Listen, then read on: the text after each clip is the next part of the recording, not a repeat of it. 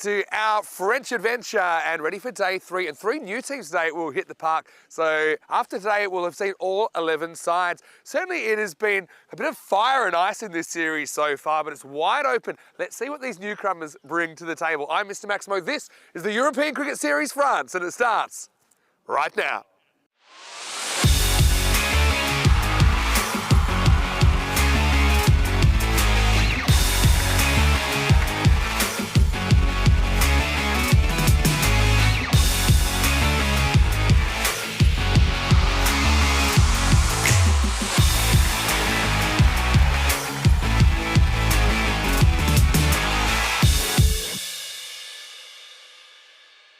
This European Cricket Network event is proudly brought to you by HCL Software and Paramatch. Bonjour, good morning to you wherever you're watching from around the world, and welcome to a huge day in European cricket because we have 5 more games coming your way. 3 new teams to the network. It's our first ever time in France. It's long overdue, and certainly so far the action has been worth the wait. So with 3 new teams on the park today, we start with 2 of them. So one of these teams will get a win in their ECN debut. It's CSPT Sarcelles who are taking on Mitri in match number 11. Nilkesh Patel in for the Sheriff today. Let's see what happens at the coin toss. Your call. Head is a call. It is head. I will board first. Bat first.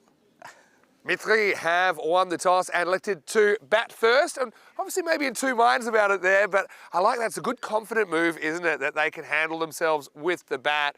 And often you see new teams wanting to bowl first just to kind of maybe ease the nerves, but they're going to get out there, they are going to bat. And we actually have seen a pretty wide range of scores and winning scores so far over the first 2 days of this series. I think the main thing will just to be kind of to settle early. You know, they'll be happy to get a good power play, I think, of 30 to 35 in these conditions. If they can put a competitive 100 plus on the board, I think that they would be pretty confident of defending it. CSPT Sarcelles, though, I don't think it's a bad thing for them to get out there as a group first up and essentially share the burden of playing on television for the first time. So I always love seeing new teams, always love seeing new players. Let's see if we can uncover a few stars this morning. Let's talk weather, and I can say it's still pretty mild here. We had some crazy weather yesterday. The rain was sweeping in. It was very sunny a few minutes later, quite a few times, but this pitch does handle it pretty well. But I will say it's a little bit slippery out here. The players are going to have to just probably be a little bit careful with how they handle themselves. And it's also a bit chilly. Currently it's about 5 degrees for the start. We are expecting to get to 10 as a maximum. So fingers crossed that the weather is agreeable with us today. So day 3 about to get underway. Rico Full, well, he's been here the whole time through. I know he's looking forward to seeing these 2 teams go head to head in match number 11. It's CSPT Sarcelles versus Mitri. Mitri winning the toss and electing to bat. Rico, let's get ready for some cricket. It's over to you. Buongiorno. Thank you very much to Vinny Sandu on a bitterly cold start here in France. Drew, looking forward to welcoming the 2 new teams, Sarcelles and Mitri, who will take on each other. But let's first take a look back at what we saw yesterday when Paris University Club took on Paris Zalmi, another team on debut. It didn't go well for Zalmi on debut, though. They were blown away by the Paris University Club by 84 runs as Tassin Ula Safi, 56 not out of 15, blew them away. So good victory for PUC to start off with. Then President 11, we saw them for the first time, and they would inflict some more pain on Paris Zalmi as they piled on the runs, 182, with Zain Ahmed just missing out on a century, 97 he made, getting run out of the last ball, which if he hit for 6 would have brought up his century, but he was still the player of the match, a win by 71 runs for them. Paris University Club then were hoping to beat Drew, 2 teams that we've seen battle it out over the European Cricket League, but it was Drew that ended up being victorious there, restricting the PUC club to 110. And then Hamza Niaz, his fine 54 not out of 20, getting Drew that victory by 7 wickets. President X will then take on Drew. This one also is a victory for Drew. The President 11, 101 for 8. Nobody apart from Kanasane really got going with the bat, and Drew, well, they knocked him off, winning by 5 wickets. Nabi found his form, 44 of 18. And then we finished off with Paris University Club taking on Pleasant Level. We knew this would be a good batch, and boy, wasn't it a good one. It went all the way down to the wire, but Paris University Club winning in the end by 2 runs. William Singh, 2 for 5. Was the player of the match. That left the standings looking like this. So the Greeny Vipers still stay top, this time on net run rate. Paris University Club moved to second, but you can see that's pretty tied up there, really. Apart from the Super Kings, all the other teams are well in the running, and one of these two teams will want to be right up there as well. So a big, warm welcome to the 2 new teams, Sarcelles and to Mitri. Really looking forward to this contest. It's nice to see that the sun has come out. It's going to be a little bit like it was yesterday, folks. It's going to be a little bit of rain. A little bit of rain and shine throughout the day. Talking of shine, I want to say to all the Hindus all over the world, it's a very auspicious day for you as you celebrate the birth of Lord Rama. So happy Ramayana to everybody, to all the Hindus, and one of many special days that I'll be mentioning today. So enjoy your celebrations and enjoy the, well, what will it be this morning? Aloo paranthas with the dahi. That'll be nice first thing in the morning. So yeah, an auspicious day for all Hindus all over the world as you celebrate the birth of Lord Rama, and of course celebrate the stories of Lord Rama and of course his wife Sita. So have a great day, and I'm sure that you will enjoy your celebrations while you tune in to the European Cricket Network as well. Let's take a look at the teams here, and with Mitri, well, I think everybody's excited to see the mummy again, Ahmed Mumtiaz. Looking forward to seeing him.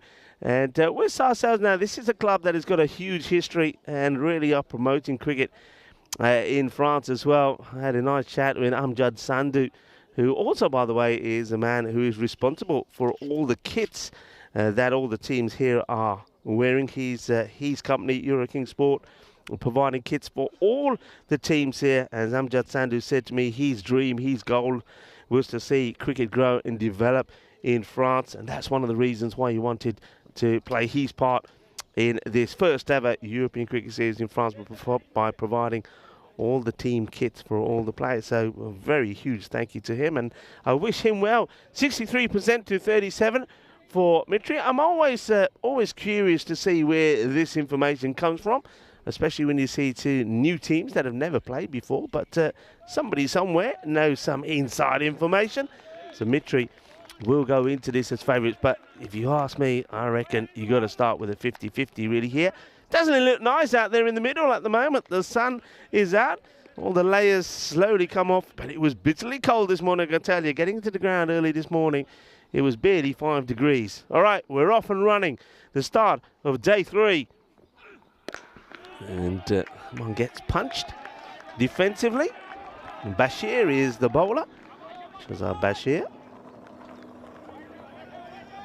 And hello to all of the early birds in the chat as well. Rob Thompson was keen to let us all know it's cold and saying stay warm. Thank you, Rob. That's well bowled. There's a nice bit of away movement there from Shahab.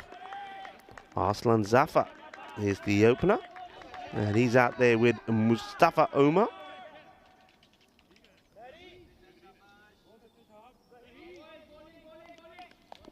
Yeah, warm welcome to all of our viewers around the world, our global cricket family. Hope you are all well. Miscue, but he gets lucky. He's looking to hit it on the leg side. It goes, slices off the bat and will go on the offside. And that will be 4 runs. The first boundary of day 3, match number 11. A signal there by umpire Ashok. A new umpires here today as well. Ashok, Niaz and Vignesh. Well, there was a lot of talk about the umpires yesterday. In a nice way, of course. I think umpire Anton is waking up this morning. And a bit of a superstar. A robo umpire. That's a lovely shot. It gets pitched up, and this will go all the way. All right, that's 6 runs. Manos, arriba. Ginna Sona, Shaka, Lagya. So Arslan Zafar uses his feet beautifully, gets to the pitch of this one. It's a cracking shot. Well played. 6 runs. So, seen the first 4. A streaky one. Seen the first 6 there as well. And this is crunch. Oh, almost a one-handed jalebi catch. Almost. Well, I said it's a lot of Hindus around the world probably waking up to some aloo paranthas. Well, maybe he's had an aloo parantha too, but hasn't got the butter off his fingers. Wasn't able to take it. He should have had jalebis instead. If he had jalebis, he would have taken the catch. And jalebi, eat a jalebi. They're nice and sticky. Leave your fingers sticky. And sticky fingers catches balls, especially first thing in the morning, and especially when the ground is wet. We have had a few showers. There's always some dew as well, first thing in the morning. I suppose he does save 3 runs. It would have been a good one if it was held. So Zafar gets a bit of a life there on 10. Bashir looking to finish the over well. Can he pick up a wicket? Well, almost. It's a big swing right across the line from Omar. Doesn't get anything on it, and that'll be the end of the first 11 without loss. Hey, it's a World Mustang Day today as well. It's special to all automobile enthusiasts as it celebrates the most successful sports car ever built. Yeah, I'd agree with that. We are talking about the classic Ford Mustang, powered by a robust engine, luring car lovers with its sleek design. So I reckon it takes us to this nicely. I reckon we are going to motor on here, and I reckon we're going to see plenty of runs being scored here today. We've gone past the 2,000 already in the series. Interesting fact there, the number of maximos per innings. We're going at over 9. That's quite crazy. High successful chase, 115. Lowest score defended, well, we saw that yesterday, 94. And teams batting first have been a bit more successful. That's up in the air, and it's just out of reach. And that's a superb effort from Amjad Sandhu, the man I was talking about this morning. Just couldn't get here. But it just didn't want to come. Couldn't reach it. Look at that. Well, that tells you just a little bit how wet this ground is, as he slid for a couple of meters there trying to get to that.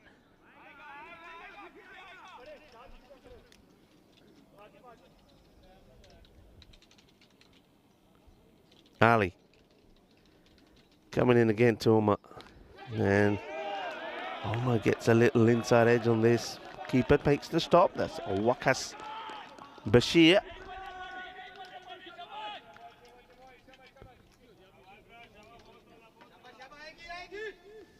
So Jabbar Ali.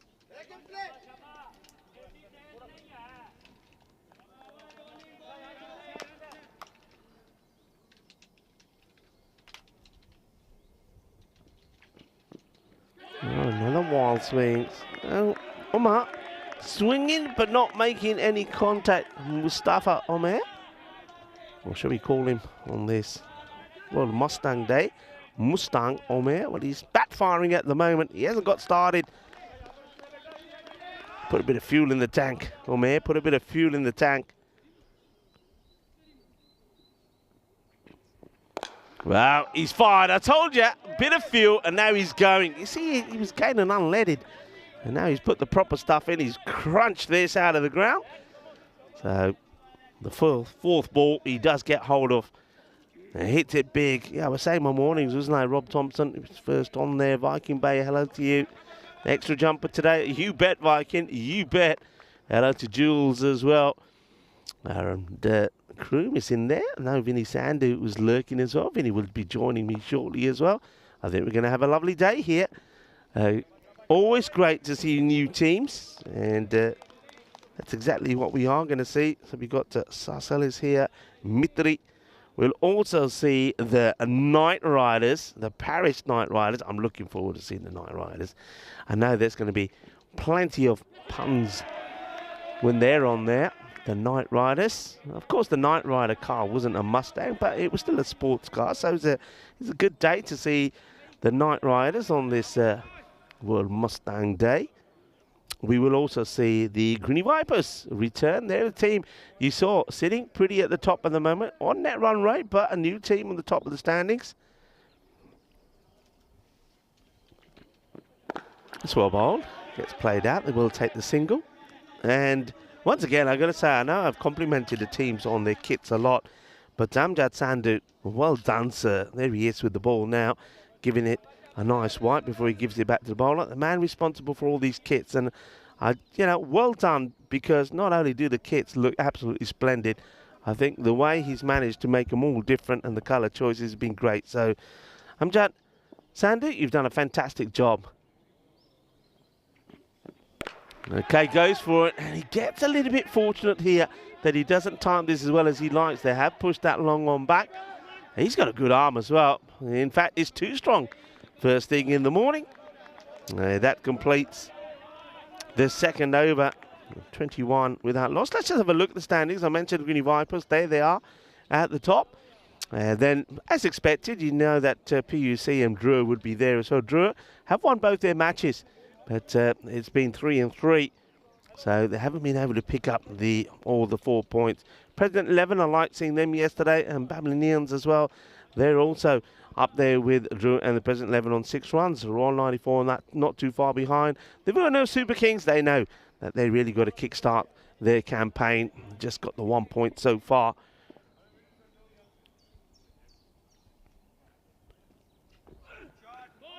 This is down the leg side. It takes, I think, a bit of the body. The outfield, if the rain stays away, will get quicker. So see there, it sort of just starves, doesn't it? Doesn't really get to the boundary, doesn't really take off, but it will. We saw that yesterday. And as the sun stays out, it will dry things up quite nicely. Bashir bowling his second.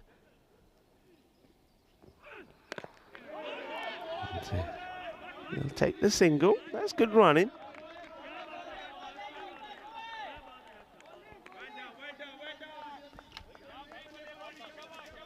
Shabba. Plenty of noise being made as well, I like that.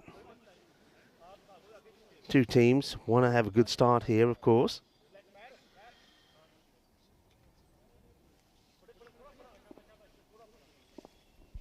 Slight change in the field from Akib Shamshad, the captain. So we're going to miss. And, well, wide given. Umpire thinks about this one. Thinks long and hard, and in the end decides it's a wide. Let's have a look at it again. Remember, yeah, I think that's a tough call. I don't think that is, personally. I remember the new regs we have now. The ball's got to completely pass the line and miss it. And it's whipped away. If it gets past the field, it's going to be a hard chase. And it will go to the boundary. Cuatro más. Well, one of these two teams will need to be stronger together. Let's see which one it will be. Chase is hard, but can't get there. So 4 runs. And that ball's going to come back nice and wet also for Bashir. Namaste. Assalamu alaikum. Sasriyakal. Aibawan. Vanakkam. Welcome to everybody watching via fan code. And once again, enjoy the celebrations for, if you are one of the Hindus around the world that's celebrating this auspicious day, the birth of Lord Rama. So enjoy your celebrations. And of course, Hindu celebrations normally means a lot of good food. What are you having? Let me know. Anybody in the chat having some samosas, some pakoras? Gidda. Minata pokalagi. Thinking of all those things. Yeah, I'm getting hungry. All right, this is a miscue, but enough to get it over. Amjad, who can he get a touch on it? Oh, well, I tell you what. He goes slippering and sliding. Now, I wonder if he's done his team a favour here by moving the rope back. I think he's all right, actually. I thought it could have been one of these where first thing you've got to make sure he's not touching the ball. I don't think he is. So his feet go from under him down. He goes, don't touch it, don't touch it, don't touch it. And fortunately, the fielder comes across and makes the save. And that's Zahir Hussain. As Vinny Sandhu, he is coming into the box. He's on his way in. Just has to do a little bit of work with the rope there. Well, I reckon he's been watching Anton and learning a few moves from Anton there. I think Anton does it better. This one's down the leg side. It will be called a wide. Oh, that's just tells you how slippery it is there as Amjad Sandhu went flying. Well, we had a look at 2 Sandhus there, didn't we? Amjad Sandhu, who slipped and slid. And then the other Sandhu, our Vinny Sandhu, who comes across and sorts out the rope.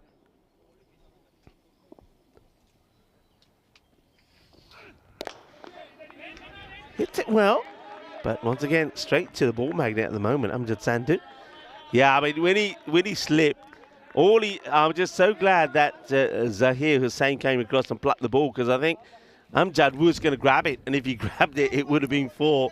It just tells you you've got to be a little bit careful when you're out there. Another man who was very careful out there, as he quite kindly put the rope back together, Granit, is Vinny Sandhu. And I'm going to say bonjour to you. Bonjour. Yeah, well, interesting start to the day. A bit of running repairs. Yeah, definitely it's a slippery start to the morning, and it's just due with the overnight dew as well. We had a little bit of rain. It looked like it might chuck down on us, but actually the sun's come out. It's an interesting few days of weather here since we've been here. But yeah, bonjour to everyone in the chat as well. Yeah, you know what they say, expand your mind? Well, he kind of expanded the field there, didn't he, by essentially kicking the rope. It's quite clever, really. The only thing is his plan backfired, because if you move the rope, you're not going to get away with it, because there is a painted line as well. There's a backup system. That's quite clever, you know. I'm not going to save it. I'll just move the rope, and look, it stayed inside. It stayed inside. Yeah. But luckily, he did have Zahir Hussain. Hey, you're a Mustang man? You like the old Mustang? Oh, yeah. Well, Mustang Day today. Is it really? Yeah. Yeah, I got to admit, I've got a soft spot for the old Ford Mustang. And even the new ones nowadays coming out are pretty nifty. Well, that's gone. Well, that's pretty nifty as well. Well, that's a Mustang catch as he punches the air with delight. Asad Muhammad, that's hit pretty hard, and that is a really good catch. So Omer, who swung and missed at a few, has managed to get one out of the middle. Thinks he gets another one out of the middle here. Hits it pretty well, but what a sharp catch that is. Well, Mustang Muhammad is on the field, and he takes a great catch. That's a brilliant catch in these circumstances, because it's not easy conditions at the moment. It's 7 degrees right now, even with the sun out. But Omar's a big fish, and he's going to go reasonably early. Never really got motoring the way that we know he can. 8 off 7 for him. And congratulations to CSPT Sassel. They have their first ever wicket on the European Cricket Network. It's a pretty handy one. But now Omar's the guy, we saw him playing for Byron recently in the ECL, the Greek side. And this guy, Mumtaz, coming in, a.k.a. the Mummy. Now, he's a guy that we saw do some incredible things in the 2023 ECL for Byron. And he is powerful, and you see it straight away. He's going to crack this one into the gap, and he's going to get 4. Now, he's a guy, he scored runs. He was very instrumental in the win when Byron beat Hornchurch. So the Greek club beating the English club. Hornchurch, of course, came back and ended up winning the ECL just last month. So, yeah, Mumtaz is a guy, the Mummy, that you're going to have to watch out for. He's going to be a key player for Mitri, who have some very good talent, but Sassel, I mean, they're giving as good as they get at the moment. 60-40 on the win predictor. Here's Asker. Smashed, and that is 6. I was just about to say, you can see why he's called him. I mean, look at the size of him. He is big. He is a big old unit, and he is absolutely clobbered it. Yeah, well, this is the thing. He's a proper unit. And he was smashing bowlers like Gavin Griffiths, like Harry Hankins, and all these kind of guys. And yeah, Mummy mode activated. I think it was Griffiths that finally got him in the final of Group A last year. Well, hits this pretty well as well, but they'll take the single. He's just so imposing there, isn't he? Yeah. I'm a bit surprised he's not opening, to be honest. We saw him opening for Byron in that ECL campaign. Was meant to play for them again in the ECL this year. Unfortunately, ran into a few paperwork issues and he wasn't able to travel. I know they missed him a lot. Byron, unfortunately, just wasn't there. Group wasn't when they played, and they weren't able to make the 4. Zafar, he's been pretty impressive as well.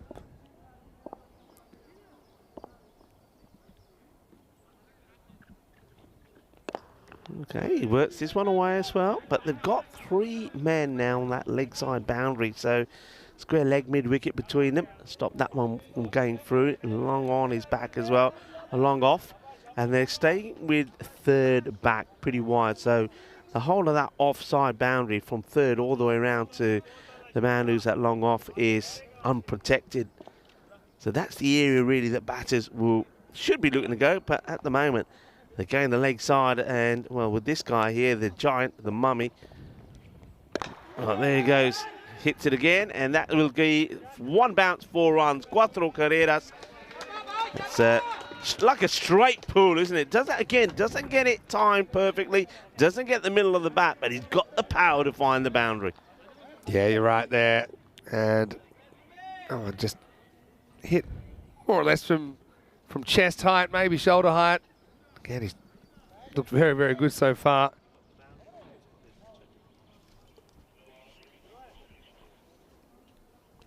Cuatro carreras, there you go. It gets signalled in the end. Yeah, just bouncing a few centimetres inside the rope. Hey, what a funny day. I mean, it started off really, really cold here this morning. It was not even 5 degrees. We had that shower with dark clouds that came over, black skies, and now the sun's come out. Yeah, it's been unpredictable. And I would love to say that we'll get no more showers today, but I'm not prepared to say that because it's been sweeping in, it's been sweeping out pretty quickly. Yeah, well, that's the score now at the end of the 4 overs. 47 for 1. So going away okay. You've got 2 good set batters out there now as well. So Mitri looking to make a good start here, and well, on cue maybe to get to that sort of 130-ish sort of score. Yesterday, remember, was a strange day. We saw 2 high-scoring matches to start off with. Then after that, we saw 3 pretty low-scoring. Good old-fashioned low-scoring defence as well last night in match 10. Anyway, so far, swing straight through this one. This is Ihsan Yousafzai, who's bowling over number 5. Yeah. Yousafzai keeping it outside the off still, and they do put a sweeper out there now. I like this move. That'll encourage the bowler to bowl outside the off. It means that third comes up, which, well, let's see how that goes. Normally, if you're bowling this line, batters are having a swing, you want your third back. That one may be a wide. The umpire has a think and will call it. Gets that little bit of movement away, but I don't mind the areas for Yousafzai, but I still do think if I'm looking at this field, I like to see that third go back, and maybe to start off with, just have one of the players on the leg side come up. Maybe you get the square leg up, leave the mid-wicket back, because if you're bowling this line, it's going to be a difficult hit to get it to square. All right, bangs it deep. The mid-wicket is in the action. Oh, well, that's just, I thought he was going to wear it, Vinny. I thought he was going to wear it. He gets in position, and then he loses his feet from underneath him. He falls down, and the ball almost clonks him on the head as it goes to the boundary. Watch this. Last step was the hardest, wasn't it? Left foot gave way. That's Shahab Bashir out there, a bit unlucky to say the least. I mean, this is also the thing. I think perhaps Mitri, they bat because they know it's quite difficult to field and keep your feet in the first innings of the day. I think it's a good call. The first match in the morning, bat first. That's hit pretty well. That's going all the way. That's out of here. Bolle, bolle, bolle. Ginna zona. Que guay. Que genial. Que grandes. He's good hitters. Yeah, nice hit down on the back leg. And he might have been a little bit lucky in the ball before, but there's nothing lucky about that. Shot straight through the line and smashed it out of the ground. Yeah, looking well is Arslan Zafar, playing some nice shots. And a few people saying that they're liking the green. It's like a lime green from Mitri. Oh, well, good comeback from the bowler. He's keeping to his plan. A nice shape when he comes in.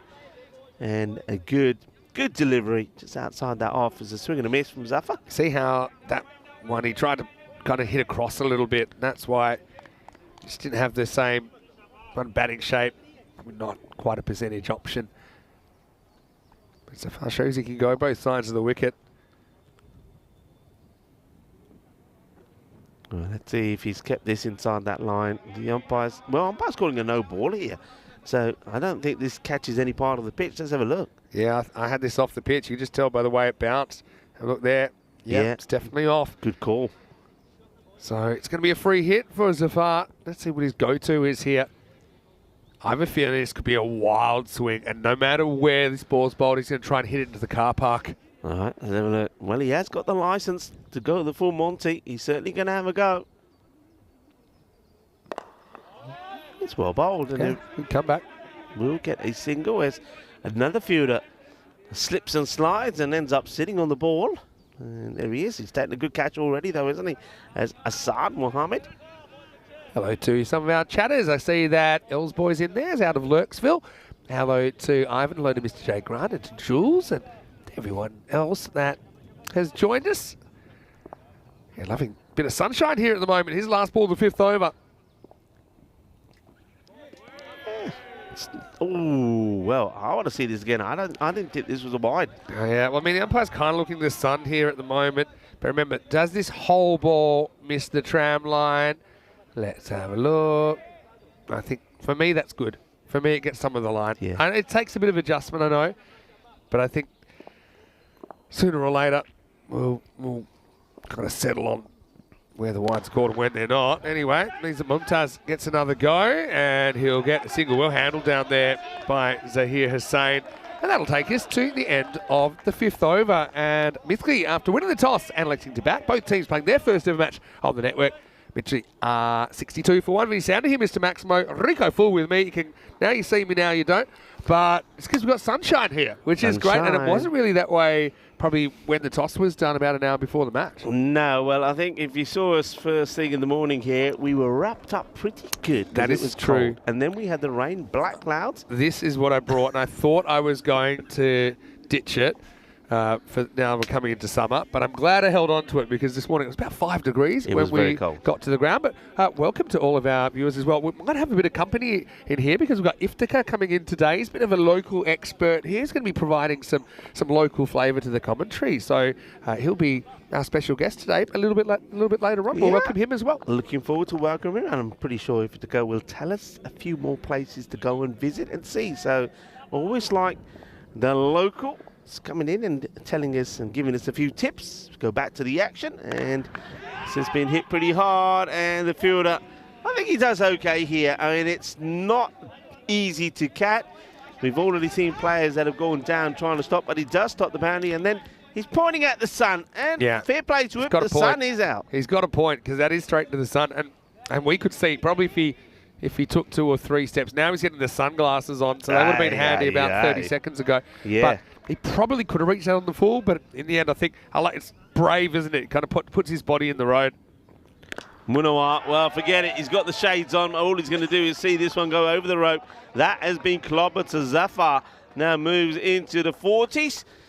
44 of 21 deliveries is just too short. It holds up nicely, and it gets clubbed. Well, remember, those cars, park at your own risk. That's what I say, because there's going to be some grizzlies coming that way. Yeah, you're right about that. We saw a couple get hit yesterday, didn't we, as well? Zafar at 38. A fuller delivery, but straight on the pads. It gets worked away nicely. Well bowled, though. I like the length there. Yeah, but good to see Mummy back on the network. So I guess we wouldn't have seen him for, I'm going to say, probably 14 months. Mm-hmm. And, yeah, he's also a pretty handy bowler. Gets it through. He was a bit of an icon, actually, back in that ECL last year. That one didn't sound so nice off the bat, I have to say. I wonder if he's got a bit of an issue with that one there, the Mummy. It sounded a little bit hollow.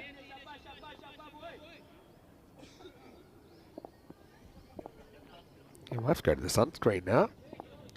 I have to just take off my ECN scarf about 2 minutes before the start of this game. Anyway, this is high, and 2 fields going to come together. Well, one will hold his feet, one won't. The ball hits the ground. Oh, my word. What is going... It's like we're playing cricket on ice at the moment. That's... Is that Amjad again? Amjad runs the wrong way up a one-way street and hits a speed hump. Watch out, slippery when wet. To be honest... Shamshad had a good play on that, got 2 hands to it, but he must have been slightly distracted. Another catch goes down, and now we'll have a wicket as Munawar will get the breakthrough of the Mummy. That's a big moment in the game as well. He edged it down and might have even edged it onto his foot, and bouncing back onto the stump. So Mitsuki lose a second wicket at the end of the 6th over, 72 for 2. Well, I suppose they deserve this, actually. I mean, they've been a little bit unlucky in the field, players getting in right position and slipping and sliding and falling over. So, well, they do drop Zafar for a second time, but it means that they do get the wicket of Ahmed Mumtiaz straight away. I think he smashes it onto his foot first. Yeah, look, onto the side of the foot as he said, yaar, mera पैर भी फट गया तब मेरी डंडी भी चक देते उन्हें. The bells go down, they get the wicket. Well done to Munawar. He's been unlucky until then, hasn't he? So sometimes your luck can change, and it does change as he picks up the wicket right at the end of that 6th over. It's 72 for 2. But, oh, well, I reckon that, you know, you have pit stops. If you had pit stops here, I think Sarcelles would be off now and changing the threads on their shoes because they're slipping and sliding all over the place. Asking the question, wants it. Has he gone straight across? The umpire is unmoved and will signal leg by. Let's have a look at this. It was full, but was it straight on Azhar Honestly, Mohammed? I didn't see this missing when I was eyeballing it. Let's have a look on the replay. It's pretty full. Oh, well. I don't think that's missing, Rico. If Nah. I'm completely honest. Benefit of the doubt. Umpire wasn't sure. I guess he can see off stump. Anyway, it's going to cost him a bit because they get a leg by and the next ball is pounded up and out of the ground. Maximo 6 carreras. Well, Shah Pendakel, after surviving, which I think was, a very, very, very close call. The umpire giving it a little bit of doubt in his mind, not giving it out. And the next one is smashed away for a big 6. Yeah, I'm with you, Vinny. I reckon if that's me, I'm putting my finger up. And if I'm the bowler, I want to know why. All right, high up in the air. Is anyone going to get there? No, I don't think so. This one is going to go over the boundary as well. So survives and then hits 2 big 6s to Shah. Yeah, well, how about that? Things changing pretty quickly. That's the beauty of ECS cricket, though. You never know what's coming next. Sliding doors moment here in the 7th. Oh, that one's gone as well. Well, I tell you what, the bowler is probably thinking, hey, what's all this about? Azhar Mohammed. He's thinking, I should have had me man. I didn't get the decision, and now I've been hit for 3 6s on the spin. Yeah, I mean, look, change the strike because there was a leg by there to 3 consecutive 6s. I mean, smashed out of the ground. Once another. This time it just gets sliced up in the air and it'll just be a single. So it's all happening out there at the moment. Ball to go in the over. Looking to move on to pass that 130 score. They're going at this rate at the moment. I think they might even get into the 140s, you know, especially with hitting like this. But this is an opportunity. Oh, no, he does the bolt. He does the bolt and lets it get past him. Well, where's his shades? He had shades a minute ago and he's got rid of them again. He's got to make it. Oh, yaar, this one, look, he does the Usain Bolt here. Look, Usain Bolt, look. Yeah. Now you see me, now you don't. Really John Cena about that. That's going to be 6 carreras. Oh. You can't catch what you can't see, except for a virus, I guess. But that'll be the end of the over. Can we have him again? For 2 after 7. Great start between two new afterwards. teams that we've never seen before on ECN, although there's a couple of players we have. If you want to get in touch, why don't you send us a message, get me Mr. Maximo, get Rico at Rico4, and don't forget our social media at European Cricket. Great place to go. Right now, not a great place to field at Long Island. The shades are back. He's got the shades back. So he said, I was only giving them on loan. They took them back off me, but he's got them back now. Well, this is a bit of a gentle, low, teasing sort of full toss. The batter misses it. I reckon this is closest for height. Maybe it's just below, or maybe it's at the hip. Let's have a look. Let's see. I think it's just on the way down. Nice crowd developing there in the background as well, you see. But I think it's on the way down. I think it probably gets away with it. I don't know. Probably, technically, you're right. Yeah. But because there's no pace on it. It is dropping. Seen him given, but I suppose letter of the law would have hit him in the just below the waist region. Anyway, next one, Zafar's not too worried. He's going to put it up and out of the ground. Maximo! And a half century for Aslan Zafar on ECN debut. What a great moment for him. And he also brings up the 100 for his team. 52 off 25 balls. बहुत बताया आसलन ने बहुत अच्छी batting की थी आज सवेरे सवेरे बट के छक्के मारे Apni half century Puri Kali, and of 25 deliveries as well. So, yeah, well done. He ain't done yet, though. He's got plenty of time still to bat. And he'll be looking to go after all the bowlers here now. Zulkarnain Munawar. Well, that slows it down. That's not a bad delivery. I like that. Holds on to it. And a wild throw. Wicket keeper, Waqas Bashir, diving full length. Still can't get to it. But fortunately for him, it does get backed up.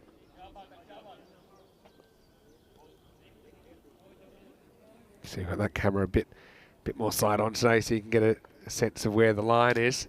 Good work by our crew at Spring Media.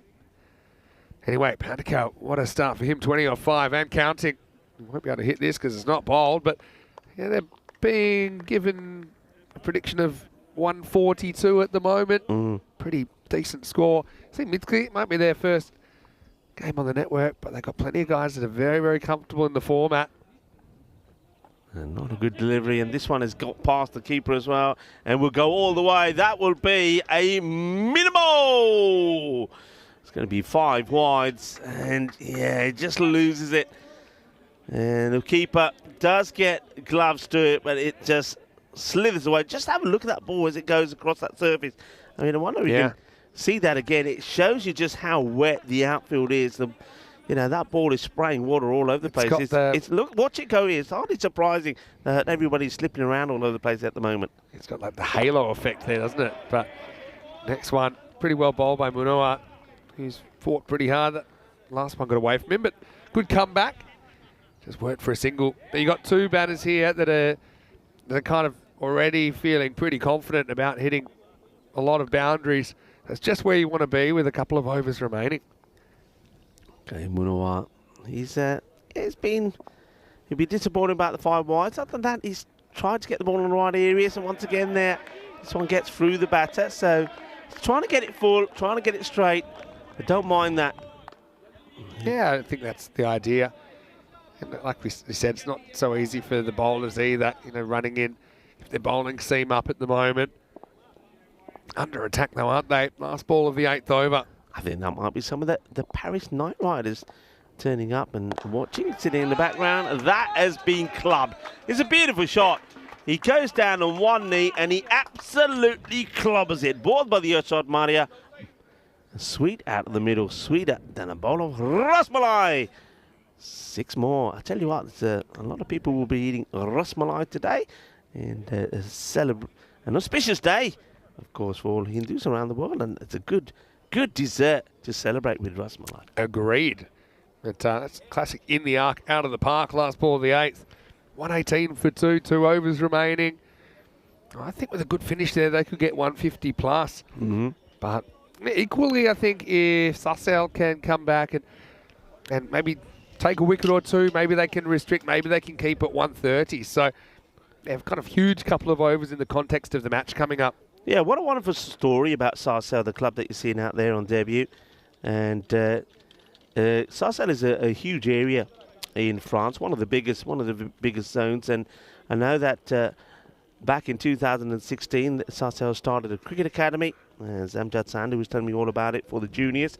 In 2020, the new mayor helped the cricket club grow bigger, so bigger facilities, and that meant that they opened up that academy to girls and to adults. They've got about 285 members now. But what I like about Sarcelles is that every year they run 30 to 40 camps for juniors, summer camps in July and August, and from October to December, winter camps. Yeah. Encouraging the growth of cricket. And that's a wonderful story. Such great potential here as well. So that's one way to harness it. Right now, this is a full toss. That's going to be out of the ground as well. Well, the Knight Riders probably getting their eye in early as that is lifted up and out of the ground. Maximo. Trouble on the cards. Just missing by little margin here, Hussain. Tempted Yorker turns out into a full toss and never bounces on the field again. Yeah, Hussain. I suppose that's the issue. Don't get that York right, ends up a full toss, get mullered. And that is bowling around the wicket as well. It doesn't help his cause. Now, we've mentioned this so many times. Coming around the wicket, especially to batters that are set, you're not going to get the LB. Look, this ball pitches anywhere, no LB. And so the batters can go right across. They can play the sweep. They can slog. And also, if you're not pitching the ball, it just makes it easier. So I think at the here, Penny Hale is saying, yeah, bring it on. I'm enjoying life at the moment. And yeah, that 50, 150 that is definitely on here. Yeah, it's just a dream ball to get for Pandakale. Just had to kind of tap the bat on it. I agree this. Oh yeah, it's big six. I don't know what the debate was there. 3 to come then the 9th. All right, gets this one through. Once again, it slithers out of the gloves of the keeper. Wakas Bashir, who's not enjoying life at the moment behind the stumps, but difficult conditions. See that one get through him. That was another slippery one, wasn't it?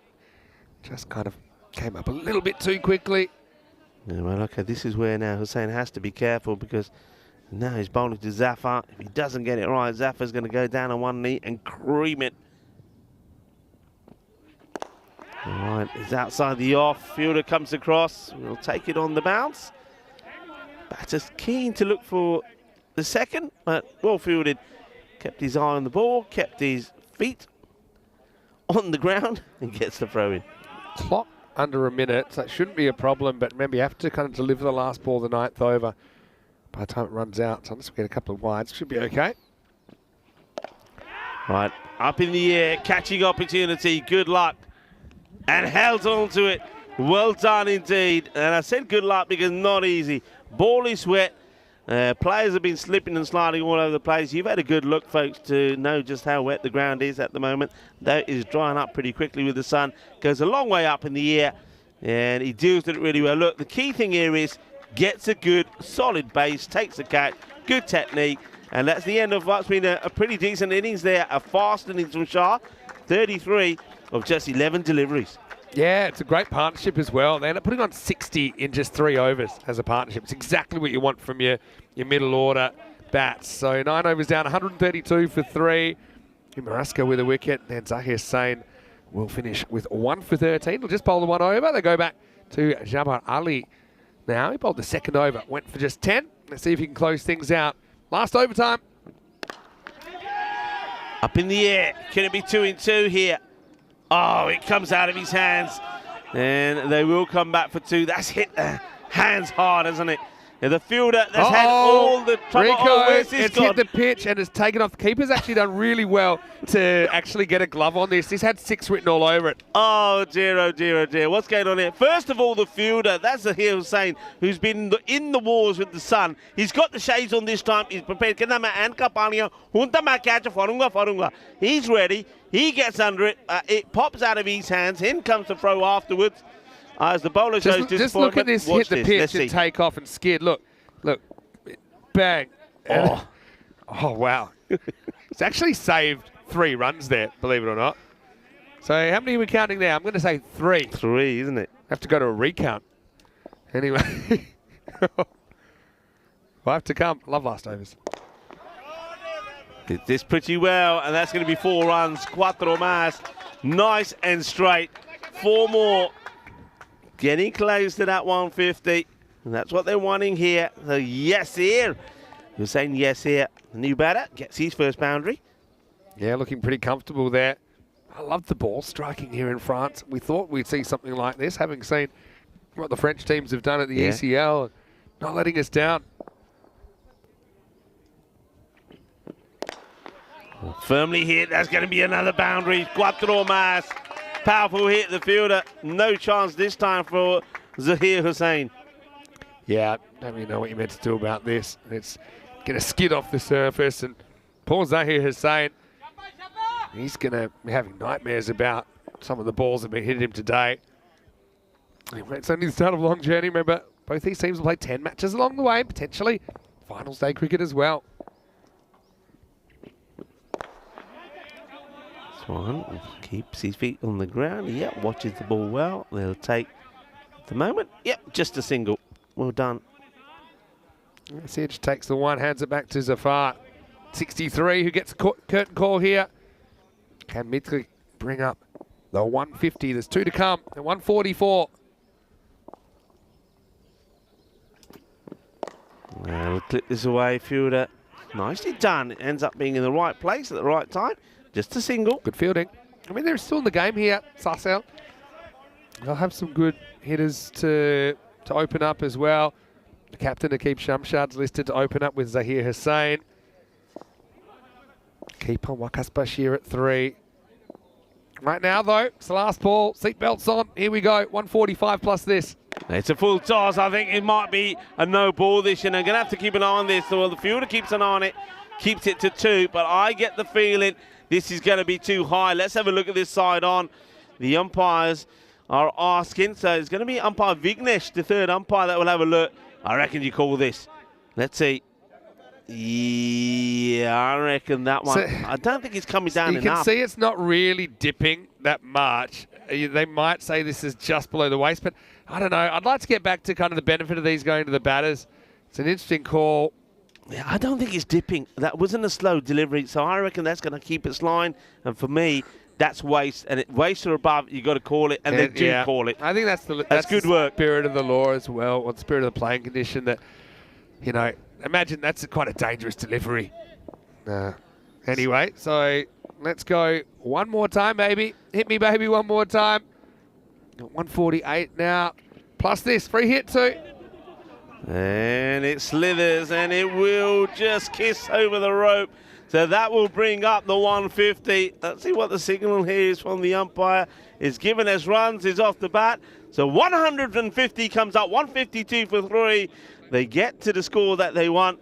And it's all about Arslan Zafar, who will finish on a very healthy 64. But, Vinny, they had chances to remove him. Yeah. He was dropped in 10, 39, and 60. And there's a few half chances as well. So he's pretty keen to get off the field of the play. And, well, Sarcelles, got a bit of work to do here. Fast-paced kind of game so far. And it'll end up with a pretty healthy score on the board. And well, what would you say about the start? I mean, obviously you got Mitri very kind of confident that they're able to kind of take it to the opposition. They win the toss, they bat. So I like what I saw. I like the approach. I like the kind of depth, the confidence in others. I thought, for example, when Mumtaz went, maybe that was a chance that Sarcelles could come back into the game. But yeah, what about some of the chaos though? Let's just say it was a little bit like Bambi on ice early with these conditions early here at the DCG. It certainly was. Well, I got to say that Amjad Sandhu, I know he's provided all the teams with kits. I think next time round he's going to be he's going to be thinking about providing his team with some new rubbers as well on the soles on the shoes, because they were slipping and sliding all over the place. But really, I will say that it was probably a good toss to win in a way, because it really probably win the toss, but I think you got to have a bat, and well, that's what happens here. And batting first makes sense, especially on this slippery surface. Well, that is when you bust your toe, but you still, I suppose, smash it onto your own stump. So that hurts. Look, he's hobbling around. But there was that LB as well. Remember that if that decision went the way of the fielding side, that certainly could have made a few changes as well. And then it's the Usain Bolt duck out. It says, and that was it. Was shades on, shades off, shades on, shades off, really, for the fielder Zahir Hussain. Nothing really went his way. But then we did see him finally get the shades, and we thought, right, he's got the shades now. Surely he'll hold on to one. But this was what happened with the shades on. Shades on, hat comes off, and then when he throws it in, it takes off the field, and they get another run here as well. Look, off it goes. So I suppose missing a little bit of luck, Sarcelles, in their first match on the European Cricket Series, whereas Mitri, well, they had things that go their way, and there was the free hit, and that one went for 4. That meant that the 150 does get put on the board. So another good start to the day, but a little bit like yesterday. A good 150 plus score to start off with yesterday. We started with Paris University Club putting 177 in the first match. They would go on and hold on to that. Remember, we had a look at the stats. Teams batting first at the moment are being more productive on the wins front. 64 from Arslan Zafar, well batted indeed, and a nice healthy 33 there from Shah Pandikale as well. Plenty of bowlers were used, 7 in total. Success for Ashgar, also success there for Munawar, and Zahir Hussain, who only gets the 1 over.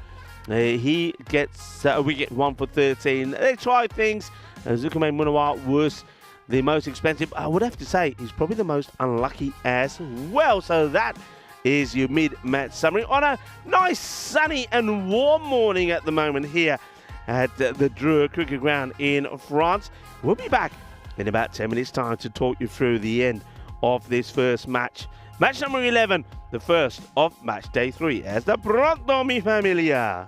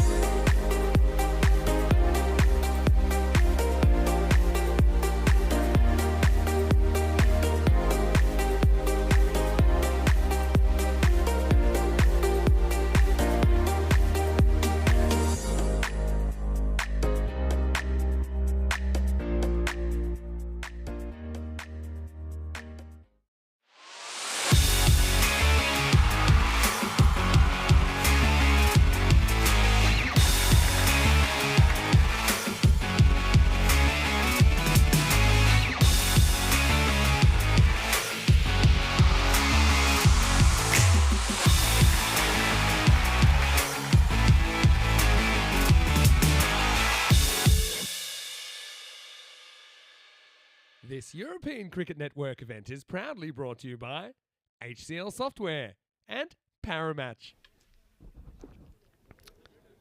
Hello and a very good morning to you, bonjour, as we get ready to see the reply from Sarcelle. And I think they worked hard in the field. Not going to be easy first thing in the morning. We know there was dew. We know that we had some rain before the start as well. And we saw that. It was evident, wasn't it, as they were slipping and sliding, trying to make those stops. So they had, let's just say, a few things not go their way. But still, they kept on fighting to the end, and they restricted Mitri to a score 152. At one point, it looked like it could have been a lot more than that. Now's the opportunity for them to go out there with a bat. And I think their captain, Aqib Samshad, has probably just said to him, look, just go out there. It's our first match. Try to get all the nerves out of our systems. And let's try and go out there and do the best that we can. Be positive, be aggressive. That's the bonus point equation there for you on your screen. So 106 is the number to remember. It's unlikely that the batting side, Sarcelle, will achieve this target in 7 overs. If they can, they take all the points here. But one thing they want to ensure that they do, if they don't win this match, if they don't get to that 153, at least get to the 106. Get to the 106, you take away a point from the match. And I think if you're playing your first match, as long as you're getting something from it, I think you're going to be pretty satisfied with it. But be positive. It is going to be the captain, Aqib Shamshad, who's going to face the first ball. And he's going to be out there with Zahir Hussain, who just got the 1 over, didn't he? And he bowled well. He did pick up a wicket, so maybe next time round you might think about him getting the second over in as well. It's going to be Mohammad Shafiq to bowl the first. Let's see how he fares. So here we go, the first ball from Mitri in the field. And it's not a bad one at all. Got a bit of zip. Shafiq, as he gets his through, a little bit of movement away. He's got fielders in close catching. Got a slip in place. Looks like he's got quite a wide, like a gully really, point. A cover, mid on, mid off, inside. Sweeper on the offside. And a man who's back at mid-wicket, but this one is going to fly over him. Bully, bully, bully. And that's the start that you want as the captain, Aqib Shamshad, smashes this for a big 6 to the roar of Sarcelle. And they're a team with a big history here in France and doing a lot of good things to promote cricket.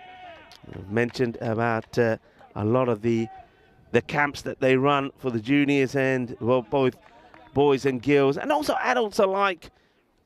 Cricket very much on the agenda. And in their town, Mary Sarcelle. Of course, that you can find out more about the Sarcelle Cricket Academy. Just search it online. But started in 2016, was only juniors first. In 2020, it grew to include girls and adults as well. They run up to 30 to 40 camps a year. So find out more about them, how you can get involved. And, well, this one will go to the boundary as well. A little bit of good fortune. Hay poquito de suerte ahí por aquí. Suerte, suerte, suerte. Eso es 4 carreras. And that's the risk you take, I think. I mentioned this really when Sarcelle were in the field as well. If you don't have your third back, and especially if you've got bowlers and bowling a bit of pace, getting the ball to move around, I just think, I mean, they have got a sweeper out in the offside. I think to start off with, you're probably better off having him in the circle, especially when you've got a bowler's bowling a bit of pace. Just protect that boundary there on that third man area. This one tucks him up a little bit. An optimistic appeal. A non-striker, Hussain. Maybe gets a little bit too carried away, wanting to take a single here, has to get back. And I think he just, I don't know where this has caught the batter. Well, he's jingling around, and I get the feeling that, well, the two things have gone up where they shouldn't be. Let's have a look. Let's see where this gets him. Oh, yeah. That's in the cojones, isn't it? Oh, look, he's just checking the furniture there. And then he says, you know what? I'm going to have to just need a little bit of time to recuperate. I think he gets that in the goolies. Ooh, that's uncomfortable. Not nice.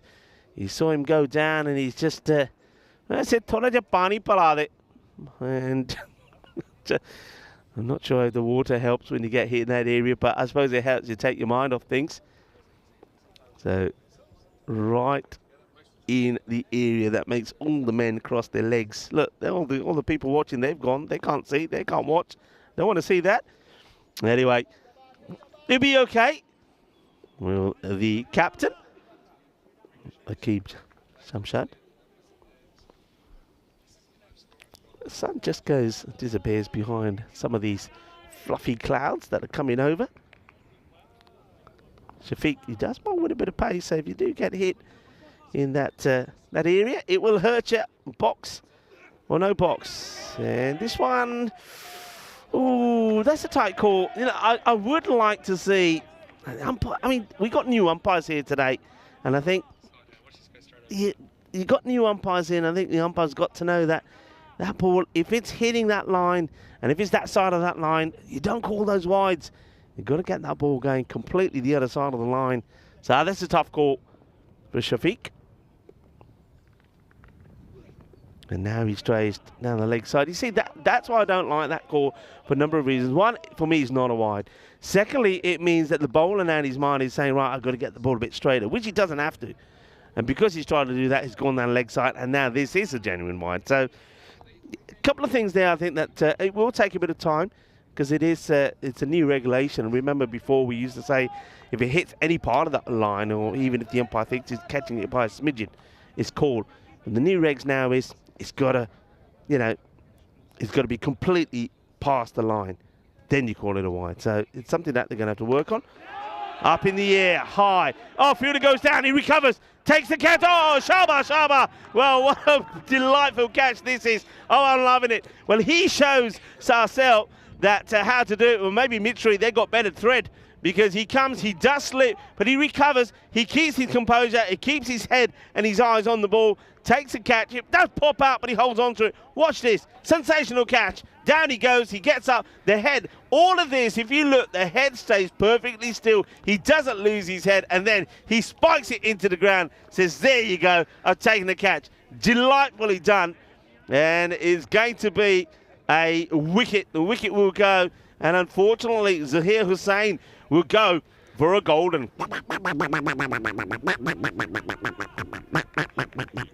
Good day for a duck. And, well, it's not the best of starts for Zahir Hussain. Mind you, I suppose you've got to say things can only get better. He goes first ball. What a catch, though, there by Shah Pandikal. Brilliantly done. Knew better. Chances his arm. As I said before, you've got to have that third back.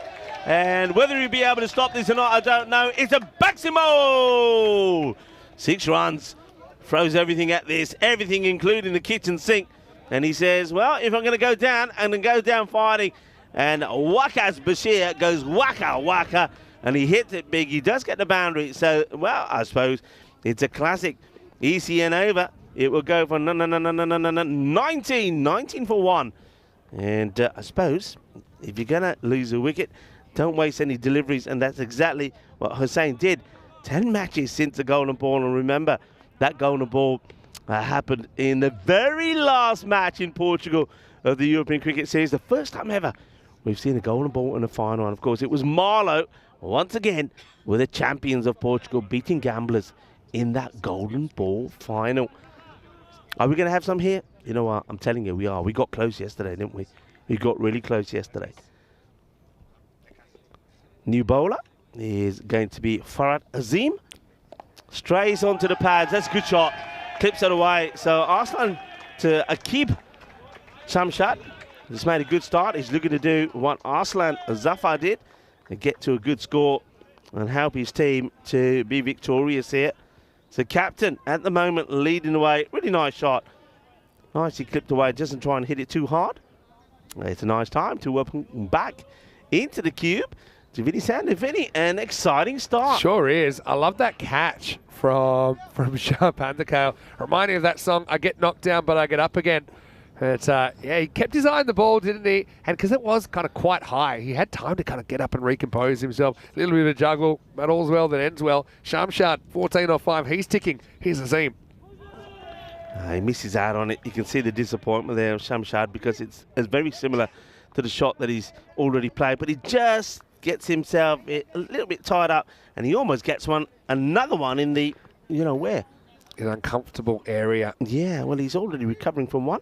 I'm just trying to look at the detail there on those shirts. I mean, you've been out there with them. What's that? Is that a bit of the eagle? Yeah, it looks a bit like the eagle. I like the kits. He mentioned that Amjad of Sarcelles, he's been instrumental in signing these kits. And yeah, first ever ECS in France. All the teams have looked sensational so far. Shot. Ay. Kinnasona.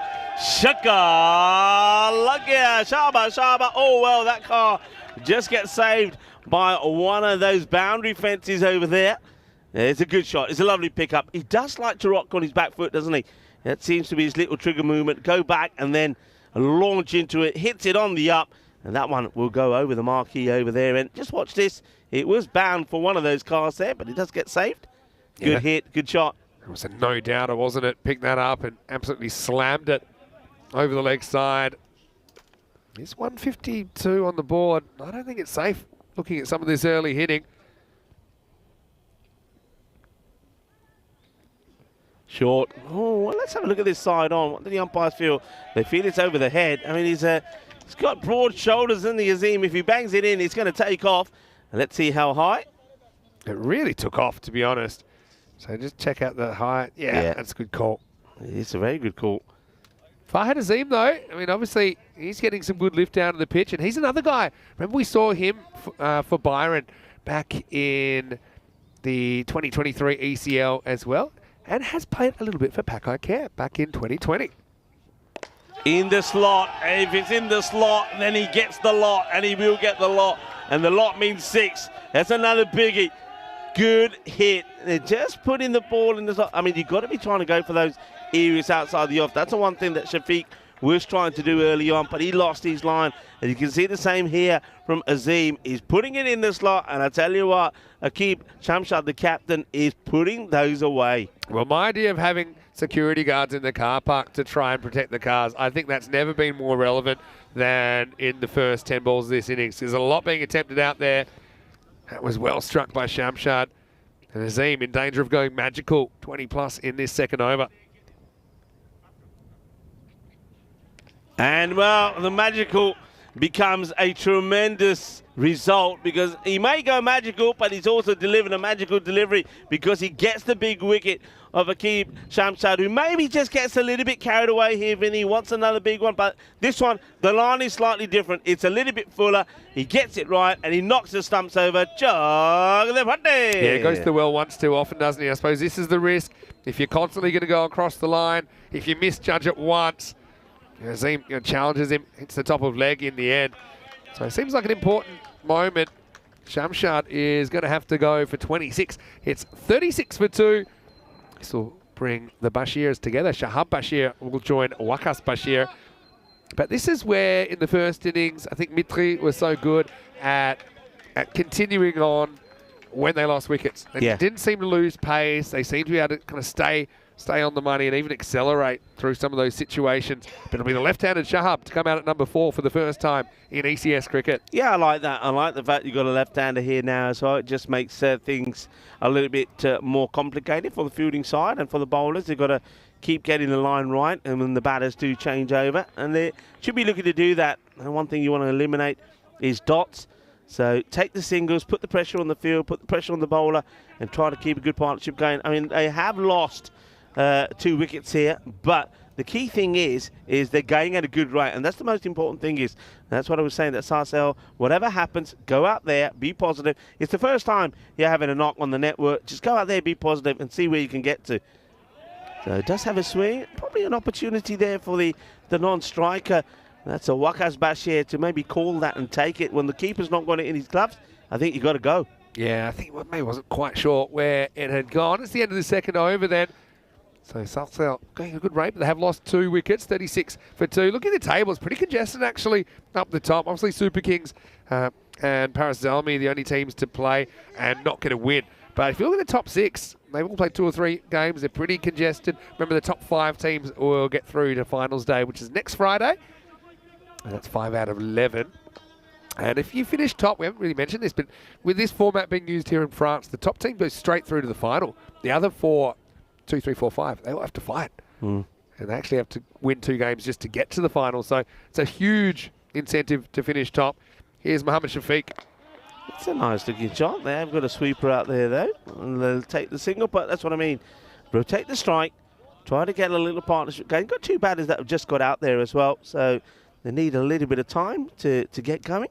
And a question, is Dave at the ground yet? Well, I've got to say, from our vantage point, we can't really see on the far side of the ground where the spectator area is, but I heard he'll probably make an appearance at some point. We did speak, of course, to Dave before we left yesterday, and I know that he had sorted out transport, but it was an early one, wasn't it? He had to be ready for around about 7:30. I wonder if he had a bit of a line and missed his ride. They're asking the question. The umpire is not convinced. I must admit, I don't see anything here, but we'll get a chance to see it again. Yeah, wasn't completely convinced with the appeal. Let's have a look on the replay. It does look behind, so that makes often an expression of guilt. I don't know. Also, runs straight in front of the umpire, so that doesn't really do the bowler Shafiq any favours.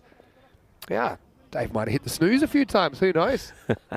I think Dave. I'd love to do that Dave sometimes. Get you. Wouldn't it? Got to admit. There's always those days, isn't it, when you think, just like another. Well, he's gone this time. He might have survived the last one. This time, he's not even looking back. He knows he gets something on it. So, well, we've already seen a golden duck, and now Bashir, well, he's going to add to the ducks in the pond. He's going to go for a 3-ball duck. And look, he just. What it is here, he's taking himself away from the ball, isn't he? Yeah. You see a lot of batters do that. He's going down the leg side, taking himself away from the ball. He's reaching for it, gets a little bit on it, and this time he knows he's gone. He doesn't even wait to see the finger go out from the umpire's shock. So he's on his way. He'll go for a 3-ball duck, and the score 37 for 3. Yeah, if this was a Britney Spears song in the late 90s, it probably would be, oops, I nicked it again. This time, there's no doubt about it. And Shahab Bashir, that is, goes for a 3-baller. 37 for 3. Love the fire from Mitri, though, this morning. And with the bat, obviously. But even with the ball, you know, they're running in there. There's nothing kind of medium pace about this. They're running in. They're trying to bowl fast. They're trying to be aggressive. Here's Umar Asko, who's coming in at number 5. Taking it on. A good pick-up and throw, and it would have been close, but I like the dive there from the batter as well. He wants to make sure he's not another duck to go in the pond. Ashkar, he does get off the mark. Yeah, he does, but I think he kind of lands halfway between the pitch and the grass here. Creates a little bit of a grass explosion. Watch this. It's probably not the textbook, that dive, but it does the job. Yeah, I mean, at least he does the right thing. He runs hard. He gets home. Okay, Shafiq, he's bowled well, isn't he? He's got a bit of pace about him. It's well bowled again. Darts in the Yorker. Gets well dug out. It's great sliding conditions for everyone, isn't it? There's still a little bit of moisture on the field. I think maybe in an hour or so it should be dry. Yeah, at the moment, it's just that kind of, I suppose, greasy kind of field. Yeah, this is the edge of the pitch. There we go. We see this will happen a fair bit on the artificial surfaces. I love that. Probably the only all-run 5 I can remember was on last ball. That was part of it. There was plenty going on, including a gentleman that almost needed to be resuscitated after running 5 last ball. It was way back in Frankfurt in 2020.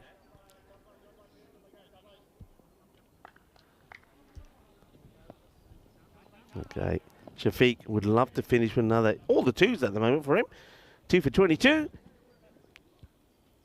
And in the air, but this is hit nicely, nice and straight. Probably be 1 bounce for, and it will be. So 4 carreras, but still Shafiq should be very happy with his first bowl on the European Cricket Series.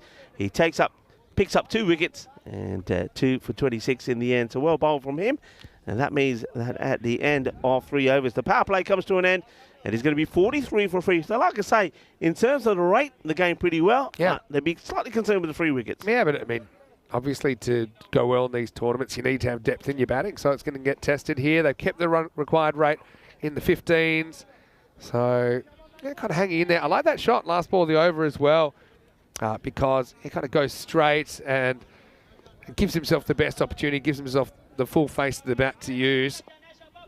And normally there's no fielder straight down the ground either. So that was pretty well played. And now we're going to get Aslan Noor to bowl over number 4.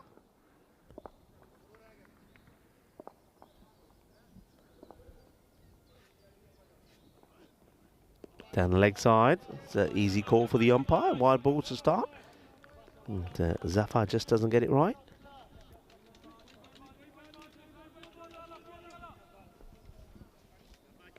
Yeah, Aslan Noor just needs to straighten it up a little bit. But let's see if he can get this 4th wicket. Villa 4th and a 5th right now. He can almost put the game to bed. Launches into this, is a little bit too short. He gets into position very early. That's a key to the success of this shot. So Waqas Bashir, he's looks dangerous, doesn't he? He's early position, gets the lofted shot in, and that flies over that leg side boundary. So 6 more. Yeah, nice shot. Geez, they look confident, don't they? Well, I've been really impressed here in the ECS so far in France. Obviously, you've got 9 of the 11 teams never played ECS cricket, but obviously they're feeling really confident in the short game. A few have that kind of tape ball background where they're very confident being aggressive and taking the game on. This is outside the off, for chases on, but not going to get there as the outfield does start to quicken up, as the combination of the gentle breeze and the sunshine drying things up nicely. Yeah, the other thing I've liked here is that the batters, this is like the reverse helicopter shot, by the way. You get a couple of bounds, he goes over the boundary, but the positive thinking batters are going out there playing the shots. I mean, even though a lot of these teams don't normally play this format, they've adapted to it really well. Yeah, you're exactly right. And there's an element of unselfishness about their batting as well. If you do have kind of 6, 7, 8 guys that can all do a job, you're obliged to take chances. This one's been lofted as well. That's going to be another boundary. 6 más. Que va, que genial, que grande. Así me gusta. It's shaka time here at the Drew Cricket Ground. I have to say, I've been very impressed at the Maximo rate as well. Their Maximo rate's been kind of off the charts here, hasn't it? And again, just bowling it in an area where Bashir, in this kind of form, he's able to flick it away. I think he needs to kind of concentrate left of the wickets. Noor needs a bit of honey. Give me a bit of honey. Well, let's see if he gets a bit of honey here. Got to go left. Nice delivery. Slower delivery. Gets it nice and full. Gets blocked up, but they do take the single. This is what they've got to do. So, honey goes back. Head of the rate now. Partnerships are really important, aren't they? Yeah. Even if they're not necessarily huge partnerships, but if you can make a quick fire, 20 or 30. If you do get out, move it along. You just don't want to be wasting balls. Yeah, let's see. Ashgar can also get going, provide a bit of support for his partner. Well, he tries. He's up in the air, and the fielder coming in, but will he get there? No. Well, in the end, he does the slips. The slips, he does. He ends up toe punching this back to the fielder. Does a split here, trying to catch this. Watch this. It's one of the greatest. This is dirty dancing. It's one of the greatest bits of defending I've ever seen. Have a look at this. Kind of just clears it out. The left midfielder probably runs up the wing, crosses it in. You head it in. Wrong sport, but yeah, I like the effort there from reminds me of the ski jumpers. The ski jumper comes in, and he's coming down, and watch it. Almost a perfect landing as well. It's a good pass, though. It's like the striker, like kind of jumping on a cross and sweeping it in. Hey, don't talk football. Don't talk football. I was in I'll tell you, you know where I was yesterday? Yeah, tell me. I was at a place, I don't mind mentioning it, Cheesy Us. And you know who was there? Do you know who? It was Amir Zahir and Shahid Abdul. Is their place. It's in the Headband Warrior. Yeah. Wahid Abdul and Amir Zahir. I found it by chance. Great food. The only thing that was bad about it, they had the football on, and of course Barcelona went down. They lost. They got hammered. But you're happy then, because you're Spanish. I was happy with the food. I was happy that I found the place. Profile. But I wasn't happy with the football result. So we're not talking football today. Okay. No football talk. If you say so. Yeah. No, I actually caught a bit of that last night as well. I went to a place called, I can't remember exactly what it's called. It was called, I'm going to give them a free plug as well. But you know what was good while you tell me? Yeah, go on. Of course, we're talking about Abdul. Yeah. who, of course, is famous for the shoe phone. shoe phone celebration. Isn't it quite unique? Shoe phone celebration. Cheesy Us is the name of the place. I love it. Well, wait for this ball, which is going to be hit down the ground for one. But I went to a place called Eggette. They do crepes, pancakes, and waffles. Okay. And that was tremendous value, I've got to say. I felt it was very French. And I had like kind of a savoury one for dinner. I thought that was it. Yeah. Then all the crew went back. We had to have the obligatory What do you glass mean you of went wine. back? Well, then everyone else wanted to go okay, and check all it right. out. So I went back and had like a real sweet one. They had all kinds of, Miss Field, but had to cost them a single. I got to admit, though, I think I bit off more than I can chew. You know what I mean? I'm not a huge sweet tooth person, but this thing was caked in about 17 kinds of chocolate. Ah. But I did my best. And actually, Joe Foster, who's one of our scorers here, he's the janitor because he actually cleaned up what I didn't finish. Oh, stumping opportunity here. Yeah, let's have a look at this again. This is a definite chance. And, well, he wants the bail is off him. Let's have a look. Has he rebounded this onto this? Let's have a look. I reckon he might have had him. Let's see. Does I it think bounce on? It's out. Look. He's Oh, lucky. he is He's out. a lucky chappie. And look, nobody's noticed the bail's off. He's walking. The batter thinks he's fine, and he's walking. Look, no, the batter doesn't realise. And he's now saying, hey, Humps, he's out. I knocked the bails off. That is one of the luckiest and the jammiest stumpings that you get. Well, you just said that we're not talking football. Well, that's essentially a great bit of football from the keeper.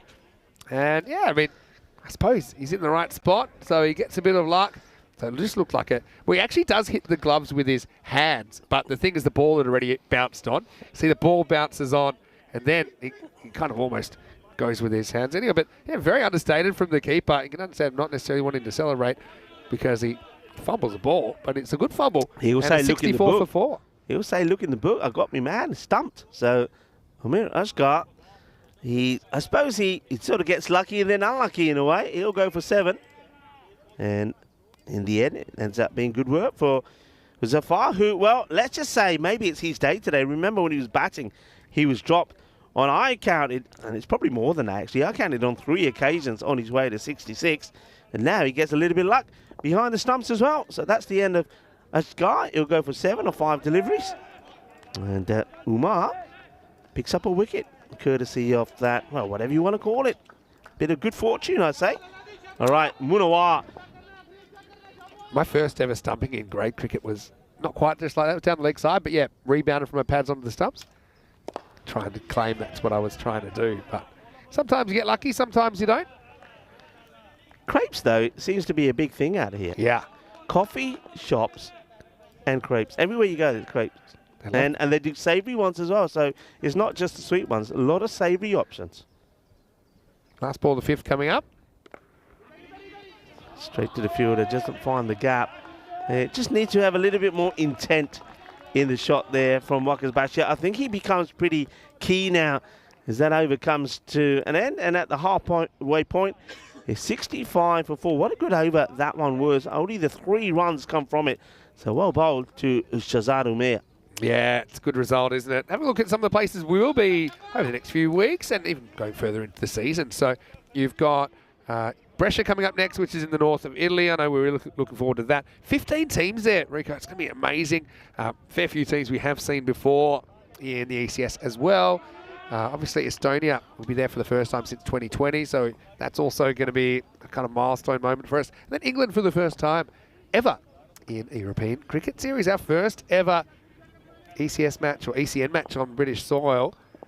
Yeah, we'll be invading England, which you don't hear that very often. Anyway, here's Noor coming back to bowl out, and he's going to meg him, and he's going to get through the keeper, and that's 4 runs straight through the legs. Well, we've seen all the party tricks so far, haven't we? Well, Hussain Zafar is in front of me here.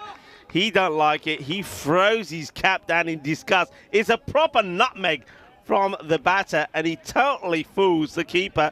And Arslan Zafar, well, we said he was lucky earlier. Well, the luck has run out as he's missed this. 4 byes, valuable runs. Yeah, well, the keeper had his hat on backwards there, Bart Simpson style in the end. He had to look backwards, didn't he?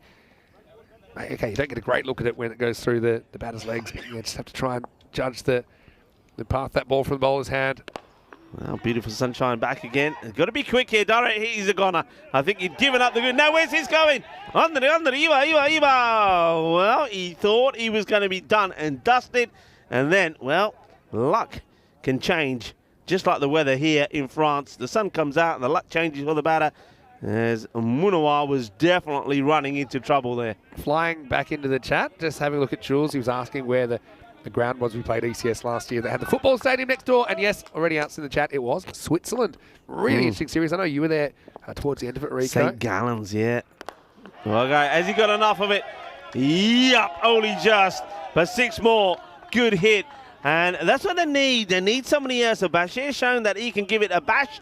And now Munawa is saying, I'm ready for a bit of a war as well. As he gets this good. It's in the slot though, isn't it? He shows all these pegs. He's not worried. He's not saying, he's saying, here they are. Hit them if you can. But if you go for them, I'm going for you. Now he's saying, well, there you go. He says, if that's not right, the umpire says, hang on a minute, let me sort it out. Goes over there, gives it, and knocks it back in. So there you go, get on with it. Stop moaning. I think the thing is, if you're bowling at the stumps, it's a gamble. It can kind of pay off, but also you can go for runs. We've seen a lot get clipped off to the leg side this morning. All right, where's this one going? Has there been, there's got to be something on this. Yeah, there is. He's off the bat, and once again, well, Arslan Zafar, he is like a statue. This gets past him. Well, there's not too much he can do. Well, we are in France, and there you have it. That is the authentic French cut. Yeah, certainly was a big deflection. And you might want a new bat. Well, that was only really off the edge of it, so we don't know what the middle's sounding like. The edges are still going well, so that's what the umpire's saying. He said, well, look, use the edges. He says, all right, then I will. That'll do nicely. So Munawa said, not a bad over here at the moment. 16 have come from it. Getting him back in the contest. Oh, Gandhi. And what a hit. Oh, Shaba. Well, this is like, it reminds me of Bjorn Borg hitting a smash shot into the ground and getting the winner. What a hit this is. Anybody for tennis? Well, you might want to change your bat for a fly swat here, because this is what it looks like. Get out of here. It's the old no look. Please hit the bat, not my head kind of shot. It's like a crouching tiger hidden hook shot. Oh, says, Aja. Je, then he bowling karni na, main bat ke thappar maarne hai. Putti hath the thappar maare, free hit, and he'll want to do it again as well. Wow, this over is turning out to be a nice, juicy one. 21 have come from it. And, well, there we go again. He says it was no fluke. The umpire has knocked the edges in, and now I'm going to use every part of my bat. It's 4 more. I tell you what, this over could change things dramatically. Well, if you've learned anything from this morning, you know now why it's called a French cut, because we've seen plenty of them, and this is a classic example of the inside edge going past the stumps. Vive la France! Yeah. A few visitors in the... Thanks, Vinny. Just getting rid of a few of the Get a spiders. spider in your hair there. Now, one thing I can tell you, I don't know if Iffy is good with insects, because I know that he's going to be joining us later. Yeah, that's right. If he isn't, well, he ain't going to last very long. This one is a biggie. Balle, brrrr. Kinna Sona. Well, this one, it has gone big. What an over. It has gone supersonic. 31 have come off that over. Remember, there was the 4 byes as well. This Grizzly is hungry. Is going into the marquee there where the barbecue is. Give me some food. Give me some of that, says the Grizzly. What an over. What a match. 96 for 4 after 6. Yeah, this game's very much alive, isn't it? 4 overs to go. 57. One thing I'd love to see is a French golden ball. Of course, we had a French golden ball in the ECL between Paris University Club and Dreux. But here, on home soil, there'd be a little bit of history. He's still wanting to change. I mean, why do you want to change a bat when he's going like... That's his lucky bat. I'm telling you now. I reckon that's it. He's lucky he's going to change. He's changed the bat. Let's wait and see. You've got to keep hold with the bat. That's working. But he does make a change in the end. And Munawa, well, he has raced to 27 of just 9 deliveries. He's actually overtaken Bashir. All right, here we go. Bit of spin. Launches it. 6 more. Thank you very much. They're all queuing up over there to get some catching practice in. So, Umair comes back. Remember his first over? Only went for 3. took a wicket as well. The start of the second, it's a 6. Confidence is flowing at the moment here in the Sarcelle You never team. know. You never know how you're going to experience it until you do, the ECS. And it has these wild momentum swings, doesn't it? One moment you're up, one moment you're down. You can probably easily lull yourself into a false sense of security, particularly as a bowler when it's going well. You need to be able to hold your nerve when it's not. They're ahead of the rate. The 100's up now for Sarcelle. Short, and that will be worked away, and the fielder's not going to be able to get there. And just look how things have changed. Now Bashir just making it look easy. The ball before he tries to muller, and then he says, what am I doing? I just need to time it, and that's exactly what he does here. He's a little bit too short from Shazad Umair, and that one just gets worked away. Cuatro más. Have a look at the percentages here. Sarcelle now actually taking the lead, but only just.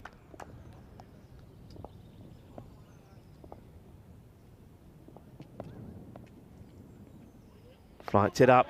That's well bowled. He does well to get a bat on this. They're wanting 2. Are they going to get there? No, the fielder does really well. He just gets moved around slightly after that last shot. Comes across, keeps it to 1. There's probably 2 there. I say probably. It was a bit of a risky one, and they feel at this stage it's not worth risking a run out just for one more run, because both these two are up and ticking. Umar trying to close out his spell. Still pretty good figures for him, 1 for 14. Ooh. Well, I suppose better areas this from Umar. After bowling the first 3 deliveries a little bit too short, he's gone fuller, and he almost gets the breakthrough. They've got to break this partnership, Vinny. Otherwise, Sarcelle, I can see them getting this 153. What a chase that would be first time. That's short, and he misses out on it. He will be lucky because this is another one that gets through. Arslan Zafar, they'll get the bye. This is one of those ones as well. As a keeper, you just need to kind of just forget everything else, like the stumps and everything. In the end, to be honest, he actually makes the right position, but it goes through his legs. Just doesn't keep his hands out in a catching position. So he'll sneak through for a bye, and it takes it to the end of 7. It's 108 for 4, 45 required off the last 3. Mitri will come back to back against Paris Knight Riders, who are on the park for the first time ever. They're the 11th team to arrive. So yeah, watch out for Javed Zadran at the top. They'll be led by Shakil Ahmed. PKR, Mithri, well, we know how strong they are already. And they've decided once again they're going to bat first after winning the toss. Makes sense after they put 150 on the board here. And that game is starting in exactly 30 minutes' time. Yeah, say that again, Paris Knight Riders. Can say Paris Knight Riders. Well, it works because Munawar is going to smash this for 4. And so Sam Williams doing the fielding there. He's got his sunglasses on. We're loving the sun. Right now, Sarcelle potentially going to pull off a 150s chase in their first ever ECN match. It's been quite sensational. Zafar trying to stop the bleeding. And well, this one is going to be 4 more. Not quite where he wanted it, but at the moment, like I say, confidence is flowing, and these two believe they can achieve anything. And it looks like, yeah, unless they take a wicket here, Mitri, pretty quickly, Sarcelle are going to pull off an incredible run chase on their first appearance on the European Cricket Network. These two came together at 64 for 4. So that means they've now put on 52, and they've done it so quickly as well. Under 3 overs. Firmly hit. A lot of noise being made by Sarcelle as well. Of course, a very popular club. Doing a lot of good things to promote and grow cricket in their area, in Mary Sarcelle. This is really well, but it's to the fielder. Oh, and hesitation. Right. Oh, goes to the wrong end. Maybe goes to the wrong end here. Little things like this, if they go your way, you get a breakthrough, anything can change. And what has changed is the way that the rub of the green is going at the moment. Are we, aren't we? Classic Ross and Rachel moment, but yeah, they went to the keeper's end. I think bowler was on. The only thing that you can hope for here, Mithri, is to get a couple of balls in every over where it's just a single or a dot. They're still needing, and the thing is that even though they're going great guns, they're still needing around 15 and over, you know. Yeah, so one good over changes it. That's what it's been all along. And that's the shot you're looking for. That's the boundary. That eases all the pressure. It's a 3rd boundary in the over. Waqas Bashir clubs it away. He moves into the 40s now. That over goes for 17. So, like you say, Vinny, they're staying up with it. And that's the mini chopper shot as well. I'm liking it. A little bit of the seis carreras. Momentum. And for all you out there, you might notice we made that bonus point line a little bit clearer for you now on the graph. So you can see, well, yeah, you can actually see it now. So I think of it as like hot and cold. It's like if you're above the red line, you're hot, you win the game. Yeah. And if you're below the blue line, you're so cold, you get nothing. Yeah. Well, that's the thing. I mean, they've got past that 107 required already easily. Okay, floated up there, fielder. Oh, yeah. Well, he goes down in more ways than one, but he ends up making the stop. And down he goes. It's that part of the field, you know. That's where everybody's going down. I mean, this is another. This is a great game for both these teams first up. Mumtaz gets a bowl. His only over a bowl in the ninth. Good ball. Well bowled. Yeah, just hope that's a wide. It ain't. Don't know what he could have done with it anyway. Probably could have only probably bunted it for a single. Well, when things are not going your way, who do you go to? Your mummy. So there he is, the mummy. Oh, shot. Ay, ay, ay. I love it. I love it. A little bit of sexy cricket. Showtime here in France at this Druid cricket ground. They're loving it. They're absolutely loving it. What a shot. Ay, ay, ay. Jabardast. Que guay, que genial. Que sensational. I love the enthusiasm of, obviously these teams having not played on the network before. So long time in the making. And at the moment, they're kind of, you see that every boundary, there's the bench is kind of charging towards the boundary line. They're yelling things. They're excited. It's another time that Bashir probably should have played a shot at it. It was never going to be a wide. I want to say a quick hello to James Snow while we can. Nice to have you, James. Let us know where you're watching from. 2 to come in the ninth. Oh, yeah. What a shot. Oh, yeah. Oh, yeah. Well, this is your HCL shot of the day. Get wide, get here, watch this. Ay, ay, ay. That is brilliant. I'm loving this. What a start. And look at that. He says, I've done the old scoop, and now I want the helicopter shots in. He's having a ball, isn't he? And he brought up his 50 in style, has Bashir. What a player. What an entertainer. Wow, that's the end of the over. So 137 for 4 after 9. And you know what that means, Rico? We are right in another position where we could have a tie. And if we do get a tie, you know what that means. It'll be you-know-what. And it could be the first you-know-what on French soil. Yeah, well, there's the equation there for you, folks. 16 required of 6 balls. If they get 15, we go to a golden ball. And if you don't know what a golden ball is, there, look, we have it up there on the screen. We don't mess about on the European Cricket Network. If scores are tied, golden ball. All right, here we go. No, he doesn't look like he's going to bowl that one. Azim. He goes back to his mark. For Azim. Pretty experienced bowler to bowl the last. But, yeah, this partnership has just completely swung this game. Remember, they were 37 for 3. They were 64 for 4. And they won 37 for 4. Mitri, they won't believe if they give up this 152 score. He went for 17 in his first. 50-50. Golden ball is what the computer's predicted. Goes upish. Fielders can just try and stop the boundary. The ball plugs a little. Does them a favour. The batters come back for 2. Wow. Great game this. Tense game. 14 off 5 now. Just feel if they hit 2 boundaries here, they probably get home. But a wicket can change everything. The excitement to the left of us here is quite unbelievable. Sarcelle, they're all up and about. I mean, and everybody around the ground, in fact. What an atmosphere here. They're a long way behind in this game. That's why. And in the wildest dreams, they wouldn't think they'd be pulling this off, especially with the start they had. Bashir, 57 not out. Oh, well, this is going to be a wide, but the bowler bowls it, slips, does almost like a forward roll. Oh, wow, that's one more off the target required here. So 13 now or 5. They're going for extra effort. I mean, risky ball to bowl the bouncer as well. It's easy to kind of top edge that. That's nasty. Yeah, just going for that extra speed, though. It's a bouncer for the line, not really the... That should be the one for the over. It should be one for the over. It wasn't over the head. So that was a wide because it misses a leg stump. Azim's gone down. I'm sure he'll get up. But yeah, just probably extending himself a little bit too far. Yeah, just watch his leg go here, Vinny. Watch. It's like a double slip, isn't it, really? I mean, at least he's lucky that he doesn't.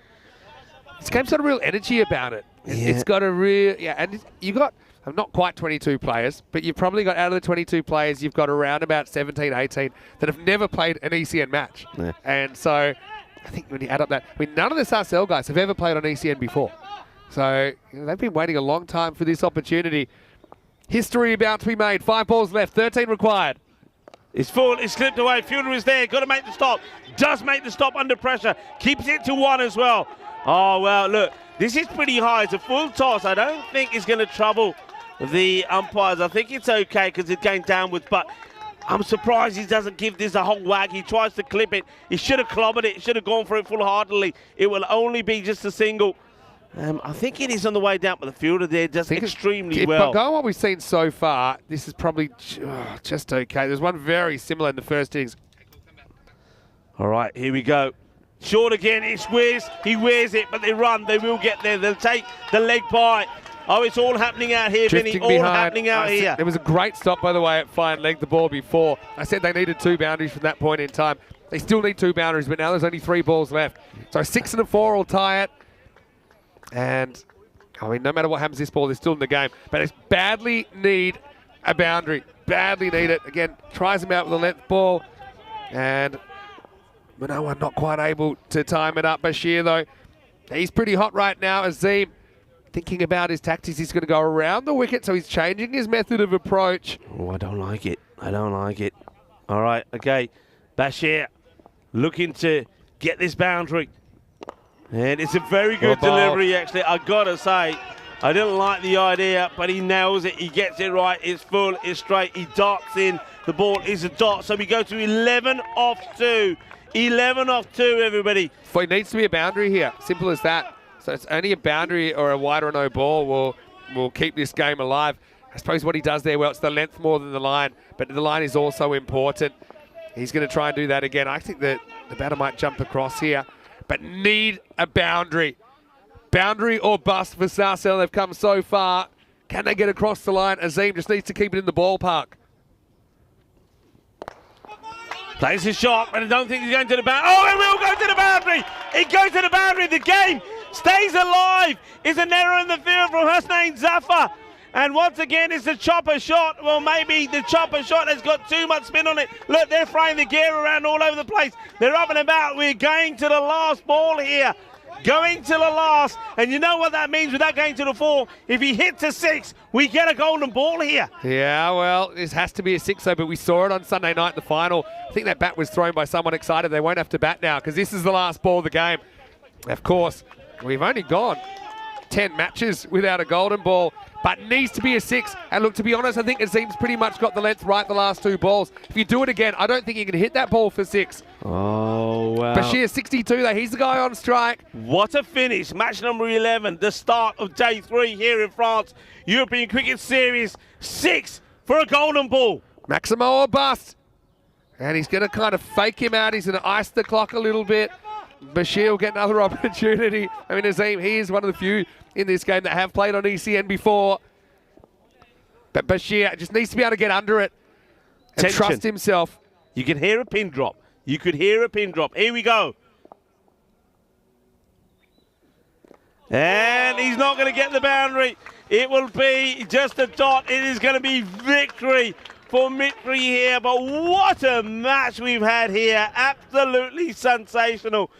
Big time credit to both teams, to Mitri and Sarcell. They have provided us with one of the most exciting matches that we've seen. What a match. And both sets of players need to take full credit for that. But in the end, it will be Mitri on debut that win. But Sarcell, wow, they came so close, Vinny. Yeah, and you know what it is? It's a great advertisement for cricket in France. Really exciting game. Good depth from both teams.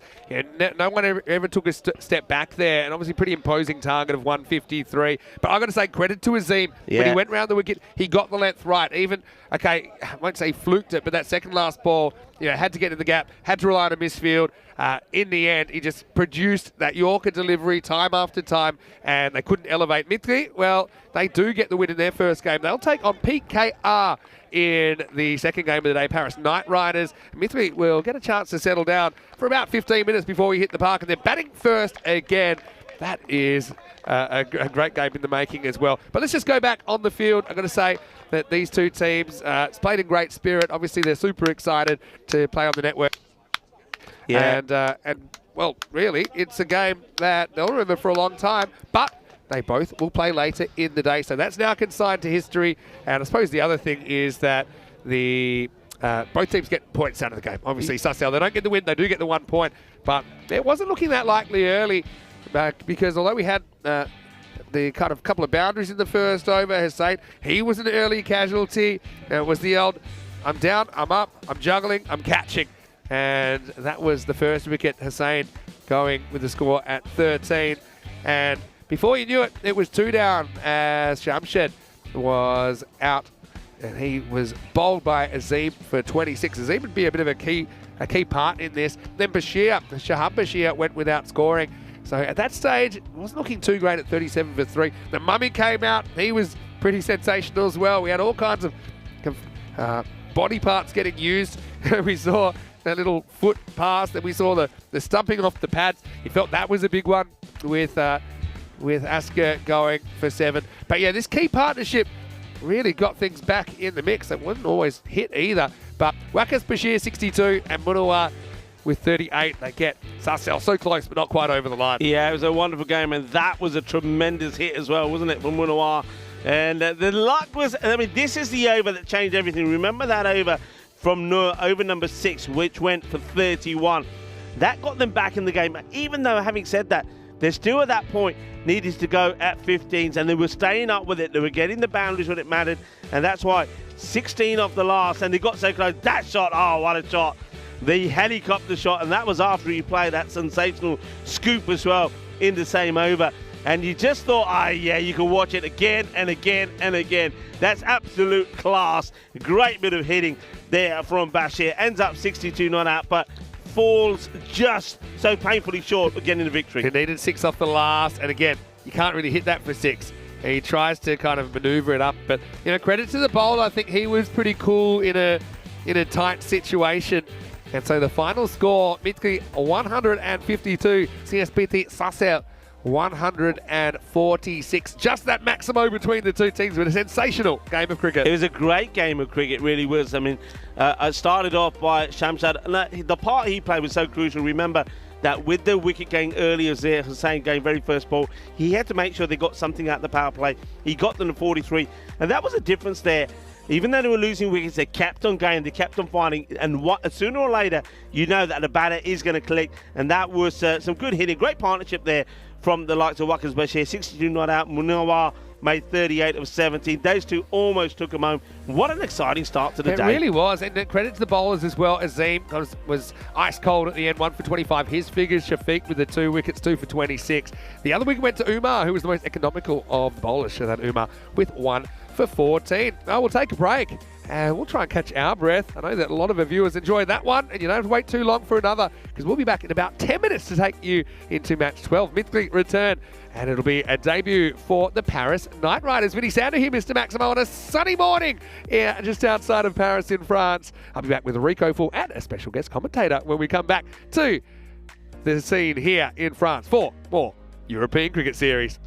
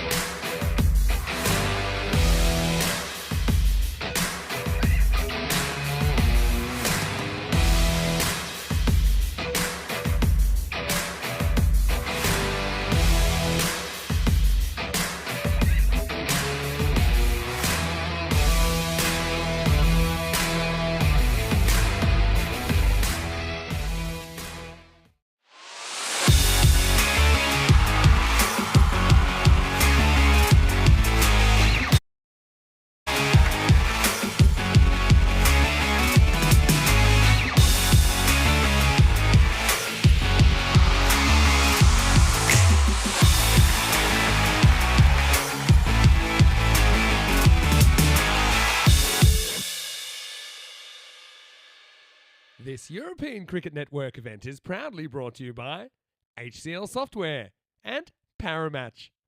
Hello and welcome back. Well, this is the life, isn't it? In the French countryside, a wonderful cricket ground here in Dreux. And now we're getting ready for the second match of the day. It's going to be match number 12. Once again, we'll see Mitri. They looked pretty strong in the first game, didn't they? Particularly with the stick. They're taking on Paris Knight Riders on their ECN debut. Nilkesh Patel is in today. He's conducting the toss with the two captains. Let's see what happens. Your call? Tail. It call is a tail, is his head. Maitri won the toss and decided to bat first. So Mitri have won the toss and they have elected to bat, and they look very strong with the stick, didn't they? They put over 150 on the board and they look like they really love this form of the game. Obviously Mustafa Omar, and also with a half century, and he's got a lot of weapons there, I think. For the PKR side, Paris Knight Riders, obviously it's their first time at the big show, and I think they'll be very, very keen to make an impression. Let's see if they can get their bowling right, I think, first up. It's not a bad thing they're bowling first, but I think you need to hold your chances against this Mitri side, otherwise they can hurt you. Rico Full is standing by, and I'll be there very shortly. Also, we might have a special guest today. Rico may not be too far away as well, but for now, let's go to Rico Full with the news from the toss in match number 12, that Mitri once again have won the toss, and they're having a hit. Thank you very much to Vinny Sandu. Look at that. It's absolutely beautiful, isn't it? It's like an oasis. It literally is. It's stunning. What a ground. What a place. What a venue. And what a start to this match day 3. I tell you what, I know we had a little bit of extra time here, 10 minutes. We needed that extra time for everybody to get their breath back. And talking about breath, well, that takes your breath away. It's a beautiful ground here. It's so great to be here. And I don't think this will be the last time either. Now that we've found this beauty, I reckon we've got a lot of cricket that's going to be coming up here. And, well, I'm looking forward to this match. Another new team, the Paris Knight Riders. I'm not going to do that every time I say Knight Riders, but I just have to do it. Kit, of course. Every time Knight Riders, I think of Kit. Well, we're not talking about Kit. We're talking about Mustangs today. More on that a bit later. But Mitri, what a start. What a win. What a match that was against Sarcelle, winning by 6 runs, 152 to 146. Can they do it again? Well, they are batting first. You heard that. I think once again, Arslan Zafar will be the key with the bat. He got good support from Shah Pandikale as well, 33 of 11. And I think with the ball, I like the work there of Mohammad Shafiq as well.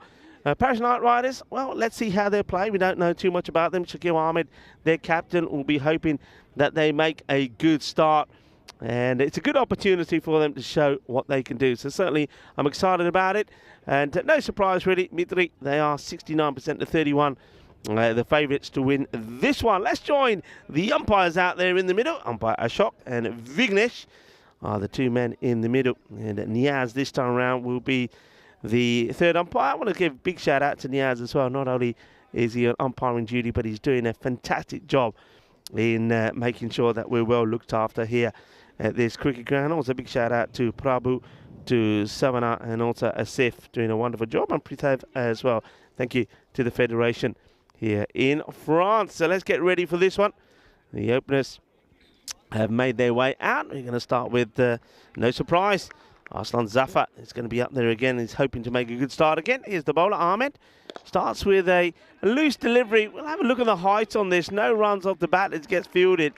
But I get the feeling that this one's probably a little bit high. Let's see where he plays this from. It is on the way down. I think he's going to be okay. Good work there once again from Spring Media, doing a fantastic job. Hello to Chris Stapps Martins and Arturs, the men responsible for making sure you don't miss any of the action. Well, this one is going to get over the infield. Probably will plug a little. But fielders, they get there. Well, it's a flick back and a slide forward. That part of the ground, but good work done. And feeling the karditi but chittar gille ho gaye. Yep, that's exactly right. Because if you go down on this ground, well, you're going to do a little bit of mopping up. And I think the fielder here, that's Wali Khan. Well, he does a little bit of mopping up. It's not the first time we've seen a fielder that eats a bit of the rope as well. So the first runs from Mitri this time round. They'll get a couple. The bowler just loses his rhythm. We'll go back to his mark. Shakil Ahmed. See if he can be the first man for the Knight Riders to pick up a wicket. Arslan is out there once again with Mustafa Omer, who, well, he got a golden duck first time. He's up in the air. There's a fielder out there. Oh, well, he dives forward, but doesn't get anything on this. I like the fact that he's gone for this. I mean, it's not easy. That's Gul Mohammed Saleh. So, not an easy one. I think he probably gets fingertips to it. I like the fact he's gone for it because he could have waited back and thought, nah, it's not catchable. But he goes for it, fingers on it.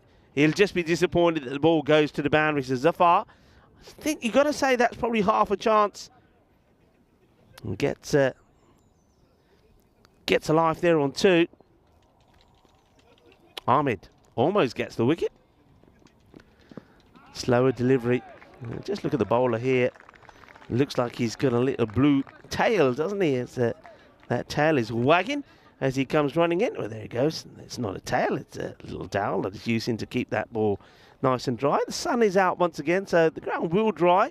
Just taking a little bit of extra time today because as well as the dew, we did have a few showers before we started. Shakir once more. Down the leg side, not a good delivery, and that's just going to be easy. Easy peasy for Zafar.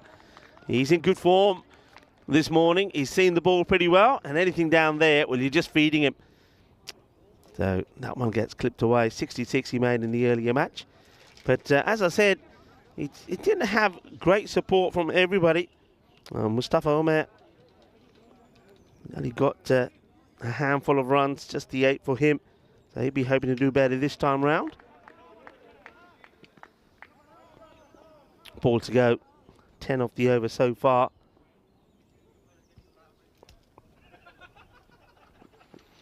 Okay, now this one could be a chance. Can the fielder get there?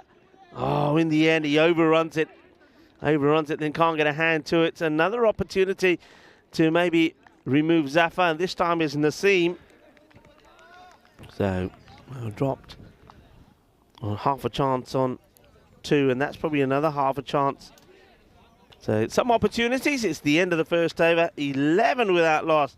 As Vinny Sandu joins me back in the cube. Yeah, thanks. It's great to be back. And yeah, Mithri with a hairy kind of over with, I suppose, yeah, 2 difficult chances. Hey, I've got a bit of an update with the ECC. Now, because we also have 2 divisions in the ECCW this year, we're going to be consistent how we refer to it. So now, the top division will be called the ECC Premier Division, and the ECCX, what we were referring to as ECCX, now officially has been named the ECC Challenger Division. So we'll actually have a Premier Division and a Challenger Division in both the men's and women's this year. That's a nice step, and also gives kind of a bit of a bit of context, I suppose, around these divisions. Remember that 2 will be promoted from the Challenger into the Premier in the 2025 ECC for men, and the bottom Premier team will go the other way. They'll be demoted. Anyway, here we go with over number 2, and Zafar is going to drill this at cover first up.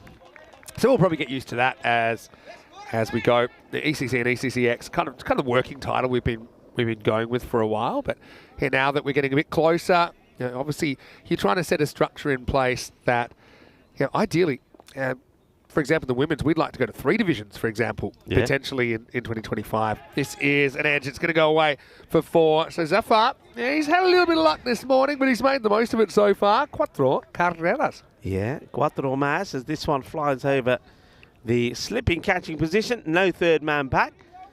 So 4 more. There's a couple whack. He's coming on to bowl.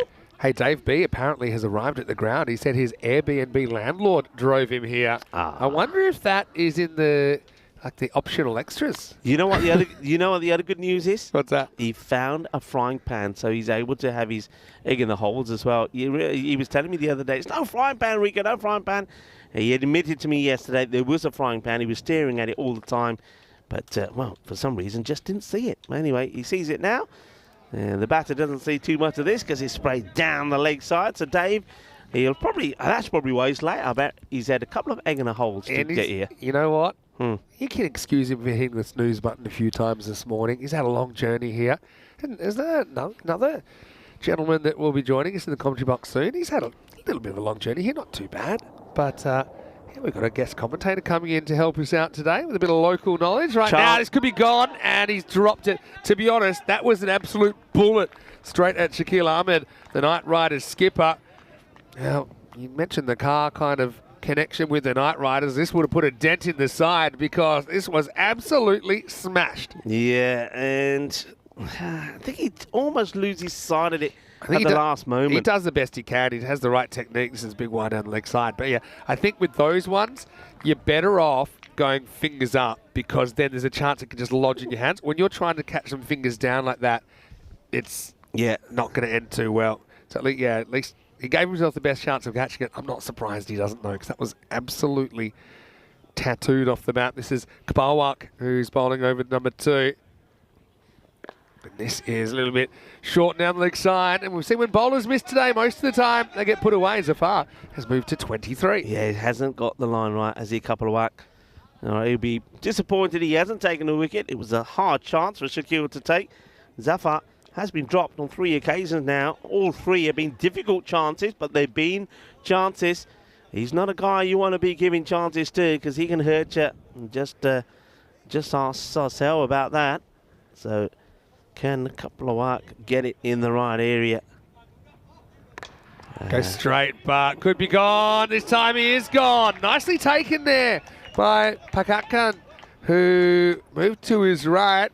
Fahim takes it and rolls in the follow-through. Mithri lose their first wicket. Zafar, his luck runs out on 19, and the score is 21 for 1. Yeah, well done to Pakachan. It's a good catch. He judges it well, keeps his eye on it, grabs it, and then nice little tidy roll, a little sideward roll to take the catch.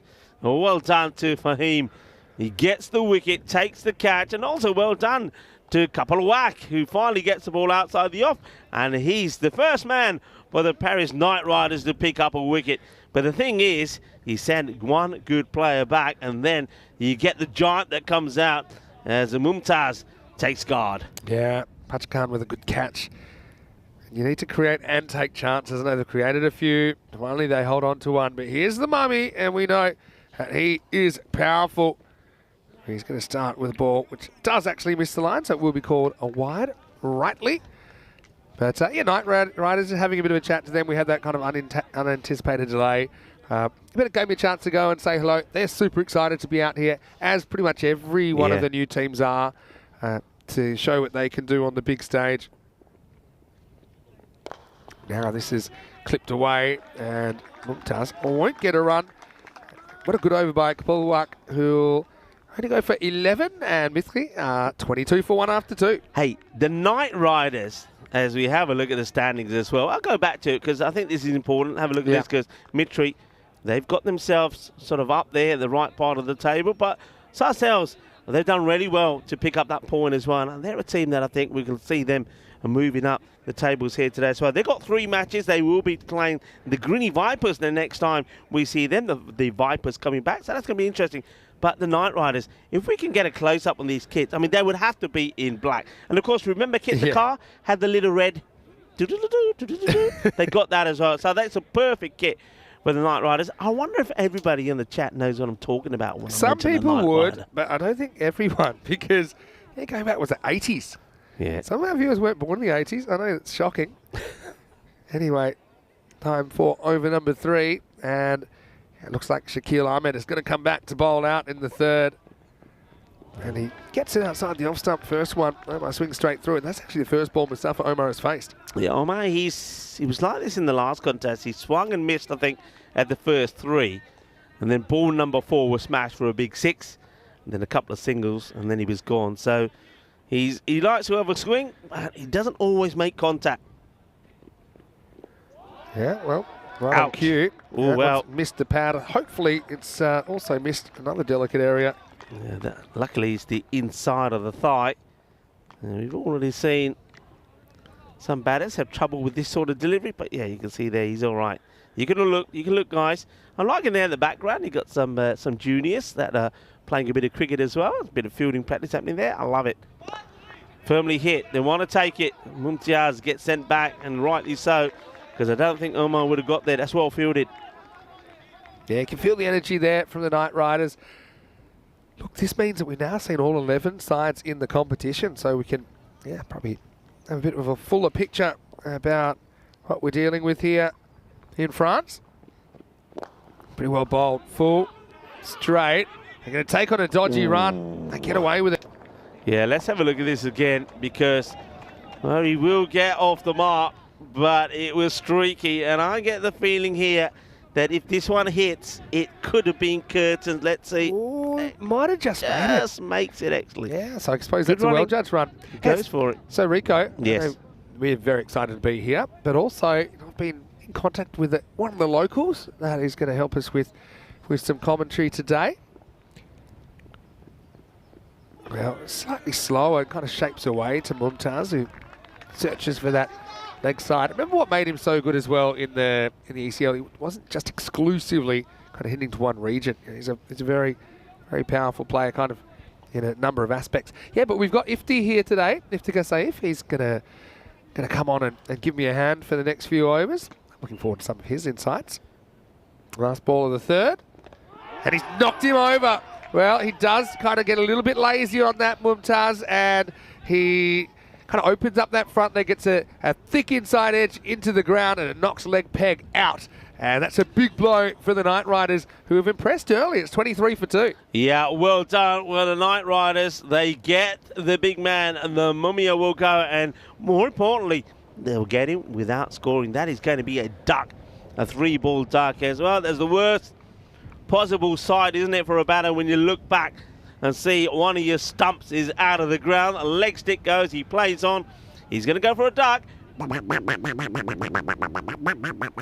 tell you what I'm going to do. I'm going to try and find where all these ducks are going, because there's got to be a pond or a lake or something around here. And while I'm gone, I'm going to leave you to it, and you'll introduce our new friend. Yeah, I will. And hopefully it's not ominous that the weather seems to be changing as soon as Ifti's come in. But yeah, I do have Iftika Saif here, who has been living in France for a while now. And yeah, Ifti, I want to say welcome to the broadcast. Thank you very much, Vinny. Bonjour à tous. Welcome to the Drew Stadium, to the cricket ground of Drew. And here we can see some clouds and some winds also coming with me. Yeah, I was going to say hopefully it's not a bad sign. But you've been living in France for a while now, right? Yes, it has been 7 years. 7 years. And I've got a few introductory questions, but also I know you're going to provide some insight on some of these teams and players. Gul Mohamed Saleh gets the bowl for the first time. Now, he almost held on to a brilliant catch out the boundary earlier. But what's your origin then? So where were you born and where have you lived? I have been born in Bangladesh. Then I lived in London. Then I moved to Bangladesh once again. Then I came to Denmark and now in Paris. So you really get around almost as much as we do. Anyway, second time, it will be bowled and it will be hit straight down the ground. Omar gets into his work, opens up the front side. And well, that's a shot that brings the rain, but still a very good shot there from Mustafa Omar. Yeah, that's a very good shot. A big 6. And looks like Mitri gonna make a big score once again. Yeah, I mean, you never know. A lot can happen. Now, we've got a lot of Bangladeshi viewers as well, and obviously it's one of our biggest markets that really love ECN cricket. So I'm sure that you'll be able to communicate with them in a way that they'll appreciate as well. This one kind of does him for bounce a bit and also tests the keeper. And Bangladesh, obviously, if you've grown up there, you'd have that kind of the cricket in your blood. Obviously, it's stuck with you even in your European journey. Yeah, sure. And we have 200 million people in Bangladesh, and that's a huge population, and everyone loves cricket there. Cricket is like a religion in Bangladesh. Everyone loves it. That one is coming our way, up and out of here, Maximo! And Omar, he's a guy we have seen playing on ECN before. He played for Byron, the Greek club champions in the ECL not too long ago. But yeah, some of this ball striking in France has been next level stuff. Yeah, cricket in France have been next level stuff, and it have been getting better with time actually. The new teams are coming. It's like around 50 clubs in Paris right now. Yeah, I mean, that's quite an incredible number. As we see the rain sweeping in. You can see it on your screen there. Comeback ball. And now he's kind of late on this and could be out, it's caught. That's actually a really good catch down there because it's kind of greasy conditions. The rain came in and Omar kind of created his own storm. But a bit like the weather here, it's over before it can really get going. And Mitri are 35 for 3. Here Pika looks pretty solid with the ball. Though they have missed some catches, they dropped 3 catches, but yet they look really solid with the ball. Especially their captain, Shakil. Yeah. He had a really good 2 overs. He got only 12 runs and a wicket. And a very important wicket of Mumtaz. Yeah, that's another important one as well. That's Javed Zadran that takes the catch out there on the cover boundary. So I think this form of the game, it really puts everyone to the test. The bowlers, the batters, the fielders. I mean, a lot happens, and a lot happens very quickly. Here's Yasir coming in at number 5. Now, he could be gone straight away. Fielder comes around, can't quite get there, but a great effort. He'll remember his first run on ECN for a while, but that was Wali Khan that almost pulled that in. That's a very good dedication from the fielder. He tried, it almost touched his finger, but You never know if you don't go. And he knew it was only going to be 1 run anyway, so he might as well try and take that wicket. Pandakal, he impressed me in the last game.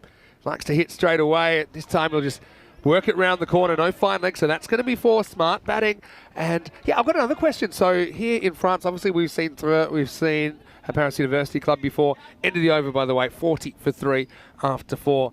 But everyone seems really comfortable playing the short version of the game. Is there any 10-over cricket played in France? there are many T10 leagues actually over in France. Last year we had France Premier League, France Bangladesh Premier League, 2 T10s tournament.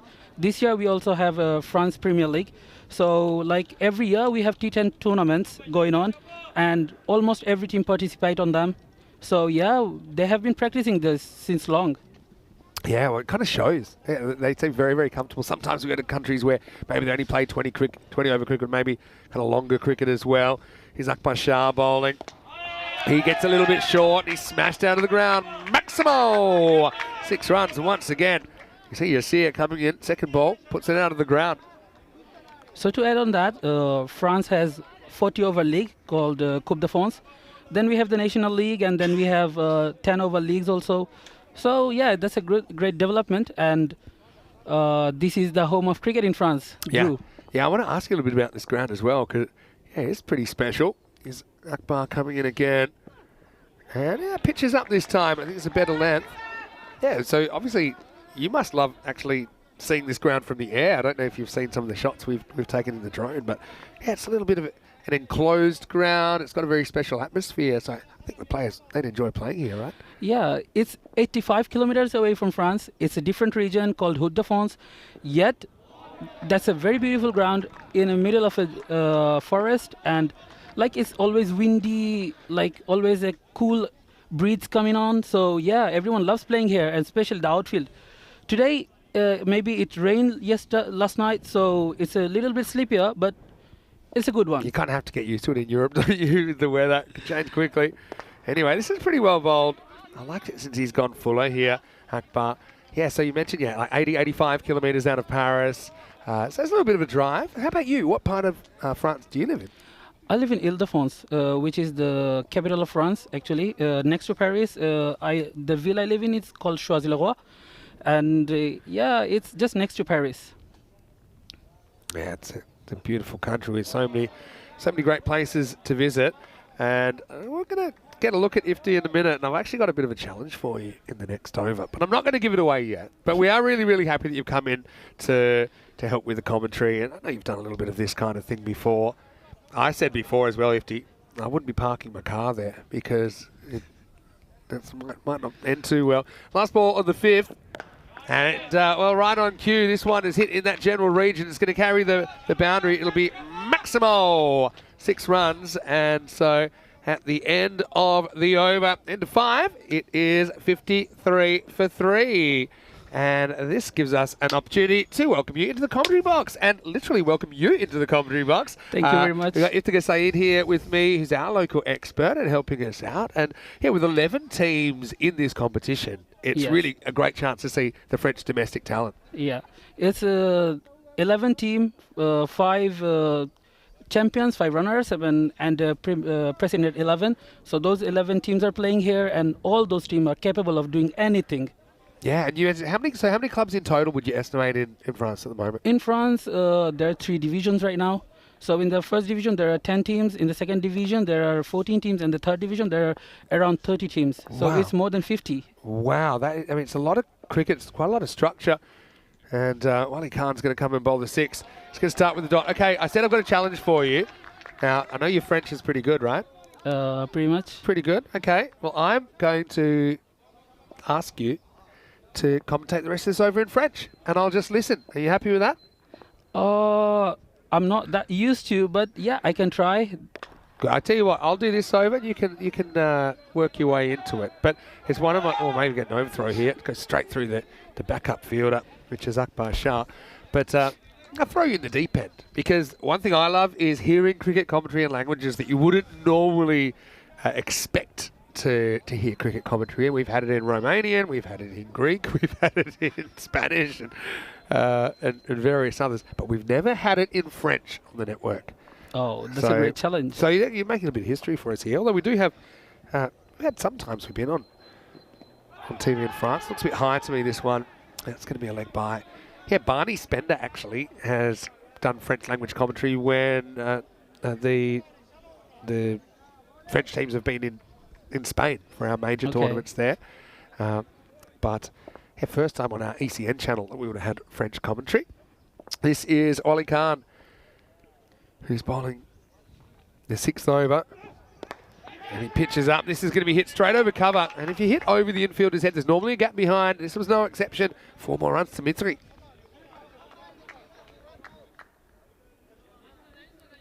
That's a beautiful shot, actually. It's a very beautiful one, straight to the fence.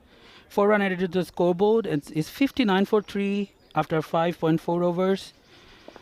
I've also asked for questions in the chat. I've already got a few coming in. We'll come back to that in a second. A little bit short. He's forced to kind of check his shot here. So first questions come in from Jules before we get into French in the 7th, which I think is the segment that could stick around.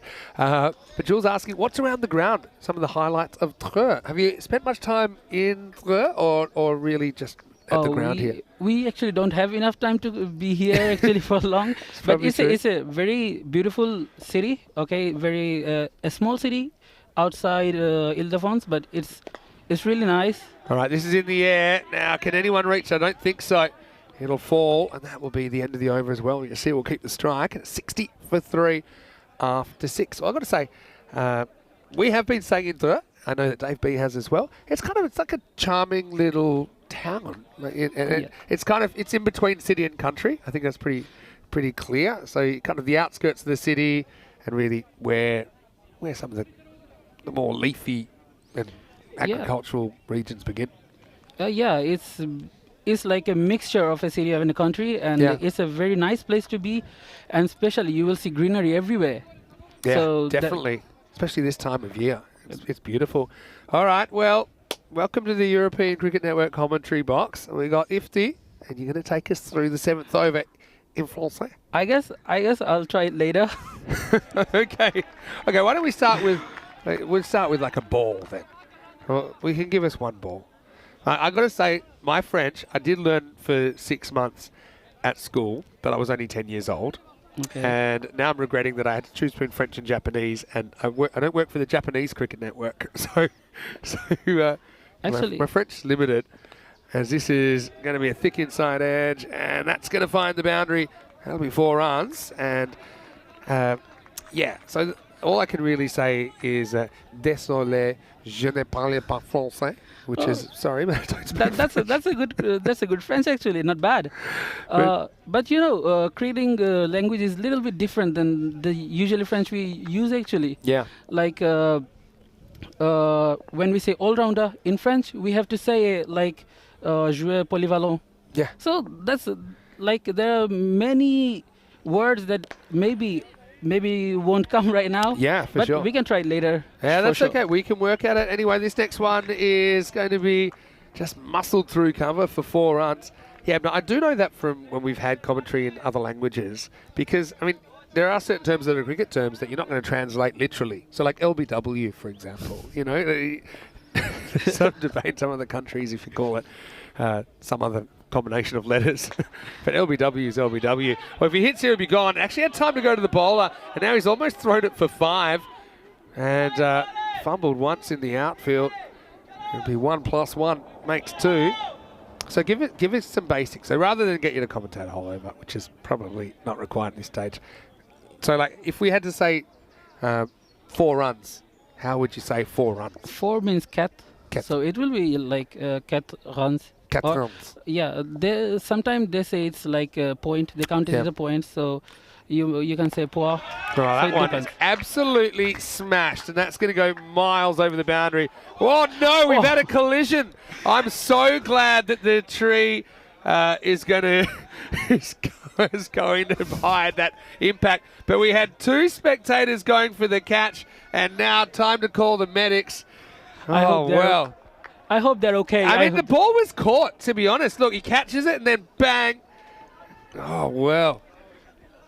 Mind the windows, mind the spectators. I've seen it all now. And the fact is the catch was taken. Well, I'm glad you didn't have to commentate that in French because I'd be speechless. This next one is going to be foot fielded. And a bit of a risky business slide there. They come back for 2. That'll take us to the end of the over.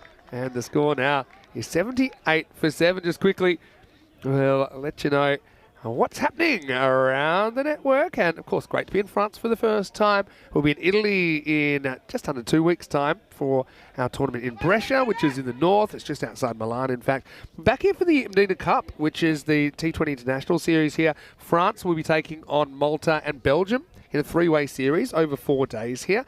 And then Estonia for a couple of weeks. We've got T20 Internationals in Netherlands, for example. So we have the Netherlands, Ireland and Scotland teams just a week out from going to the World Cup in the T20 World Cup. That's going to be really exciting. England for the first time, then back in Cyprus, and then plenty more throughout the season. I was going to ask you, though, what do you make of ECN cricket? I mean, it's a different kind of form of the game. Looks like everyone's okay over there, which is the main thing.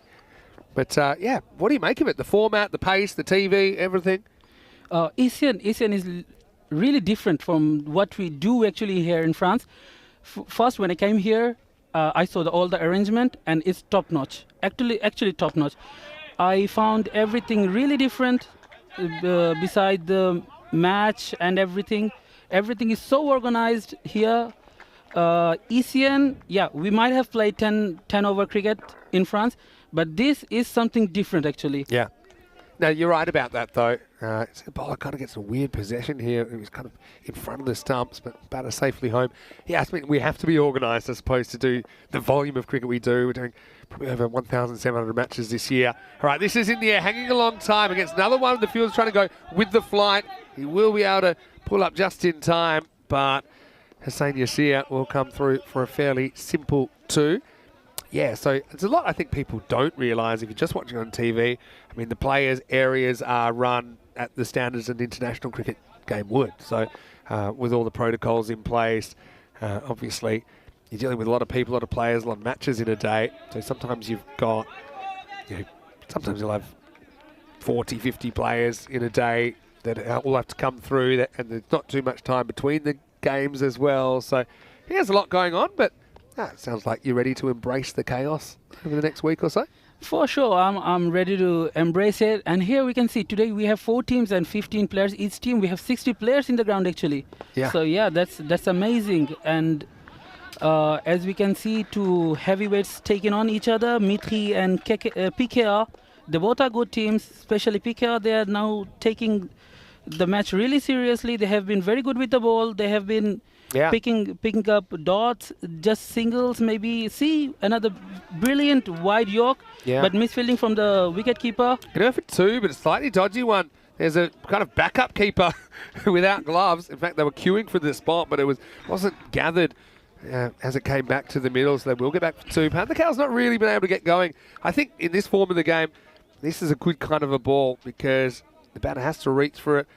Yeah, almost a Yorker there. The bowler wanted to be a keeper, and unfortunately, he wasn't able to grab it. He said to Shazad next to him, right, out the way, I've got this covered. Didn't quite, but again, I like this length. It's very difficult to do too much with that. That one stays in the infield. End of the over. And Mitri, at the moment, are 85 for 3. And yeah, I agree with you. I think PKR, they're not showing too many nerves on debut. And they're looking pretty good at the moment. Yeah, just 7 runs in the over, and it seems really good bowling from PKR, and they have been really good with the ball, especially their captain Shakil, and the last over, it have been really fantastic from Zadran. He just gave seven runs, no boundaries at all. He dealt with 1 and a double, 1 dot, double, 1. So that's grid bowling actually. If you can bowl an over that has no boundaries, especially with no extras, you know it's a brilliant over. And that's what the last one was. Here's Wally Khan, over number 9. And it's going to start with a blast. Well, they might not have got any boundaries in the last over. This one has another crowd catch. They've been very good and coming in late there. Oh, that's brilliant. Yeah, I think this might have been almost the collision number 2. Don't know if we can go. Come back to that in a second if we can. But anyway, this one, ask the question, but they're going to come back. I think that will be a leg by. We'll just wait on the signal from the umpire. He does say it's a leg by. That was a huge appeal from the bowler though. I think umpiring's obviously pretty challenging. I love this when he takes the catch and then saying, well, if I can't get you, I'm going to reach you with the chair. Anyway, this is another one that's hit high and it's hit hard and it's hit in a similar area. Maximo Yasir showing what he can do this time. He's moved to 47. Mithri, one thing that's really obvious to me, with all the teams we've seen this morning, that they are aggressive and they keep being aggressive no matter what the game situation. Yeah, they have a very long batting lineup and they have 8 to 9 batsmen actually who can bat really well. So now all they have to do is shot the ball out of the ground, put 6 runs, 4 runs, all the boundaries they can. So they have to put a big score to prevent PKR from winning. Yeah, you're right. I mean, this game kind of hanging in the balance, 59-41. Obviously, a lot depends on this finish. This one's hit hard, and that's into the gap. That's going to be 4 more. So the 100 comes up for Mithri now. Goes into the forbidden tree area. And with one of our super fans, Dave, he's here. Actually lives in France. He's travelled to watch the tournament. He follows ECN on the TV all around the net, all around Europe. But he said that was one of the benefits of being here at the ground. He was able to see that collision, and none of our viewers could because it was behind the tree. So, Dave, sounds like it was worth it after all. As we get to the end of the over, they might think about one to the keeper, but never gets too far away.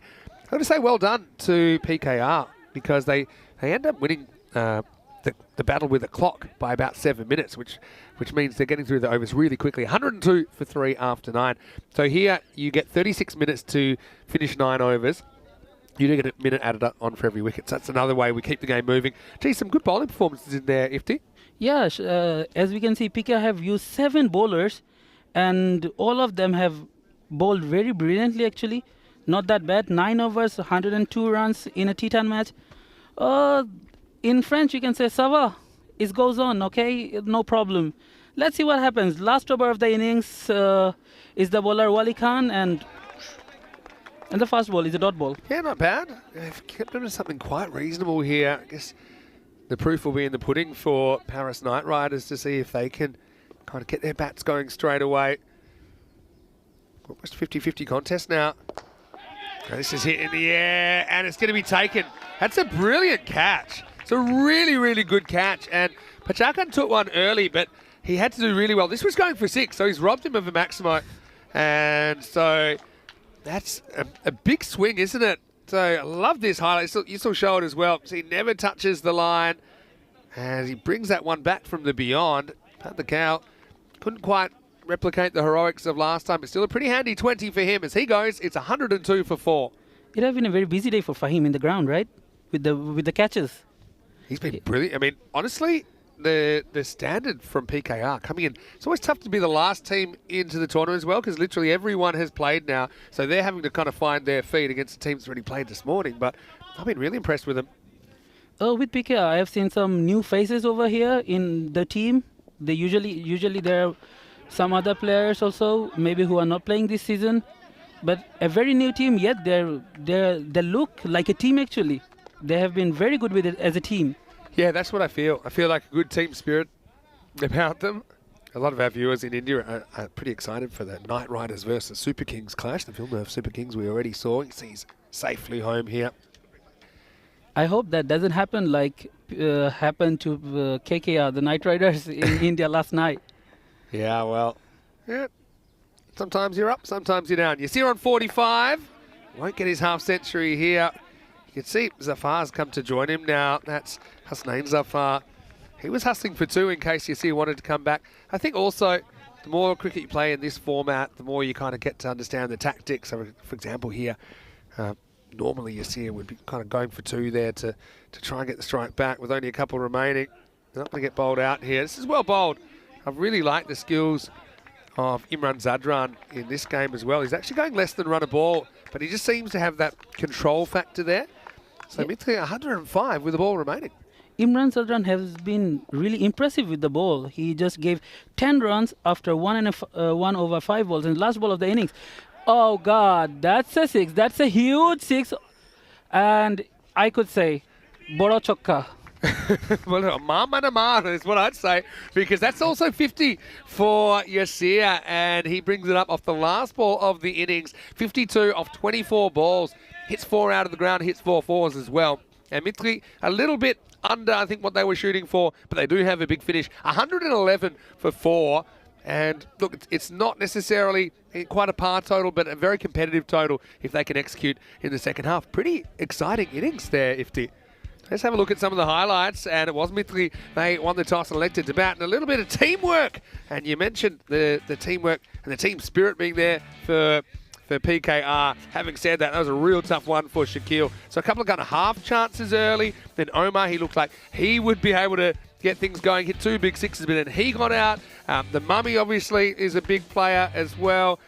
We saw him hustle to the striker then, but when he got there, he lost his leg peg. So with Ahmed Mumtaz going, they certainly had the better of the opening exchanges. The Knight Riders certainly impressing us in their first attempt. Yeah, playing for the first time in European cricket and playing like this is really impressive. 111 run after 20 overs for Mithri, and PKR, they have to chase 112 runs in 60 balls. That is cricket. You can see anything happening here. And that's what we love about ECN cricket, but we love the emotions. Obviously had a really close first game of the day, and who's to say this one won't be either. Anyway, mind yourselves, because it was the old 2 doesn't go into 1. Well, Dave B, well, he's over there. He's keeping an eye on this situation. And in the end, there are a few kind of closest chances, but also a few balls disappearing out of the ground. We saw 8 Maximos in the innings. Time for a bit of revenge there, but in the end, no one was hurt seriously in the innings. As far as the end of the innings, I've got to say there was some good work towards the end. Obviously, that was a great catch by Pachakan to be able to stop that from going for 6 and take the boundary away, take the wicket, and then this one they sneak through. But Imran Zadran, I thought, did a great job bowling the 8th and 10th overs. He bowled the 8th, didn't go for any boundaries, and then he bowled the 10th. And only that last ball disappeared out of the park, and he finished with some really good bowling figures of 1 for 16. 52 for Hussain Yasir, who brings up his first ever ECN half century off the last ball of the innings. Was supported by Panda Kale, 20 off 12, and the openers, Aslan Zafar, 19, and Mustafa Umar also gets double figures. Really good with the extras, I think, for a new team to the competition, to only give up 3 wides in the 10 overs. That was one of the reasons they are able to keep it down kind of below 120, and some very good bowling performances in there. Yeah, as we can see, they have used, as I told before, 7 bowlers, and each of them have done a brilliant job, except maybe Gul Muhammad only considered 17 runs, and Fahim considered 18th. Yeah. The rest of the 5, they have done their job, and it has been incredible for PKR, and also for Hussain Yasir from Mithri. He has done his job. Around 200 strike rate. Yeah. That's not bad actually. Now is the job to the bowlers. Let's see what they can do. Yeah, well, I've got to say with Knight Riders, I was impressed with their bowling depth there, the fact they could use other bowlers outside the 5 bowlers. It was a real team effort. So I like what I see so far, but let's see if the bats are swinging with a competitive 1-1-1 on the board. Vinny Sandhu here, Mr. Maximo with Iftikhar Saeed. We'll be back very shortly here live from France with more European Cricket Series.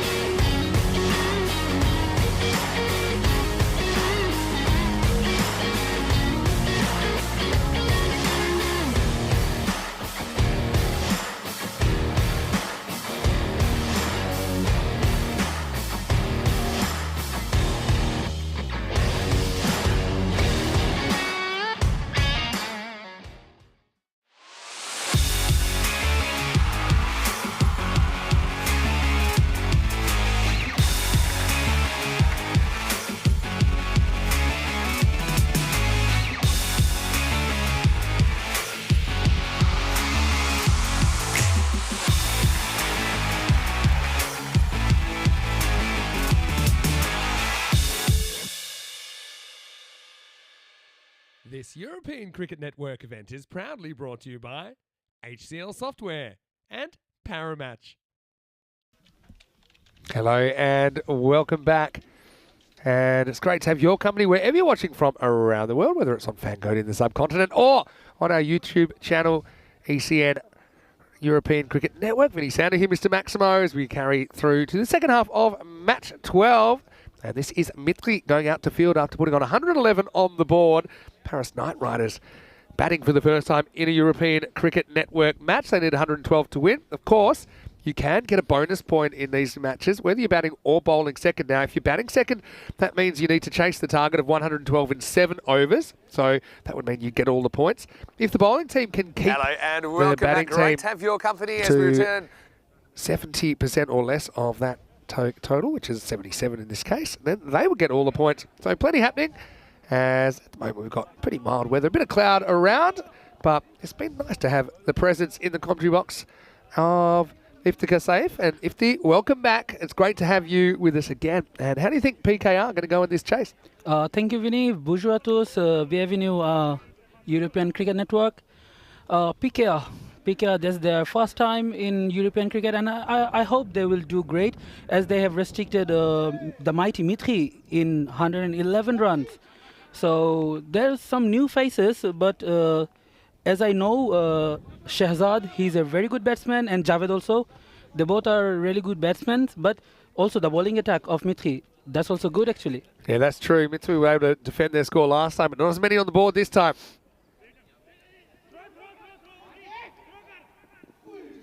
This is Shafiq who's opening up. Naseem and Javed will sneak through for an extra first ball. In fact, that'll be a wide +1. And there's a start. Maybe they wouldn't want it to start the way they did. It's 0 ball and 2 runs.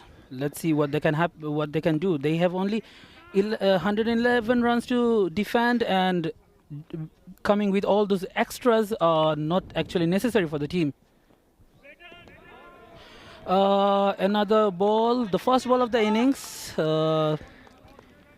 That's a dot ball straight to the keeper, and that's a nice ball actually from the bowler Shafiq. Once again, it's a cloudy weather. What do you think? Are we going to see some sunshine again? Yeah, I know we will, because it seems we get both at this time. But here's Shafiq. Obviously, see him trying to concentrate on that outside off stump line. Oh, that's a nice ball. That's a nice ball straight to the stump. But yet, PKR makes another run and added to the board. Mitri, they have been really good with bat and ball in domestic cricket in France. Last year they have been the champion of Division 4. Okay. This year they are playing in Division 2 because France cricket changed Division 4 into Division 3. Now we have only 3 divisions. So it's like a big Division 3, it sounds like. Yeah, that's a big Division 3. We have teams we have 4 groups with 7 teams. So that's really big. Okay, straight to the batsman outside the leg stump, and that's a leg by for PKR. They have added another run to the scoreboard. PKR, all they have to do, they have to rotate their strike and maybe a boundary in the over, and that would be enough for them. And for Mitri, they have to focus making the dot balls, getting wickets in regular interval. Let's see what can they do. That's a really interesting field setup by Mitri. They have a player on the long on and another one on the cover. Yes. So it's an interesting field, you're right. I mean, they're protecting that straight boundary. They don't have the deep backward square. So it tells me he's trying to mostly concentrate on the off stump. But we have seen him push a couple at this time. So probably the fact he's got the long on back allows him to do that. But yeah, I'm curious about the Division 3, because 30 teams is a lot. I wonder if that's like regional, for example. But first, let's have a look at Shafiq trying to close out this over.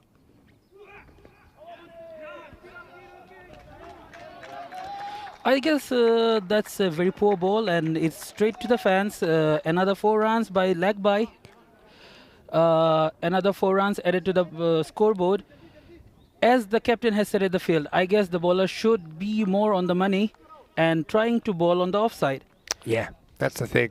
The field's there for a certain reason, and so that kind of entertains that one down the leg side to go.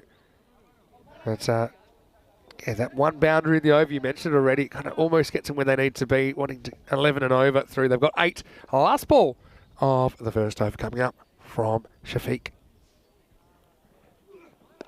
Oh, that's a nice ball. That's a nice ball, and a dot to end the over, and it's 8 run after the first over for PKR. Very good bowling display from Shafiq, except those 2 balls. Now, I want to know how much you know about golden balls. We've had 11 matches since we had a golden ball. We almost had one in the first game this morning. It's our ECN tiebreaker. Yeah, I know about it actually. It's the super over version of ECN.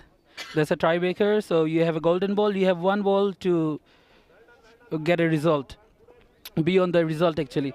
So we have a new bowler. We have a new bowler for the second over, and is Farhad Azim. Farhad Azim, the new bowler for Mitri. He was brilliant in the first game. He actually closed things out. He's a guy I have seen before playing for Byron in the ECL. He's over 2. Yeah, there are several players in Mitri who have been playing around Europe's leagues. And as I told you, that's a mighty team actually. They have their captain, Shahzad. He's a very good player. Then about Arslan. Arslan, there are 2 Arslan actually. I'm talking about Arslan Zafar. Yeah. Who is the wicket keeper who has been brilliant with the bat actually in domestic cricket in France. So let's see what they can do here. Right on the money, that's a dot ball. Yeah, I mean, that one, maybe Naseem feels like he misses out here, but this is just the start you want. Obviously, talked about the dot balls being important and just keeping that score down. Naseem still yet to get off the mark. They should be more focusing on dot ball like this. Yes. Oh, poor keeping. He had to take on the second bounce. Pretty tight one, but they'll get through for a bye. And I suppose it gets Naseem out of the kitchen for now. And Mohammad Javed will face up. That's a extra run for what Mitri wouldn't want to be. Actually, Mitri needs to restrict them in 111 runs, and they cannot afford any extra runs. Actually, they need to bowl straight. Oh my God, that's a wicket! That's a wicket straight to the money. The sound of the timber, and the wicket for Azim. That's a good one, and the first wicket for PKR. The first batsman to depart is Mohammad Javed, who scored 5 runs in 5 balls, and we got a new batsman in. Yeah, 10 for 1, and just tried to pull one that was perhaps a bit too full to pull. I think it actually kind of shoots through. It doesn't bounce as much as Mohammad Javed thinks. So, not the first time we've seen the middle stump knocked down to the ground, and something tells me it won't be the last, but halfway through the over, Mitri strike, and it's 10 for 1. Here comes Fahim Pachakan, who I think fielded incredibly well in that first innings. Took a couple of very, very good catches. He also bowled an over for 18, which wasn't quite in the plan, but he's got an important job now in the number 3 position. So the new batsman Fahim, he has a duty to complete. He has to be the man, stand tall and chase the runs. Actually, that's a dot ball for Mitri. Oh, that's a slippery outfield actually. Yeah, I mean it still is. I think it's getting slightly better as the day goes along. The sun's out at the moment. You asked if we'd see the sun again. We didn't have to wait too long, just here in the second over. Yeah, that's the French weather. Here we can see Guinea, Vispa, they are preparing themselves for the next match. So we are on the second over, and PKR, they have to chase 112 runs, and it's a mixed beginning for them in the innings. 10 runs, 1 wicket, 1 over and 4 balls. Let's see what can do. They need 102 runs in 50 balls at the rate of 12.24, and that's a nice shot. Very good shot actually.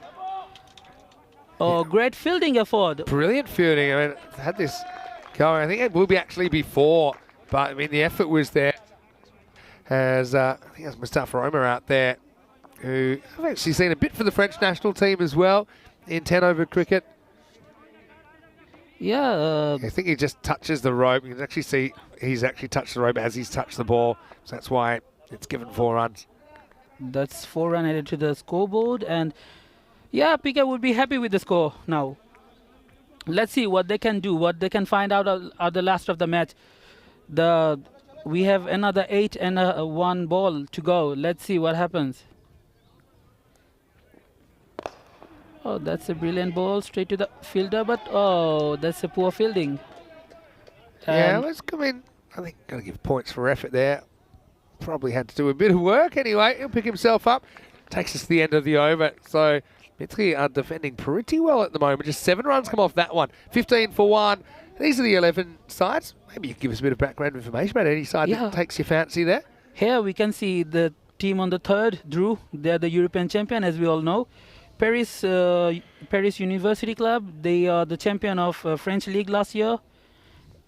And we have Greeny, they have been the champions of Division 2 last year. So Glad you bring up Ginley because we'll see them in the next match against CSPT Sassia. And I know that you'll be doing that match with Rico. I think you'll enjoy that a lot. hopefully, and that is going to be a great match actually. Greeny, they're a very good team leading on the top of the point table. And there we have Sarcel. In the air, looks like a catch, but no, lands in a no man's ground. And 2 runs added to the scoreboard. That's a brilliant running between the wickets. Yeah, you're right about that. I mean, the team had to work pretty hard to even get off the mark here, but just down to the grasp of the fielder. But I think what I really like, I call it a secondary backup. So like he scores his first run, and then he's immediately looking and for the second run. Kind of goes a metre or two and says, "Yep, okay, I'm gonna go through with it." Yeah, that's a very good running from Nasim. He have been a very good batsman for PKR. And that's a wide outside the leg stump. Looks like a wide, yes. The umpire shows it's a wide. And PKR needs another 93 runs in 47 balls. Let's see what they can do. And this is now, it's a sunny day. The French weather, as we all know. I said yesterday, I mean, sometimes you get 4 seasons in one day, we say in Melbourne in Australia. Well, I come from Australia. But we're getting 4 seasons in 1 hour here. That's interesting, actually. Top age and straight to the fans. Another 4 runs added. Yeah, just kind of went hard there, didn't he, Nasim? Hasn't really gotten going the way he'd like to. But kind of just staying in touch with the odd boundary here and there. And yeah, it's probably good they're chasing 112, not something like 152 or something like we saw Sarcel having to go after in the first game. Right now, you can see the win predictor there saying 50-50. So another very even game here on day 3. Yes, it's anyone's game. Let's see what happens, but it's anyone's game. Anything can happen. It's a match of cricket. So you have been in France for the last 3 days. What's your call about France? How do you think? I love France. I've been a couple of times before. This is my first time coming for cricket. Okay. So have you been to Paris or? Yeah, I've only been to Paris normally. I suppose the first time I've gotten outside the city. So yeah, I talked about this a little bit earlier. But I did have the escargot the other night. I had the snails. I shared some with our tournament referee, Charles Croucher, who's off today. Not because of any bad snails or anything like that. But I do, one thing about my job, I'm going normally 20 to 25 countries a year for work. And I like to try the local food and the drink and kind of get in the culture a little bit. So I'm enjoying it here. So have you tried the French boulangerie? Well, this firstly is going to be hit away, and that's going to be 4 runs. So Hachakan having a good time at the moment. There's 4 runs. Okay, so tell me, what do I need to try? I'm not sure. Have you tried the French boulangerie? The boulangerie. Yeah, like the baguettes. Oh yeah, the breads here are amazing. Like I've tried little bits and pieces. I know that obviously the pastries are a very big thing here as well. Yes. So bits and pieces. I did have the crepes, actually. The amount of crepes. I quite like the crepes as well. You can put anything in them. Anyway, couple to come here in the third. And this wide, that's outside the leg stump, and the umpire says it's a wide. The winning rate is gaining for PKR. It's 55% right now after 2.4 overs, and that's a great sign for PKR actually. The captain must be really happy with their batsmen. They're trying to build up as partnership. Nasim, he's supporting Pachakan to build up a partnership. Pachakan, he is striking the balls. He clearly shows his intention. He's trying to strike the ball out of the ground. Let's see. That didn't connect with the ball, but yet he's trying so far. He's trying to hit it out of the ground. Yeah, I mean, you got to kind of, I'd say, tempered aggression here. You know, you can still afford to be a bit selective. But yeah, still got 9 wickets in hand as well. Something to think about. Shafiq with the last ball of his spell coming up. But Piquet here playing first time in European cricket, and it doesn't seem like they're playing the first time. They haven't really solid with the ball. Now with the bat, yes, they're picking up with the score rate. Not that bad. After 3 overs, it's 29, and the wicket just 1 wicket. They have 7 overs. They have to score only 83 runs, and this is very much chaseable in T10. It is. I suppose they're kind of a fraction behind the rate at the moment, only a fraction. Shafiq also has been bowled out. I quite liked what he brought to the table. I liked that he was going mostly one side of the wicket. I suppose it's still fairly early in the campaign for these two teams. I mean, even Mitri, they're only playing their second game out of 10. So it's also there's a bit of an endurance factor about these tournaments. You have to play 10 matches and potentially finals day as well. So I think often the fitness can be the difference between some of these teams as well that are pretty evenly matched as far as the cricket goes. Right, here's Arslan Noor to bowl over number 4. Field's gone back now because we're out of the power play. As you were saying, like 10 matches, it's really amazing because... Oh, wow. Speaking of amazing, how about that? That's Nasim who's turned it away and he's found the left hand of the fielder, Noor, who's going to get a wicket. But what about Mohammad Shafiq? I mean, didn't stay out of the game too long. It's a go gadget catch as it lodges in the left hand. It's 29 for 2. He grabs the catch very brilliantly, holds it and makes it count for his team. Now the captain is going to the bowler and having a little chat. Maybe he's saying, "Tui parbi, you can do it, come on." He's like this, okay, we have got the breakthrough, now you have to do your job, come on. And it's the first ball for Arslan Noor and he got his first wicket.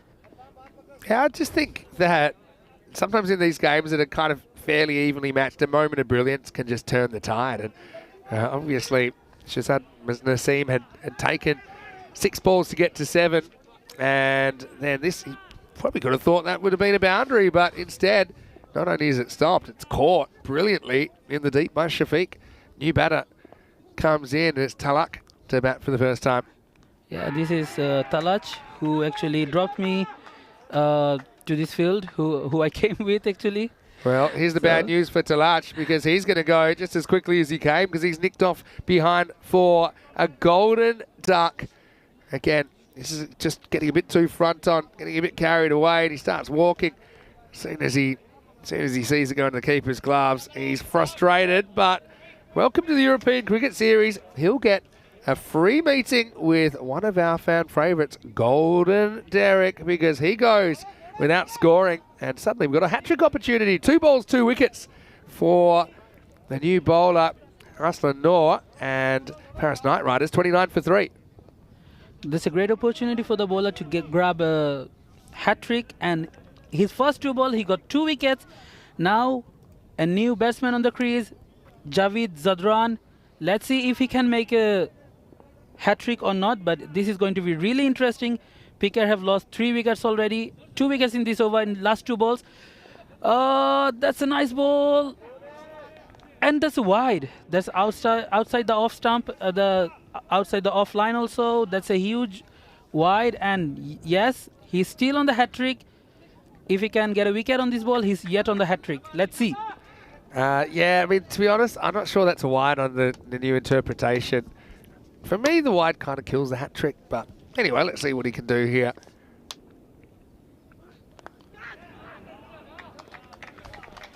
That's going to go all the way. It's a big edge, and Zadran gets his first runs on the network. Maximo back to earth. Swings so hard here that this edge carries all the way. It's an outside edge, and yet it gone all the way for a 6. A very big, powerful shot from Zadran. Yeah, well, he created that bat speed, which essentially leads to the ball disappearing out of the ground. Miriam says she'll bring the croissants on Saturday. Miriam, president of PUC, who I got to meet actually back in Spain during the ECL. I would love some crossholds when I'm here. Just saying. Anyway, Zadran gets another go at Noor.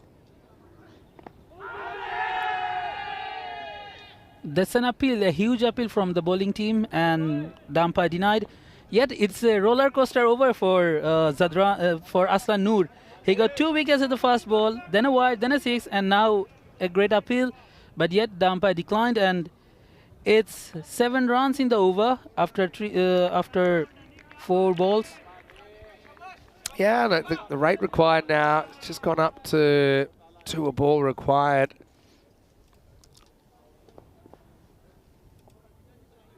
PKR can't afford these dot balls actually. It's a 10-over match. You have only 60 balls. All you have to do, at least score some runs. It's a dot ball is a crime here. They have to score 76 runs in 37 balls. They have to score it in a rate of 12.32, and yet we can see the winning rate have been declined from 52 to 33. That's the momentum just turning against the Knight Riders here. 2 for 7 off this over. 6 of them came off an edge. Last ball of the 4th. That's an end of a brilliant over. Just 8 runs from the over, and Aslan Noor has been really, really good with the ball. He got 2 wickets, gave away only 8 runs, and yet he makes his team back to the game. Yeah, here's the thing with this ball. I mean, he's probably a good metre and a half out of his crease. Now, is that coming down below the waist? Oh. I'm even not sure that it is. I mean, it's pretty flat space on delivery, but often you kind of don't get the benefit of these calls. I think it will be called, actually. To be honest, I don't mind that call. I mean, if you looked at it front on, it looked so high above the waist that it might not be coming down. So it won't be the end of the over just yet. We'll have a free hit coming up to finish it. So it's a free hit for PKR. They have Pachakan on the strike. What he can make out of this ball. And that's a wide. Yes, another one. I'll be curious. I mean, a lot of the balls on the line are being called today. Is this on the line or outside? Again, it's hard to say. For me, it's getting a bit of the line on the way through. So we've actually, the reason this is a bit of an interesting week is because we were previously, anything on the line was getting called a wide. Now we're saying it has to be completely outside the line to be called a wide. I still think a lot of these balls on the line are getting called, but they're fairly consistent as well. Oh my God! But that was a free hit, so he got saved. That was a roller coaster over for Aslan Noor. He have seen everything. He have got wicket. He have got given a wide. He have given an over boundary. Yet a no ball. Then a wicket, but it was a free hit. So very good slower from Aslan Noor, end of the over, and he gave around 10 runs. He gave 10 runs in the over. It's 39 for 3 after 4 over for PKR. Yeah, and actually in a really similar position than in the first half of the game. If I go to the over by over, obviously you see PKR are 39 for 3. Mithri in the first innings, they were 40 for 3 at this stage. So they're pretty evenly poised. But you just feel Mithri at the moment, they've kind of got the wood on this batting lineup. Time for some spin now. And Umar is going to bowl. He's always going to get his hand blown off. This is going to be 4 runs to start the over. So 4 runs added to the board, and that looked like a catch, but straight to the fence for straight boundary here. 4 run added to the score, looked like a catch, and he got hit on the hand really bad. Yeah, Shazad Umar actually bowled pretty well earlier. Took 1 for 14 off 2 overs. Second ball of the over. It's Umar with the ball, approaching. Brilliant shot, and that's a chokka. That's a huge chokka, and that will boost up the team, PKR, for sure. All they need is some shots like this, get up the confidence, and then do the match, get the match, bring out the match. Come on, and then Mithri, they have to be more. Playing with more dot balls, they need some dot balls to be on the match. Third ball of this over. Yet another big 6, Maximo, huge 6. Whoa. Pikia, they're back on the game. That is big. And, you know, just one or two balls can change the momentum of a whole game. And you feel that in this over. It's gone 4-6-6, and this was belted. So back to earth for Shazad Umar, who's actually conceded more in these 3 balls than he conceded in all of his 2 overs in the last game. That's cricket actually. You see ups and downs, but here he has to be more consistent with the ball. Oh, smashed high, hanging in the air, landed in no man's land. So they have changed the strike now. Pacha Khan will be in the strike, and another run added to the scoreboard. So the scoreboard is fluctuating. Sometimes the scoreboard going the way of Mitri, someone's Pika. This is going to be a very interesting match actually. Yeah, this is one that kind of gets up, and it's a quick bit of work. I'm not sure that Fahim ever lifts the foot. Let's just see. He does kind of dance around, but I think he's got something down there. But I've got some bad news that the last 6 you saw actually hit umpire Asif's car. And I've said all day that we might see some cars hit, and it made a sound in my ears. And I said, that doesn't sound like a very good sound. So, oh well, little surprise for Asif when he walks off the ground. When he's going there and seeing his car have been crushed with a ball, he's going to be upset.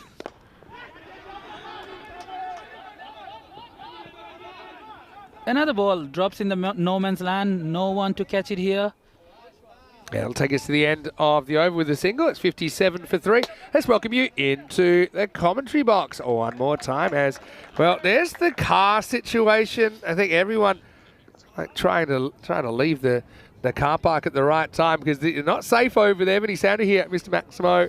I've got Ifti with me today, who's helping us out. It's kind of our local expert, and we've come at a good time because we've had 2 really good cricket matches this morning. Yeah, it have been a really good match in the morning when we saw Sarcelles versus Mitri, and now this one is also going in a good way. It's anyone's game right now, and let's see what they can do each way. And they're pretty much halfway to the target. We're halfway through the overs, and this will help because we'll start with 4 runs here in the 6th. So they just seem to have been able to fight back from a bit of a flat period to get a bit of momentum going. So you can see PKR actually ahead now in the percentages. You can see how quickly it changes because they were well behind just about 5 minutes ago. Here's the Mummy in over 6. And this is a pretty good Yorker. Just dug down the ground for 1. Mana's saying this is this Javid Zadran. There is another Javid Zadran in Austria. So he's saying, is this a cheap imitation? But now he's saying after seeing him bat for a bit, he looks like the real deal. There are a lot of Zadrans actually. Oh! So interesting fielding. Yeah, well, interesting. And accidental and a bit lucky, but it never touches the boundary, so it'll just be a single. It's this could have easily burst through for 4 runs. Could it go down, but then able to recover.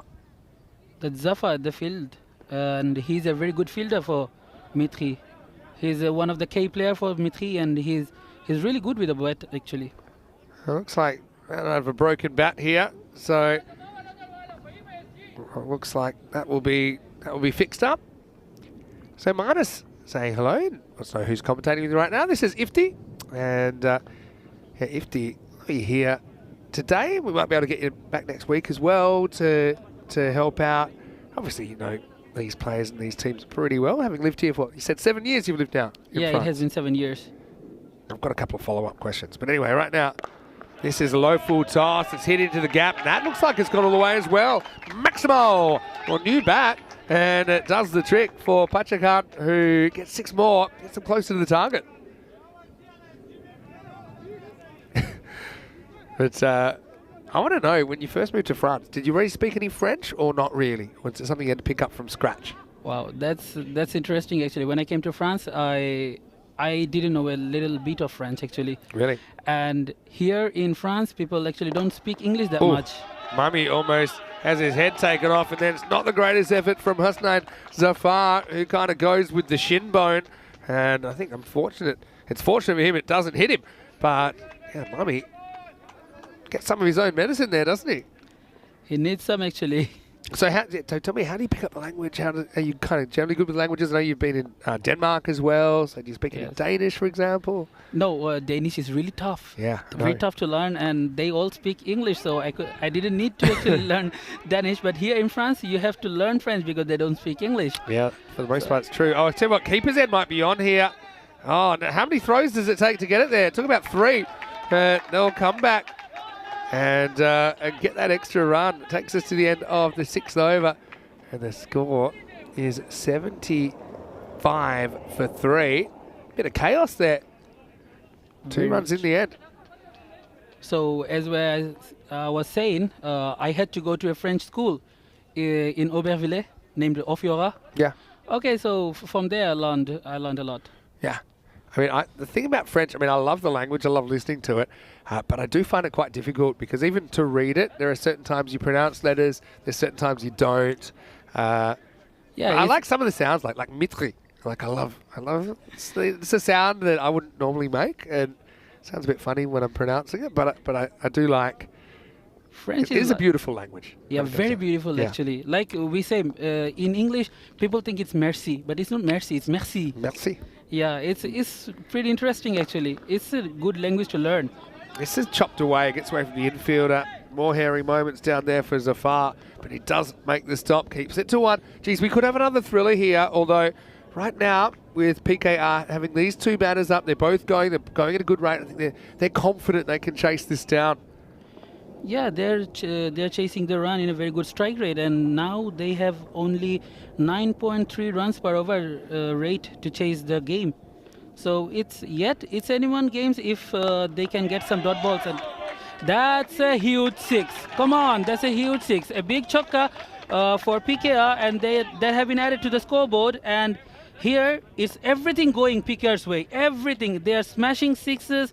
They're getting run. They're getting doubles, singles, and everything. Yeah, I mean, at the moment they're well in control, but we know things can change, and we saw Mitri kind of fight back late in the piece with the ball in the first game and actually sneak the win.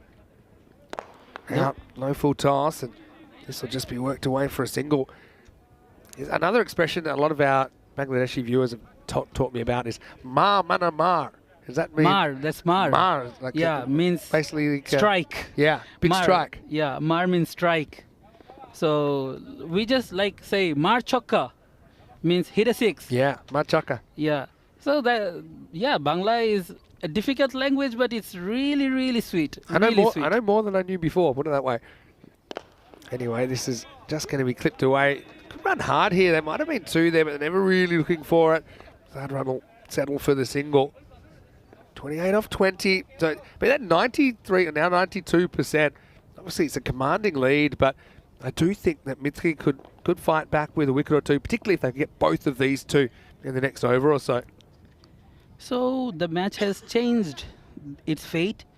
2 overs ago, it was in Mitri's way. Now it's on PKR's way. So this is cricket actually. That's why we love cricket a lot, and we love watching those shots, those big 6s, and a big chokka.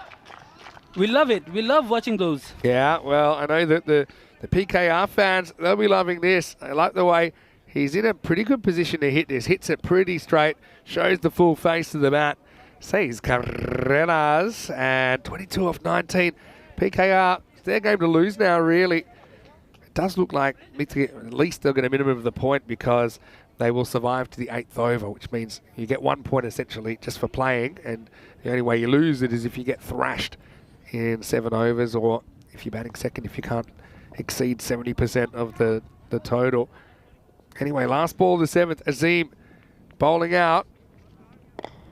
And just gets knocked for 1 here. So interesting they bowled Azim then, and it didn't leave him for the last. He bowled the last over last time and was instrumental in them holding on. But right now, PKR are 91 for 3 after 7. Let's have a look at what's coming up. We have CSPT Sarsel versus the Grini Vipers in the 3rd match of the day. We're about 25 minutes away from a start there. So clearly have won the toss. The Vipers want to have a hit first. They went 2-1 on their first day. The game they lost was a bit of a thriller as well. They just lost second last ball. But Sarsell went pretty close to Mithri in the first game. Couldn't quite get across the line. I know that you'll be doing that one. Rico will be back in the box. I've got a few things I've got to take care of. But yeah, right now, we've got a big finish on here, don't we? 21 required in the last 3 overs. Let's see if Aslan Noor can fight back. Remember, he did take 2 wickets and bowled a very good over first up. 8th over begins. And just a kind of careful push for one by Fahim. Will get Zadran back on strike. So here, Pickett, they don't need any luxury. All they need is to score 20 runs from 17 balls, which is really gettable. And they're in the driving seat, so they don't need to do anything that is really luxury. They just need to score the runs and win the match for their teams. So as we can see, 2 set batsmen on the crease. Pacha Khan with 43 runs in 19 balls, which is really brilliant. And also Jadran, who have been supporting. Actually, he's been the one who's striking oh my God, as I told you. And that's another 6. That's another 6, a huge boundary added to the scoreboard. And Jadran, he is in 33 runs in just 12 balls, which means he's playing over 250 strike rate. Yeah, he's hitting the ball really well. Just kind of times this one up and out of the ground. And Maximo, really hard to see them losing from here. Again, a partnership being so important in deciding this game. Noor needs to break it quick. He'll get a dot ball, which is probably the next best thing at this stage. I always think, though, if you can kind of get the runs required back up above the balls remaining, especially towards the end of the game, then you're only kind of, if you win a few small battles, maybe get a couple dot balls, maybe take a wicket, it's a nervous time for someone new to come in. Yes, as we can see, Paris Knight Riders, they won't need any new batsmen if they can do what they're doing. And they need to do, all they need to do is just score 40 runs in 15 balls. Oh, God. Now all they have to do, no losing any wickets, and just score the runs and get your team on the line. Yeah, so probably a couple of expansive shots from Zadran that he'd like back.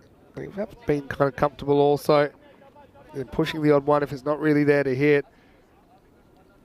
Still think we might have a big finish here, but to do that, I think Mithri, they need their bowlers to hit the spot.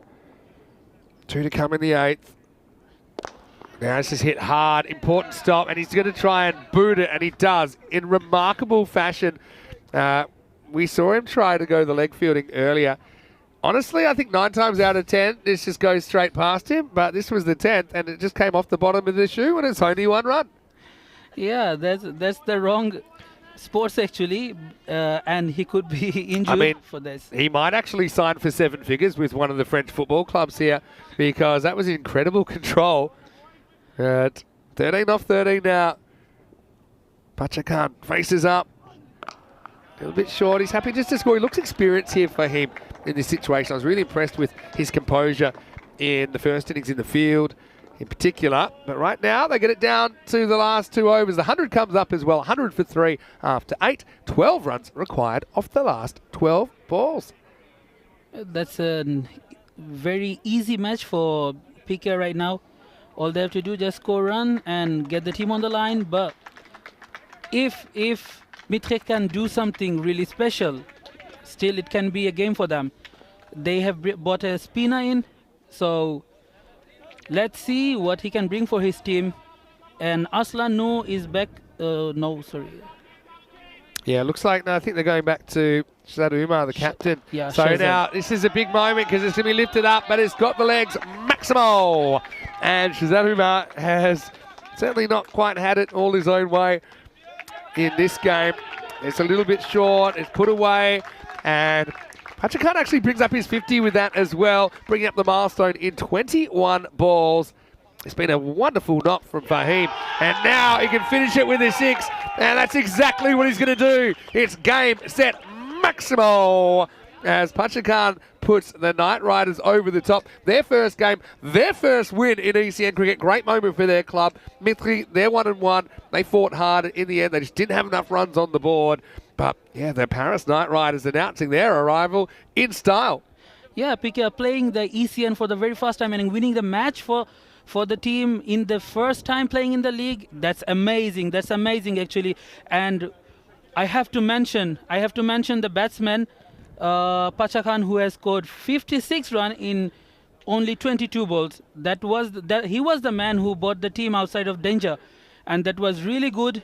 And as we can see the score, they have won the match by 7 wickets. Yeah, nice effort. Now, Sassel are taking on the Kidney Vipers in the third match of the day. 20 minutes away from the start with the Vipers winning the toss and batting first. But it's almost lunchtime, so why don't we get cracking and have a look at the highlights. And I will say it wasn't quite the way they wanted it to start, with Mohammad Javed getting his middle stump surgically removed for 5. Shazad Naseem was out there, and he wasn't really able to get going too much as well. He got one boundary away, but it was a remarkable piece of fielding that would see him get caught by Shafiq off Aslan Noor. And believe it or not, Noor would have 2 before too long, because then Talach was out first ball. But yeah, Zadran came to the crease at number 5. His 34 not out was pretty impressive. But a player of the match effort by Fahim Pachakan of 56 not out ends up swinging the game towards the Night Riders. Yeah, Pachakan, he really got the game out for his team, and he have been brilliant with the bat. So he has done his job and won the match for his team, and that's a win of 7 wickets for PKR. And that, who will believe, that's where their first match in ECN. Yeah, that one actually hit the tree and it knocked a few leaves off. I just noticed that on the replay. But remember, they kind of were a long way behind the game. Remember, I think at one point they were kind of like 35%, something like that. Dramatic foot fielding there towards the end. But a succession of big Maximos put this one to bed. And in the end, it looks comfortable, doesn't it? Probably wasn't as comfortable as it looks, though, on paper. But Paris Night Riders, they get there and they get to the target of 112 with 10 balls to spare. Fantastic cricket game. A great time for you to spend your first time in the box on the European Cricket Network. Let's have a look at the scorecards. Pachakan with 56 not out wins the player of the match in this one. Zadran provided good support, though, with 34 off 15.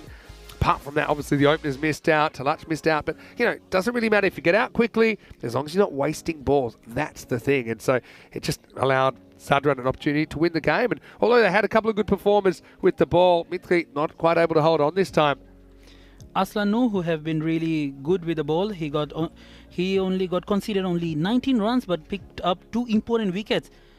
But it wasn't enough for his team as they lost the match. But it's only the first match of many, though. That's the thing. I suppose they played 2. They've still got 8 to go, so they'll have time to turn things around. We'll take a break here. We'll be back in around about 15 minutes with the third match of the day. Well, the Vipers are back. Let's see if they've got some bite, taking on Sassel. When we return, Vinny Sandu here, Mr. Maximo. Rico will be back. And again, special thanks to our guest, Iftika Saif. We'll be back very shortly for more cricket on ECN. You're watching the European Cricket Series.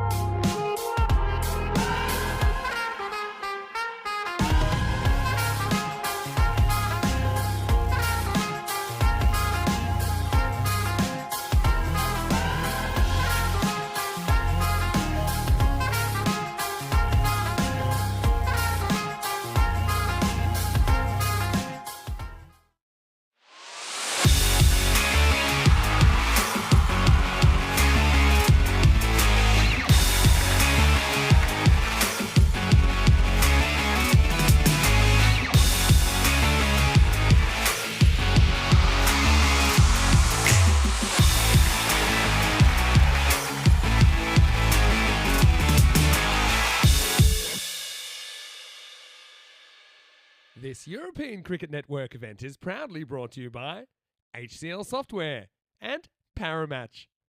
Hello and welcome back. Great to have your company as we return to the Douro Cricket Ground for more action here in the European Cricket Series France. And coming up now, we have a pretty interesting game. It's match number 13. The Guinea Vipers are back. We saw them on day one. Had a pretty interesting time. They're taking on CSPT Sarcelles, who are here for the first time on day 3. Time for the toss. Nilkesh is out in the middle with the 2 captains. Let's see who wins it. Your call. Tail is a call. It is tail. You're going to bat first. So it is the Vipers that win the toss and they've elected to bat first. It seems to be a bit of a trend, teams wanting to put runs on the board. They had a pretty interesting start to their tournament. An unanticipated delay in the opening match forced it into a 5-over affair. They were able to win that one, then they lost a thriller in their second, then they came back with a win in the third. So they're kind of 2 out of 3 after their first day of action. They've got a big day today as well, taking on the Sarcelles team, who I think really have impressed with the way they've gone about their cricket so far. No, they didn't quite get the win over Mitri in the first game of the day, but they were still very, very impressive and they almost pulled off a 150 chase on debut. Rico Full is standing by. We know that some spooky things can happen in match number 13. Rico, let's get ready for action. I know that you got Iftika there as well with you, and you guys can go through the first half of this one. The news from the toss is that the Vipers, they won the toss. They're going to have a hit. So over to you. Let's get ready for the start of match 13. Thank you very much to Vinny. Yeah, good to be back, and I'm certainly looking forward to this one. The Guinea Vipers, remember, we saw them on day 1. They're taking on Sarcelles, who, well, came very close this morning to a fantastic run chase. Let's talk about the Vipers a little bit, where they started with a win here in the very first match of the European Cricket Series, 99-76, in a 5-over-a-side match, remember, and it was a Dalipala Chowdhury 65 of 18.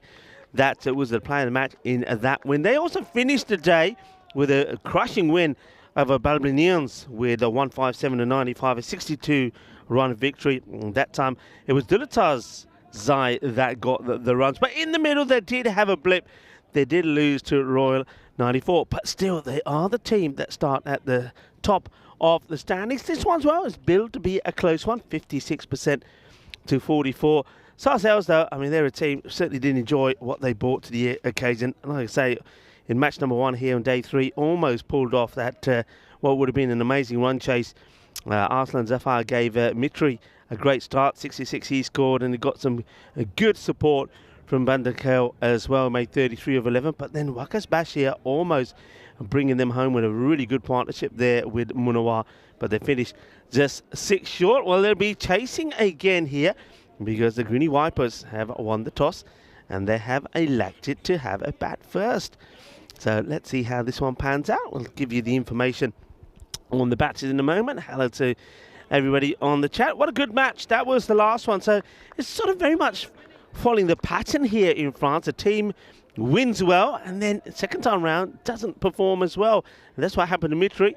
With the bat this time, only 111 last time round. Yes, here he gets a half century, but below par. And the Paris Knight Riders, after a slow start, getting a win by 7 wickets. Here's the first. And that's going way down the leg side. And, well, he's better get back quickly on the Iba, and just gets back. But that could have been a bit of a disaster for Samiula. And, yeah, I am here. And it's a great pleasure for me to be in the box for the first time with Itivka. Hello and welcome. Thank you very much, Rico. Welcome everyone to Douro Cricket Ground.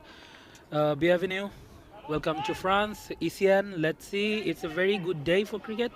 And here we can see the third match of the day. We are having Guinea and Sarcelles playing each other for the first time. Thank you for having me, Rico. It's a pleasure.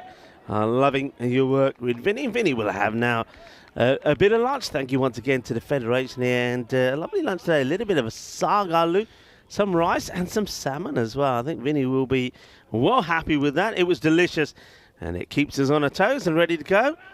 That's clipped away on the leg side here as Thivane gets things going. I am surprised, I have to say, Iffy, that when you got a side like the Vipers, 2 batters that really did shine on day 1. Chowdhury is one of them, hit the ball really well. The Lutsai as well, another. I'm surprised you're not using those big hitters. At least one of them as an opener, because one thing they didn't do well in those matches, even though they won, they didn't get the best of start in the power play. So I don't quite understand why you're keeping those big hitters out of the top two. Actually, Greeny has a very deep batting lineup.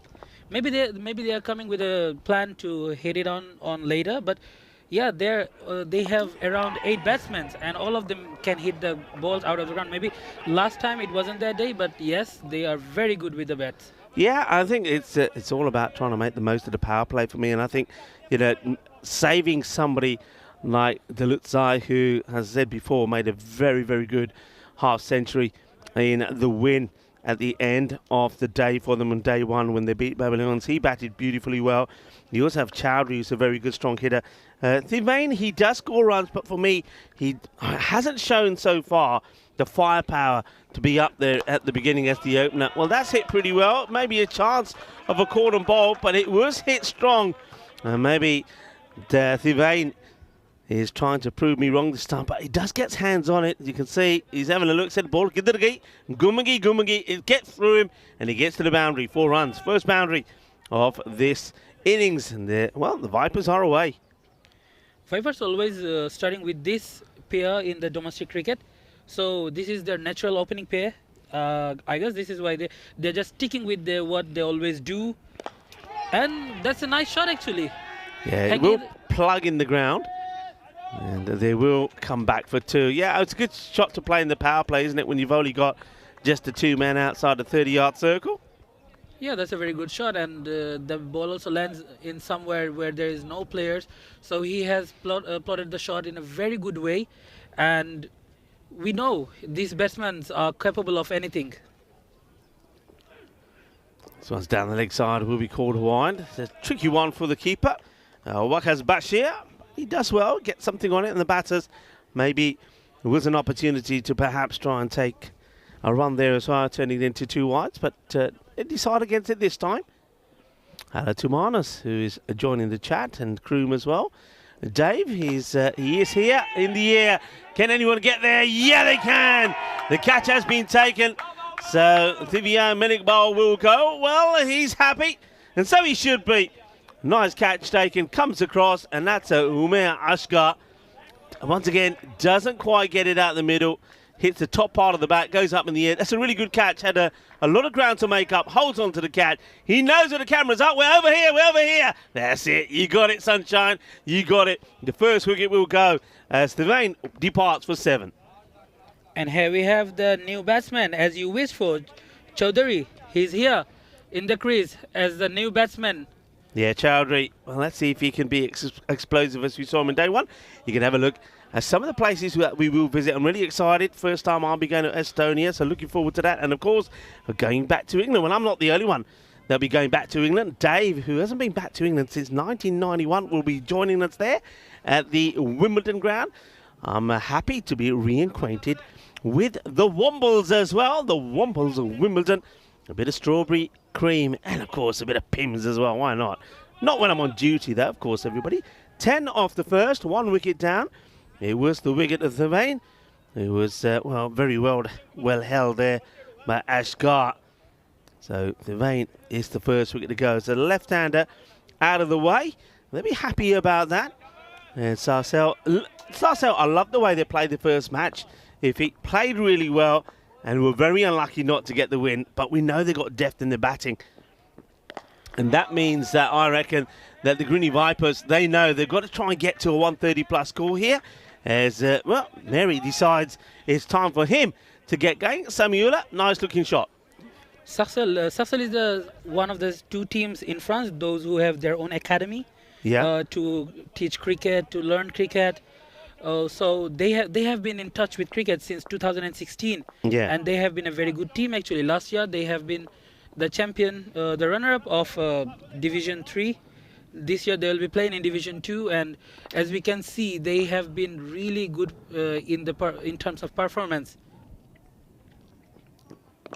Ali, just take the single this time, Mary. So we'll get a chance to see Chowdhury, and let's see if he performs as well as he did on the opening day. Yeah, one thing also by Sarcel that I like is that they are, you can see that they're a club and a group of players that have been gelling together for a time. I think the team dynamics from them was very good. They gel as a team, they play as a team, and they're well led by their captain as well.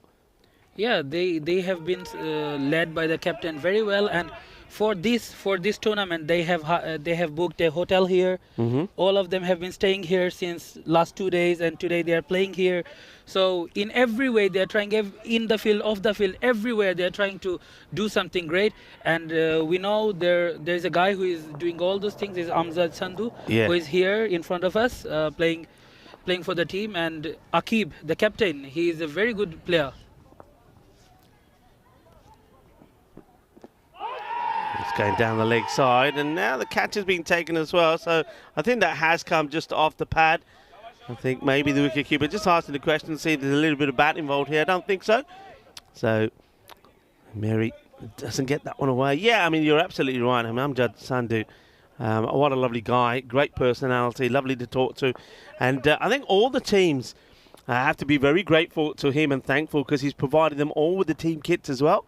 So that's fantastic from him, and that's why, of course, you'll see the logo, his company's logo, I should say, on the back of all the shirts there, Euro King Sport. So, of course, I think everybody very thankful for him for that. But also, I think here in France, have to be very thankful for the amount of effort and time he puts in, and also the club puts in for those academies.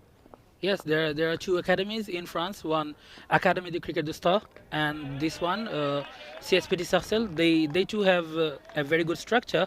And as you mentioned, Amjad, he has been in this since 2016. From the since he came in France, he have been involved in all the stuff. And now CSPT Sarcelles, they have their own ground, they have their own pavilion, they have their everything to practice.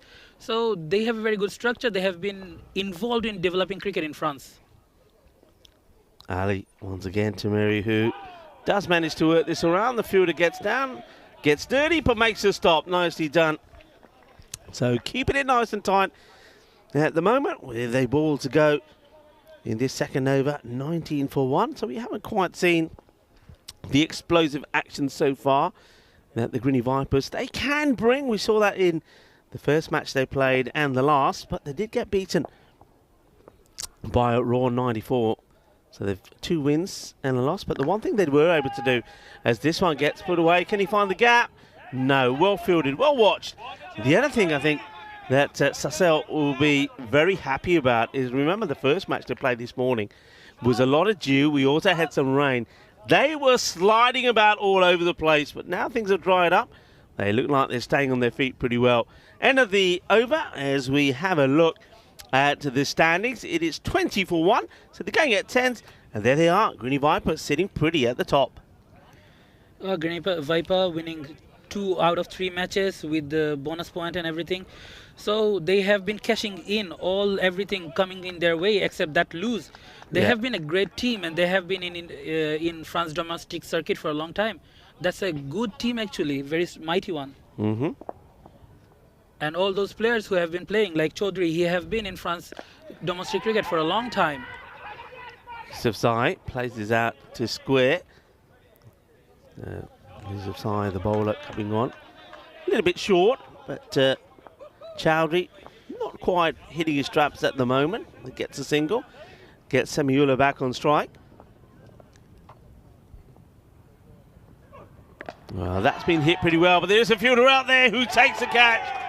Perfect positioning, and Zahir Hussain says, Rico, I don't need the shades quite now because it's cloudy, so no sun to contend with. And the man that was giving us the Usain Bolt lookalike earlier when the sun was in his eyes has no problem to take this catch. Good technique. He gets down early, gets a good, solid base, and this time, takes it, holds on to it. So that's a good wicket to get. Semiula will depart for 7. So here once again, the openers of Greeny, they couldn't make a good start for their team, but now it's all on the shoulder of Chaudhry and the new batsman. Yeah, the new batsman will be Dalit Zai. And I'm liking this. These are 2 guys, as I said before, did perform on day 1. Chaudhry scored a half century in the win over the Villeneuve Super Kings. And Dalutzai, he was in very good form. They didn't quite get the century, half century, 47 of 18. And so these two really, I think, are the major hitters. And I think they're the ones that Sarcelle want to see the back of pretty quickly, because if they start clicking, they can get to a big score. They have to stay on the ground. They have to stay on the pitch. They have to score for their teams. And it is really important for their team right now. They have lost 2 early wickets in the first 2 over, and this is really necessary, important for the team to stay on the ground and play for them. If they can play for around 8 to 9 overs, they can score. They can make a big score for their team. And let's just have a look at this one again. The batter is having a look at the umpire. I think one in a wide. Comes down a long way. It's a long way out of his crease. Has a little look. The umpire says, no, that's fine. And, well, has the bat down. It's a good job he does, because otherwise he finds himself in a bit of bother. I found it interesting. Do you think Chaudhary is playing with a keeping pad? Betting with a keeping pad?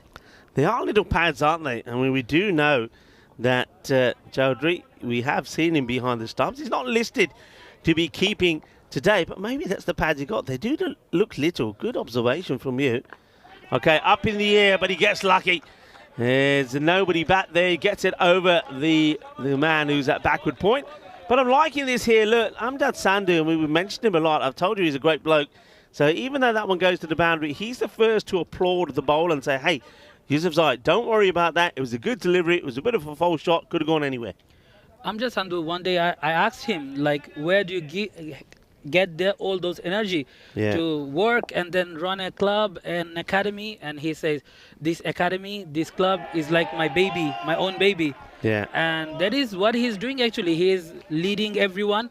Though he has a captain, but he's the one who has been really involved in the match. We can clearly see he's changing the field. Yeah, one thing I will say is that if it wasn't for people like Amjad Sandhu in Europe, you know, then cricket wouldn't be where it is today in a lot of these countries, because you need people like this. You need people that make sacrifices with family time, sacrifices with work time, and they're giving a lot back to cricket, aren't they? May have, you know, and his dream, as he told me, is to see cricket grow in France, you know, and with that grow in Europe. And that's exactly what's happening. And you need people like Amjad Sandhu. And if you had more Amjad Sandhus around Europe, well, I reckon cricket will be growing pretty rapidly. As Bashir comes back and gets good movement. Watch this one swing after it goes past the batter. A lot of swing here on this ball. So trying to get something on this one is Humidullah Dulutzai.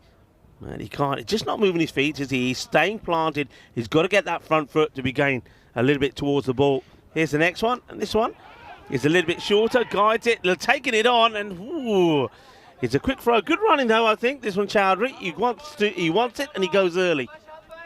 And let's just see how close it was. We'll have a look at the throw that comes in here. So Chowdhury is off straight away. In comes the throw. You know what? He'll be gone because he's worried about taking evasive action. And even if his bat eventually did end up in, he's not touching it. Oh, well bowled. Good heavy length. Good movement away here from Bashir. Bashir have been picking the ball on the side, and it have been swinging out very beautifully, very nice, and no clue for the batsman, straight to the keeper's hand. Yeah, well bowled. He certainly is causing the batter plenty of trouble. Hello to everybody in the chat. I see my friend Chris Schnitzel, as I like to call him. He's in there. Well, this is the uppercut. Chases on the Iba will not get there. It's nicely played. Intelligent shot from Chowdhury. Doesn't need to try and hit it too much. I think he knows where the ball is going to be. He's expecting it. He rocks back and he guides it over the field. The chase is on. Kafi courses Katipa Joka Lagia for more. The ball grip from Bashir says he is going to go for an outswinger, and that's what the batsman read actually, and it was it, and he just made an uppercut for a boundary. Down the leg side, not a good ball, Gandhi ball, and that gets played away for 4 runs. Chowdhury just starting to get into his rhythm, and if he gets in, he can hurt you. Well, either one of these two can, and I think Chassel will be looking to get a breakthrough here pretty quickly. So Green is coming back to the match slowly, and now they have got back-to-back boundaries, two fours in this over. Last ball of the over. That has been absolutely crunched. Volley, volley, volley. Nice shot. Well, I think the young lady who's sat there watching probably finds this Grizzly gets a little bit too close for comfort. I think it gets her on the shin. And it gets played away. A delightful shot. Well played. And Chowdhury, this is Chowdhury at his best. It's the end of the over. 4 overs complete. 41 for 2. So Green back on their feet, and it's 41 runs after 4 overs. That's not a bad total, and they have 6 more over left, 8 wickets on their hand. I hope they go big. It's going to be a good game of cricket for both teams. Well, Dave is just telling me he found a plum and he's been Irani. Well, that could be out. It stayed low. The umpire has to decide if it's hitting, and he decides it is. It's a little bit unfortunate there, I think, for Dalutzai. This one doesn't really come up from Yusufzai, and the only thing the umpire has to decide here is whether this one is going to go on and hit the stumps. Is it missing leg? I don't think it's missing. It doesn't have to hit middle. Pitch is on. It's going on to hit, I reckon, leg stick, and that is out. So Dalutzai, a little bit unlucky, doesn't get the bounce, and a great wicket for Sarcel to get. If you get the likes of Dalutzai out early before he gets going, that's going to really reward you well. So we have the new batsman, Rahim Gul. Rahim Gul on the crease. Here we can see Chaudhary. He has to take the responsibility. He has to make his team go on. And it's only 4 over and 3 wickets gone. Chaudhary has to be on the ground and make his team go on until the 10th over. So gets the wicket, and it's actually Umair Asghar that's bowling. We just have that amended for you. We actually had Yusufzai listed as the bowler. It's been corrected now, and what a start for him. The very first ball that Asghar bowls, he gets the wicket, and an important wicket. Okay, Nasari now in, but I have to say that apart from Chowdhury and Dalutzai, no other batter really got going for the Vipers on day one. But like you say, it was day one. Maybe they were just finding the feet. Can somebody else click here? Can it be the left-hander Nasari? Gets a full toss, which gets played outside in the off. It's well fielded. They might just check the heights on this, but I think it's okay. I think it is on the way down. But we'll have a look anyway. Let's see what the umpire sees here. Let's have a look. So, yeah, I think that's on the way down. You see batteries coming out of his crease as well. Not the ideal delivery, though, from Asghar to a new batter. All right, Chowdhury on strike. Now, this is the one that they really want to see the back off. Chaudhary has to be on the strike, score some run for his team. Shot. And that will go all the way as well. He's a powerful hitter, isn't he? He's a powerful hitter. If he makes contact, the ball is going the distance. He has made it count. He has made it go directly to the fans, and that benefits his team actually. And if he, as I told you, if he stays until the 10th over, it's going to be big for Greeny. Yeah, I was just telling you about Dave, who said he found a plum stone in the biryani. Well, it could have been worse. It could have been a chili. Then you would have been in trouble. Anyway, Dave, it all depends whether you got your teeth in or not, whether that's going to cause you a problem. And I did have a little chat with Dave. He told me that he got a ride in this morning, so he didn't have to get up so early after all. So nice to see Dave. In fact, it's nice to see a lot of spectators here. And that's one thing I love about this ground here. It's a lot of people coming and watching the game. And I was talking to some of the people involved with Drew. Short, gone, ay, ay, ay. Or as they would say here in France, ooh la la, that is a biggie. Manos arriba, arriba, arriba, arbitro. Porque eso es, well, they say 6, well, maybe we should say 12, because you should get double for this. That's gone a long way. And look at the, people are getting smarter.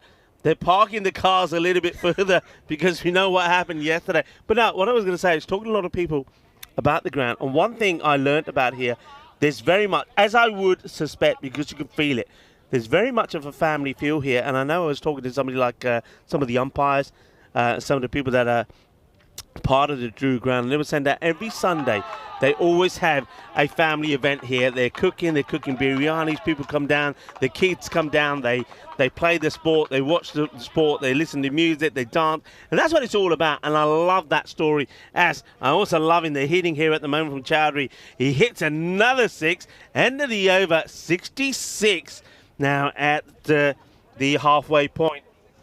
As we say hello to all of our viewers around the world. I got Iffy here with me first time. I'm here with you. Thank you Lovely very much. to have you here on board. And I like it, the local knowledge that you have. And you probably help me out with some of the pronunciations. And a little bit later on, tell me some nice, good, I would say on a day like this, warm French food to try. So you can tell me some about some dishes to try maybe a little bit later. Yeah, sure. I will invite you for a lunch actually, soon, inshallah. Okay. But here, as you told, like in Sundays here in Yeah. Drew, that is really true because I have been here. I have played against Drew, and every Sunday when there is a match, they arrange something. They cook some good biryani, and they have some good food. All the families come over, and it's a very great atmosphere here actually. Yeah, that's one thing. I mean, if I'm honest, as we see this, another good hit is another one that will go all the way. Grande. Well, he hits the ball well. This one is sweet out of the middle, sweeter than a bowl of gulab jambu, as that one goes all the way. But yeah, what I was going to say to you, one thing that got me into cricket many years ago in England was, yeah, I loved the sport. But before I knew too much about the sport and what I was good at, what I wasn't good at, and, you know, all the laws, even all the laws of the game, I just liked the environment it was played in. It was a family atmosphere. 6 more. Oh, beautiful. He is just oozing class at the moment here, Chowdhury. And he has moved to his 50. What a shot. And that is 50. That came off with just 15 deliveries. And now, well, add 6 more to that. 57 of 16. I told you. This is what I was saying to you before, Iffy. That there for me is your opener in T10. You've got to make the most of the power play. And no disrespect to Thavlin, no disrespect to Samiula, who both scored. Look, Thavlin, he scored 7 of 5. Samiula, 7 of 6. But this guy, all right, he's gone here now. I put a real commentator's curse on him. But still, he goes, but he scores runs quickly. He's got his team to a good position. But Chowdhury, he now goes here. It will put them under the thumb a little bit, but he's laid a good foundation. I've got to say, great comeback here from Zahir Hussain. Full and straight, and that's the stumps knocked over. I'm loving this. Middle stump out of the ground. And there's a sound of the timber. As we saw, he just scored 57 runs in 17 balls, and that is amazing actually. He has done his job. Now it depends on the rest of the batsmen, what they can do, what they can bring for the team. Yet they have 4 more overs to come, and let's see what they can do for the team. Yeah, I mean, let's see, because this is where issues start for the Green Vipers when they lose the 2 established batters. Dulutsai is one of them and Chowdhury the other. Can they now capitalise? They're saying the expected score here, 132. I'm going to make a little note of that here at this point, what they're expecting. Let's see how close they get to that, because I suspect that they may just fall behind the rate. In the air, catching opportunity. Oh, well, he loses his balance and loses his shape. And the fielder there, well, he almost loses his tummy, as that's Asad Mohammed, who gets this in the gut. That's an opportunity to remove Kabir first ball, and he gets a lot of luck. And that's Asad. He's an experienced player actually, but he dropped the catch, and that's a very good life for the new batsman who just came in the crease. This area, oh, that's a lovely shot. But there is a fielder that's there. It'll just be a single. So I'll just finish what I was saying. It's about myself and cricket. So when I started cricket, I went to cricket, and I wanted to go to cricket because I love the atmosphere. I love the people that I was around. I loved that social element of it. And then the more I liked that, I stayed, I stuck around, I started to learn more about the cricket, and I got into the game. And I think that's very important. I think a lot of that has been lost in cricket over the years, wherever it's being played. I think people turn up, they play, they go. Some of it is because of the way time has changed, you know. People don't have social time. A lot of players, I know, for example, my experience in Spain, people turn up, they play. As soon as they play, they've got to start work. They have to go. So it's not really a fault of everybody. So I do like it that, all right, it may not happen at the end of every match, but I do like it that at least, whether it's once a week, once a fortnight, that people do come together. Families can come together. You know, you go to the ground with your wife, with your partner, with your kids, all come together, enjoy the social side of it, not necessarily playing the game, but people who are part of the game coming together, because that, I think, is what makes the game bigger, better and stronger. Yeah, definitely. Here, it's really tough to continue playing with your extra life work. So everyone has a permanent work and they play cricket in the weekend. Yeah. So it is really, and some even they have work in weekend. They play whole day and then they go to their work. So it depends actually on the situation. But it is really beautiful when families come across and enjoy the beautiful game of cricket. Everyone enjoying the atmosphere, enjoying the game. That makes cricket special actually. Goes for it. It will just drop before the fielder, the man we've talked a lot about, Amjad Sandhu. And it needed to be backed up. It was, so after dropping the catch, I think the captain, Samshad, is saying, all right, well, you dropped it. Here's the ball. See if you can get the man. And now he's bowling to the man that he dropped on 0, Kabir. Let's see what Kabir can do. I don't think we saw Kabir on day 1. So he gets a lucky break. Can he make it count? Well, he hits this nice and straight down the ground. That is going to be 6 runs. That is right on the rope. 6 Guerreros for Kabir. Gets dropped on 0. Now he's out there to make it the most of it. Let's see if he can make it count, the wicket. He got a chance and what he can do right now. Yeah, right on the rope. Well captured there by Spring Media. Oh, well, this is awesome. It's a monster strike. And that will go for 6 runs. That is absolutely brutal. So Asad missed the catch of Kabir and now he got smashed 2 sixes, back-to-back 2 sixes against Kabir. And let's see if he can take his revenge, if he can bring back the momentum to his team. No, because this is going to be another one. It's gone out of here. 6 more. So, well, I tell you, the man who drops him, Assad, is the man who's now being made to pay, because this over now is in danger of getting magical 19 from it. And I think already the damage is being done as the 100 comes up. He swings and misses this one, and Assad only misses the stump there by a small margin. End of the over, 19 off it, 100 for 4 after 7. So in the last over, everything went Kabir's way except the last ball. Yet the last ball was a dot, but he have done his job. He has smashed 3 sixes in 3 balls. Yeah, this is some of our upcoming events. Of course, France will continue here. We'll have the final of the European Cricket Series. Then we've got some ECI action as well, where Hungary and Romania will come here and play some cricket. I tell you what, I think the Hungarians and Romanians are looking forward to being here, because I reckon they're going to enjoy themselves on this ground. I've seen the ground in Hungary, I've seen the ground in Romania.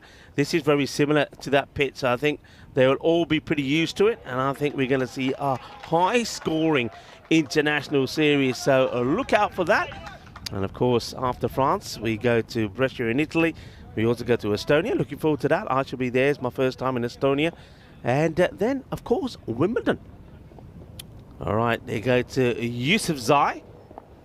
See if he can get a breakthrough here. It's a big wild swing. Asking if it's a wide. We'll have a look at it one more time. Let's see, remember, the whole ball has to go past that line. I don't think it does. Let's have a look at this now. That's well inside, actually. It's a little inquiry from both the batters, and the umpire, quite rightly, says no. That's a right armer bowling to a left armer. So that's an interesting ball. He's swinging out the ball offside. That's well bowled again. This is good bowling. You know, one thing I was always taught when I was bowling to a left hand is go right across them. Go right across them. And one thing that they always used to show me was bowlers bowling well to somebody like David Gower, who was always suspect to that ball going across. Don't bowl on the pads, don't bowl on the leg side, get it going across them. And that's exactly what Yusufzai is doing here. Yeah, if Yusufzai have been incredible with the ball. Check once again. Ooh, close one, but I think that's not a call that Yusufzai will like, and I agree with him. I think this one is inside. It doesn't go past the line, so he's unlucky there. I wouldn't change what I'm doing, though. If I'm Yusufzai, I'll say, all right, maybe that one goes against me, but I'm going to stick to it. Yeah, he's been doing it very brilliantly, but he changed his place. Yeah, He plays the ball in the wrong place and gone for it. He has smashed a 6. He has got beaten by the batsman. yeah, and this is exactly what I was saying to you and telling everybody. Keep it outside the off, across the batter to the left-handers, because if you put it in that area, most left-handers love it there, and maybe it's not out of the middle, but still, it goes all the way. It's a Baximo for 6. He had been great until this ball. He had only conceded 8 runs in 1.2 overs, and that wasn't bad actually. Now he got another wide. He conceded another wide, and that makes him 7 runs in just 1 ball. Yeah, and that's why, even though you bowled that wide, it was called a wide. I don't think it was a wide. That's why I said, look, stick to it. Don't change it. Don't let that put you off. You'd rather concede a wide than change your plan and go for 6. Let's see if he goes back to it. Yeah, he does. It's a miscue. Could be a catch. Should be a catch. Amjad, well, he puts it down. Goes for it crocodile style. And he could have taken just another step forward from me.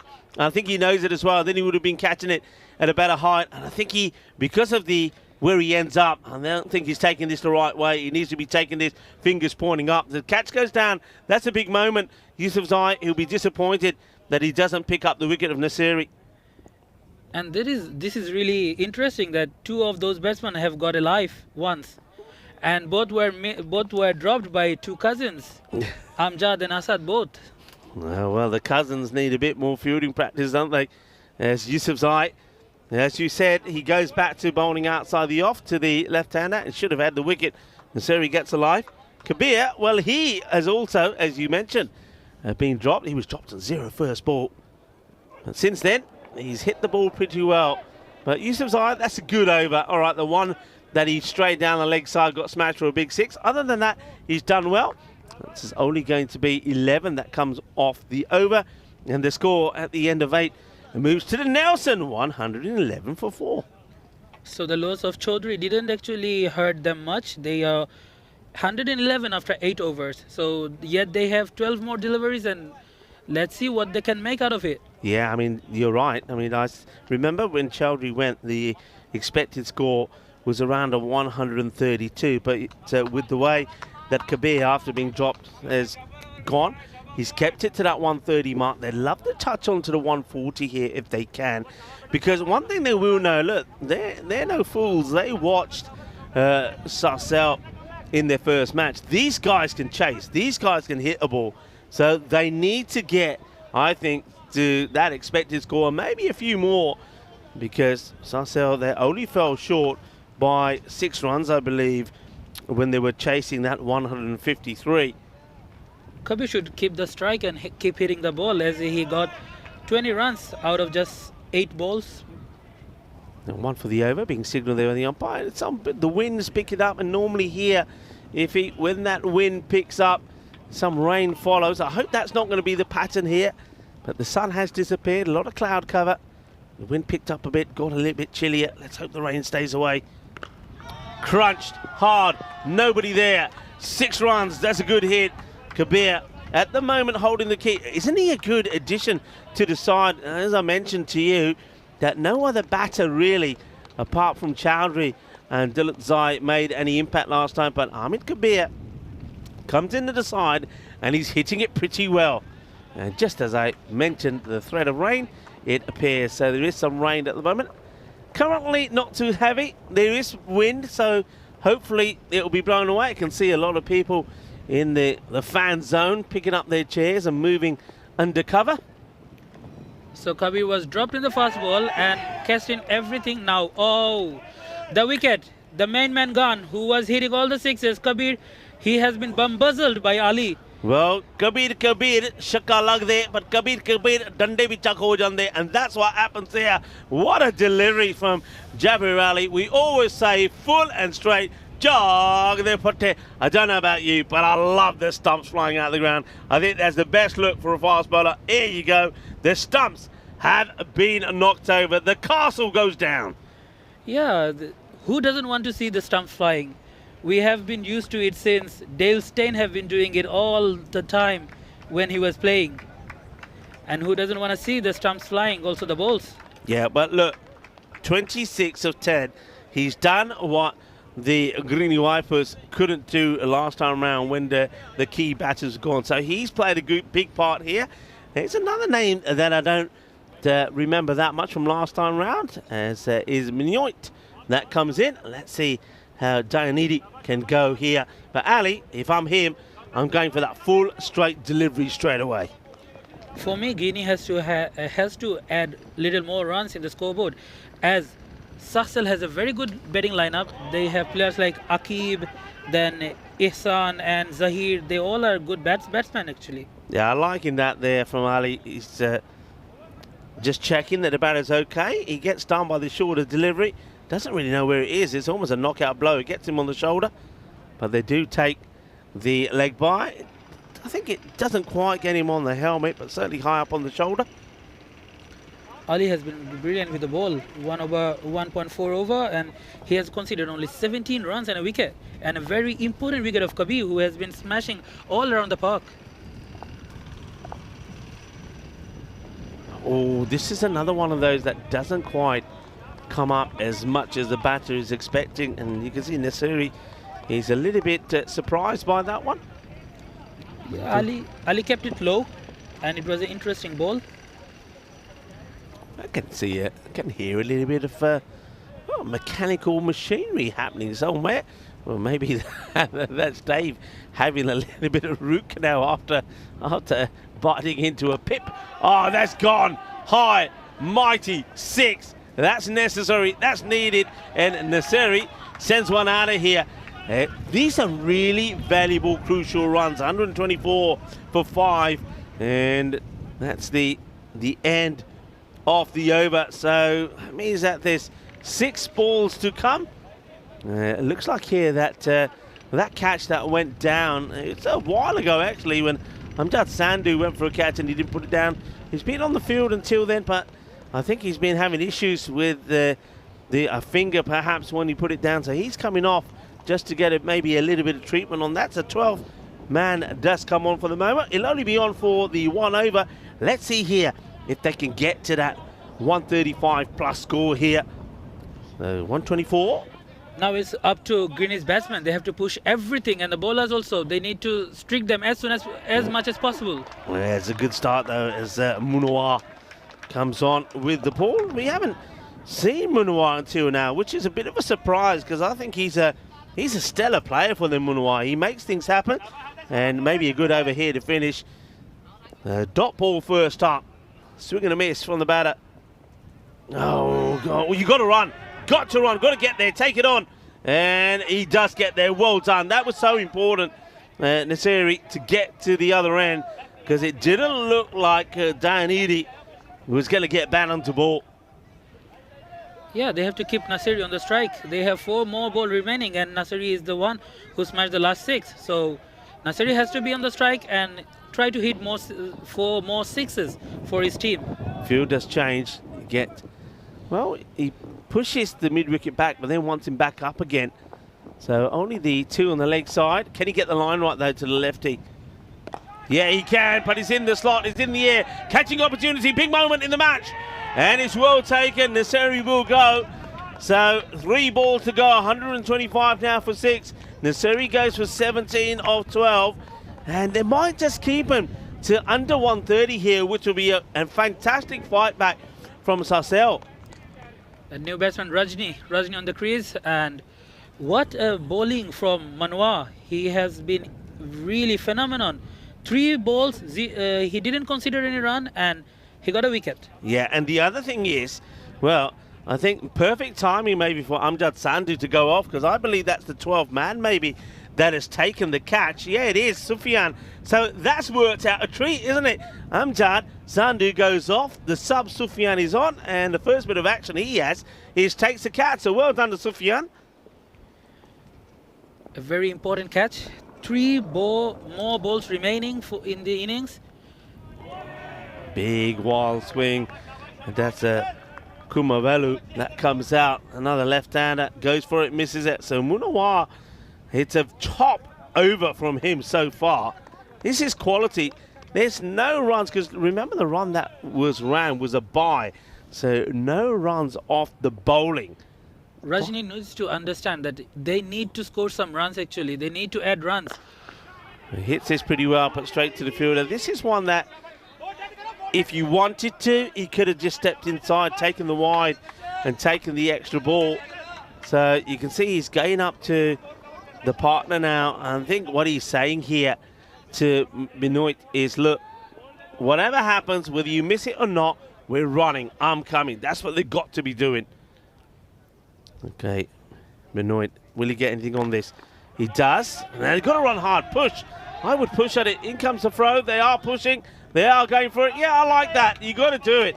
All right, it sounds silly, but it was the last ball. You got to run. They will get one.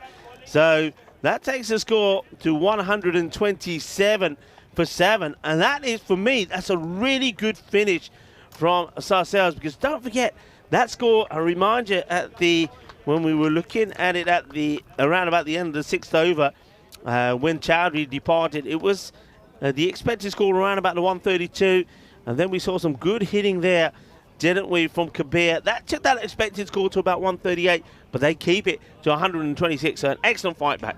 Monwar had been really amazing with the ball. He considered just 2 runs and picked up a wicket and a run out. Yeah, and that's why I'm really surprised that they don't use him earlier. This one could have started with a run out, but they do manage to get back. But once again, I was a little bit surprised, though this one does, from Thivain, does go to the boundary. I was a little bit surprised that once again they don't use Chowdhury or Dulatzai at the top of the order. The thing was, though, both the openers, as you said, did go pretty quickly. And then Chowdhury did come out there and he, well, showed us what he could do. And that was the dismissal of Samuela. So both openers went for 7, but then it was a Chowdhury show. And Kabir at the down order has been done his job very brilliantly.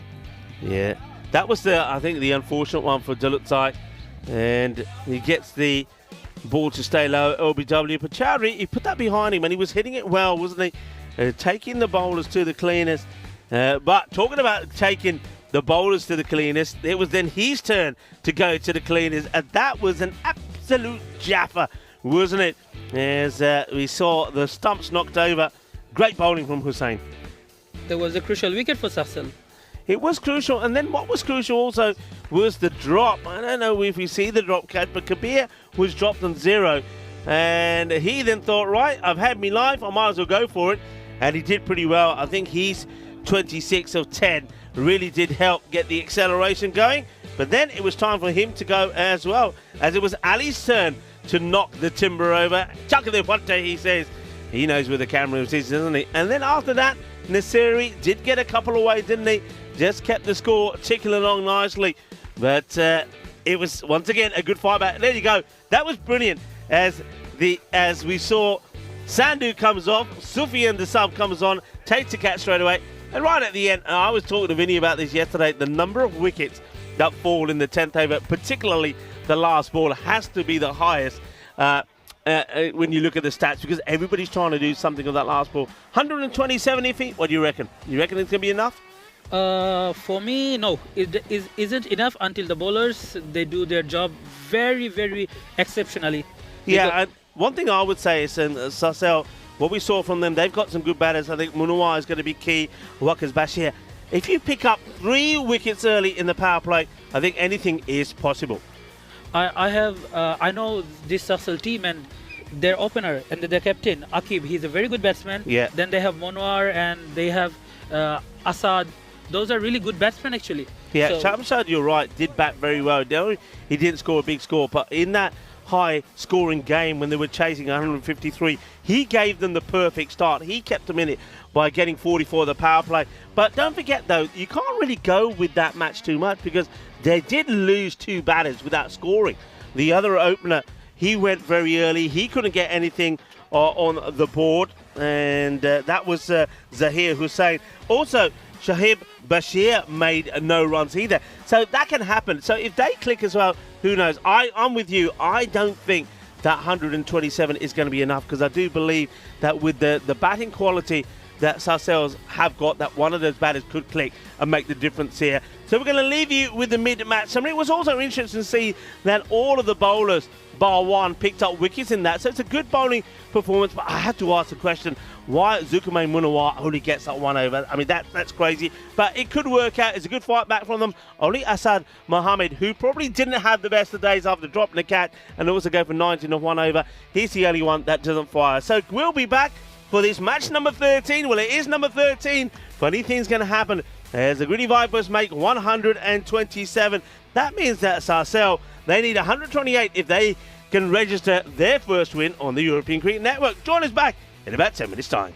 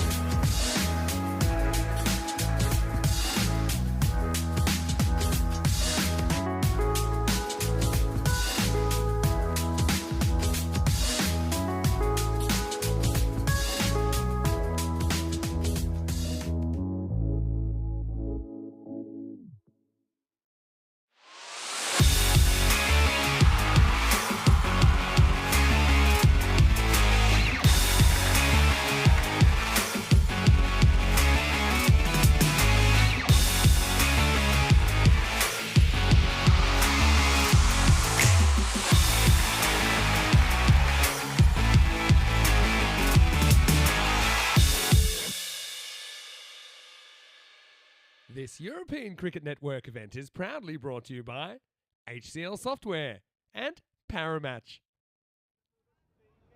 Hello and welcome back to the Cricket Ground. Great to have your company wherever you are watching from around the world. And so now we're getting ready for the second innings of this match. It's match number 13. Well, funny things can happen in match 13. Vipers 127 for 7. Looks like about a par total for me. They had their ups, their downs there. And now we're going to see CSPT Sasel, who are coming to bat the second innings, needing 128 for victory. And so I've got a very, very special guest on the commentary that's going to join me. And I'm really, really thrilled because we actually see him toss the coin in the next game. But I'd like to welcome the Mayor of Dreux. Yeah. It is Pierre-Frédéric Billet. I want to say welcome to the broadcast. And, well, welcome to the cricket. I know that it's a very special place for European cricket because Dreux European champions in 2023. Yeah, it was a very good event, and we are very proud in 2023 to be a champion. It was a surprise, but a good surprise. It was actually, I've done over 3,000 matches now on television in Europe. And the fact that Dreux won that championship, it was such a Cinderella story, we call it. But I want to know, how much do you know about cricket as a Frenchman?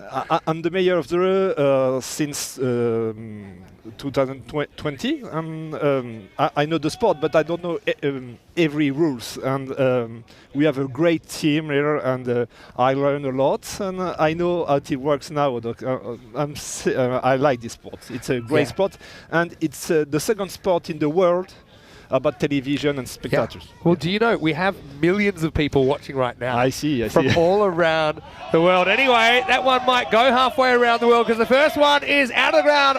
Maximal Shamshad goes big. Now, the other thing about the cricket that we play in Europe, the cricket we play on the European Cricket Network, a lot of people think it's an English sport that maybe takes lots of days, it's very slow and takes time, but the type of cricket we play in Europe is very exciting. Right. And the Dreux club here, the ground is very good, yeah. they are really, really good at hitting the ball a long way. Obviously, you see, this is Sasel who are batting now, but Shamshad started with a big six. So I call that a Maximo. That's 6 runs. You know, Dreux, it's a royal city. It's a royal city. Yeah. It's a royal sport that is great crayon. And we would like to have a new ground in the future, to have 2 grounds, to have like championship or young championship. That we have to invest in this sport, and we are very proud that we see the Dreux teams is a good one in Europe. Yeah, well, it's really nice to hear you say that. And you're right about it being the second most watched sport in the world. This is Hussein who'll just After keep this one soccer. out. After soccer. Of course, or football. as they call it. Not so far. Not so far. Well, this is something that also, if you look at the French football team, for example, you looked at there's people that have ethnicity of all around the world playing in the French football team. And the same, I suppose, with the French cricket team, although there are a couple of young kind of native French players as well that we like to watch, as this one isn't going too far. But I have a dream. I would like to see cricket in the Olympic Games in the future. It would be great. Because Definitely. it's a very popular sport, especially not in Europe, but all over the world. And we say it's an English sport. I know, but in Australia, in Pakistan, in India, etc. It's a really great sport, and it's a sport of gentlemen. Yes. Yes, yeah, I understand what you're saying. I'm from Australia originally, so again, I grew up playing it, but now I'm very excited with my job. I go to over 25 countries a year. So you do rugby too? Yeah, we're okay at the rugby. I look more Irish today if you look at the suit I'm wearing. Just waiting for this one from Nasiri. He's going to come in, and that's actually a pretty good comeback. That'll be the end of the first over. And the score is 8 without loss. So started with the big 6, not a lot after that. This is Vinny Sandu here, Mr. Maximo, with the Mayor of Dreux, as Pierre-Frédéric Billet. And you'll have to excuse my French as I say, désolé, je n'ai pas le English. français. I try to speak English, but it's a long time. Quick game's good game, as this one's going to send the field the wrong way. Oh, that'd be cut. we say 4 points, 4 points? How would you say that? 4 points. 4 points. No, it's good. It's good. I'm learning. I've only been here a couple of days. You know, we've been doing cricket here on ECN since 2019, and at Dreux, actually, were our first ever match. Yeah. It was Dreux who are taking on VOC Rotterdam, the Dutch champions. Correct. So that was the first match we ever had. So it kind of feels like we've come all the way full circle now. And after over 5,000 matches, we are finally at Dreux. And this cricket ground, a lot of people are saying it's the most beautiful ground, one of the most beautiful grounds that we've had. It's a very good ground, and I know the French Federation of Cricket like this ground and come very often to play with the girls, the boys of the French team. Yeah, we actually had the Dreux under 16 girls helping with the coin toss. I know that you actually tossed the coin for the next game. Just wait for this because it's going to be Hokamran Moman to bowl now. Big outswing, and this is hit over the top, and that is going to be 6. How would you say 6 points? 6 points. 6 points. It's not so far, you know. 6 points. I can get around it. I mean, this was a really good shot over the offside. So it's been an interesting game so far, actually, with Saracel. And Saracel is a place, right? Yeah, great. We are very proud to have you and the championship in Dreux, and we hope it's not the last time. Well, we hope it's not. It's a message. The viewers are loving being here in France, and our origins actually come in the European Cricket Series going around. It actually comes from 2020 when really people couldn't travel, and so because we were so small back then, we were able to travel, and a lot of our viewers, they feel like they are traveling with us. Yeah, so correct. Welcome to all the viewers who are watching from. It's a great community. It really is. I've asked for some questions for you as well. And nice this one, is hit. nice one. This is going to be Captain. There's going to be 4. It's going to end up in the 10th. So, yeah. I've got a question, and this is coming from Kevin. He's watching from England. Nice to see you, And, Kevin. yeah. Nice to... Kevin says, what was known of cricket before Dreux became champions? I mean, you probably didn't know too much. It's a very old story. Because we have a Pakistan community here from about 40 years.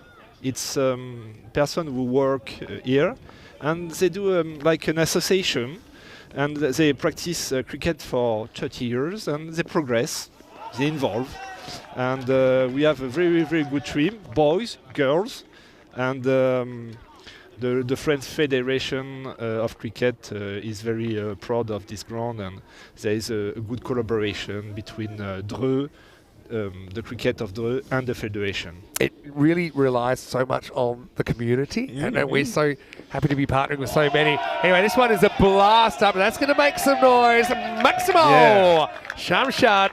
Oh, he's loud, and he gets 6 more. It's really a great community in Dreux. They are very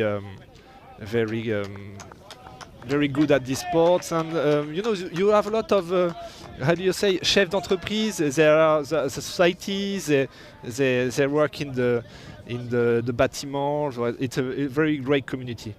Yeah, well, I'd say that this ground, I have to excuse my French again, has this certain je ne sais quoi.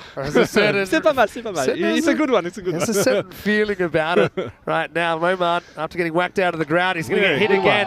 This one may go, may not. It's just inside. It's going to be 4 runs. So I know we only got a second while you stay with us. Maybe we can go 2 or 3 more balls, but I know a lot of our community, they're so happy to be able to share this with you. And we're staying in Dreux. We're staying. I've really enjoyed going around. I had the escargot on my first night, of course. And you have to test the frog. Now. Yeah. Well, you're in green, so you have to test the frog. I know. I haven't been able to find it's frog very legs good. anywhere. It's like chicken. Yeah, is it? Yeah. I'm looking for it. It's better. It's better than I'm chicken. looking for it. So we have a big. If you come back, you come with me in the restaurant. It's for me. And you will taste the frog. When the man invites you to dinner, you don't it's for say Kevin. no. It's for Kevin. Anyway, here we go with the last ball of the over. This one, well, that could be to the cars. Everyone, mind the windows. Maximo, what a start for Sarcel, who are 39 without loss after 2 overs. And look, so I know you're a very, very busy man. I will take you up. I have to go, sorry. I know that, but I just want to say, on behalf of everyone at ECN, thank you so much for coming and visiting today. Ready, and I hope you will come back in the... it's your city now. I feel a part of the city already. We still have 9 more days of this tournament. We have the French national team playing here. I will come back to see you. It's a great moment. If you get a chance next weekend, we have the French national team. They're taking on Romania and Hungary. Okay. Not this weekend, but next weekend. So I have to come back. I think you're going to be representing not just Dreux, but the whole of France. Thank you so much. Thank you so much. Wish you all the best. See you soon. Let's get back to the action. Thank you. We're super lucky to have the mayor here today. As we'll get ready over number 3, and not often that that you get the mayor in to have a chat. We're lucky enough now. We've had a couple of different mayors in the commentary box. Of course, Jorge Gallardo in Kartsma, and now it was great to have Pierre Frederic in here with us. Rico Fool comes back, and it's been a pretty noisy start from Sarcelles. As Shamshad is going to take strike. He's 33 off 8. And Dolatzai has been given the responsibility to try and keep things quiet. This one's kind of hits him in front, but it's going a bit high, maybe a bit leg side-ish. But a dot ball nonetheless. Yeah, wasn't it great to see it wasn't just the mare though, what people didn't see, it was a whole kind of, it was a, what do you call it? Like a It's like an entourage, wasn't it? Yeah, an entourage. He had an entourage with him. I tell you what, the captain, Saqib Shamshad, put on a good show for him as well, didn't he? Yeah, did he ever? I was going to say. And look, there's the entourage. And, it's so important to get the support of the local government and obviously to get cricket better known and get more facilities for it to be better funded. And yeah, I have to say, I've been talking to obviously the likes of Asif, who was there with the mayor as well, Pierre, and he was saying that the support that they get here from Dreux is fantastic. You know, they support him in everything that they do. So that's a lovely story, because I know that the guys here work really hard myself, and if you were talking about how it's very much a community feel here, you know, it's about breaking those barriers, about people from different backgrounds. The community comes together to play cricket, and they're well supported by the government, because I think, you know, all good governments will understand the importance that sports play in bringing communities together. Definitely. Well, Dolatzai, he might need to just kind of calm himself down after that one's called a wide, which I think is a bit of a harsh one under the new regulations. But yeah, I agree completely, and I think they see the benefit of the community. Obviously, he was super proud. You know what? You know, I was looking for the ECL trophy here. I said, where is it? It's in the mayor's office. He won't give it back. He won't give it back. There are so many trophies in the clubhouse there, but you're right, that's the one that's I was looking, and I thought maybe it's because it's so heavy. I know how heavy it is. I thought, it would have collapsed the shelf if they had it on display. So no, we took it to the council office. Never got it back. And they don't give it back. I'm not surprised. It is a stunning. We'll have to visit it while we're here. It is a stunning with a silverware. Well, did you not agree that with Pierre? He just invited me out to dinner to try frog's legs. True story. I didn't bring it up. This is down the leg side. They'll get a wide, plus probably one. They'll get 2 free runs here. But yeah, I know it was just a quick one. But I know he had a few questions. Itachi asking what are the projects for the Dreux Club. I don't think he touched on that just a little bit. Obviously, he talked a little bit about perhaps getting another ground or sort of expanding what's going on here to allow more participation. And it's the centre of cricket in France where we are, and I think he's very, very proud. And he knows a fair bit about it. He knows it's the second most watched sport in the world. Well, I was speaking to the guys that came with him, and they all know about Dreux. They all followed it on the European Cricket League. Yeah. They remember 2023. And, of course, don't forget, we have our partners, the broadcasting partners here in France as well. So they were watching it this time around as well. Yeah, Sport en France. Yeah, so they know about Dreux, they know about the sport. It was great to have them here. And, of course, like I say, there was a few sixes flying about as well. And they were saying, say, yeah. Yeah. He actually conducted the toss for the next game, so he'll be able to catch that for the next one as well. As this is lifted up over the offside, Hussein's going to get 4 more, so he's able to get his first shot away in anger. And Sarcelles making pretty light work of this. I thought it was about a par total, if I'm honest, this 127. But right now, the Vipers are on the back foot. Yeah, they need a good start, and they're getting a good start. And it's the same as what happened before. Shamshad gives them the start in the power play. Look, they're doing better than what they did last time when they were chasing that 153 against Mitri. Asked for the over. That one might have been a wide, but he spoils it. End of the power play, and it's 48 without loss. Vinny Sandu here, Mr. Maximo, with Rico full. But Rico, I know Ifti is going to step in for me once again. I'll let you finish what you started. But as I step out of the box, Sarcelle a long way behind. And of course, 12 matches since Golden Ball. We got pretty close this morning though, didn't we, Rico? We did get pretty close. It was Mitri and Sarcelle, the team that you're seeing out there at the moment, doing another run chase where they almost pulled off that 153 chase, only falling 6 runs short. At one point, we thought we might get a golden ball. This time round, they're chasing a slightly lesser target, 128, and they're doing pretty well as well. 48 without loss as Ivy joins me back. What are you thinking so far? You were right, though. Shamshad, he's the man. Yeah, as I told you before, Akib, he the captain, he's leading from the front, and he has been tremendous with the bat. He have scored a good run for his team. It's 33 out of 11 balls, and that's 300 strike rate, and that's 1/6 in every 2 balls. Yeah. So that's really amazing, and he. If he can get his team a golden point also, bonus point. Oh, well, there's a wicket. And, well, this time, I'm glad it's not me. This is all on you, this commentator's curse, as Shamshad has gone. And Rahmatullah Murray gets the wicket. First ball of the innings for Rahmatullah, and he got the wicket of the man, the captain, who was smashing sixes all around the ground. And he got Akib. Before the match, I was talking to Akib and I was asking him, what's the problem? Why are you not getting your innings long? And he was saying, in this match, I will try to enlarge it better. But yet again, he falls little short, 33 out of 12 balls. Yet he smashed 4 big sixes and 2 fours, and that's amazing, actually. Yeah, I mean, one thing he does do, and I think in this format, if you make a good start. I mean, you don't need to. I know it sounds strange to say this in cricket, but you're not worried about giving your wicket away. You go out there, you play your shot, and once you go, somebody else needs to take over. And he's a good man to hand over to, because Waqas Bashir was the man that scored a half century in their first match, 62 in 26. So here we looking to pick up from where his captain has left off. That one should be an easy hit, and it is.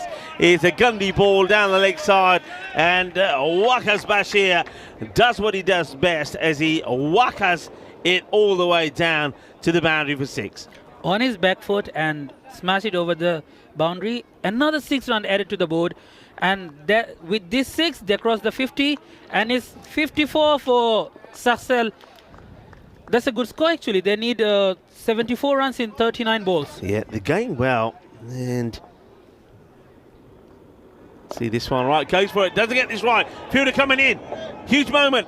And takes a catch. That is huge. That is huge. It's a really good catch there taken from the fielder. That's charging in. Nicely done. And that is Hamidullah Dulutzai. We know he's a key player. He comes in and he takes the important catch as Waqas Bashir goes for the big shot, doesn't get it right, goes more aerial. What a good catch, what a good technique, and you can see the joy because they know that's a big scalp to take. Mary has been interesting in this over.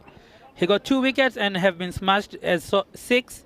So 4 balls, 6 runs and 2 wickets, 2 very important wickets, one of the captain, another one of the batsman, the next batsman, and we have another batsman on the crease, Bashir. A new batter will now come out. Now this is Shahab Bashir. So one Bashir departs, another one comes in. Let's see what the response is going to be here now for Shahab. The rate that they need to go at is just under the 12. So they don't need to panic. You're looking really, I think, even if you're getting, for now, the 1 boundary and over and just taking those singles. But this over at the moment, you're right, is had a little bit of everything. 2 wickets, 1 6 and a dot. And, of course, those 2 wickets are adding 2 more dots to it as well. So if you can get a good finish here, this could be an over that really does put the Goonie Vipers maybe back in charge here. They have removed 2 key batters, though. Now, let's see what else is to come? Remember, you still have got Munawar to come out there as well. He fired a quick fire 38 of 17, so they've still got plenty of batting to come. Taking a long time here to get the field right. That's nicely bowled. We'll take the single, and you can hear, I just hear to the left of me, the Sarcelle guy saying, I think they're sensing, hey, don't throw your wicket away, just rebuild a little. We've got plenty of time. We don't want to get to a point where we're going for the big shots and just giving our wickets away. So take a little bit of time to build. Let's see if the batters take note. It looks like they do, because once again there, rather than go for the big shot, is more of a defensive push. Thing is, though, with this way of playing, Iffy, sometimes the batters not playing the natural game get themselves out. You see Hussain there playing defensively, almost chips it back as a call and bowl chance. And here Mehri has his job done. He got 2 wickets and just 7 runs in this over. The run rate of Sarcelle was skyrocketing, and then it came back to where it is. It's 55 runs, 2 wickets after 4 overs. Yeah, you can see that they're well ahead of where they need to be. They're also way ahead of, I mean, if they don't go on to win this match, to at least get a point from it. But really, you've got to be in this position here. You still got to be thinking about going for that win. And maybe not in the 7 overs, but certainly get to the win. Well bowled, beautiful delivery to the lefty. Goes right across him. So Bashir, looks like they are trying to be a little bit cautious, right? For maybe the next 8 deliveries or so. They want to get in and then start to blast again. The rate is going up, 12.5 now. The spinners from Greeny, they have been brilliant. They last over from Mehri, and this is a start from Naseri. They're making it count, and every dot ball pushing pressure on Sarcelle. Yeah, Naseri was my player of the day, really, on day one. And, of course, the spinner for Greeny. He really was in very good form. He picked up wickets. He made things happen. He was playing the match, taking 3 for 6 in the win against Balbinians. But he was good all the way through for his side. He's a cunning little bowler. Not only does he float it up, he's got the quicker one as well. There you go, look, he's just teasing him at the moment outside the off. That's really good bowling. And once again, the bail's been knocked off there by the keeper. That's Kabir, who's behind the stumps this time. So Chowdhury, who is doing the keeping on day one, he's getting a break. They've been very good bowling from Nasiri in this over. 2 dot balls in the first 2 balls. And yet another good delivery. This is what he does, you know. This is what he does. He's very tidy. He's very good. So bowling. And every single dot is creating more and more pressure on Sarcelle. Yet, I guess this is really not necessary from Bashir. He needs to get some runs. Yeah. At least rotate the strike and give the other batsman opportunity if he can score the run. I think this is a good example of a batter not wanting to leave his crease. For him to get to these balls where they've been bowled at the moment. Well, what's this? No ball here. Now this must be. Is this because there's too many fielders out? Or what's the no ball for here? Not sure why this has been given as a no ball. I guess we'll find out eventually. But free hit has been called. Goes for it. So can't be out here. And the fielder gets there. They're just at the single, so no real damage done. I'll try and find out with the no ball. I can only think that it must have been a fielding complaint. So after 1 over 4 ball, Nasri only gave 14 runs. Yeah, just coming through here now is that the wicket keeper's gloves were over the stumps before taking the ball, so that's why there was the no ball. Hit, wow, that is going like a laser beam. That is a biggie. Big hit from Zahir Hussain. Smashes it away. So Nasiri, he's over, comes to an end with a big 6. That's blasted. I wonder, is that the end of the over? I think there might. Is there one still to come? Because there was a no ball. Just waiting to see what the call is here. And just waiting here at the moment. The umpires do come together, having to talk about something, but I think there should be still one to come here, perhaps. Waiting to see, because there was a no ball, so it needs to be another ball bowled here. Two umpires are together. They're actually talking about the ball at the moment, perhaps, but I think there's still a ball to go. I've seen the cap being given back to the bowler, but Nasiri's going to have to come back here, because I saw as 3 dots. There was the no ball, there was a single, there was a 6. That means there's a ball still to come. Let's see what. Let's see what's going on here. So Mary's got the ball at the moment. I don't think it's over. Mary's going to have to give the ball back to Nasiri. Yeah, there we go. Yeah, they do get this right in the end. So he gets his cap back and his shade. So still 1 to come. And I think the umpires forgot that there was that no ball there that was called. So we get it right in the end. Hello to everybody in the chat. I hope you're enjoying the coverage here. Hello to Martin Foster. Great to have you with us. And Jeffrey Mobbs in the chat as well. Chris Nitzel. And I hope you're enjoying the commentary from not just myself and Vinny, but also we've got Ivica here as well. And it's giving us some more detail about some of the teams, and I'm sure he'll tell us a little bit more about the area that we're in as well. And this drew a ground, hit hard, and that's why you want the extra ball. That'll be 4 runs. Hit hard, hit powerfully. Well, there's Vinny. Yeah, I'm glad to see that he's got the plastic bat, because otherwise Vinny Sandhu could cause some damage. We've already seen these Grizzlies almost breaking things down, and I'm glad there that, well, who's that's doing? I think that's here that does the fielding. I'm glad, because Vinny would have fumbled it. Now, we talked a lot about this. Of course, we call it now the Challenger Division. Is the teams that are playing starting on the 30th to the 2nd of October.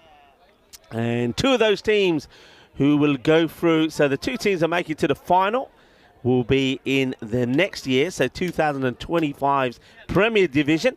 And I believe on the first year, 1 team from the Premier Division will go down to the Challenger Division. So that's going to be very exciting, happening, of course, at the Cartama Oval in Malaga, Spain. And if maybe you can venture down to Cartama and be involved in some of that lovely action. Yeah, now in this match, we have Saxel betting. They need 61 run in 30 balls.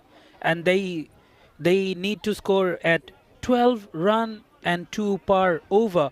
Here they need to accelerate their bet a little more, because they have scored 67 runs in 5 overs, and yet we have Mehri back to the bowling action. That's going to be 6 more. Watch out, watch out. Here comes the Grizzly. And, well, you can see they're pretty happy. Well, we've seen this scene before, haven't we? From Sarcelle. When in their first match, they were pretty excited. They thought they were going to pull off an exciting run chase. They fell 6 short getting to the 153, but this time they're right on it. They'll take the single. And now time. We'll see if Bashir can get going as well, as he hands the strike over to Hussain. Okay, so Mary with the ball. Oh, Ramitullah wants another. Got 2 for 14 so far. And this is going to be taken. What a good catch this is. He makes it look easy, doesn't he? Nicely done. It's another one that will bite the dust. What a good catch that is. And gets in line with it. And there's the 2 brothers combining. Ramatullah Mary doing the bowling and Samiullah Mary taking the catch. And, oh, look at him. Isn't he happy about it? And because big wickets, because there's another batter that was going pretty well that has to go. So another one bites the dust, as that now will be the end of Zahir Hussain, who'll go for 19 of 11. That's a very important breakthrough for Guinea, and Mehri is the bowler who picked all the 3 wickets for Guinea. Yeah, Mary. It's what you have in the school book there. Mary. Yet he have quite on carry. Yet he has 3 balls remaining, and let's see what he can do. Well, I don't think he was expecting this. Now, this is a dangerous man, Munawar. Remember in the first match, he scored 38 of 17. I was really surprised that Munawar only got the 1 over, but now he's thinking, never mind that, it's because I'm saving my energy to do this. Go out there and blast a few boundaries and get the victory for his team. And that is another big, that is humongous. That's the biggest one that we've seen straight down the ground.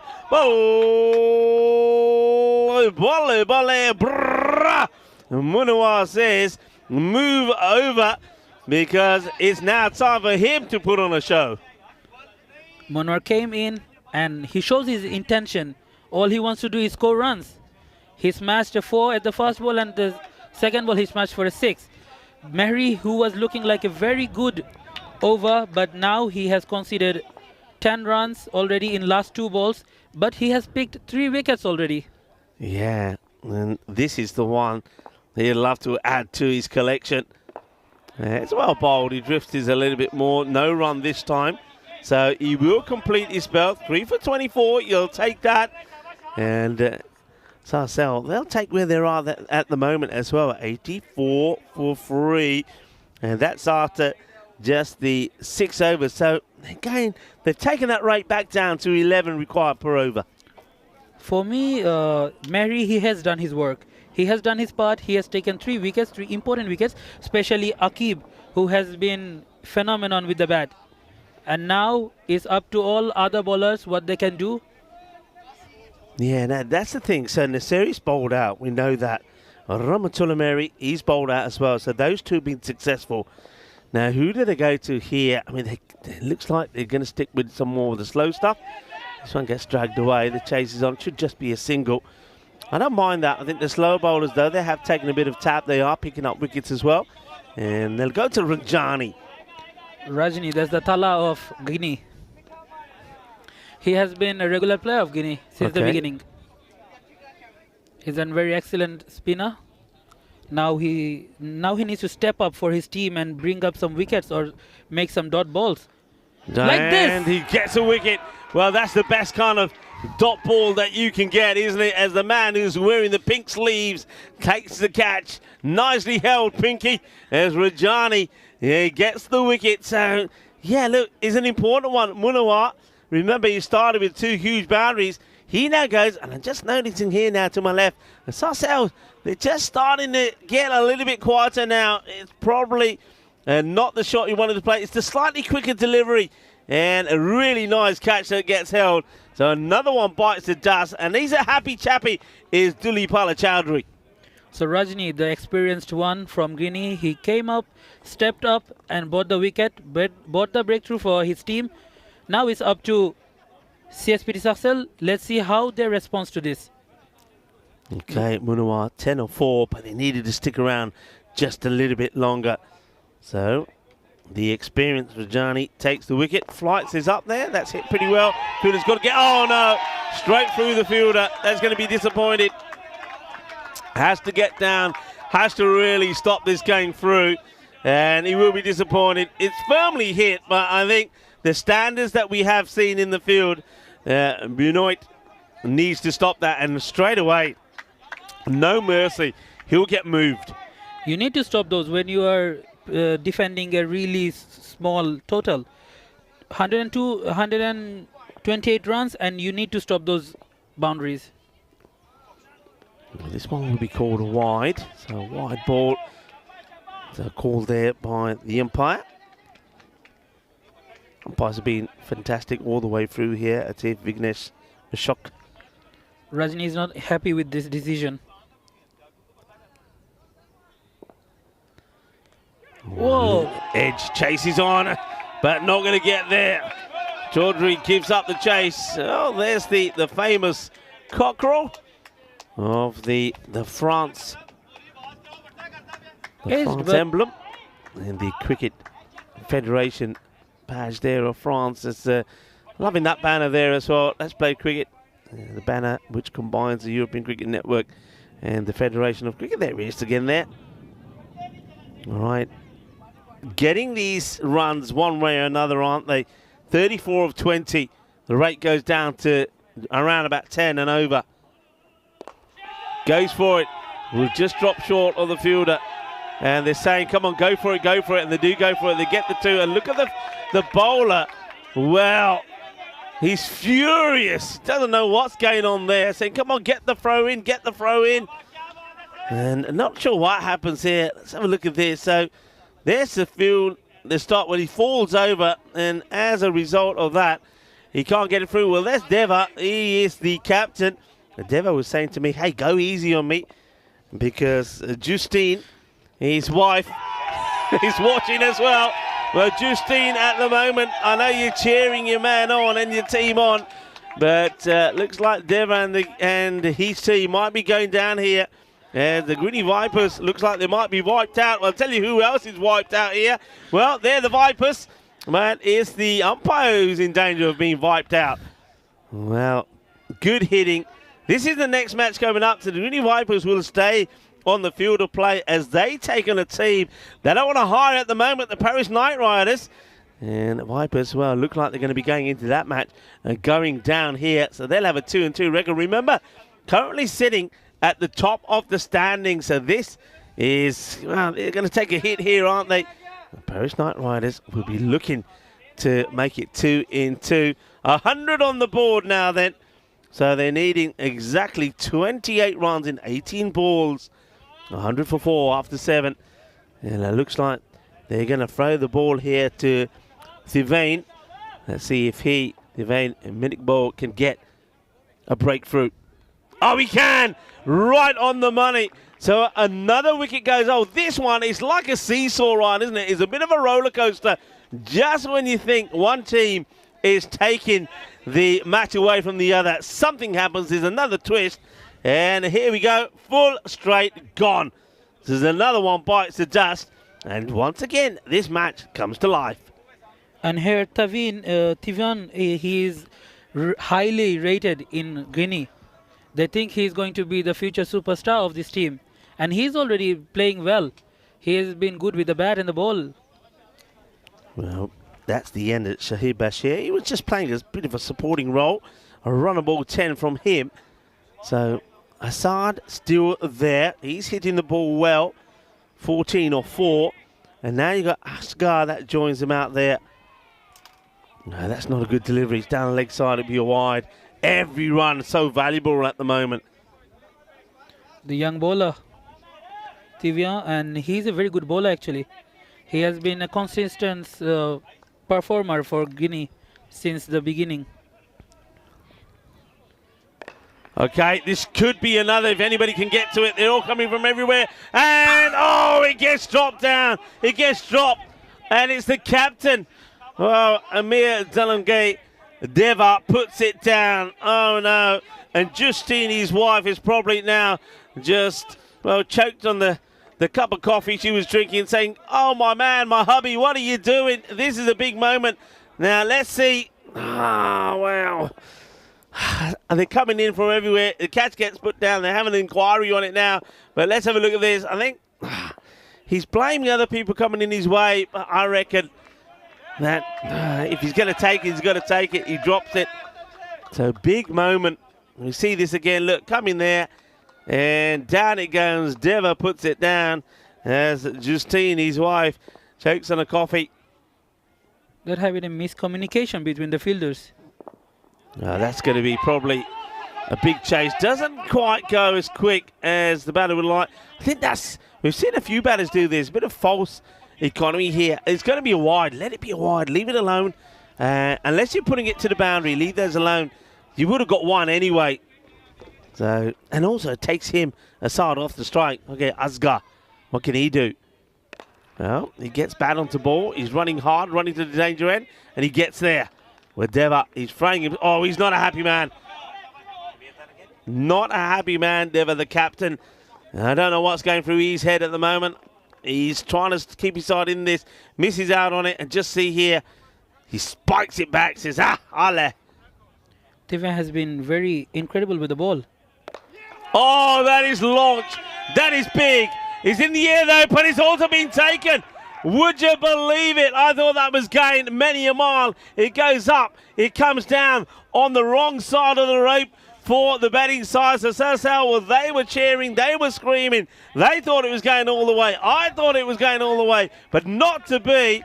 The catch has been taken, and Thivane does pick up the wicket, and it's the important one. Asad Mohammed, he will fall as well. He goes for 14.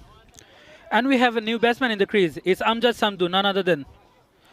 Well, it's all happening out here. What a thriller this is turning out to be. Still needing 23. 13 balls to come. Oh, it's all happening. It's all happening. And there may be people are saying they're maybe tingling. And as Dulat Sai takes the catch. T10 has made the game round a bit around. And it's a very important wicket of Asad. Now he got 2 wickets in this over. And very crucial wicket. It's a nice looking shot from Sandhu. Is he going to get the gap? He is. So, well, Amjad Sandhu goes out and hits his first ball for 4. What a good shot that is. It's a proper cricket shot from Amjad Sandhu. And he's a nice man. He's a lovely character. He does a lot for cricket here in France. And right now, he could hold the key for a victory. The first victory for Sarcelles up against the Greeny Vipers. 109 for 6 after 8. Now Greeny needs to put on their best bowler. They need to do something in this over to bring the match in the last over. They need to bring the best bowler they have. Well, we have a saying on the European Cricket Network that it all happens in the 9th, and it's Hamidullah Dulatzai who gets that ball. This guy, he gives 110% for his team. Such an important over. No, 19 of 12. Short, Gundy, hit, boundary. How many? 6, I believe. They're celebrating already, but don't get too carried away. It ain't over yet as Amir Asghar hits this one for 6. 13 now off 11 deliveries. Dulatzai not the ball that he wanted to be bowling. Asghar gets it away. All right, back to the drawing board here. Asghar. Oh, swing and a miss, but that's too wide, says the umpire. Wide is signal. Let's have a look at this again. The bowler at the side doesn't like it. Let's see. I mean, it was wide, but how wide? Let's see. Oh, I can understand why he doesn't like it. It's right on the line. We're having too many of these that are being called. I reckon the umpires need to have a little convention and sort this out, because those are tight calls. And when they go against you, they can hurt you. Hits this well, trying to get it in the gap. Fielder comes across, just make the stop. Batters will come back and will take 2. Very good running between the wicket by Amjad and Asghar. Yeah. Amjad Sandhu, when that first ball was smashed for 6, he was hugging Asghar like it was a match won. It ain't won yet. See, 10 in 10. A runner ball required. Needing wickets, needing dot balls. Needing dot balls. Just having a look at that field set. Got 3 men on the leg side. A long off is very straight. All right, this one ain't going to be stopped. This is going to go all the way.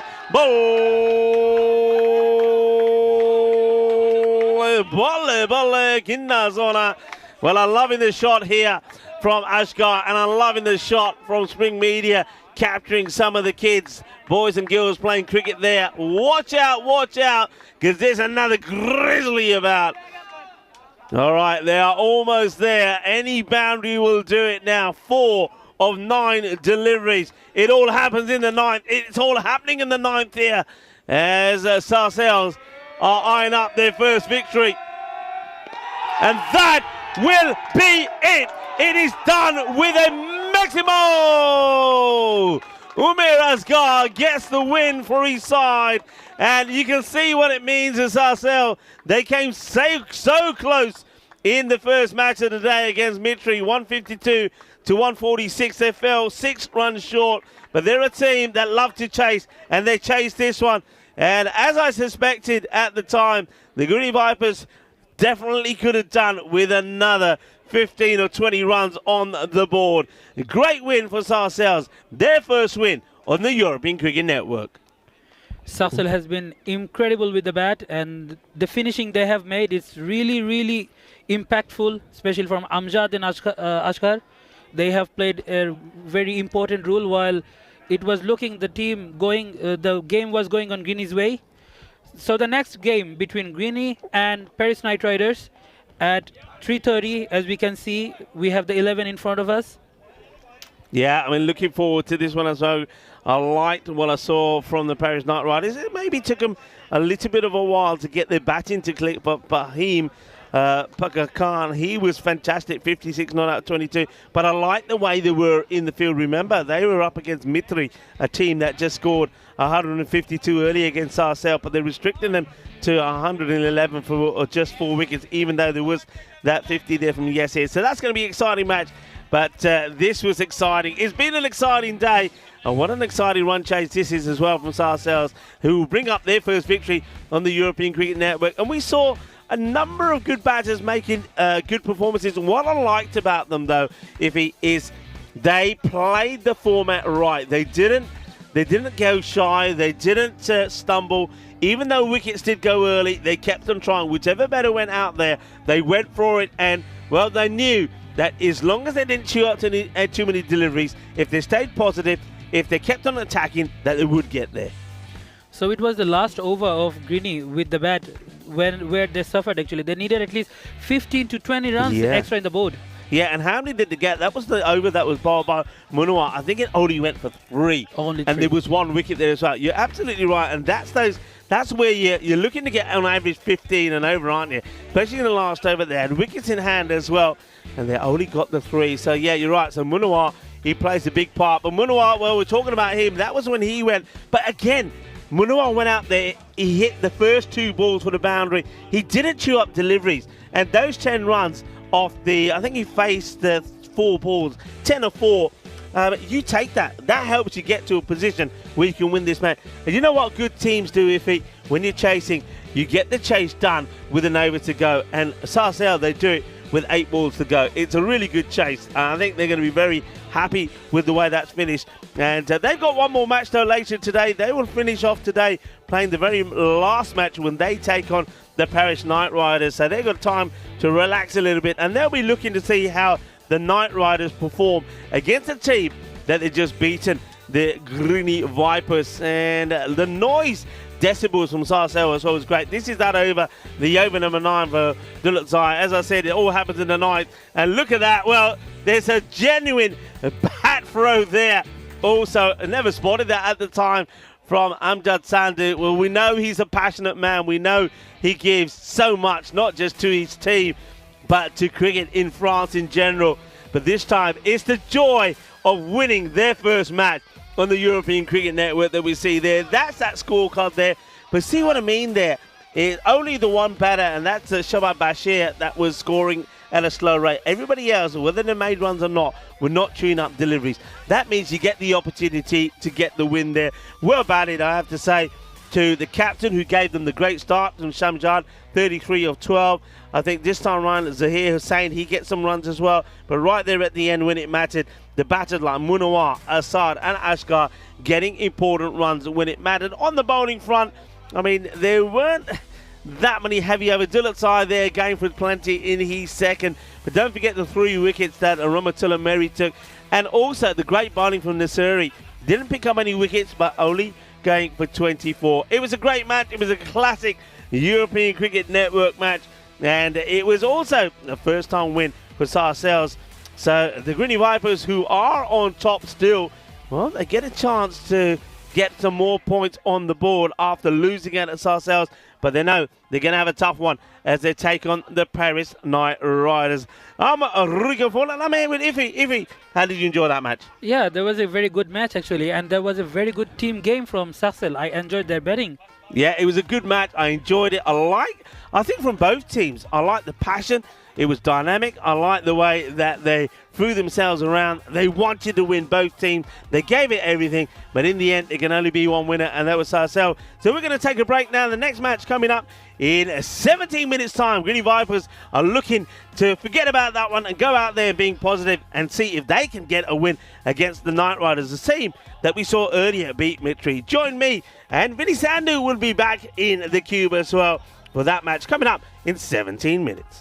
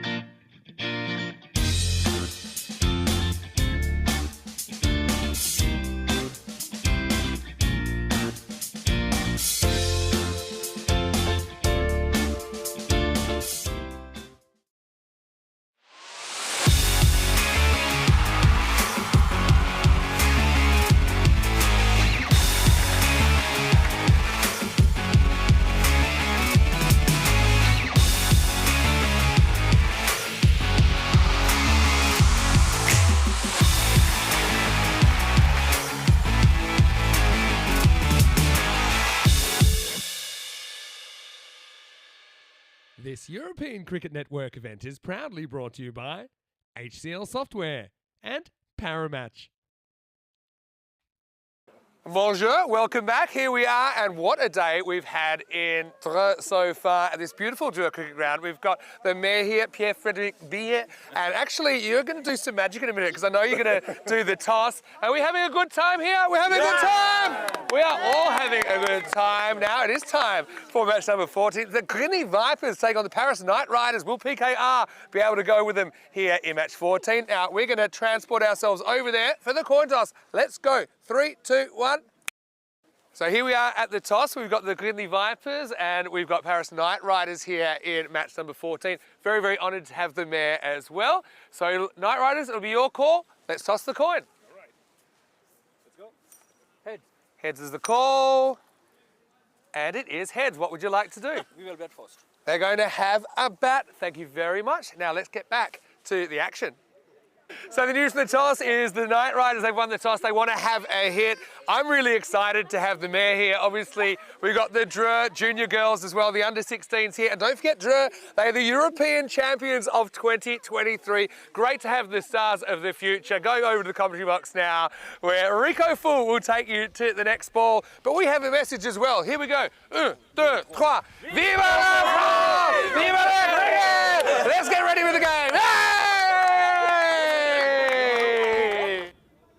Vinny Sandhu, as usual, is the biggest kid of them all. But that's lovely. It was lovely to have Pierre here. I know that he's a very busy man, but isn't it great that he's been able to come along to the ground and get involved in the coin toss as well. And, of course, always wonderful to see the youth and the juniors here at the Dreux Cricket Ground. That was the young ladies, but I know that they have a healthy under-16s junior academy here as well. So you have a look at the ground. Remember, I was saying I want to find out where all the ducks are going. Well, there you go. There's your answer. You can see that little stream they're running there in the background as well. But it's a beautiful ground. I'm loving being here. I'm just loving being in the country in the fresh air. And I'm loving the action that we're seeing at the moment. The Grigny Vipers, they won't be too happy with what happened in the last match. Put 127 on the board. But Sassel getting there with, in the end, 8 balls to go, winning by 4 wickets. So they're looking to come back strong. But remember, keep an eye on those top 2. I think Chowdhury and Dalutzai, they are pretty key. Though I did like the introduction of Kabir as well, who once again will be listed also as the wicketkeeper. But can somebody else also put a good contribution in with the bat? Paris Knight Riders, liking what they did in their first match, and they bowled and fielded really well, didn't they, to restrict Mitri to 111, and then they knocked him off, winning by 7 wickets, and Fahim Pakalakan was the key player for them. This is what the win predictor is saying, 56% to 44 to, well, Grigny Vipers. So they're expecting the Vipers to bounce back strong. Well, let's wait and see how this goes. I'm Rico Fool, and it's going to be Ivitka who joins me back in the cube. Thank you very much. Thank you very much. Bienvenue, everyone. Thank you for staying with us. And this is a very lovely day of cricket here in Dreux Cricket Ground. And as we can see, once again, is PKR versus Guinea. So it was a top-notch match between Guinea and Sarcelles, and now we have PKR and Guinea once again. The winning rate says Guinea is the favorite in this match, but yet we know cricket says it all. Yeah, so staying with the same openers as last time. Oh, the Knight Riders, loving the name by the way, the Knight Riders. It always takes me back. The old Knight Rider, Kit the car. Yeah, the talking car. I think it was the first talking car, really. I remember Herbie as well. Herbie never really talked. And looking forward to the action here. Knight Riders, can they make it another win here today? Today is also World Herbalist Day. It's firmly hit in the gap, 4 runs. Lovely shot. Finds the gap. Nicely played to Naseem. Opens the scoring, and it will be started with a boundary. Beautifully played. Yeah, it is today Herbalistic Day, celebrated every year to honour herbalists and the important role they play or have played in our modern lives. Plants and herbs have been used to help humans since the dawn of time. Many benefits of plants have thus been unlocked, from medical uses, of course, to also nutrition. So thank you to all the herbalists out there. Are you a herbalist? Do you use plants for certain things? Are you green-fingered? Basically, in a city like in Paris, it's really hard to find those. But yeah, in back home in Bangladesh, yeah, we do try it. Yeah. Okay, a bit of a miscue. Yeah, so if you're a herbalist, we thank you. Also, I did mention at the beginning of the day, it is Ford Mustang Day. Well, I'd love to be a herbalist and a Mustang. Maybe one day they'll make a Mustang that could run on herbs as well. That'd be something special. I'll tell you what, the Night Riders, well, they're not quite Mustangs. I don't know what the Night Rider car was. Somebody out there will be able to tell me. But I can tell you this, though, that despite the splits attempted from the fielder, who looks like he could have injured himself while doing the splits here. And could this a hammy or a groin? Look, there's a slide. And, yeah, I reckon he's in a bit of discomfort here. It was a real proper stretch. So we're going to have to keep an eye on this. Oh, dear, that doesn't look good. And it's Rajni. Yeah, it's Rajni that is down. That doesn't look good. And you mentioned that Rajni is quite a key player for them at the moment. Well, maybe if there's a herbalista in the ground, some sort of herbs could be used to get Rajni up and about. And we can have a look at some of the places that we have been going to. And, of course, we'll keep you informed how Rajni gets on. But we are, of course, here in France. We go to Italy, Estonia, England. We go to Cyprus again as well. Czechia, Romania, Hungary, Bulgaria, Italy, once more Austria, Croatia. And that leads us up to the ECC. Well, we're calling it the Challenger and also the ECC. Remember, got Challenger and Premier, because you've got really that ECC, the European Cricket Championship, is broken down now into like two divisions, the Challenger division and the Premier division. Malta, then back to Spain, and we will finish off with ECCW, which is the European Cricket Championship Women's. And speaking of women's, wasn't it great to see so many youngsters here on this ground as well? I've got to say, this doesn't look good. It looks like Rajni, whatever he's done here, he's not going to be able to play any further part in this match. He looks in a lot of discomfort. You can see that the captain there, Deva, is giving Sam Williams a demonstration of what happened. Do we have it again? Then what it basically is, you can see it again, when he goes for this, his legs, look, he's sliding and he really does straight. And just that last moment, it almost looked like the knee might have just popped out. So, yeah, he's going to get carried off here. Going to need a little bit of treatment. Let's hope that he's going to be all right, Rajani, because we know that he's a key player. He's a young player as well, isn't he? No, he's not that young, actually. He's one of the most senior. The most senior, is he? Yeah, one of the most senior after Deva. Well, okay, so that's not a good sign, is it? No, that's not a good sign. He has been a crucial bowler for them, and he has bowled really well in the last match also. He got a wicket, and the most important wicket of the game. Yeah, so he's you can see he's been well looked after there, tended to. I think they need to maybe get an ice pack or something on that knee. And, sometimes with the human body's a funny thing. Sometimes you get an injury like that, and it could be the initial shock. We're hoping that a bit of ice, a bit of magic spray can sort him out. Otherwise, looks like you might need to make his way down to the casualty and that sorted. And it looks really bad. He's laying down on the chair. He's lying down. He's got people around him. I think they will get some ice on there. So we'll keep you informed. As this one's up in the air, a long, hard chase. Captain will stop it. Well done. Good fielding from Deva. First over, by the way, did go for 9. No wickets lost. And this is now going to be the Vane Milik bowl to have a bowl. And I'm just seeing to see if he's got his brother playing in this one. I know that his brother did play in day one, but just himself listed in this one. That is straight down the ground. That's in the air, but taken. Good catch. Really good catch. Doesn't get the power of it. It's not the first time, and it won't be the last time that we see Samuel Emery take these catches. He just seems to be so composed, and he's a bit like a ball magnet. He never looks frustrated. Watch him here. He comes across, eyes fixed on the ball and takes a wicket. So, well, it's not good when you see a key player like Rajani have to go off the field. So that was the pain, but this is joy as they do take a wicket as Shazad Naseem will go for 7. He came, he waited, and he took the catch. Most especially the bowler, Tivian. He has been a wicket taker for Greeny. And in the last match also, he came, he got 2 wickets, and now he came. In the second ball, he got a wicket. And he is leading the team from the front. He getting the wicket when it's needed. And the new batsman inside is Pachakhan. Yeah, Pakistan. Now, this is the guy who did score a half century. So I would like to see him go early. Well, he's taken on the field to start off with, and he'll get the single. He'll get off the mark with Pakistan. Tivian had been excellent with the ball. Very good seam position and placing the ball in the right way. Okay, Thivane. That's well bowled. It's a nice little teaser. There's a little shake of the head there. I think that's a good call from the umpire. There is movement. That is just genuine movement off the pitch. Watch this. It's a great delivery. He draws the batter out. It's like he's dangling the carrot there. And almost finds the edge, but not quite.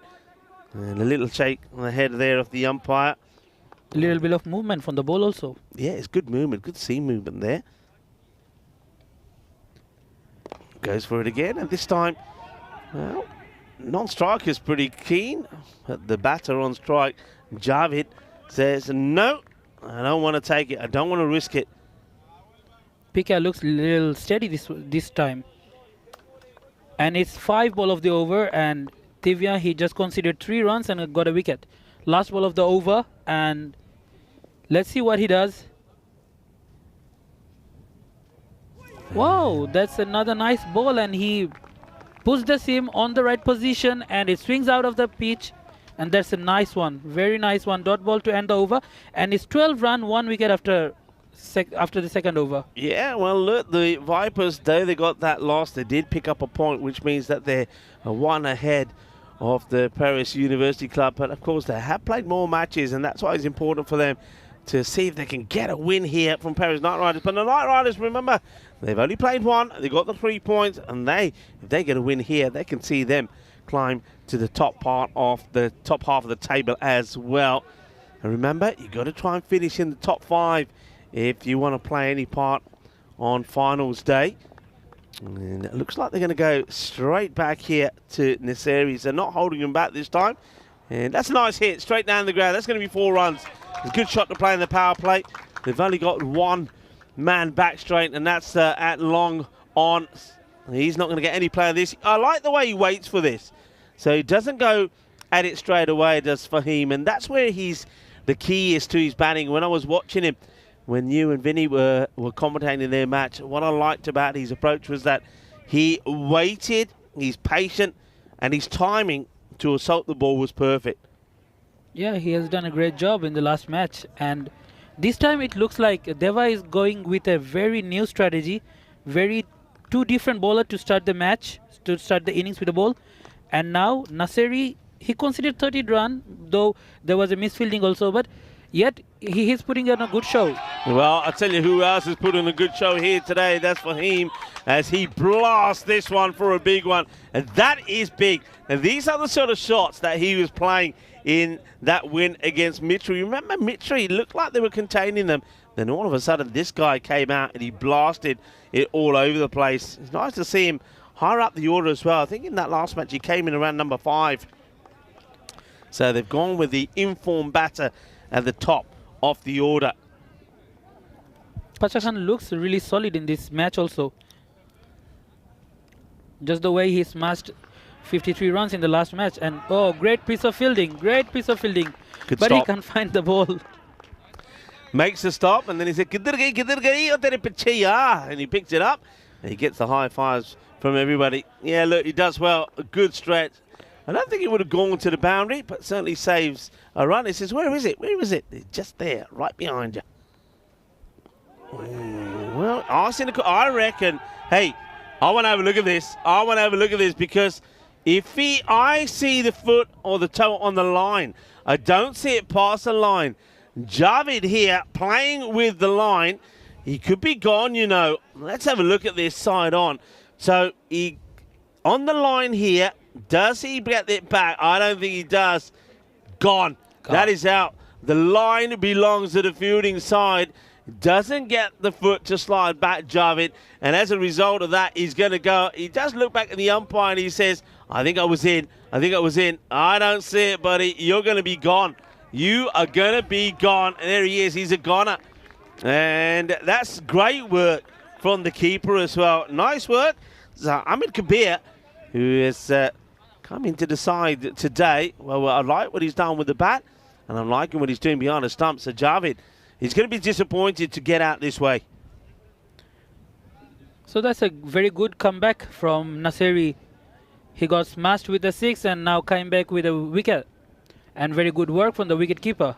He's a top performer. I mean, that over, it wasn't going to plan. It was a 4 and a 6 from it. So he says, I'm going to come around the wicket. And what he's able to do by coming around the wicket, changing the angle. Not too many bowlers are able to change from one end to another and get the ball exactly where they want it to do. He's able to do it. He drags the batter right. It's not the first time that Javid has been drawn out, but this time he goes too far and Kabir does the rest. Tries to do the same again, gets a dot ball in. Is the end of the over. Another great spell from Naseri. 1 for 20. He'll take that. He completes the power play. 23 for 2. Very good bowling display from Naseri in the last 3 balls. And now all they have to do is stay with the same plan. Their new bowler coming on the way, as we can see. The chat is always on the ball. Remember, I was saying it is the World Mustang Day, and I was saying, but this is the Night Riders. We're not talking Mustang. And I did put out there, don't know what the car was, and of course, it was Marnus who comes back, and Marnus, and I think Tripp, who said it was, of course, a Pontiac Trans Am. Well, there you have it. Thank you very much, guys. And Pontiac Trans Am, not a bad car at all, but I'd still have the Mustang. I really would. Firmly hit, but in the direction the fielder makes no mistakes. So just keeping an eye. I know a few people will want to know about Rajani. I reckon he was lying down a bit earlier. And Dushan, by the way, the sub is on for him. Rajani, he's out, but this time he's not lying down. He has got some ice on that knee, so it's definitely a knee problem. But he looks a bit more comfortable, but I don't think we're going to see him taking the field again as Dilutzai goes a little bit too wide. Wide call by the umpire. So now Deva has a bowler less in his side. He needs another bowler, maybe a part-timer, to continue the bowling for his side. Yeah, very, very good point, because, of course, the sub, Dushan, he's not going to be able to bowl. And the worst thing about that is that it happened in the very first over as well. That one gets played away. Gives himself a little bit of room. Does Zadran. This is Javid Zadran who's out there. And 2 overs in a 10-over match, it's really crucial. 2 overs can change the whole plan of the match. You're absolutely right. It's pretty key.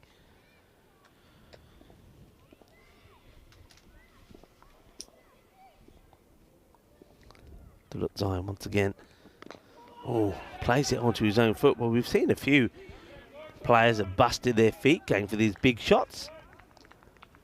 Huge inside edge. Yeah, big one. I was actually, I remember the very first Night Rider pretty well.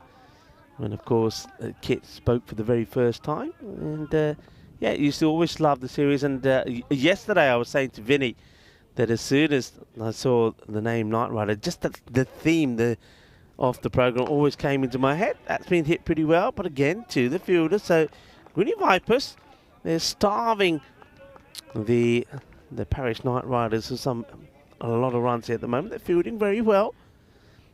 Speaking of TV programs, I'm going to talk about Night Rider, of course. Back in 2011, on this day, it was a hugely popular TV show. The Game of Thrones debuted on HBO. Did you watch that? Game of Thrones? Were you a fan? Yeah, I've watched Game of Thrones, and that's a very good one. Yeah, I loved it. I really did. I have to admit, I've watched it 3 times. I watched it once myself. Then when my daughter was old enough, we watched it together. And then while I've been on the road, when you're on the road, you think, what do I want to watch? And I thought, you know what, I'll watch it again. So I've watched it on 3 occasions as Dulutsai gets another one in there. I mentioned earlier that it is a auspicious day for Hindus all over the world today as well. It's a day where we celebrate the birth of Lord Rama. So for all of you that are celebrating, enjoy the celebrations. I know that means fireworks and good food. So enjoy karo apna din. Okay, slices it up, and he's going to get a slice of luck as well. And will it be stopped? No. Chased hard by Deva, the captain. Cuatro carreras, but still, I think this is good bowling. Of course, it's a false shot. It will be the end of the over. So, Dulutsai, pretty unlucky not to pick anything up there. So, we're in the 30s now. 31 on the board.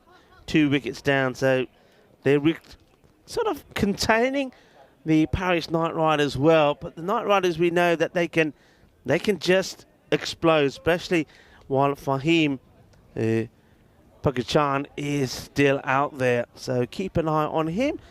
Another day today, International Bat Appreciation Day, as human activities such as deforestation, mining and irresponsible tourism has caused a substantial decline in the bat population. They're often misunderstood. I mean, bats, always you associate them with things like Halloween, but they actually are very, very helpful. They contribute towards pest control and create rich fertilizer for landowners as well. And they also help to pollinate fruit and flowers. So be kind to the bats. I know where I am in Spain, especially in the night time when all the lights go out, the nets come out. We've got a lot of fruit bats. And when I'm taking the dogs out, you can always see them circling around looking for a good feed. So a lot of bats over there because we've got a lot of coves there. Well, one leaves it to the other, but they're not able to stop it. And that's going to be 4 runs. And that's, I think, Naseri, who's running in front of the fielder who's on the boundary trying to do the sweeping. And this time round, Samiula Mary is not able to make the stop. So 4 more. Need to get going here, though. Disappointment looks in his face. He doesn't look really happy with the fielding. Okay, well, he should be able to stop this, Samula. He does. And also, on this day in 1972, the very famous and popular and, I suppose, controversial Mulatharan was born as well. A very talented player, and I love watching him. I remember when he came onto the scene, he was different, but it was joy to watch, and I always used to love the battle between him and Shane Warne, you know, who's going to be the best spinner and the most wicket taker. So, yeah, it's his birthday today, so happy birthday. Yes. We'd love to see him come down and watch some European cricket at some point. Maybe one day we can have the great man himself come to the Karama Oval. A man who have taken 800 wickets. Yeah. Special person, isn't he? And one thing about him is this one will be called a wide. And the bowler wants a wicket. The umpire says wide. But the one thing about him is, I think of all cricketers, he probably has the greatest smile as well, doesn't he? Yeah, always smiling. And he's even smiling when he's coming in to bowl at you. I have a very, very bad memories about it. Like one day, there was a match between Bangladesh and Sri Lanka, and Bangladesh had 6 wickets down of Sri Lanka in 5 runs. Yeah. And Sri Lanka had to chase 240, and this was the man who did it actually. He scored 24 runs in an over of Rubel Hossain, and he just broke all the dreams of Bangladeshi people that day. So it was a nightmare for me, but yeah, he's a great player and very good one. Well, that's what I think great players do. I mean, obviously we know him for his bowling, but good players, they perform even when they're not playing in their own discipline, i.e. with the bat. So, yeah, I wish him well. Also, it's Melbeck World Day today. Melbeck is a grape that is used in making red wine. It's inky purple colour. And we know all about this. I mean, I know all about this Melbeck grape because it actually originated here in France. And I know that France is very well known for its wines as well. And I know that one thing I was reading the other day was that over 40 litres of wine is consumed per person here in France. So they like the wine and they like the cheese. You like the cheese? I like cheese, but not wine. Not wine. What's your favorite cheese? Actually, I don't know a lot about cheeses, but mozzarella is something I like. I tell you who likes cheese, ratatouille. And ratatouille is pretty famous out here as well. Of course, ratatouille, the dish, and of course the mouse. Thumped, watch the bounce. Well dealt with. That's good fielding. Nicely done there. And that, of course, is Dushan, who's the sub, who's on the field for Rajani, who still seems to be struggling with that knee. He's lying down, taking the knee. He's got some ice on it. Of course, we'll keep you posted on how Rajani goes. There should be some appreciation for the bowlers of Greeny. They had actually contained the batsmen of PKR, and it's not a lot of runs actually. After 5.2 overs is 45 runs after 2 wickets. Yeah, they've done really well, and this is what I was saying. The containment is good, but the thing is, while Pakistan is out there, then you know that things can change very quickly. He's leaving it late to get going.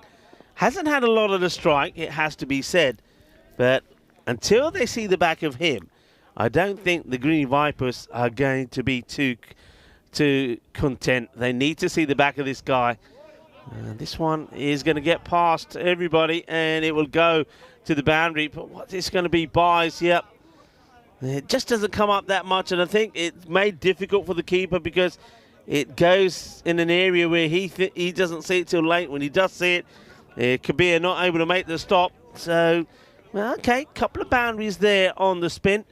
One of them off the bat, the other one 4 buys, and this is exactly what the Knight Riders need to get going.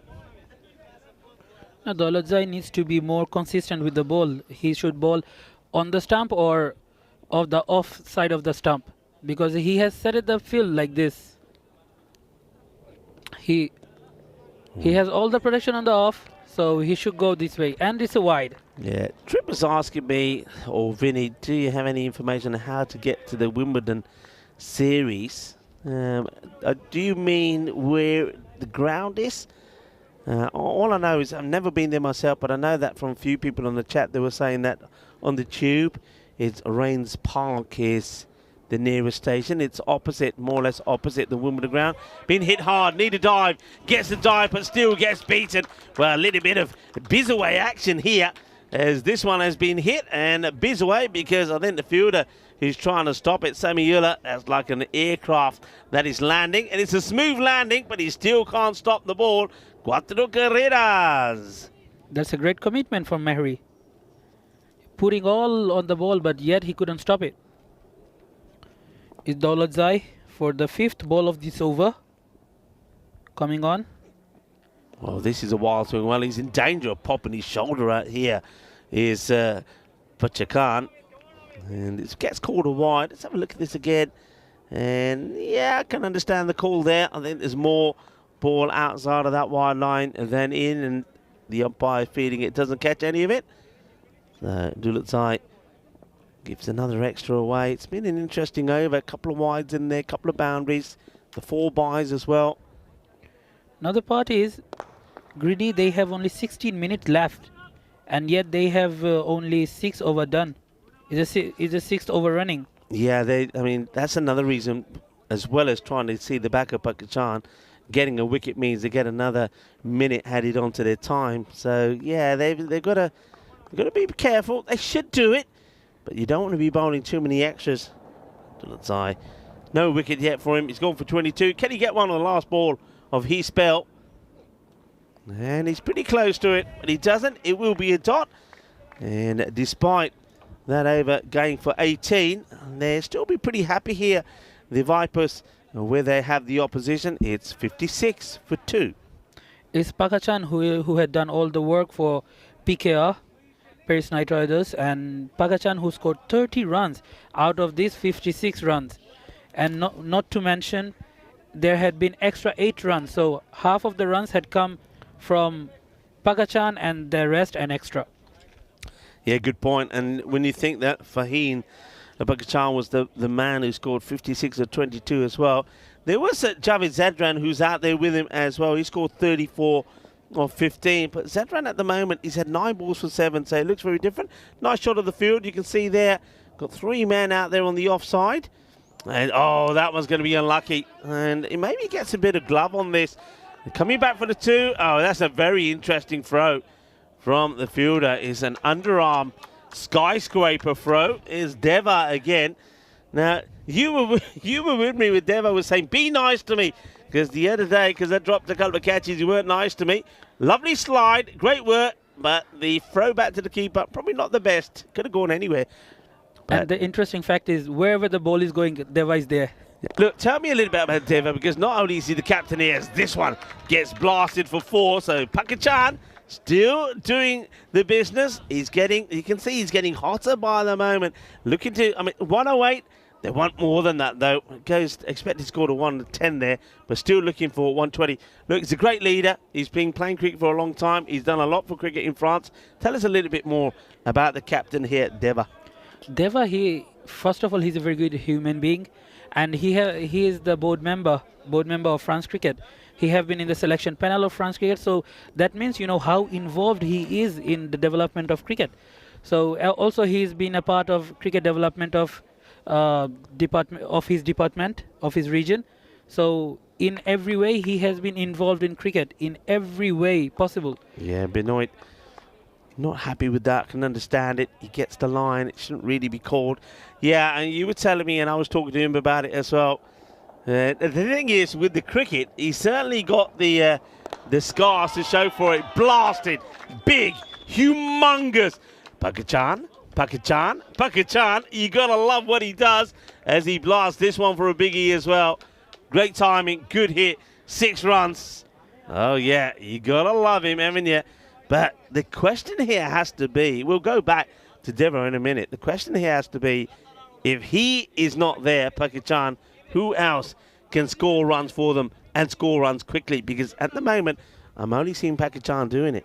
That's the same question I have. Like, all the 3 other batsmen, they don't have a very good strike rate also. And Pakachan, he have been scoring all the runs, and he has a very good strike rate. He putting up a show. He's smashing the ball out of the ground every possible way, and he's getting the run for the team.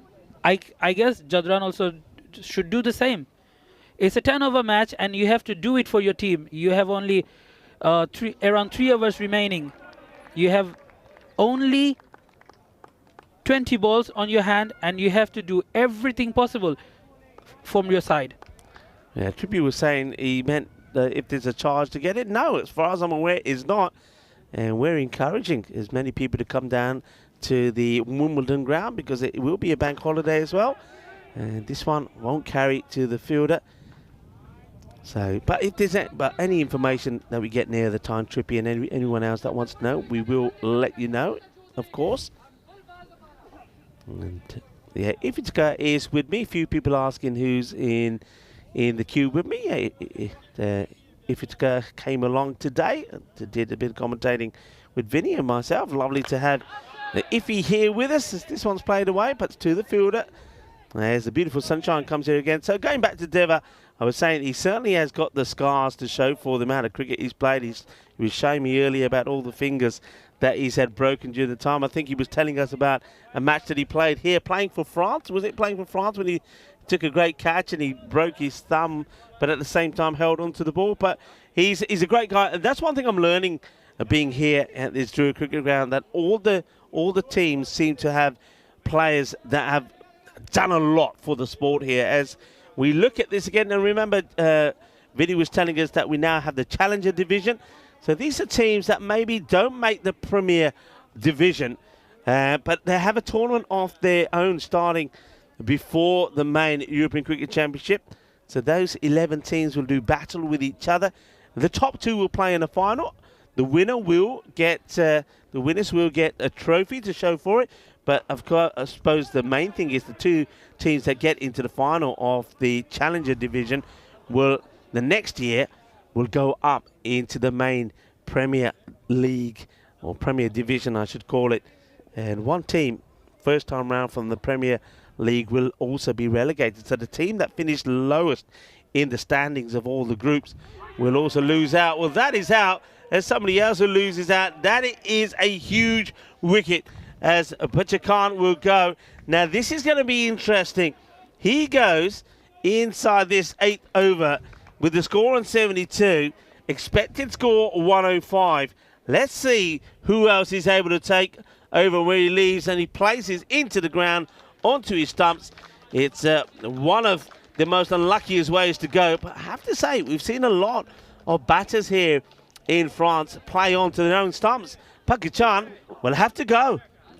Pakistan leaves the crease, and here we have a new batsman. But the question is, who is going to accelerate the run rate now? Pakistan, he was the man who was hitting the boundaries, getting the runs and everything. Now we have Jadran, who has a strike rate below 100, and we have a new batsman, Talash, on the crease. Now the question is, who is going to score the runs for PKR? Yeah, and it's a question. I mean, Jadran is there. He did score runs. He scored 34, not out of 15. But look, this time around, 11 balls for 9. So he's got to get going. Well, all right.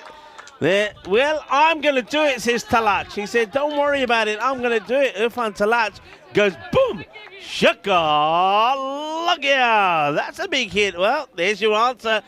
Iffy, there's your answer. So Talach says hi to me.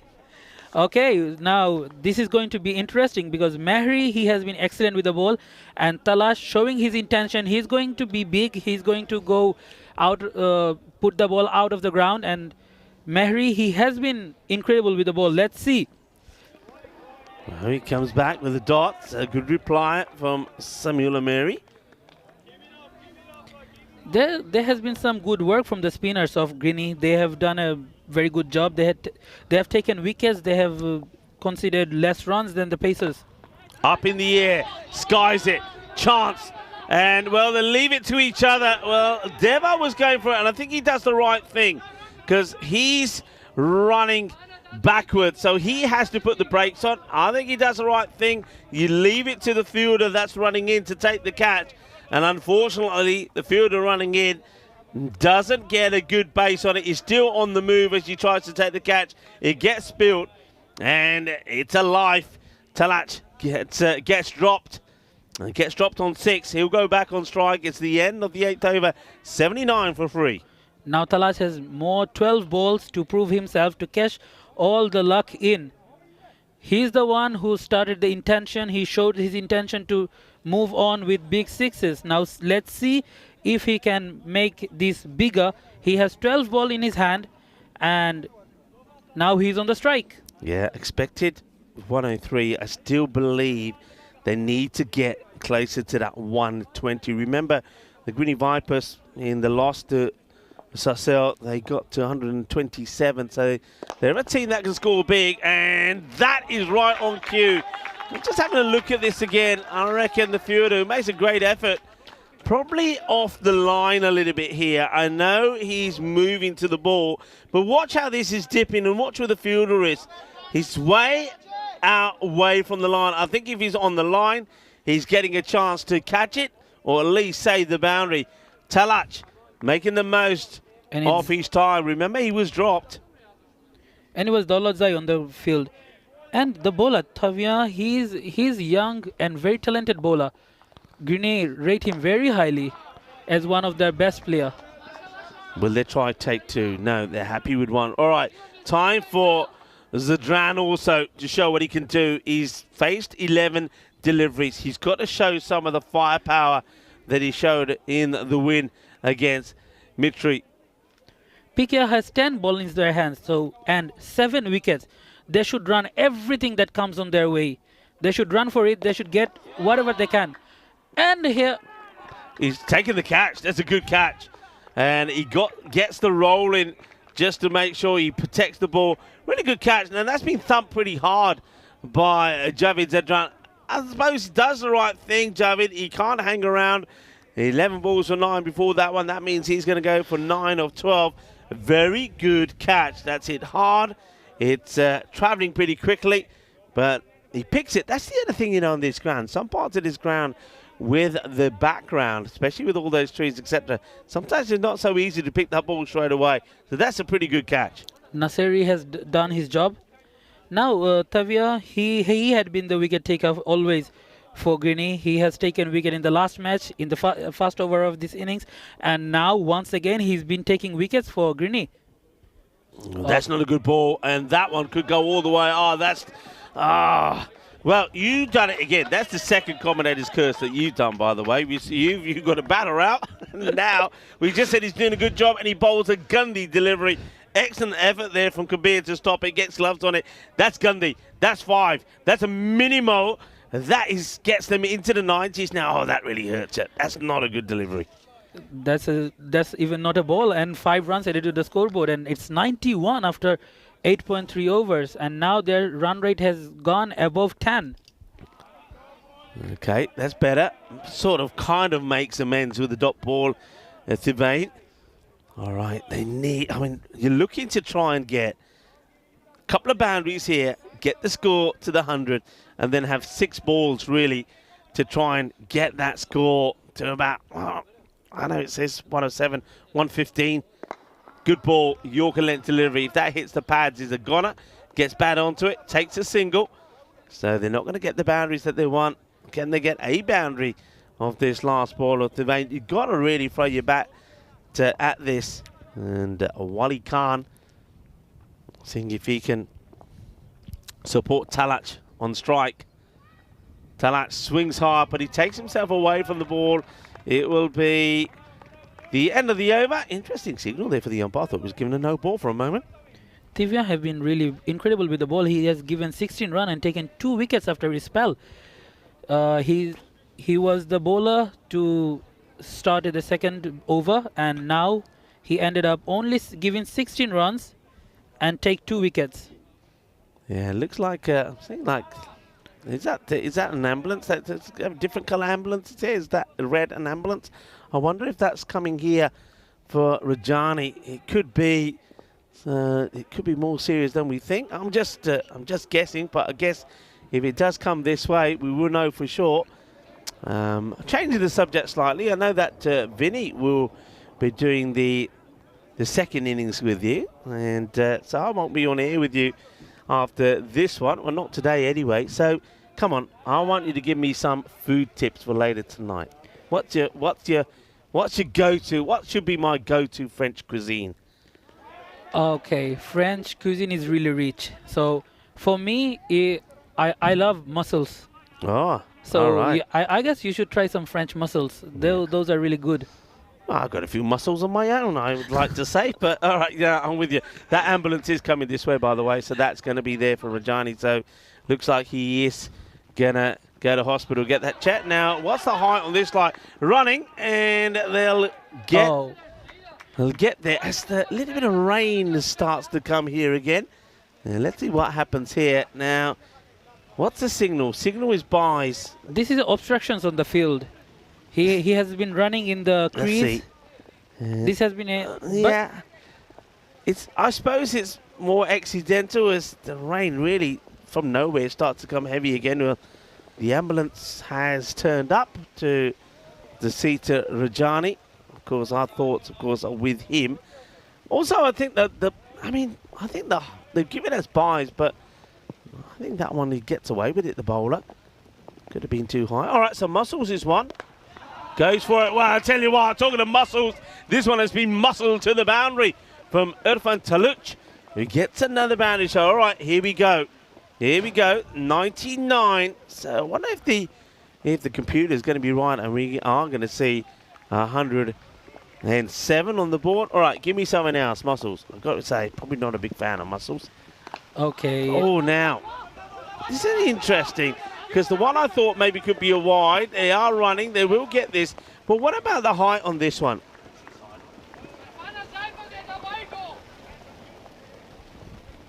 Let's have a look at the height on this, because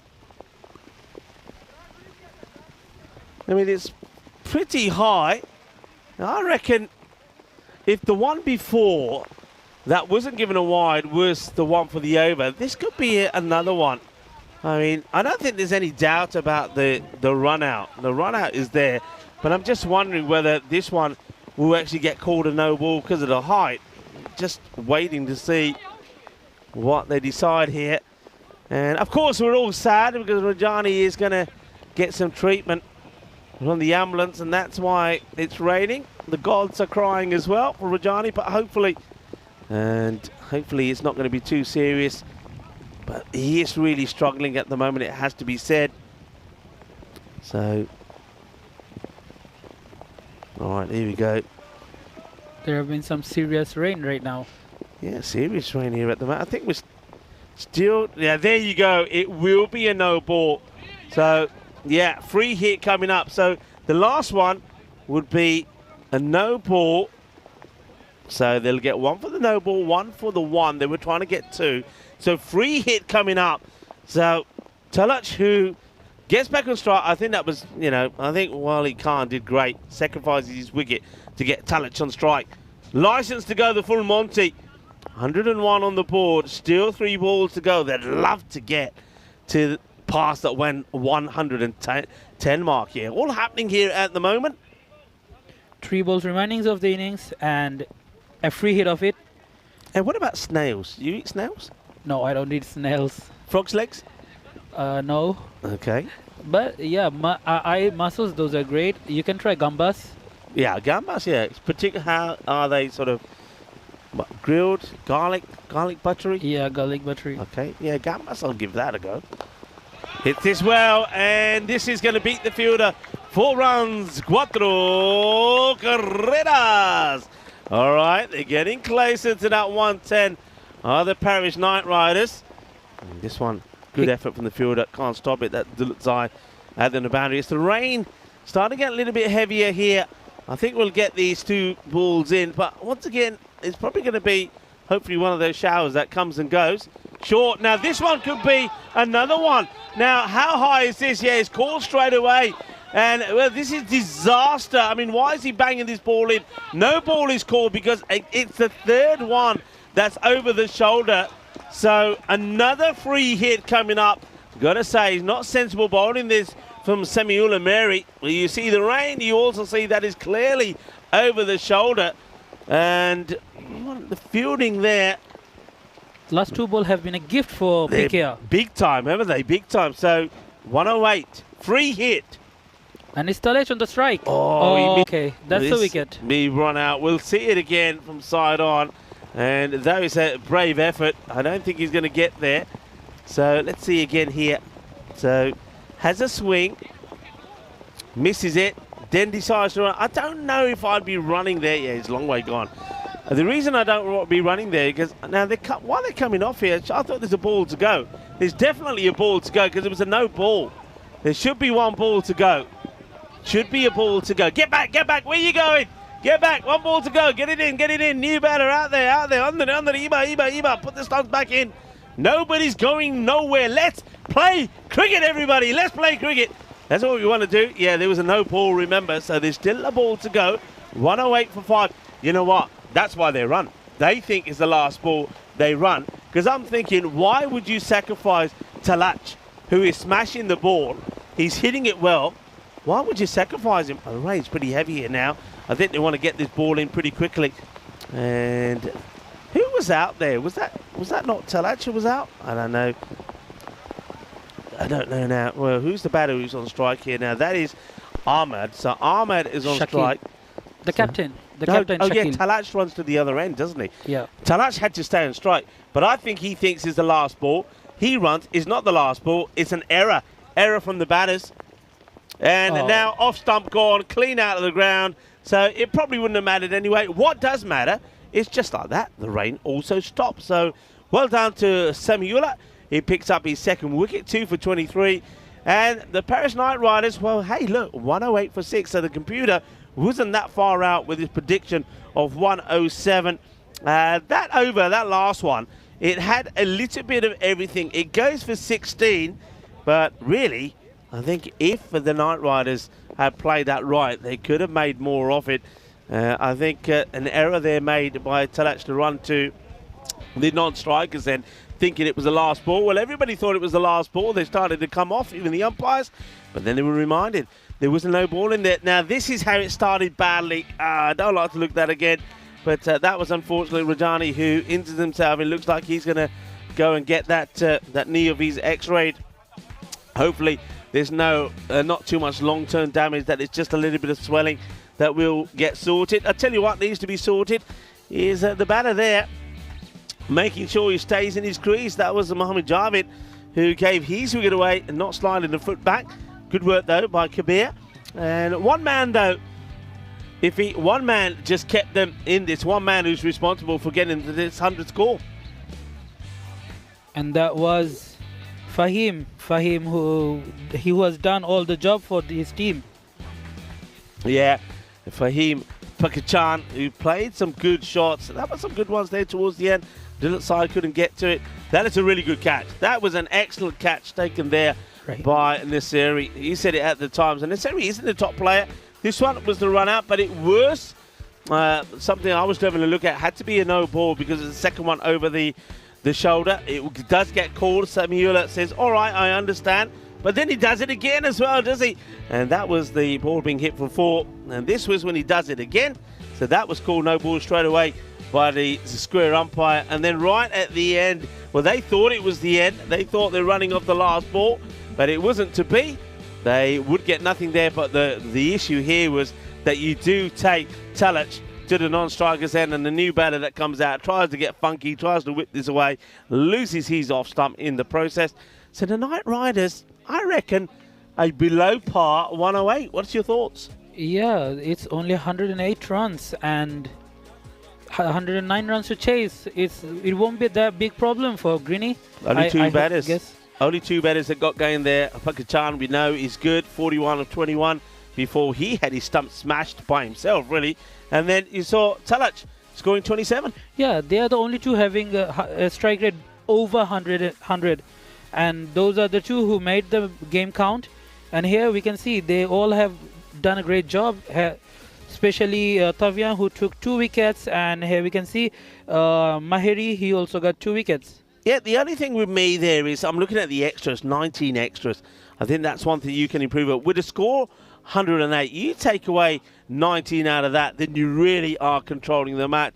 Number of wides, 10, 2 no balls there. Those no balls all happening in that final over, and 7 byes as well. Well, 108 for 7. That's me done for this match. Vinny Sandhu will be joining you, Iffy, for the start of the second innings, which you would imagine that the Greeny Vipers, not only will they be thinking that they've got to win here, I do believe that if they sort their batting lineup out and they go for the aggressive batters at the top in the power play, I believe they could get this score in 7 overs. And if they do, they could pick up 4 points. So everything to play for. We're going to leave you with the match summary. Well, I'm going to take a little bit of a break, and maybe I'll mingle around this lovely ground and maybe talk to some of the spectators, or maybe I'll go and check on Dave as well.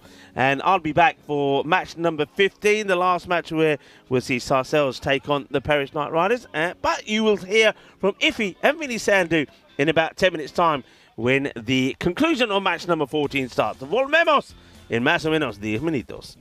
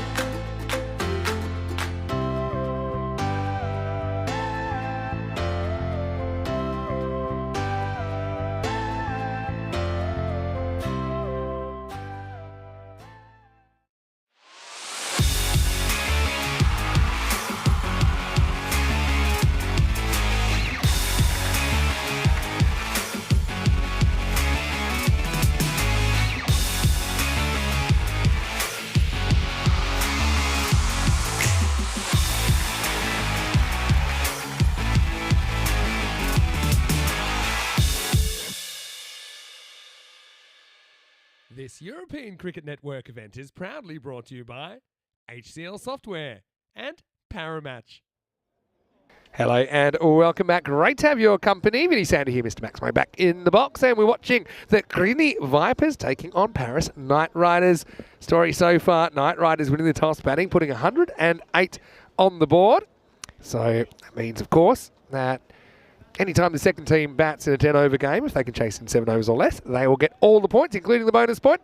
And if PKR can restrict the batting team, the Vipers to 75 or less, then they would take all the points. Rico has earned himself a little bit of a break. Funny how it was raining pretty heavily in that 10th over, but it seems to have just eased off a bit in the break. Vinny Sandu, Mr. Maximo, for this game, match number 14. We head in the second innings, back with Ifty. Ifty, what did you make of the first half? Thank you very much, Vinny. First half, it has been really ups and downs. For the first 5 overs, it has been all for Greeny, and then Pachakhan took over and he scored some runs, and then also Tivian got 2 wickets, but they have done a great job by the end, restricting PKR by 108 runs, and it's a target of 109 runs. Yeah, tale of two halves, wasn't it? 38 in the first half and then 70 in the second half. Bit of a chaos finish as well with that no ball, the rain coming down.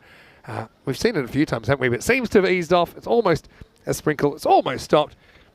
And here we go with the second half as Ahmed comes out and he gets flicked away. They've got 2 outfielders both in a similar area there on the left-hand side of the screen. And then the Vipers are away. Feel like this is a big game for the Vipers as well after they went down to Sarsell in a pretty entertaining game. But, yeah. They won't want to lose this one because they'll go to a losing record, 2 and 3.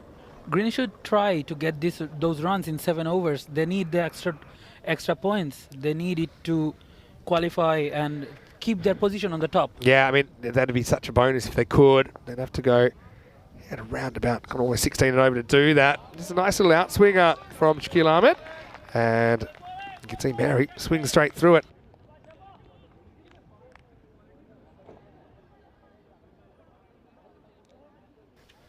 You see the percentages certainly favouring the Vipers, 81 to 19 at the moment. But that was a nice little outswinger, wasn't it? Yeah, it was great.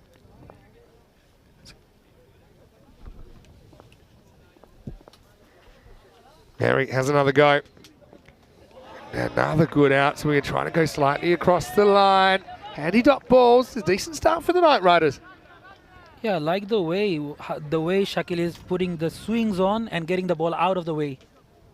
Yeah, but yeah, no contact. Got to say, I love the kits. I know we've talked about it a few times. These are 2 very good kits as well. I love seeing all these new kits, of course, with us having our first trip to France. Another outswinger this time. He goes after it and he's going to get it. He gets a cut shot back behind point. Mary off the mark with 4.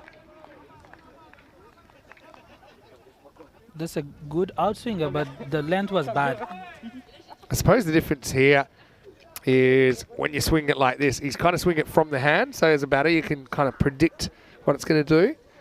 Sometimes it's a bit more difficult to play if it swings later and a bit less predictably.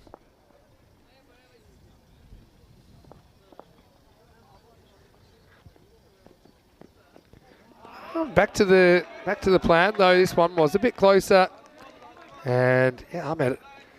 Doing a good job, only 5 off 5 conceded so far. I want to say hello to everyone in the chat. Lance Hall has popped in from Isle of Man. I've been chatting to Dave at the ground for a little bit during that first innings, as well as getting around with a few of the youngsters. I know that there's been a lot of people at the ground today. We had the mayor in, the dignitaries. Anyway, last ball of the first over coming up. Floating slip in place. Now it's a fraction short. He's all over it. Mary goes large. Maximo. I think that has gone all the way. But I'm going to call it from here. You can see they're pretty sure it's a 4. I'm pretty sure it's a 4. The replay tells the story. And yeah, 6 runs. So I think that the picture tells 1,000 words there. End of the first over. It's 11 without loss. So have you enjoyed your first day in the box? We'd like to maybe get you back next week if you've enjoyed it. Yeah, it was a great day, and I hope I'll to be here in the next week also. And this is what actually Greeny need to do. Rotate your strike and hit boundaries and get the job done. If they can get the job done in 7 overs, they're getting the bonus point and they remain at the top. Yeah, I mean, it'd be, like I said, it'd be pretty ambitious to do that, but we've seen sometimes, no pun intended, when it rains it pours, and we've seen some big overs, we've seen some big runs of boundaries. And now looks like in over number 2 we'll see Kapalwak. He loses it down the leg side. It's been called a wide first up.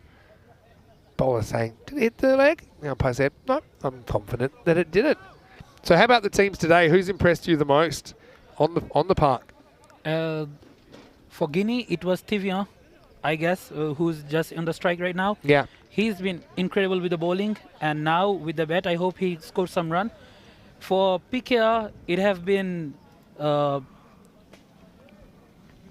his name is Fahim? Fahim Kashkan. He has been incredible. He has scored run in both of the matches he has played. He's been good. And he fielded well as well. He has another match coming up. Just waiting for the ambulance to move behind the bowler's arm. Something that you won't see very often, but you'll see it sometimes on the European Cricket Network. It was a red ambulance, and we're not playing with a red ball, so certainly hope that Rajani's okay. It looked like a bit of a nasty one. He's kind of stuck in the ground in the first innings.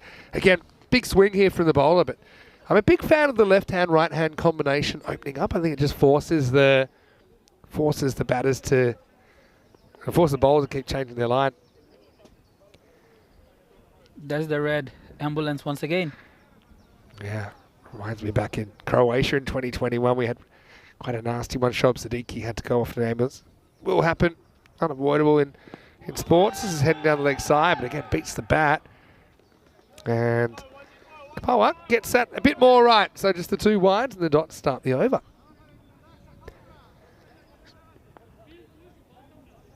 Yeah, Kroom in the chat saying it's a bit of a microclimate here. Yeah, it is quite remarkable. I think we've all been shocked about how quickly the sun can turn into rain and vice versa. Welcome to France. Yeah. And this is the weather we have always. All right, goes straight over middle stump. So Kapalwak gets it right after a couple that he loses down the leg side. The Knight Riders kind of quietly confident here, I think. We saw them come into play, beating a pretty strong Mitri team in match number 12, chasing down 112 with 10 balls to go. Seeing them here, and we'll also see them taking on Sassel in the last match of the day. Another one beats the inside edge, hits the body, and just a single. This is nice tight swing bowling at the moment from Ferdinand Kapalwak. I know that Tripp's in America. He's saying he loves the drone shots. This ground, I mean, you've probably never seen it from that perspective as well, to see it from up high. Yeah, the ground is beautiful actually. And the ground is placed in a very unique way in middle of a forest and very beautiful city of Drew. I like it's kind of bordered by something. So some places we go, it's not framed the way it is here. Another good outswing, and both the opening bowlers have swung the ball away from the right-hander. Yeah, so some grounds, obviously, you got lots of different types of grounds. I mean, in Hungary, for example, there's a swimming pool and a house on one side of the ground. We call that end the bikini end. But here, because you've got the trees bordering it, gives it a nice enclosed field. So like in a stadium, you'd have the grandstands, for example, that would border it. This is similar kind of effect. Anyway, this one is cracked. Fielder is going to drop it, and it's going to go for 6. Maximo! Well, there's no easy catches at the moment. It's Gul Muhammad Saleh, who kind of did the right thing. He knew that he had to have pretty hard hands here to pull the ball back in. It just burst through. To be honest, he probably could have been back a couple of metres and maybe would have had a better look at it. But 6 runs, Guinea get a bit of a break there. Yeah, Greeny are doing their job well and according to the plan. They're getting enough runs in the board, not losing any wickets so far. So it's great so far. Short, and thanks for coming. That's not a good ball. And I think Kapalwak got hit away over the offside, so he kind of got straight, but he overcorrects. So they do get a decent over there in the second. It's 26 without loss after 2. And that's a big 6. and added 6 more runs to the team. Talking of field, as cricket is being added to Olympics, I wish, I hope, and I believe those grounds will be more developed with time, as French government will see more important cricket. Yeah, I mean, it's an interesting one. How do you feel about cricket being in the Olympics, and how do you feel on the what format should be in the Olympics, and how many countries would you like to see involved in the Olympics, and what format of cricket do you think's right for it? There should be at least 16 countries, and I guess at least it should be T20. Yeah, you think T20? Yeah, I mean, like, that's kind of what they'll go with. I think they'll struggle to get more than 6 countries involved, though. I think that's the plan, partly because the amount of athletes it is and the quota getting given. That's going to be belted down the ground. That's going to be 4. So Manic Boy has got the full toss, and having a compact kind of technique, looks good, smashes it straight over the bowler's head for 4. But I got to say, when we get to Brisbane, I hope that there's a little bit of a rethink. The reason I think T10 cricket would be great for it is because you could get more countries involved and more countries competitive. And I also think that if you're not a cricket watcher, which a lot of people watching the Olympics, they'll be watching cricket for the first time. T20, even for them, is a bit long. So it's like a 3-4 hour game. I just think this format, similar to football with the 45-minute halves, it looks like a no ball to me. And I've got a feeling there's a free hit coming up. We'll check it on the replay, thanks to Spring Productions. But I mean, I look at it a bit like Rugby 7. That it's kind of gateway to watching maybe some of the long forms, if that's what they want to do. Yeah, it's a similar one we saw before. It's coming down a bit, but I just have a feeling that's going to be called. He is a step out of his crease, to be fair. I know that if there's doubt, they normally call them. Let's see what they decide. And it's a no ball. Tiptoes, yeah. I know it's a tough one to judge when they're out of the crease, but I think it's probably come down, maybe hitting him in the belt. There's doubt about it anyway, whether it's waist or below. Now, he's decided after waiting 1 or 2 minutes for the call that we need to change the bat. Almost wants to snap it over his leg, Bo Jackson style, to prove the point. But we've got a free hit coming up. Anyway. T10 is betting with a glass on? A sunglass on. Oh, he is too. He got it. Well, he'll be happy it's not raining at the moment. I wear glasses probably most of the time these days, and got to say the raindrops on the glasses. I know you got the glasses on as well. It can be a bit of a pain. Bit of a pain, yes. And it's a free hit. Free hit for T10. All right. Probably a good time to tune in because you're guaranteed some action. This ball, free hit. Hit hard, but can't get under it, so it's just going to be a single. Marnus is watching from Australia. He said it was great to see the mayor and the local government supporting cricket. Obviously, they see it as an important part of the community and something that's bringing people together here. Yeah, the Mary of Drew have been really supportive to cricket. As I told you, like, this is the home of cricket for France. Yeah, and it is a special place. I can see that already after just spending a couple of days here. Now goes down on one knee and just kind of sweeps him away. That's gone all the way as well. Maximo sees Carreras Mas. This is quite a good shot. It just has some length to work with. So, yeah, you got to have a very good eye to play a shot like that. It was smashed away. But, yeah, it's been great to actually see so many youngsters involved. And actually, with you here, I've been able to get around the ground a bit and meet quite a few people, which has been cool. Good comeback from the bowler. He actually knocks it back and makes sure there's no run. Because I suppose what we're doing here at ECN, we're hopeful that, you know, the work we're doing will pay off, like maybe not in a year or two, but in a generation, that kids grow up having examples in European cricket to live up to and to kind of get involved in the game. We have what's called our Cricket School Project, which is taking cricket to thousands of kids across Europe so far. It's pretty cool.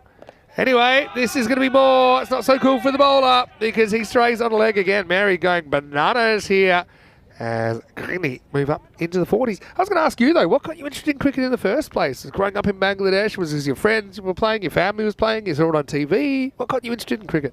In Bangladesh, okay, cricket is something, is bigger than our emotion. It's something like that. growing up watching Bangladesh play, watching all the teams play, it has been incredible. And the inspiration is none other than Shakib Al Hasan. Very, very important player. I'll tell you my favourite Bangladeshi player though. And Shakib is still going at it a bit, isn't he? But Mushfiqur Rahim for me, as a keeper, I just thought he had very good skills, stylish batter as well. I remember Bangladesh touring Australia for the first time, actually playing Test cricket. I was in the North Queensland actually. As this is going to be another full toss. That's put away. Well, the youngsters being called into action in more ways than one. And that will also be the end of the over. So the Vipers turn out to get a good power play after the first went for 11, the second went for 15, and the third ended up going for 18 runs. So they're growing into it. The score is 48 or 44 with that loss after 2.5. Let's just wait. I think maybe because that no ball was in here. No, I'm pretty confident. It's 48 with that loss, and actually that one goes magical in the third. So okay, you picked up when you were quite young then, did you?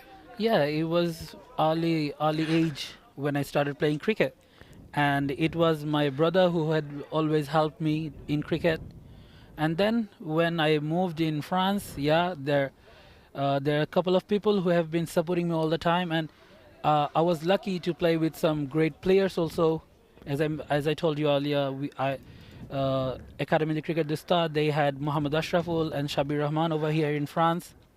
So it had been a great experience of cricket.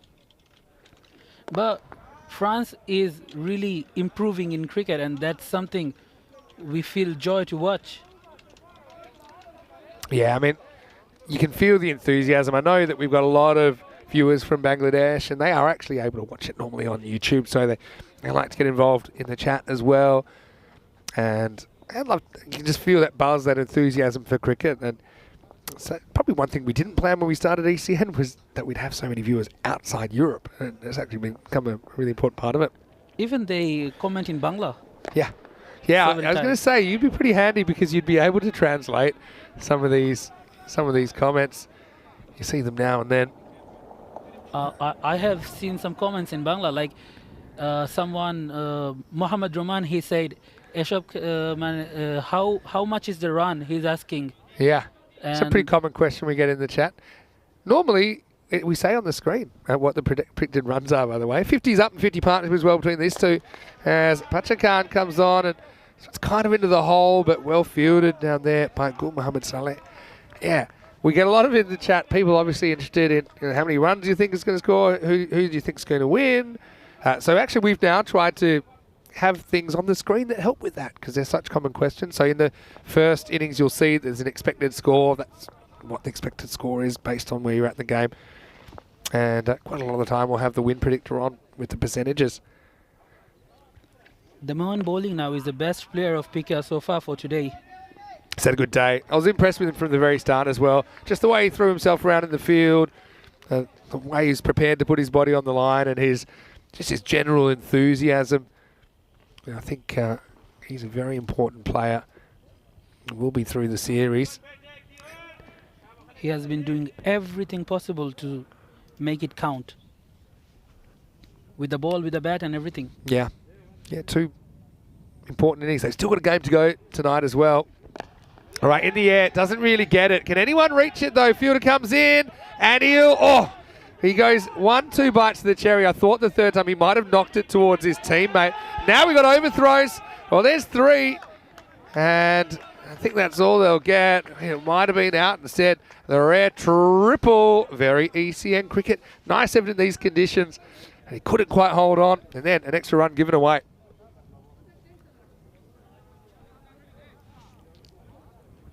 See that last touch, if the fielder Imran Sadran had kind of come in, stayed the angle that he was originally, and maybe it would have been a chance for a rebound catch or a team catch. Kwawat couldn't quite manage to grab it himself. Short, and this almost goes onto the stumps off the body. End of the over. Pachakan trying to keep his team alive in this game. After 4, it's 55 without loss. And here Mehri is doing his things done. He has scored 40 runs in just 15 balls. staying on the ground, not making any wicket fall. And it has been great for their team, actually. Yeah, I think so. You can see there now, they're well ahead of the rate they need to be to win the game. But they did take a little bit of a journey south in that over due to the work of Fahim, who only went for 7. And there were no boundaries in that over. There were 4 fours and 3 in that top ball, last ball. And I know that Ronnie's watching. He's saying he's really loving watching ECN cricket in France for the first time because there's so many new teams and so many new players to watch. There's a lot of talent out here. Ronnie, anyway, this one is in the air. And it's going to be caught. Well, it's a full toss. And it was just clipped away. Devane just putting it straight down the throat of Wali Khan. So Naseem is able to take a wicket without the ball ever hitting the ground. And the 5th starts with a wicket. Maybe a turning point for PKR. They get there first. And the Vipers are 55 for 1. And here's the new batsman, Chaudhary, who had been the best batsman so far for Guinea this year. And in the last match also, he has scored a bristling run. So he has been so far so good. And let's see what he can do in this match. Yeah, this is Dulipala Chaudhary, who's coming out in the number 3 position. So clearly kind of have a penchant for close matches. I love their second match, even though I don't think they loved the result. That was on day 1. And on that occasion, they were playing against Royal 94. They made 114. They fought bravely, but the Royals were able to get the winning run off the second last ball. Anyway, do we have another close one here? Right now they're cruising. They'll be pretty confident. This one just misses the mark, a little bit too wide. But, I'm going to say umpiring crew today. Obviously, getting a few umpires here. There's over, I think there's about 10 umpires and umpire coordinators involved here. So good to see a big contingent of officials. This is an example, and again, this is something that I know that they'll keep talking about. This was a wide, but I think for me, it's pretty much, it's getting a bit of the line now. You see, and now if it's over the line, it's actually meant to be called a fair delivery. But the one thing I will say, at least they've been consistent, which is what you want out of your umps. I think Shahzad has been the new inclusion for PKR this year because he used to play for Sarcelles last year, and this year he's playing for PKR. So I believe he's the new inclusion for them. Yeah, and obviously occasionally you see players popping up, changing clubs for many reasons. Sometimes it's just numbers and things like that. Maybe they've moved where they're living, or maybe they have certain people they'd like to play with. I think that's healthy in a sense. Slow ball this time, and just drilled away straight to the fielder. So only 1 run. The team's done well to put the brakes on here. So it's been a very good day of cricket. So many matches, and it's been runs in the board always 100 up. Now is the 4th match of the day, and yet it's 109. Yeah, it's certainly on. Naseem doing a good job. And Dave B is in the chat. Of course, Dave has been here for the last couple of days. The thing is, I suppose, I've had a chat with Dave, and I know we love having him here. I know Rico's having a chat with him as well. He's such an enthusiastic supporter of ECN cricket. This one's going to be called again. I'm just going to have a quick look at this. Anton, by the way, is not here today. You probably noticed that if you were watching yesterday. That one probably does just miss the line for me, so I think that is a good call by the ump. Anton with his signalling was certainly stealing the show yesterday. I think there's a video up of him with all his signals in our social media. All right, goes after this, just opens the blade. That's going to be 6 runs. Maximo! Mary closing in on a half century. He's the big fish at the moment. PKR, they want to get him before he can do too much damage. 6 runs to the total. Mary has been solid with the bat since the beginning, and he has scored incredible 47 runs of 17 balls. Yeah, he's been in good shape. He was good with the ball also. Oh, mistimed. Yeah. It's going to be the end of the over. And the score after 5 is 67 for 1. Let's welcome you back into the commentary box. Vinny Sander here, Mr. Maximo. Got Iftika safe with me. And I want to say, put it here, we really enjoyed having you in the commentary box. That's been a long time in the making. We've been in touch. And we wanted to get you on here in France. We have been living for 7 years. And really enjoyed your insights. And maybe we can get you back next week. Do you think we could? Hopefully. I'm always free to come. I've enjoyed the whole day. And next week, I'm good to go. All right, good to know. And let us know what you thought of Iftika's commentary in the chat as well. I know that we've got lots of viewers from all around the world, and especially, I'm sure, those in Bangladesh. They've enjoyed having you here. Anyway, almost ready to get on with the 6th over.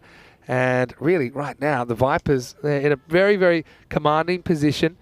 But, I mean, if they have a really good 2 overs, then maybe they could get this bonus point. Let's wait and see.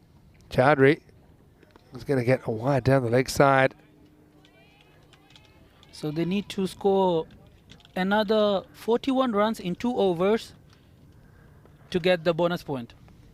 Yeah, so 41 off 12 essentially. And with these two batsmen with good caliber batting, it's possible if they can try. Yeah, well, this is just helped up in the air and should be handled. Will be eventually. They're going to go for 2. Have to hustle. I think he gets home. But, yeah, they kind of thought about that for a second. Good backing up by the fielder here. Just home. Good camera work as well from our crew at Spring Productions. Yeah, let's talk about Dave. Yeah, Dave has come, and obviously it's been great to have him here a couple of days.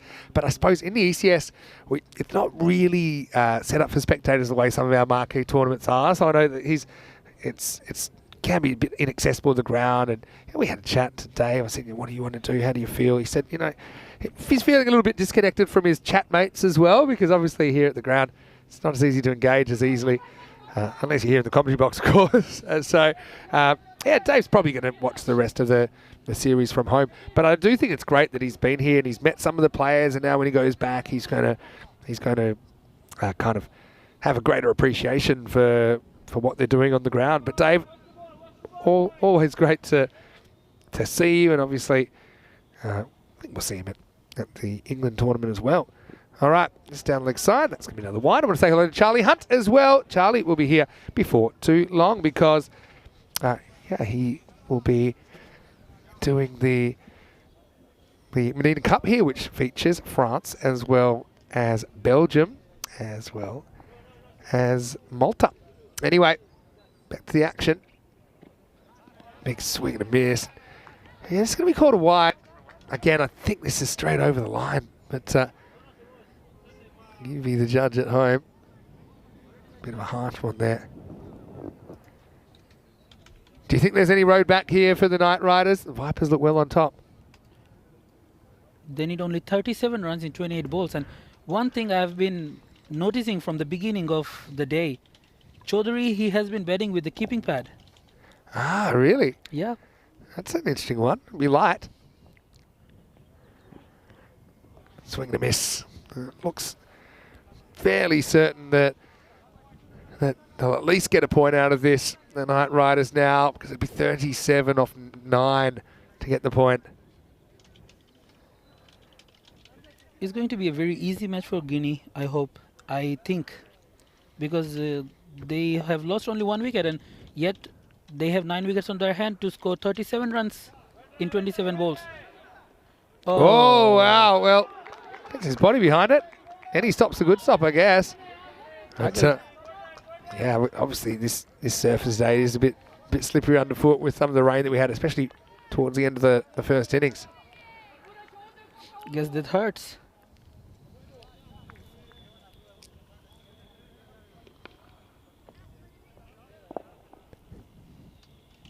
Wali Khan with the ball.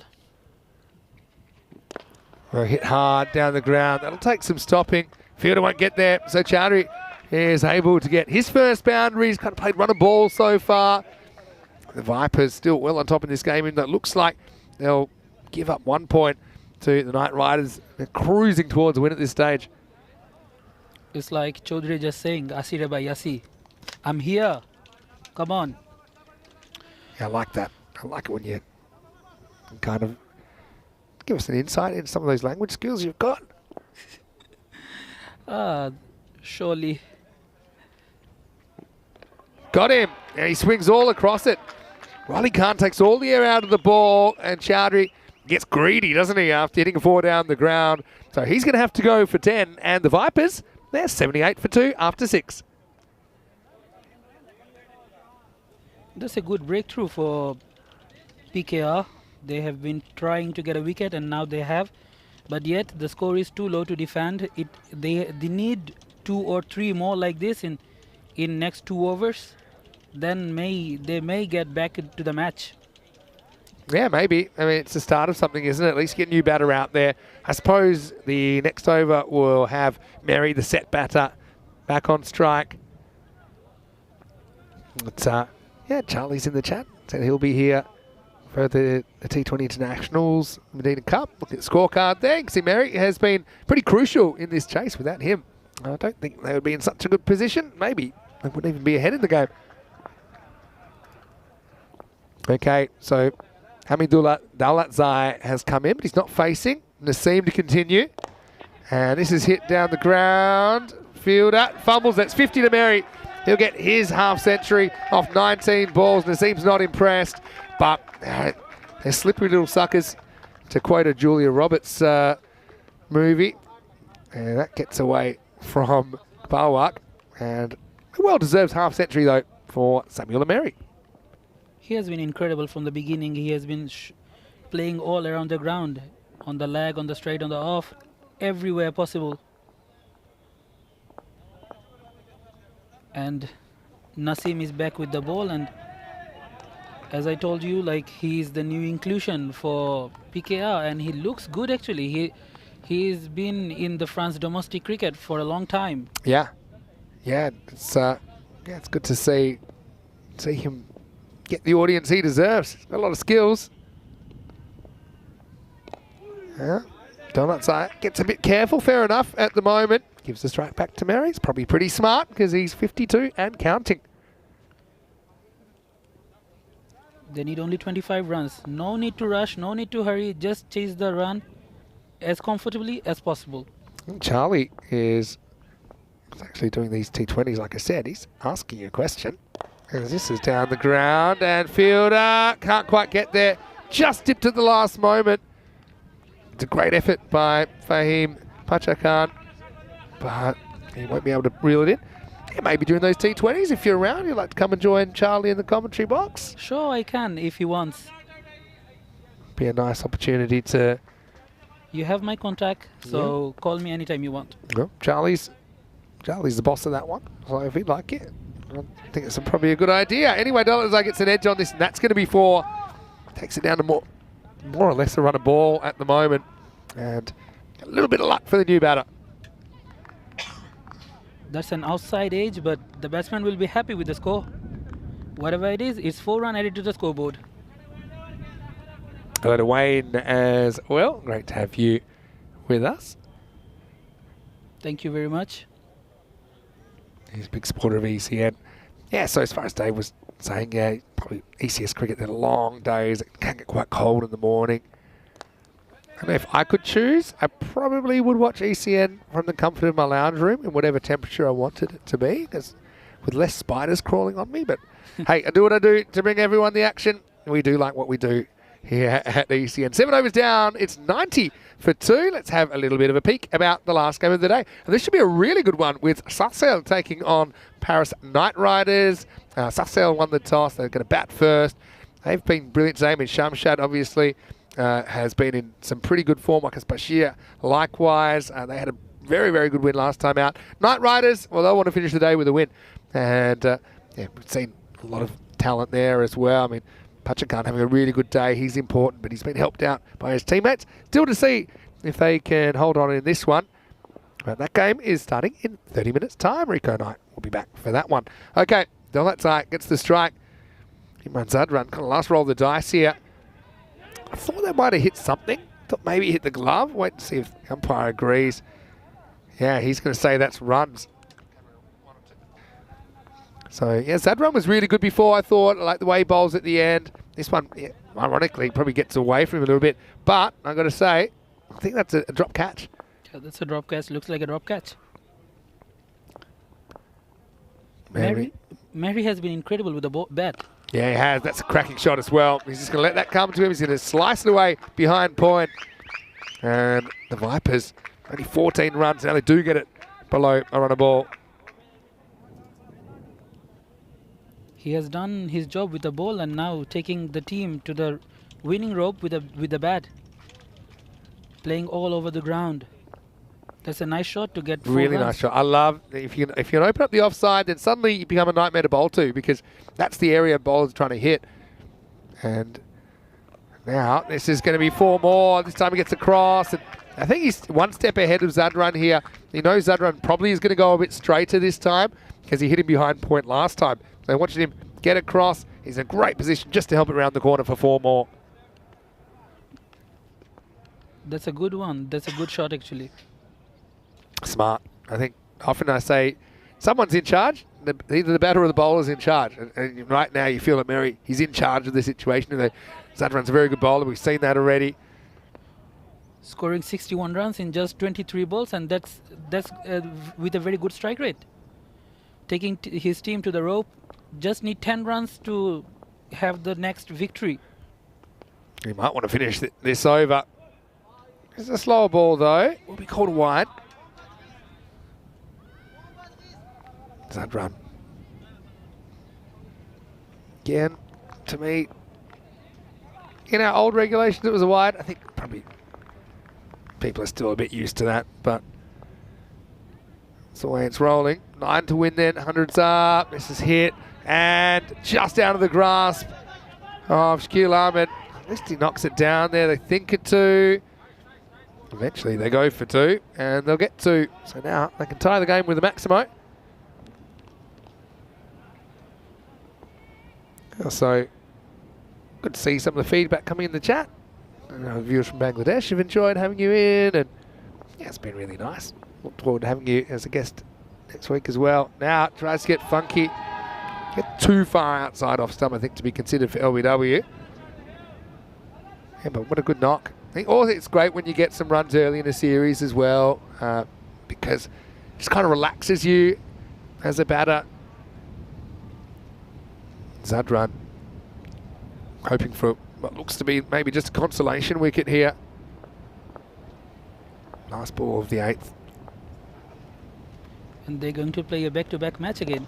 Yeah, Knight Riders, this will really test their fitness as well. They're going to be playing against Sussex, who they've also had 3 matches today. They'll play 1, 3 and 5. Paris Knight Riders playing 2, 4 and 5. This is the end of the 8th right now, and it's 103 for 2. And the wind comes on. Yeah, here comes the wind. Sometimes that brings the rain, sometimes it doesn't. I'm still very curious about the weather patterns here. It's almost like you always need a whole suitcase of clothes for one day. I feel like sometimes I want to bring out, you know, the t-shirt and the shorts, and then later in the day, I need the winter coat. This is always have been like this all the time. We can't even trust the weather forecast for this. Like, we have seen 100% rain and then we saw a sunny day. So this is France, this is our weather. Yeah, well, you got to own it. I say this all the time. I think European cricketers are some of the hardiest cricketers that are in the world, because having to play a summer sport in some pretty oppressive conditions sometimes. 6 to win, and what a ball! Oh, really nice delivery from Gul Mohamed Saleh, and he'll get the set batter Mary. Hey, who knows? I've seen games lost from here, and the only way it can possibly happen, I think, is if you can get the guy who's doing the damage and maybe get a bit of a collapse going. Brilliant start to the night from Gul Mohamed Saleh, as Mary is forced to go finally for 64. It's 103 for 3. Anything is possible. It's a game of cricket, and anything can happen. And that's a very good ball to get the wicket of Mehri, who has been incredible with the ball, with the bat also today. And a sad batsman gets out, and now the duty is on the shoulder of the new batsmen. And here we have Ahmed Kabir, the wicket keeper. Yeah. I mean, you wouldn't imagine that it could go off the rails, but hey, I remember a game, we call it the Magnificent 7, and this was in Malta. This is the benefit of me doing so many games. These similar situations come up, and it was Massa versus Mata Day. They needed 6 off 12, and the fielding team only had 7 players because it was a hospital emergency and there were hospital workers.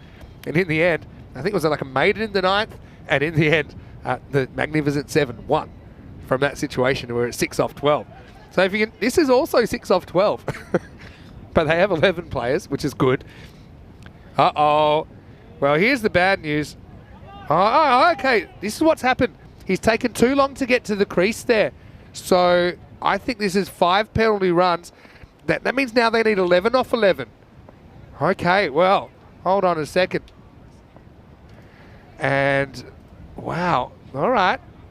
I'm pretty sure that's what that is. Because it's not, the clock still can't be against the fielding side. That would be interesting. Yeah, so it'll probably take a second to sort this out. So now, again, this is European Cricket Series rules. You need to be able to get ready to face the ball in 60 seconds, and it gets timed. So I definitely saw the signal there. So that's actually huge. So they've actually lost a wicket, and they've also lost 5 runs. So now you see how the target has gone up. So now they actually need 11 runs off 11. And there we go. It makes sense that we're in France, and the snail's there with the crease. Took too long to get to the crease. This is going to be interesting now. As you just said, like anything can happen right now, and this is anything. This is the anything. 11 ball, 11 runs, and 2 new batsmen. Oh, started with wide. Not great, but still. This reminds me the timeout thing of the last World Cup done by Shakib Al Hasan. Yeah, that's true. I mean, we try and get away from timing people out because it just doesn't really work in practice. Look, we did have a timed out once. All right, in the air. Big moment in the game. Can anyone reach it? I doubt it. Keeper's going all the way back. Can they keep it in? They can't. So 4 runs. So they get 5. They give 5 straight back with a wide and 4 runs straight over the keeper. One thing about the giving up the penalty runs, normally it only happens once because people realise, hold on, I got to hustle. So in the end, everything kind of evens out. Everything is happening here.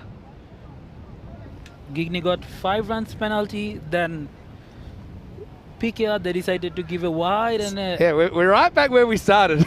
6 win. That funny thing is, they might give up 5 runs for not finishing the over in time. Because here's the other thing, and this is going to take a bit of time. If that clock runs out before they bowl the last ball the 9th over, then actually the fielding side will give up 5 runs to the batting team. And right now, they've only got 6 runs to win. So I actually think there's no real urgency. So I actually think, I mean, they might just score a 6 here and that'll be it. But we could have the first ever offsetting time penalties. So much of mathematics here. Well, this is in the air. It's in the air. Can anyone catch it? Swirling around in the breeze. It's caught. Well, there you go. They'll get 1 minute for the wicket. And now the batter's sprinting out there. Makes sense. So you see the minute goes on, you see. But the minute's kind of cancelled out by the fact that the batter gets a minute to get to the crease. So it's a pretty good catch. There's been a strange ending to this one. But, yeah, I got a feeling that we still won't see another time penalty. But right now, Kabir is going to have to go. It was a nice catch in kind of tricky conditions there as Gul Mohamed Saleh tries to keep his side alive. Now it's 108 for 4. Nice catch by Javid Zadran.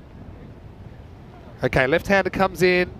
Let's see when the clock comes back. You see, automatically when there's a wicket, you get the fielding side gets 1 minute. So that's why the batting side gets 1 minute to be ready to bat. Otherwise it's unfair because the fielding side gets that long to as an allowance on the clock. So all right. Now this is getting more interesting. All right. 25 more seconds.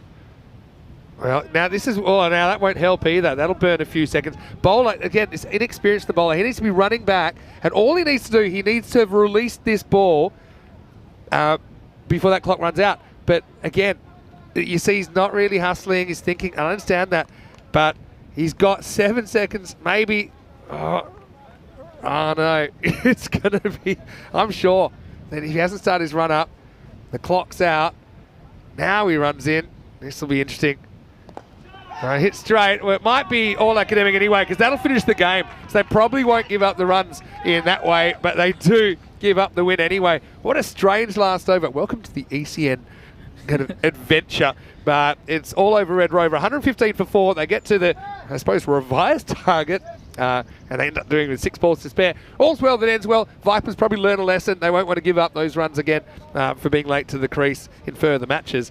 And they'll be pretty happy to get the win here in the end of match 14. So here Guinea wins the match by 6 wickets, and very important knock by Mehri, who has done his job and taken a step toward the victory, and Guinea stays on the top. That's why you don't turn off even when a game looks like it might be over. Sarcelle taking on Paris Knight Riders in the last game. Coming up in around about 20 minutes time, we'll get going. And Sarcelle will be batting first in this one. Let's go back and have a look at some of the highlights with the openers, Manikboa and Meri opening up. Meri, his 64 was critically important, wasn't it? Without that, I don't think they're getting across the line. Yeah, he has done his job, and very, very in an efficient way. So the whole highlights, it was Meri smashing 6s around the boundary. And now the rain's coming down again. Must be something about 10 over, the 10th over, because this would be the 10th over starting right now. I suppose a couple of missed opportunities. They weren't easy ones, I will say, though, for the Knight Riders, who still have a game to go. So they'll be a little bit disappointed, I'm sure. And they weren't able to pull this one off. You can see them hustling for every possible run. Knight Riders did start their day, don't forget, with a good win over Midgley.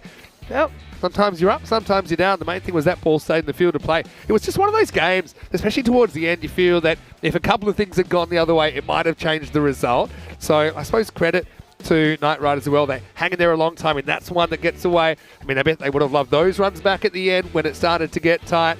But the main thing is, I mean, the players out there, you can tell, European cricket, it's a festival, it's fun. I mean, obviously we love it in the sunshine, but it's something that it gets the emotions going. This was a really, really good ball. Eventually, Meri got castled by a little inducker for 63. And then, this was when they gave up the 5 penalty runs, but there was a wide and there was 4, so that kind of cancelled it out. And then, when it's all said and done, we had that wicket. It was getting tight, but then the clock was going to run out on the bowlers. So I think even if this doesn't get hit out of the ground, there's probably 5 penalty runs that are going to be awarded. And anyway, all's well that ends well, as the downlight side just watches it like a golfer that just has driven it down the 17th fairway. And they do get the runs with 6 balls to spare.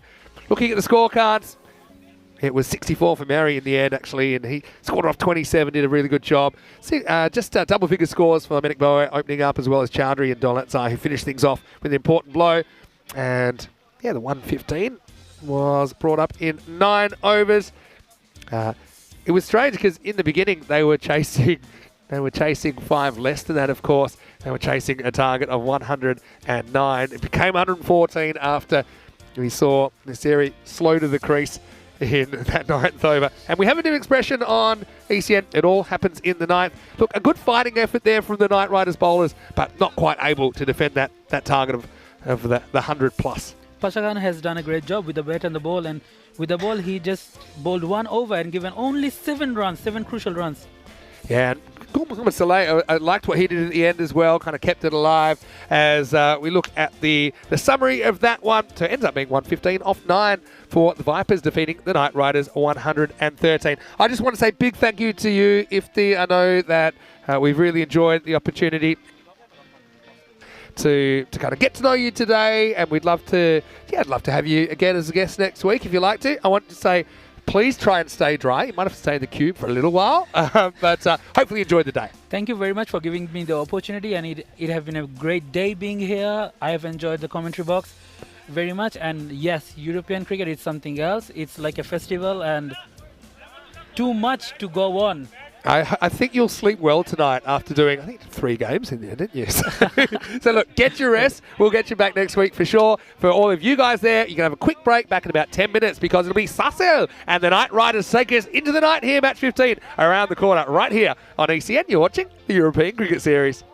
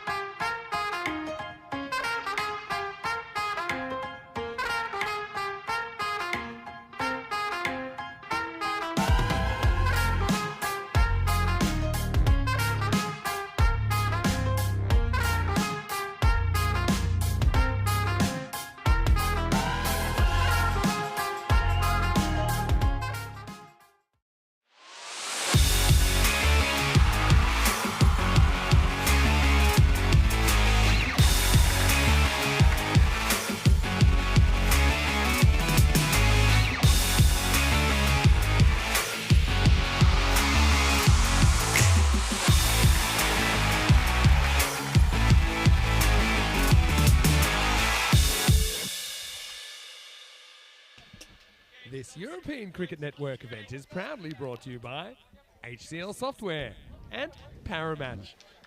Hello, cricket lovers, and welcome back to Dreux, just outside Paris in France. Well, it's a beautiful scene here, and we're getting ready for our fifth and final game of day 3. And this one will see CSPT Sarcelles taking on the Paris Knight Riders. News from the toss was that Sarcelles won it, and they're going to have a bat. No surprises there. They looked pretty strong earlier as well. Got to say, they've had quite a few players stepping up with the bat. They've got that attacking intent that I love to see in this format of the game. The Knight Riders, we saw them just minutes ago, not quite holding on. And they went down in match 14 to the Guinea Vipers. Got to say, though, Pachacana has been a standout for them on their first day in ECN cricket.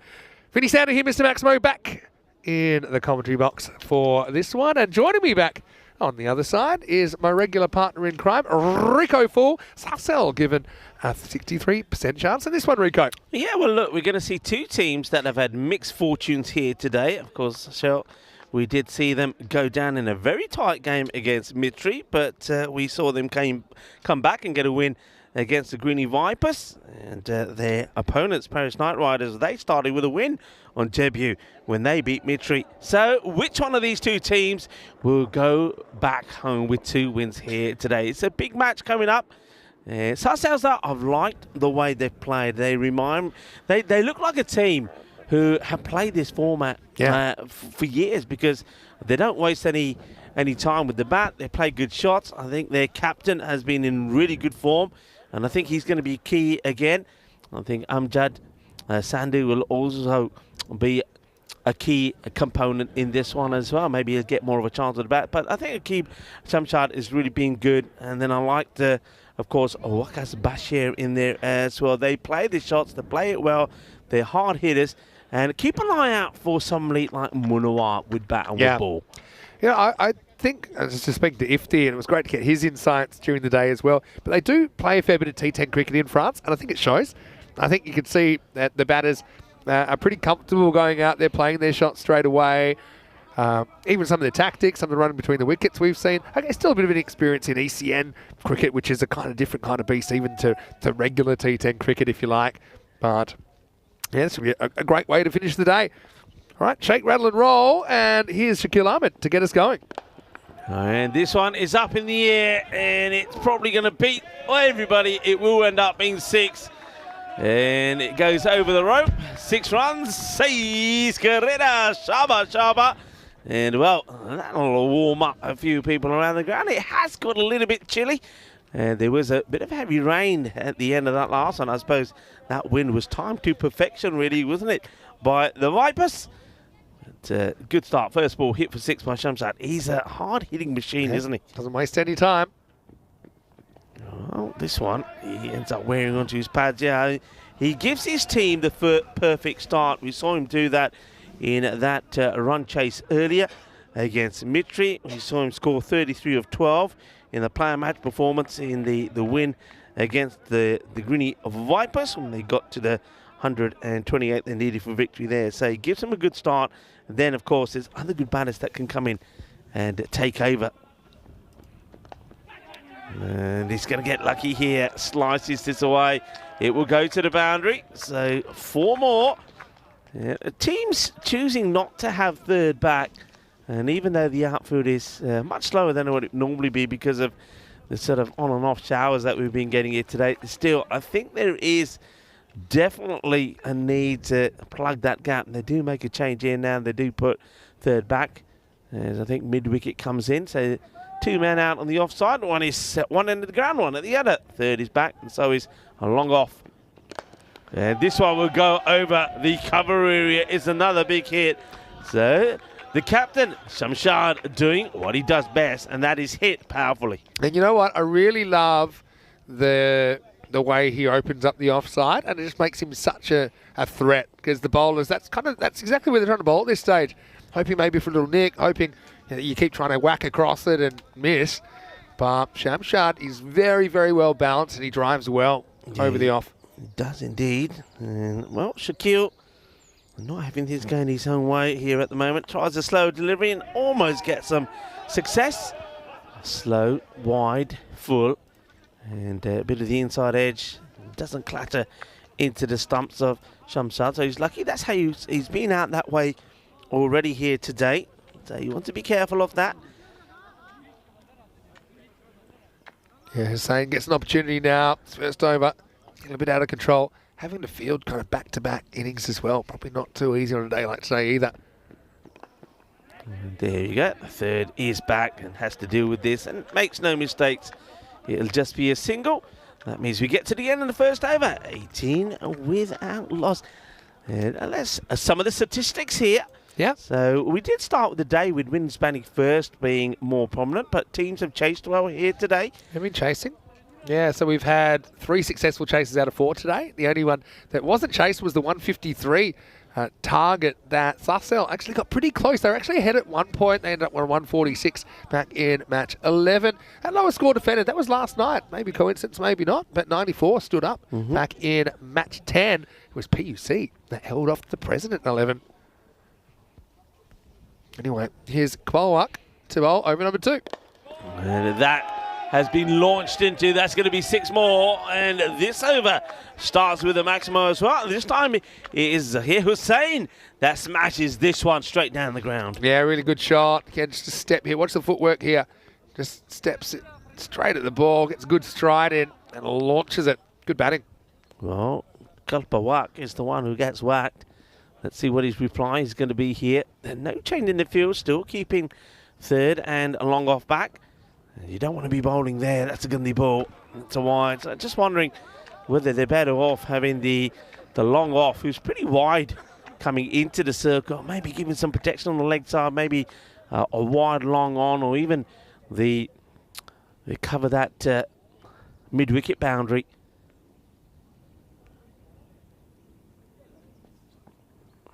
This one will be okay. Oh, it gets called a wide. The umpires, just consistently for me, Vinny, getting these ones wrong. I mean, at least it's consistently, but yeah, I think I need to go back and need to get the diagrams out again because under the regulations we've introduced this week, that's not a wide. But like I say, at least it's been the same for both sides, the way they've gone about it. That one may have been, but gets drawn to playing at it, so no run. Yeah, I suppose it's meant to give a little bit back to the bowler at the moment. It's almost like the check's in the mail. They've been promised the extra latitude, the bowlers, but they haven't received it. All right, this one's another one that's high up in the air. The fielder change. Oh, incredible! Incredible! Well, that is a great catch. And Pukachan, can you? Yeah, he can. What a catch! This is incredible. I've never seen a catch like this before, and it's happened right in front of us, Vinny. Yeah, that's an incredible catch. That's one of the best catches I've ever seen live, because it wasn't even like it was high and he had time to get under it. He was like in a race against the ball, and he gains on it, and he kind of just sticks the hand out in hope in the end. This is unbelievable. If we see we had the best seat in the house for it. This is a great catch, one of the best. Look at how his right hand comes out, and it's almost just out of hope, and it just sticks. It kind of, he gets it there, it doesn't stick straight away, but it kind of... This is just unbelievable. See how it kind of hits his hand, and then it doesn't like stick. He just goes, it just kind of rolls up his wrist, and he holds on. And wow, what a highlight that is. He's been so brilliant in the field today, and he's also stood up with the bat. But anyway, one door closes, another opens, as it's Bashir, Wakas Bashir, that is the keeper, coming out at number 3.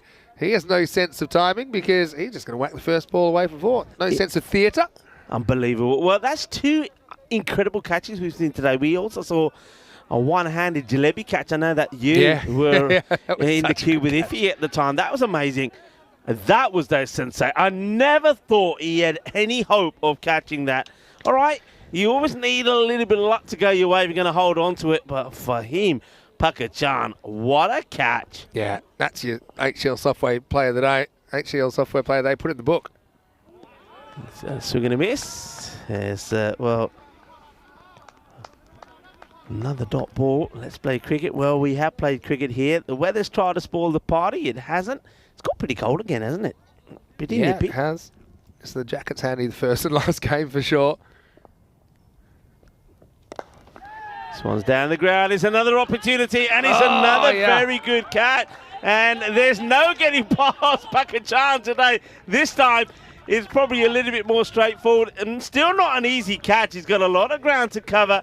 He gets there, takes the cat. Now, I've got to remind you, remember, we did have heavy rain at the end of last match, so it's still wet out there. The ball is wet, but he doesn't quite get this shot right. He chips it up in the air. There's Bashir. And, well, Pakichan, can he do it? Yes, he can. A great catch. And this time, he just puts a little bit of mayo on it. Yeah, to be honest, a sitter for him compared to the last one. Because, yeah, this one you would hope to get more often than not. Had to do a bit of work, though.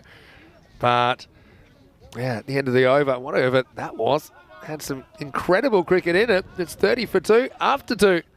2 wickets there for Kalawak, but you gotta say that it is the outstanding fielding of Pakichan, Fahim Pakichan, that has helped him get those. Let's have a quick look at the standings. Well, the Vipers, after starting with a loss where they did pick up a point, they go back clean at the top with another win, so they are the one to be chased at the moment.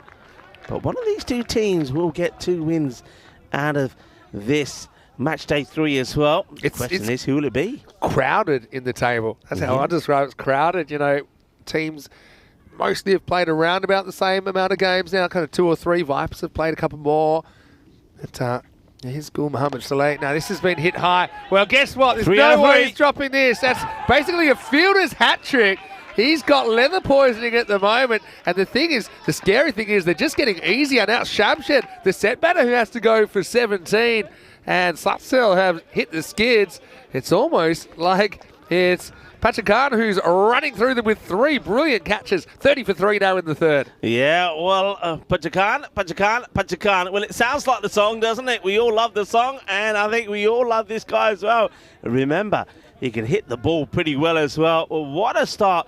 And the thing is, they've got rid of 2 of the danger batters already. So Shamsad, the captain, now goes for 17. They removed Hussain for 7. Bashir went for 4. So Asad Mohammed, who hasn't got going yet, is joined by Munawar. These two really have to put a big partnership together. Yeah, for sure. I think it's a real crossroads in this game. Again, the importance of fielding. No credit to the Knight Riders. 3rd time they've gone out in the field today. And even towards the end of the second game, there's some rain falling on them. They've backed up well. It gets dot here. Nicely taken there by Telic. Another exciting guy. I liked his introduction. Well, that's the way to do it, with a big smile on your face. And, of course, he's smiling. Mohammed, he has picked up a wicket. And that one's down the leg side. Gets called a wide. Well, he's got some energy, hasn't he, this lad? Yeah. He's running around like a good one. I love it. And also, they were pretty close to giving up penalty runs in the last game. I don't know if you saw the 9th over in the last game. It really all happened in the 9th. Yeah. That's a massive inside edge, so that won't be out. But I got to tell you, so it was 6 off 12, right? The set batter then got out, and that was Samuel Ameri. And then Nasiri came to the crease, but he was late. So 6 off 12 became 11 off 11. But then there was a wide and a 4 off a top edge. So they got the 5 straight back, yeah, right? got it straight away. Okay, so that was funny. Of course, the target had gone up by 5. So they were essentially 1 for -5 off the first ball, right? And then then the fielding team were dawdling and their clock was running out. And I think they needed 6 to win, last ball of the 9th, and the clock ran out. And it would have been penalty runs, except it went for 6. So it would have been the first time we had offsetting penalty runs. And the funny thing is that no one would be able to complain. But it was a pretty interesting all happens in the 9th. It's all kind of happening in this game as well. Interesting power play for CSPT Sassel. They are 31 for 3 after 3. Yeah, 3 wickets. So we'll say if you pick up 3 wickets in the power play, it should serve you well. A big partnership this one has to be here now between Munawar and Asad Mohammed. And Munawar, we know he's a dangerous and hard hitter. And in that that victory that they had, I mean, he came out, he hit 10 in 3 deliveries. It made a big difference to them getting to the score that they want to do. They got that win, Sarsoa, over the Vipers with 10 balls to go. But, well, Gul Mohammed Saleh, he bowled very well in the last one, picked up 2. Look who's coming on. Yeah, here we go. This guy, honestly, that catch, okay, is it the best catch I've ever seen? I mean, I've seen a lot. But it's definitely different to any catch I've ever seen. It was like kind of cricket zombie. Yeah. It's like catching flies with chopsticks. That's kind of what it was. And he did it well. Now he's going to cut this one straight back through Mohammed. Jeez, enjoying himself, isn't he? Well, you just got to give him the ball, because at the moment it's been the Pachakan show, because every wicket has got his name to it, and that's because of his catching. The first was sensational. The second one was pretty good. The third one pretty straightforward.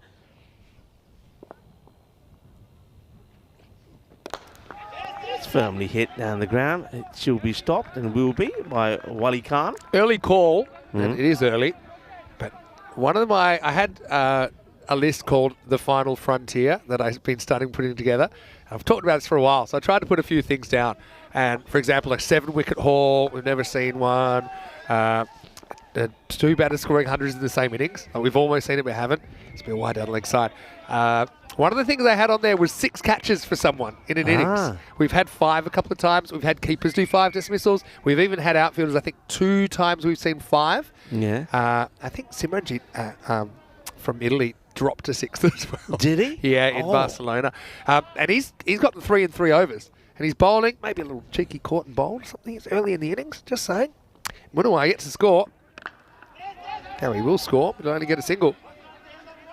Keeping the squeeze on here. Do you want to hear my final frontier list then? Yeah, give me the Okay, list. I put it in 3 categories, like things that I think will happen before others, and then kind of medium range things that might happen, and then things that like could happen, but it will be like a long time we'll see them. All right, go on then. All right, it's not a very long list. Ooh, this goes quickly. Screams of catch it, but Assad, he hits it, swings hard, slices off the bat. There you go. And it's reaching for it a little bit, but he likes to give himself a bit of room. Reaching, but it's too far away from the man who's that who's hobbling around. He looks pretty uncomfortable standing there at slip. Join the queue. That's probably why he's there in the first place. Okay, here's my final frontier list. Okay, so 7-wicket haul. So a bowler getting 7. I think we had 12 times where bowlers have had 6-wicket hauls, and we've had at least 4 or 5 of them have had a ball at a 7 for, but they haven't been able to do it. This is a tough stop. It will be stopped. He's got to swim. Swim. Oh, agony. That is so agonizing. And Wali Khan, he does everything he does, and just watch the agony as he's on the floor. He's saying, please stop rolling, please stop rolling. But the Grizzly just keeps on going. It's the second touch. Look, bang, this one. See, that it would have been fine if he had never touched again. And it's the old 4-metre freestyle on land. It's difficult. He had no legs to work with. That'll work, though, because it's middle stump cartwheel. What cricket we're seeing here. Patrick Khan, he's just basically got 4 all on his own. Get us a new middle stump. That one's probably broken in half. It's 42 for 4. Well, this is dynamic action. It's like the stumps have gone off with a stick of diamond. This stump doesn't just fall over. It jumps upwards. Watch it. It goes upwards. It springs upwards. Boom. Look. I know you love that. That is just sensational. As a fast bowler from way back, but this is bang. Ooh. See you later. 2 stumps remain. 1 disappears. And for him, I mean, build him a statue. He's having some kind of a start to this. It's 42 for 4 after 4. Yeah, okay, so 7-wicket hauls on my final frontier list. A 9-ball 50. Because he had a few 10s, so 9-ball 50. Oh, gee. So, I mean, you need to hit 9 boundaries. Well, you could do it with 8 6s and a 2, but probably 9 boundaries. So you could do it, for example, 7 6s, 2 4s that get you there. And how many times have we had a 10-ball 1 2 now? Nah, several. Like, is it really 5 or 6? Okay. 5 or 6. I didn't think as many as that. In Nepali batter did a 9-ball 50 in a T20 International recently. So that's obviously pretty high level to be doing it. I mentioned already 2 batters hitting 100 in one innings. We almost had it got twice. so close. Talent Stallions cooked it. That's the word. 2-2-1 also missed out on the record. That's the word. And then also, don't forget, Charlie Brennan and John T. Cheddar from Old Victorians almost did it as well. I think Brennan ended up 96 not out or something in that. This will just be a single out to deep square leg. Okay, so they're my kind of things I think we've had lots of opportunities where it might have happened. And, yeah, for example, Imran Khan in Portugal last week went 6-6-6-6-6 out. Yeah. So it's possible. We haven't had it yet. Okay, things that are like in my intermediate list, which is slightly less likely, but I think we will see it one day. Okay. You like these. And then there's 2 things that I put far-fetched but possible. Okay. I'm interested to hear these now. I really am. Here's my intermediate list. After this, ball from Mohamed Saleh. Ball. Last game, it's Bolwell here as well. That's going to be crunched away for 4, though. That's a slightly slow one, I think. And yeah, look who it is. It's Amjad Sandhu who comes out there and absolutely smashes that one off the back foot to the offside fence. Perfect cut shot. Absolutely peppers it. And he played a beautiful shot to get off the mark. The last time we saw him, when he got help to get the win for his side. Yeah, he's a great player, great man. A lot of people talking about this guy. He puts in a lot, not just for his club, but for cricket here in France. Amjad Sandhu, of course, the man who has got the kits for all the teams here as well. He does a great job. And he's doing a great job on the field as well right now, because he goes back-to-back boundaries, trying to change the narrative for Sassel here in the 5th over. 2 really good shots. I love that. And nicely played. Both out on the offside. And this time it's a little bit pitched up, but he goes through the covers. Come on. Okay, Keep so going. the next one I have on my kind of intermediate list, a 200 chase. We almost had like a 198 chase in I think it was 197, 193. That's Pakakera, I think, against Old Victorians in Championship week. 50's up, by the way, for Sarsell. Now, they'll just get, I was going to say just 1, but hold the phone, 2. And I was worried the fielder might not be able to pull up in time. Nice arm, though. So a couple more. Okay, a 20-ball century, because I thought if he can hit a 10-ball 50, the record's 21 at the moment, so maybe a 20-ball century is possible. That is, yeah. 5 wickets in 5 balls for a bowler. We've had 4 wickets in 4 balls, I think 5 or 6 times on the network. And so if you can do that, then theoretically, if you get a wicket next ball, 5 and 5. Clipped away. Toughish stop, but well done. You're like, I probably won't get to these before we have to go on the camera, but I mentioned 6 catches in an innings. Yeah. Because that's what actually got us thinking about it. Kulim Goli did 4 stumpings in innings recently, but missed a 5th off the last ball. I was there. Yeah, remember? Yeah, First game there. of the ECS in Portugal, you were there with me. And so I suppose 5 stumpings in innings, we got pretty close, so that could happen. Then the last 3 are actually pretty good. Last ball, the 5th here from Gould. Or not. Gives me a chance to say, my last thing on the intermediate list was what Corey refers to as the Big Bang. Do you know what that is? No. What do you call magical overs 20? What's the 30 over 30 plus? Supersonic. What's 40 plus? There we go. Hyper. Hypersonic. Yeah. So Corey talks about a 50 plus run over. You know what he calls that? All right. As this will be the end of the 5th, though. Pretty interesting start to this game. Salcel, 56 for 4 after 5. Let's welcome you into the commentary box, and we can finish this conversation in here. Vinny Sandu here, Mr. Maximo. Got Rico for what do you got there, Rico? Remember these? I know there's a lot of people that remember these. I, as a young man, had a lot of fun with these. And as I was walking around while you and Ivica were on the honky nuts? Conkers. You never heard of conkers? Yeah. We call them honky nuts sometimes. Honky nuts, conkers. And I remember, you shoelace through the middle. Yeah. Play do people play conkers anymore? There's a lot of people that are looking at us now thinking, Rico's gone bonkers, never about conkers. But you used to play conkers. See, in the good old days, the girls used to play jacks. And the boys had conkers. And there were a lot of tricks to make these, to harden these up. And if you could break the other ones, you'd win. catch? Well, I was going to say, I didn't want to touch it because I didn't know where you pulled it out of. Come on. You can have it back. I got it. Anyway, here's over number 6. You've changed the subject. I was wondering what you're doing with that thing. Conkers. Yeah. I want to say thanks to Iftikhar as well for spending some time with us in the commentary box today. I think, honestly, he's really enthusiastic about cricket in France and the fact that he's travelled a lot with his cricket as well and moved to he's lived in England, he's lived in Denmark as well, obviously originally from Bangladesh. Okay, so go back to what I was saying. Yeah, 30 plus supersonic. So the last one said 50. 40 plus hypersonic. We've had 2 45 runovers, right? Hello to Aslan Aurangzeb, if he's watching, from Estonia. He's the only one to do it on his own. The other one was a split affair from Men in Blue. So Corey says that if there's a 50 run over, it's called the Big Bang, and ECN will collapse on itself like a black hole. And it'll be it. So, the Big Bang, a 50 run over. We could see one day.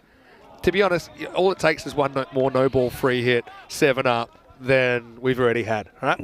Yeah. And then also, okay, that leaves my 2 pretty unlikely ones. These aren't as funny, I think, as the Big Bang, but I think we might see them. Khan gets hooked away, gets a bit too leg stumpish, and that's going to go miles over the boundary. Maximo! And I'll tell you right now, Amjad Sandhu is having some kind of start to his innings. Well, Sandhu's can bat then. Yeah, just skips a generation. Nice shot. Maybe I need to try left-handed. He's looking at business, isn't he? You say that. You don't know that some round. of the bowling I've had to face over there with some of the young kids. I had a 10-year-old They come were in. softballs. I saw you there with a plastic bat and tennis balls. I'm telling you that a 10-year-old bowled at, if you adjusted the speed, it was 160. Pitch to the outside leg stump. Umpire has a think.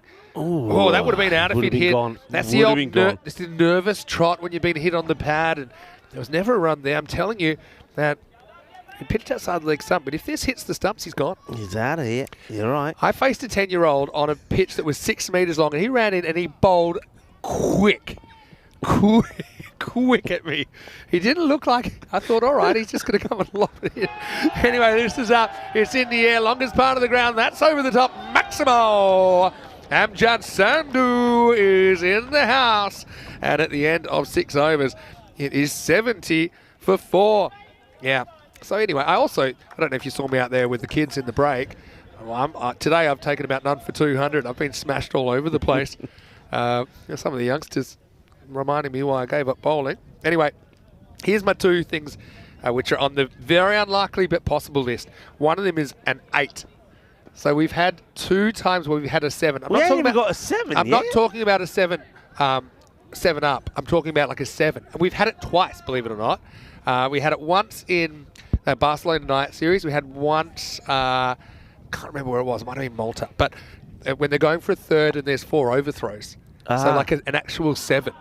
Right? So All right. 7 off the bat. Right.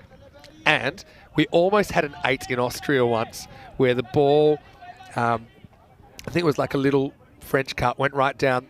It was last ball of the innings, and so they just kept running, and they were going for the 4th, and there was a big throw at the stumps. And I thought, we're going to have an 8, because it would have been 4 plus 4. All right, in the air. He hasn't got this at all. Can anyone get it? No, they can't. Tell you what, yeah, where's Pachakhan when you need him? I can't. He's straight down the ground at the moment. He's on the boundary. Couldn't get there. But what happened was it didn't go to the boundary, and even though they could have run, I think 6, they were so puffed out from the running that by the 5th, it almost like weren't moving anymore. So I actually think, honestly, with better conditioning, they would have run 7. I'm not kidding. They should have. So they were running their 4th, and it came back, dear. and it was already the 4th was an overthrow, obviously. They'd actually run a tough 3rd, and there was coming back. I'm trying to describe it, and it's hard. We have to go back and find it. But then the guys, they're running like a 4th, and the guy's halfway down the pitch, the bowler, and he's like, well, and then he pegs it at the keeper's end and went down to deep 3rd, and there's no one there. And again, because it was a slow outfield, it held up. Yeah. But the batters were They're out of puff. they ran the 4th, and they should have run more. But the 5th was not too quick. All right. Yeah, so an 8. That's on my list. All right.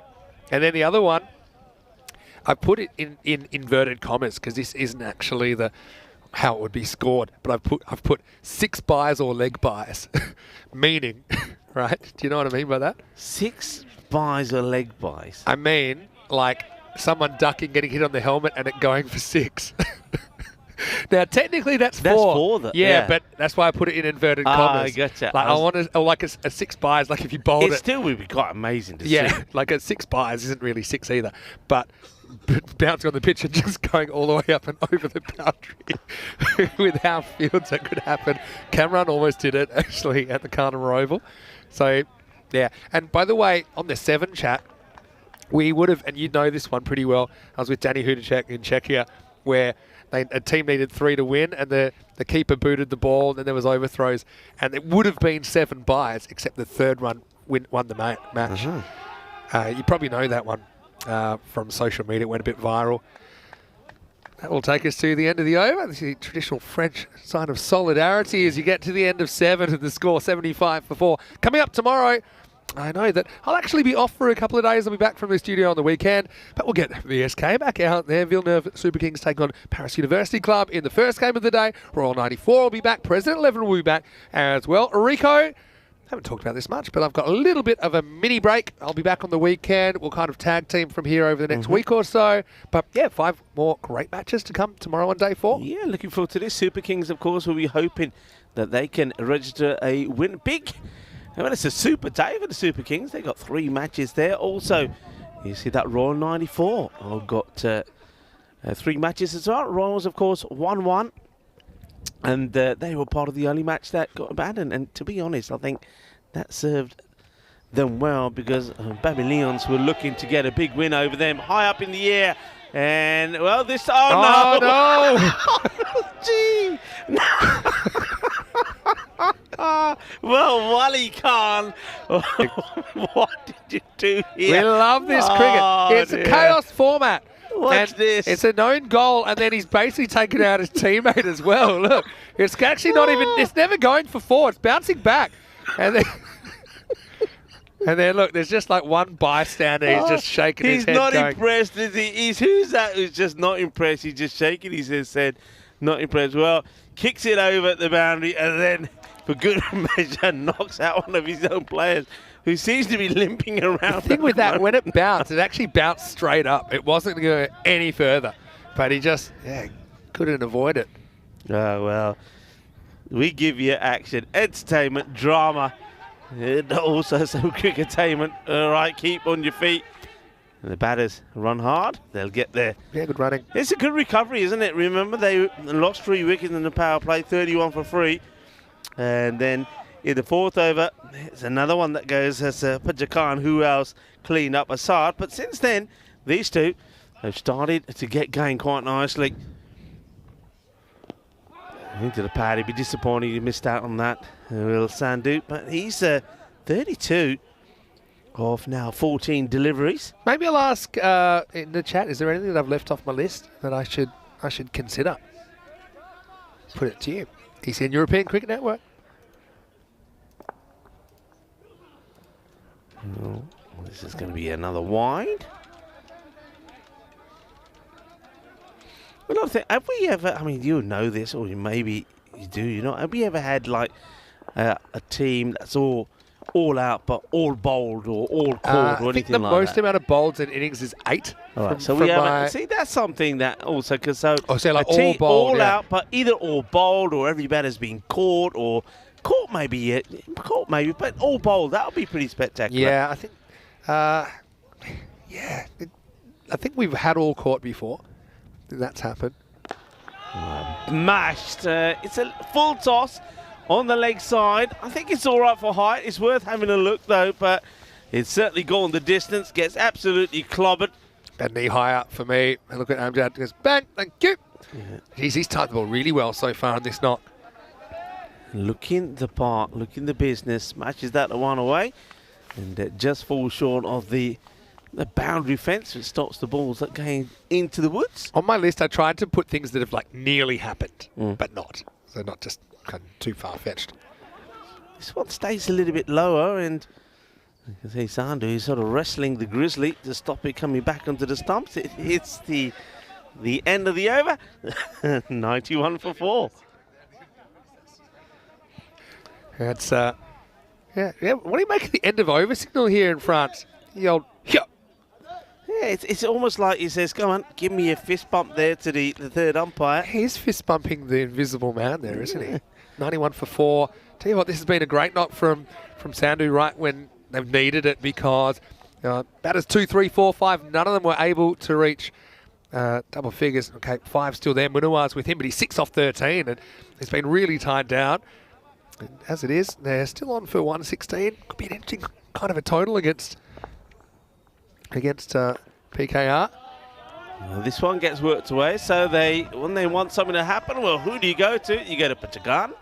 And this time, Pachakan gets worked away. And yeah, it's about time that Munawar does get a move on. And up until that one there, he was 6 of 13 deliveries. Now he's a hard hitter. He's got to get going here now. That's another one that just doesn't quite come up as much. You can see Munawar having a look at the umpire like he's saying, isn't that wide? Nowhere near Munawar. Nowhere near. You've got to move your feet. Doesn't move his feet. He's just swinging without looking. Fahim comes in again. So, plays it down the ground. So basically, Munawar saying, I can't get hold of it. And saying to Amjad Sandu, right, you've got to get going. Yeah. Checks his guard. Good game, 51-49 at the moment. Shows you how even it is. Hello to Trip watching from the USA. Halfway through the night, you know it all happens in the ninth. Pack a chart. Uh-oh, this is a chance. Wicketkeeper should put his name on it and will take the catch. Nicely done. So that's a Tilic takes the catch, and that's going to be the end of what has been a very good knock from Amjad Sandu. Yeah, really good knock. It's a impactful innings. Again, just tries to hit across what I think is a bit of a rolling cut, a bit of a slower ball from Pachakan, who he's a real smart cricketer, isn't he? So that might save them a few runs down the stretch. As nicely, Asker getting to the crease nice and quickly at the 8.4 over mark. It's 96 for 5. Every wicket so far has had this man's name on it. Pachakan, he's taken 3 catches, and now he's got 2 wickets to name. This one, though, is going to be 4 runs. It's a long, hard chase of the fielder. Cautious to get Muhammad Javinu Pachoka Lagia for more. Yeah, nice. Straight off the stumps, clipped away. And the infielder thought about diving for it, but kind of gave up on it. Still ball to go on this over. 100's up. Good to see, for example, here with the clock. No issues there. That's something I know the Knight Riders flew really close to the sun with the clock. They probably would have given up penalty runs last time, but now they're a good kind of 5.5 minutes ahead. Good to see them picking up the pace in that area. Hit pretty well. Should be fielded. So it'll just be a single. So Pachakan will impress once again with his bowling figures. 2 for 21. And at the end of this, the 9th over, it's 101 for 5. Yeah, so I was chatting to Dave before. I know you had a chat with him as well, and it's good to see he's sorted himself out to get home tonight. And I was just saying to Dave, though, it's great to have him here, obviously. Yeah, it's a bit of an adventure. But I suppose he'll be able to kind of share a bit of what a day in the European Cricket Series is like, and it's not quite the same as when we're at the Cardimer Oval. All right, well, that's an absolute smash. That's up, it's right up the middle. It'll be a great catch. It'll be about 20 metres past the boundary. Maximo, what a blast to start the 10th over. As Imran Zadran, he's been pretty reliable down the stretch, but I suppose sometimes consistency is predictability. This one was kind of in the slot, and it's a really nice side-on smash from Asker. Slow delivery. It's a good comeback from the bowler, just takes the pace of it. But Asker, this guy can hit a ball. Remember that in that win against Vipers, he scored 22 of just 6 deliveries. So he's a handy guy to have out there right now. The two batters just talk to each other. They're basically saying, whatever comes, we're running. It's the last over. We've got wickets in hand. We want to try and get to sort of that 120 mark or close to it as we can. Well, that one will help. as that one will go all the way. Bolle. Ginnazona. Shaka Lagya. And Munawa, it's about time he gets going. He's not been going at the right strike rate at the moment. You can see that 17 balls for 17. Yeah, it's a good way to catch up, though. Gets the maximum there. I was just saying to Dave, though, and people probably don't realise, in the ECS, some of the venues that we go to, you're not necessarily set up to come and watch cricket all day. And we don't have the TV set up. It can be a bit more comfortable watching on the TV. And so I think that's what Dave plans to do. But obviously it's been awesome to have him here. And maybe he said he'll be coming to England as well. But you've got to love that passion from the fans. That's why we do what we do. Yeah, you're right. I was having a chat with him as well. I think he's a sensational guy. Always has a story to tell, and it's always charming to meet him. And yeah, I mean, the other thing was, let's face it, he's not had in terms of the temperatures, the best of weather as well. So it's you've got to bear the elements out here. But the thing is, though, Vinny, the thing is this: one day, I know you got a list there of all things you want to see on the field of play, but one day, as cricket starts to grow in Europe, most of these places will be like some of the grounds that we know, clubhouses, stands for the spectators, so all of those little comforts that you don't see apart from maybe if you go to the Cardamom Oval. Eventually, all places, all these clubs around Europe will have these facilities. That's the dream. It's a generational dream. Yeah. A single off the last ball takes Sussell to 116 for 5. Quick random question from Steve Cook asking, what's the high score by a batter just hitting 4s and 6s? I can help you with that one. Nabi scored 104 all-in boundaries in the first ever ECN century. There were no 1s, 2s or 3s in that. And then he took a single and then got out next ball for 105. The first ever ECN century. That was way back on the 30th of July 2019. But now, why don't we go back and have a look at this innings right here. Shamshed got Sussell off to a bit of a flyer, as he normally does. He started with a 6, ended up hitting another 1 and a 4 as well. Before, it was a ridiculous catch. I still can't quite believe that this stuck to the right hand, but it was Pacha Khan who was able to create that highlight, and he wasn't done yet. In fact, the ball was following around. No less than 3 catches in about 3 minutes. Yeah, and one thing is that every dismissal has got his name on it in the book. If you look in the book, if you look at the scorecard, every dismissal, 3 catches, 2 wickets as well. There was nothing else. There's another one. That was 3 out of 3. I like the way that Gul Mohammed Salim, he goes about his business. He just never stops running. This was so unlucky as the fielder makes an effort to make a stop. But at least on that occasion, there was no harm done to anybody else. Yeah, I was going to say. Later on, the same fielder, Wali Khan, had one where he booted over the boundary. And also, well, it was like watching attempting bowling sort of highlight when he knocked his fellow fielders over as well. So he didn't have the best of times in the field. And this is not it here, but it is coming up. Watch out for it. Oh, dear. Well, I'm sure it's coming. And it's the old Three Musketeers job. Bermuda Triangle gets another victim. Probably a straight red as well. And I just love the kind of the voice of reason they're coming in at the end. That was a nice catch by the keeper. That was Talach late in the piece. Look, they swing away. It's 116. I don't know. It feels it's got a bit of a golden ball tinge about this. I do think Paris Knight Riders, they'll fancy they've got the batting to do it. But earlier on, we saw them chase 112 against Mitri, but that was not really a sure thing. And believe it or not, we saw them score 113 in the last game. So it's a very similar kind of score, isn't it? 17 at the top for Shamshed, but the real star there was Amjad Sandhu with 38 of 17. He struck 3 4s, 3 6s in there, supported by Munawar, who caught up by the end to run a ball. But not really the pace he would have wanted to go at. Askar with some good late hitting, 13 for him and 10 extras, 116. I don't know, middle of the road total for me. 116, but I think you're absolutely right. I was saying this yesterday when we're talking about the last game yesterday, which almost provided us with the golden ball finish. And maybe we're going to get one this one. 116 is that sort of score. There's the bowling figures there. So Kalawak, 2 for 12. And also 2 there for Pakachan. Well done to him. And a wicket there for Salim. who's still running as we speak. 116. Well, I think we're going to get a good finish. Yeah, I think so. And you're right. It was kind of like a non-standard fifer for Pachakan, wasn't it? With those 3 catches and 2 wickets. We'll take a break then. Back very shortly. 117 will be the victory target. See if the Night Riders can head into the night with the win. Vinny Sander here, Mr. Maximo with Rico Full. Give us some more random questions and a bit of fun, a bit of food chat as well. I've got some tea chat. I'll come back to that when we come back here to the Direct Cricket Ground just outside Paris in France for the last innings of day 3 in this European Cricket Series.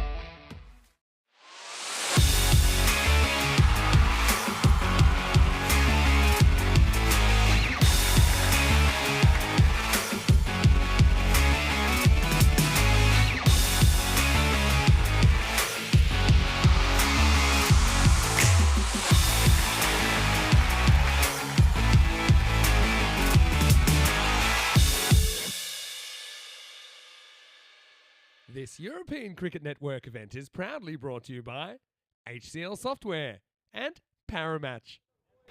Bonjour and welcome back. We are in France for the first time for European Cricket Series this week, and if you just joined us, welcome. It is day number 3. Halfway through the last match of the day, match number 15, we have CSPT Sasa, who are taking to the field with 116 on the board. Now the bonus point equation, of course, that's in play for the whole series until we get to the finals day, of course.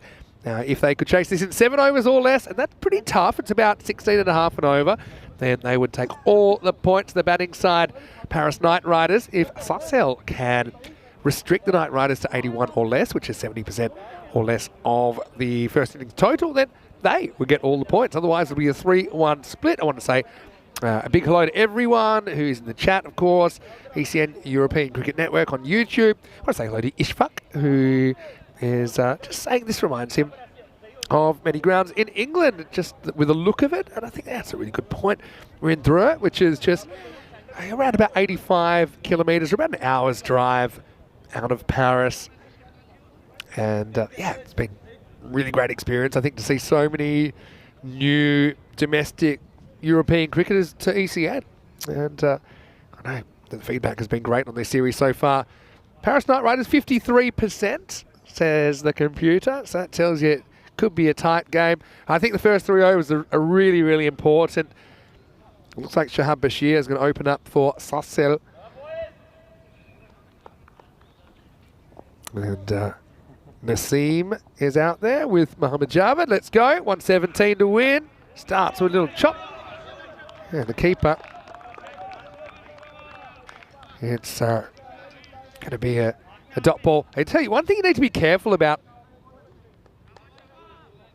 is if you take your glove off, that glove cannot touch the glove. I think luckily it kind of goes straight into the hand. But just a little tip for keepers: if you're gonna ditch your glove, throw it away. Don't let it have a chance of contacting with the ball. I mean, it doesn't really make too much of a difference there, of course. But anyway, decent start with a couple of dot balls from Bashir. And some people would say, well, why does that matter? But the rule is if the ball touches any discarded piece of equipment you've discarded on purpose. So say if you throw your hat off, or you take your hat off and you field the ball with it, or something like that. It's just in cricket, it's just a rule, blanket rule. It's a 5-run penalty. Similar to, when you have a helmet behind the stumps and the ball hits that, that's a 5-run penalty. So it doesn't really specify whether you're holding it or not. So if you were to have your glove, if you're holding it in your hand, you're not wearing it, then that would be eligible for the penalty. Strange, but true. Plenty of cricket laws and rules are. Anyway, 3 dot balls to get us going now and counting. This ain't a dot ball. That's going to be smashed away over the fence. Maximo! Naseem, 4th time lucky for him. Bashir just got a little bit too straight to him that time. It's a great shot of it there. Still think that if the insurers knew where these cars were parked, they'd probably cancel a few policies, as it's right in the hitting zone. Dot, dot, dot, 6. 11.7 and over is the rate through the 10 overs that's required. So obviously you kind of go that 12 and over and stay on target. This one bites back a little bit, just gets over the top. Probably doesn't go for 4, but it might. It does. That rolls a bit quicker than I thought. Maybe it has just dried out a little bit in the last half an hour or so. But Naseem goes 6 and 4, and as we say on ECN, he is hungry for more. I'm probably hungry for some more French cuisine. Did go out for a bit of a dinner the other night. I know that we're open to tips, of course. Anyone that knows the area knows a few little places that we might be able to check out. Last ball the first. Worked away. This should only be a single, so they kind of get what they need off the first. Naseem has all 11, and he'll keep the strike. It's 11 without loss. 14 matches since the golden ball. The last golden ball was our first ever golden ball in a final, as it was Marlow that picked up their 7th ECN trophy, getting over Gamblers SC in the Portugal final with a Maximo off the GB. One man who was watching that, and to be honest, could have used his his moral support, because it was pretty emotionally draining, that golden ball. Rico 4 back in the commentary box with me, and a pretty even start all up. Well, yeah, even start. They needed those couple of boundaries to at least stay more or less where they need to be. I just been talking to Dave, and just saying farewell to Dave. He's making his way back now. He's going to ride back to his base as the off stump goes, and juggling their foot there celebration from Ali as he reverses. Toot, toot, toot, toot. Well, the batter pays no attention as the bowler Ali almost runs over the batter, who's off stick. He just takes clean out of the ground. Watch the stumps fly here. There's nothing better, nothing nicer. Jog their foot there. And he gives us the jug their foot there celebration as well. And turns around. Here we go. Ali, jug their foot there. Beautifully done by Jabbar Ali.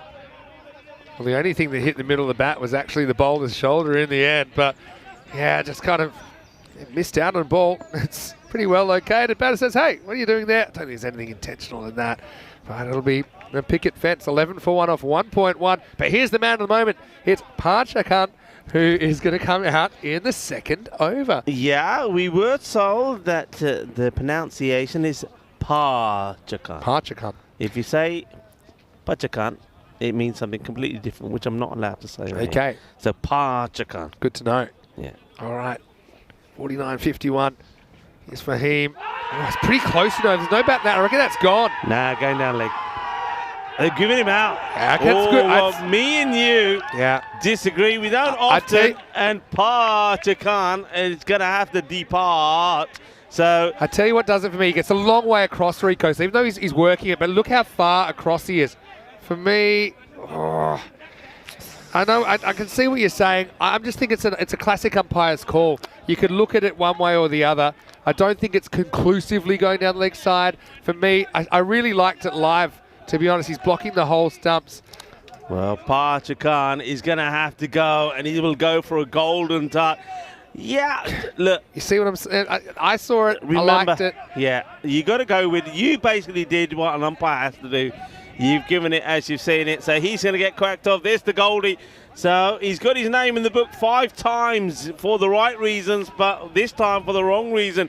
He'll go for a golden. I reckon now he's going to have to. The new batter's going to have to get a sprint on here. I think he's been caught unaware with the 2 wickets and 2 balls, and I think that Talach is in big trouble time-wise here, because we had plenty of looks at LBW. It felt like over 60 seconds. He's getting the countdown from the umpire. Also a hat-trick ball, by the way. We'll mention that here. There you go. Look at the umpire. 5 penalty runs. So all of a sudden the 116 becomes 121. And you saw the good signal there from the umpire as well. The palm open and patting the chest. So patting means batting. And so yeah. Should it be? It shouldn't be patting though. Yeah, it no should padding, just a no touch padding, because padding it's means the batting. team. Yeah. But we know what you mean. It's 5 that will go on to the team that are fielding at the moment. So 116 plus 5 becomes 121. So the target moves to 122. Gave it to the old college try, didn't he, to try and get there in time, but it was just too hat-trick far. ball, by the way. Yeah, hat trick. It could be 3 for -5. Oh! That was pretty close. Oh, now the fielder almost buries himself in the ground. And yeah, that's... he's all right. He says, I'm all right. I was worried for him because when he stops there, I thought we've already had one fielder that's had to go to the hospital. This could have been another. Watch, this is really awkward. Watch, he stops. Oh, wow. He does well. No hat-trick. A hat trick. He's got 2 for -4 this over, though. So that means that the target goes up from 117 to 122. Obviously, another one as the wind comes in from all directions. I love this place. It's just like you're in, you know what it reminds me of? It's like you're in a simulation and someone's just controlling the weather and just keeps throwing things at you. Now we've got wind going several ways at once, it seems like. That LBW, by the way, I honestly think you could give that either way and justify your decision. I think you're right. You had doubt. You had right when you said umpire's call. Yeah, it was umpire's call. If you were to do an analysis, I think you'll probably find some of the ball hitting the leg stump, but whether you could be sure at first view is also debatable. So I think when it comes down to it, he does shuffle across. He gets right in front of his stumps. He's trying to work it away, which often gives the impression it's missing leg. But yeah, I still think that ball's getting some of the stumps. But I can see it's one that could have gone either way. I also think there's some rain coming. Like whenever this wind picks up like this, it always brings some rain with it. And there's some sixes coming as well, as that one will go all the way. Volley, volley, volley. Well, that looked like it was going to be a pretty nice... look, it's still a good over. Only goes for 8. 2 for 8 of it. Just letting you know, because that first innings total's gone up now, it means the bonus point also goes up proportionately. So now 84 is what would need to be the score that the fielding team, in this case, it's Sassel, that would have to restrict them to. No. 19 for 2 as we have a look at the standings. Both these two teams, you can see both on 4. One of them can go to 7. And, well, if they really go well here, on one of them, they could even go to, they can double what they've got and get 8 points here. But the thing is, you put a bit of distance between yourself and your opponents. That's what they're looking to do as Bashir comes back in high in the air. But this is just going to go and go and go. The wind catches hold of this. That's going to be 6 runs. Manos. Arriba, Bitro. And, well, a lot of dark clouds coming this way. They're moving very quickly as well. So I think if they do bring a little bit of rain, it will get out of here pretty quickly. All right. Bashir, this is Shabat. Bashir, yeah, look at those clouds. Don't they look threatening? Well, it's I'm scared just looking at them. Yeah, maybe bringing a bit more rain our way. Obviously, we're hoping, and it doesn't spoil what should be quite an exciting finish here. 25 on the board now. 2 wickets down. Goes for it. Has he got enough of it? Fielder underneath it. Takes the catch. Nicely done. And that's going to be the end of Javid. Javid will go. Yeah, another really good catch. Just holds his shape. And look at Sarcelles at the moment. They are all over the place. They're loving their moment here. Remember, they were involved in a fantastic match number 1 in the sunshine. What a run chase that could have been. They fell 6 short trying to get to 153. Then they get a win, a well-deserved win, and now they're looking to make it 2 wins out of 3. Now, this guy, we've seen him before. Yep. And I know he's got an injury, but he's not going to run too many, but he can give it a clobber, couldn't he? Yeah, he can. But I'll just wait for him to have his first go here. Oh, right through him. But if I was going to give any tips to incoming batters, if you're in next, have your gloves on, have everything ready to go, have your helmet on, literally be ready to go, because every ball could be the ball that causes you to have to jog on. So, yeah, we've just seen maybe a bit of inexperience in ECN cricket today, some of these penalties. That's hit so hard, but also very well fielded down there as that run gets off the mark.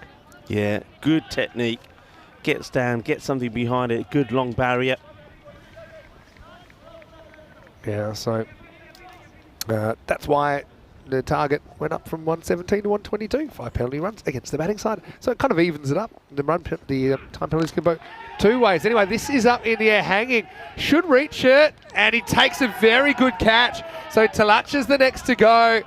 And yeah, right now, it's really looking good for the Sarcelles side. I think that is Zahir Hussain that comes in from deep mid-wicket to take the catch, 26 for 4. Can I just say, you know, we always say how things can change so quickly on the European Cricket Network. Teams batting well, get out. Batters doing really well, then go for ducks. Bowlers bowl magical overs, and then all of a sudden they bowl brilliant overs. Remember this guy in the field earlier today? Yeah. The man who had no shades, then had shades. Everything was going wrong. He did the Usain Bolt look-alike when he was trying to catch a ball and sun in his eyes. How about these catches from him now? He's taking 2 brilliant catches. So you see, he's trying to tell us that when there's no sun, he's a demon. When the sun comes out, he falls apart. Well, maybe you playing for the Knight Riders if he's so worried about the sun. Anyway, it's the end of the over, so Zadran will be facing up into the power play, 26 for 4. A change of bowling as well, as we'll get Ihsan Yousafzai bowling the 4th. Oh, that's been crunched. That is a great hit. And he's timed this magnificently. I think they want to check if he goes all the way. Oh. I reckon there's no doubt about it. Don't bother checking. That's a good hit. That's gone miles over the boundary. Look at that. Yeah, 2 or 3 metres, I think, for me. And, yeah, look, this game is far from over. Obviously, got 2 really big hitters there at the crease. They need a partnership, don't they, though, the Knight Riders? Well, that's another sizzler. Well, I reckon the bowler needs to learn his lesson. Short and wide, Yusuf Zai just won't do to Javed Zadran because he will muller it. There you go, bang. I told you, he's not going to run too much, but he's going to clobber it. This is some entertainment. He's got a really good uppercut, doesn't he? Yeah, Javed Zadran. And just having a few words to anyone that'll listen. Maybe they said nice shot, maybe they didn't, who knows? He doesn't really care. Probably wants to send another one out of the ground. Well, that's what he needs to do to keep his team in this. All right, here we go.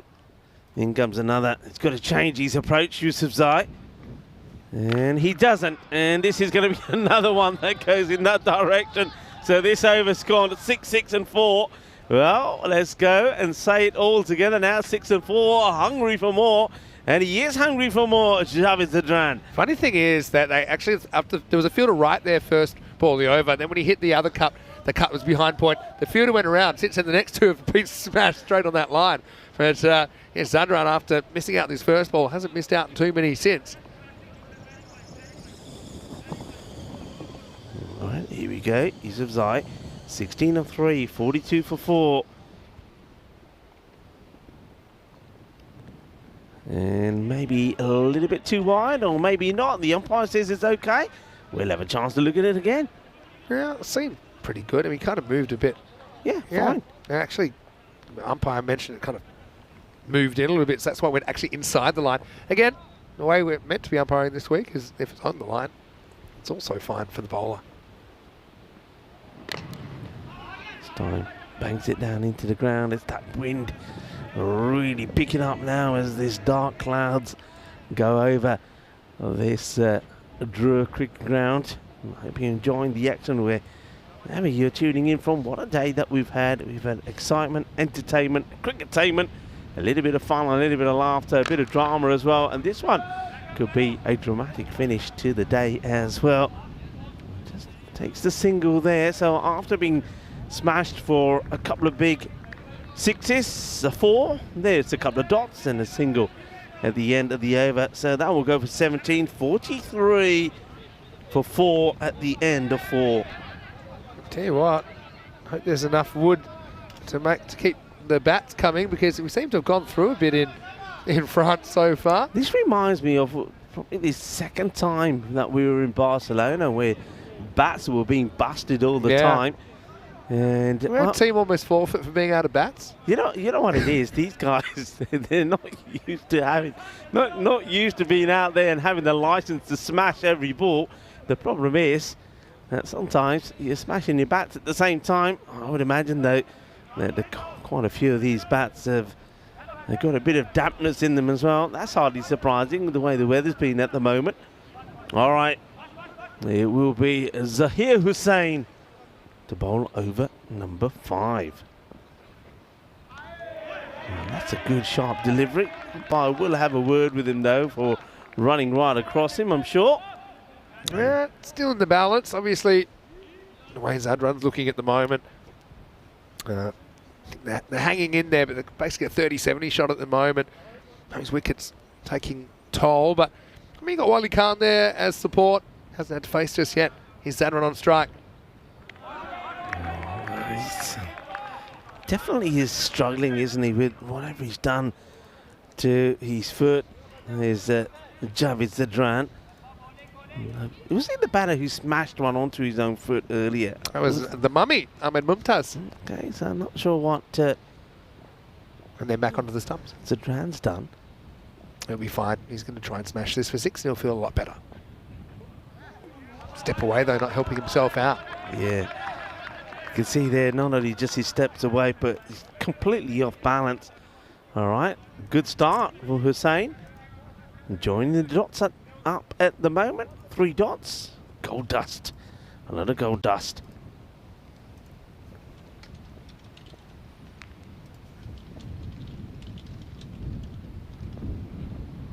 Now gives himself a little bit more. Look where he ends up there, folks. He's almost off the pitch trying to hit this. And remember when he started that last over of Yusufzai, he stood still and he delivered. And he was actually cutting the ball. So he was actually going the other way into the ball. This time, he's trying to give himself some room. He's going the wrong way and he can't get back on the ball. Yeah, seems to have just gone away from what was working. And Hussain, he's got 4 dots on the guy that was flying. Okay, well, this sign's up in the air. The wind will get hold of this, but that's a good catch. Keeps his shape, holds on to it. Well, we're on for maybe a wicket maiden here. And I tell you what, Jabbar Ali is enjoying himself at the moment. He's skipping around all over the place. Remember when he was bowling, he was doing the Chakade Fateh celebrations. And he holds on to this one. And really, it's one you want to leave alone. But if you get into the habit of going down the leg side, you follow the ball, he spoils the wide, and in the end, by getting back onto it one-handedly, he gives his wicket away. Yeah, and to be honest, that's why the TV is such a great tool, because he'll be able to kind of analyse that innings himself. You see, he's still hobbling a little bit, but certainly had a couple of decent blows in there. As he departs, it's 43 for 5. I suppose with those extra 5 runs going on as well, it's made it 84 or less for all 4 points. And so maybe they feel with this many wickets taken and the run rate around about that kind of 8.5 and over, yeah, maybe Sunsel are feeling that they could scoop the points. All right. Dot would mean it's a maiden. And it will be a maiden, a wicket maiden. So well bowled by Hussain. And yeah, I mean, you're right now. They really will be thinking, look, if we can get a couple more wickets here, a couple more overs like that in play, then definitely you could restrict them to in the 80s or low 80s and then pick up all the points. So this is a quick look at some of our upcoming events. Estonia is one that I'm really looking forward to. I think good things have been happening there. I think you'll really like the ground there in Estonia, and I've spent a bit of time up there. Looking forward to being there for work this time. Netherlands obviously is on the calendar with T20 internationals for men and women as well. That's the KNCB domestic finals day that will determine which of the Dutch clubs makes it to the ECL 25. Yusufzai. This one gets a bit of the bat. It's a bit of a full toss. I don't think there's any issue with the height. And you can see that it hits the bat pretty high up, but it's not higher than the waist. But the batter gets a bit lucky. It looks like he sees this pretty late. And that will go away. So just a single. The KNCB finals day. There's every chance we might see our very own DDC in there playing for Hermes. We don't know because the Dutch T20 is just starting. There's, I think, 9 clubs that are involved. 9 or 10, I can't remember. And the top 4 make it through to the finals day. 2 semi-finals and a final right now, though. Should be a simple catch. And it's taken. Amjad's had a good game as well. Well, he's flat out like a lizard drinking, as they say where I come from. But that's just 6 wicket down now. And unfortunately for Shakil Ahmed, he has to go for a 2-ball derrick. And the Knight Riders in all kinds of trouble here, 44 for 6. Yeah, good catch out. Now, this is another guy, remember, that Amjad Sandhu couldn't stay on his feet earlier this morning. He was dropping them, doesn't drop this one. He ends up flat on his back, but he's happy. I tell you who's not happy is the batter, because that's going to be a 2-ball duck. Well, Derricks are having a good day today. And when you see the aerial shot of the ground, you will see that there is a nice little, well, I would say you call it a little stream that runs around the ground. Right, chance for 2 and 2. Anybody can get there, but I don't think they will. Gets a little bit of luck, does Mohamed Salah. This cricket is just, it's a thrill a minute, isn't it? Let's go, the bowler. Sensing not just a victory, but may be all the points here. That's up in the air. That's going to go to the boundary. One hand comes off the bat, but still, he gets enough elevation off this to get it over the infielders. So Wali Khan gets his first boundary. Yeah, it's a nice shot. Like he goes offside here. I mean, I know you're talking about fighting for a point, but I still think this kind of 16 and over, if they get a partnership going, we know these teams have good batting depth here. They've got guys that can come out and play these kind of innings. I'm not prepared to count them out of it just yet.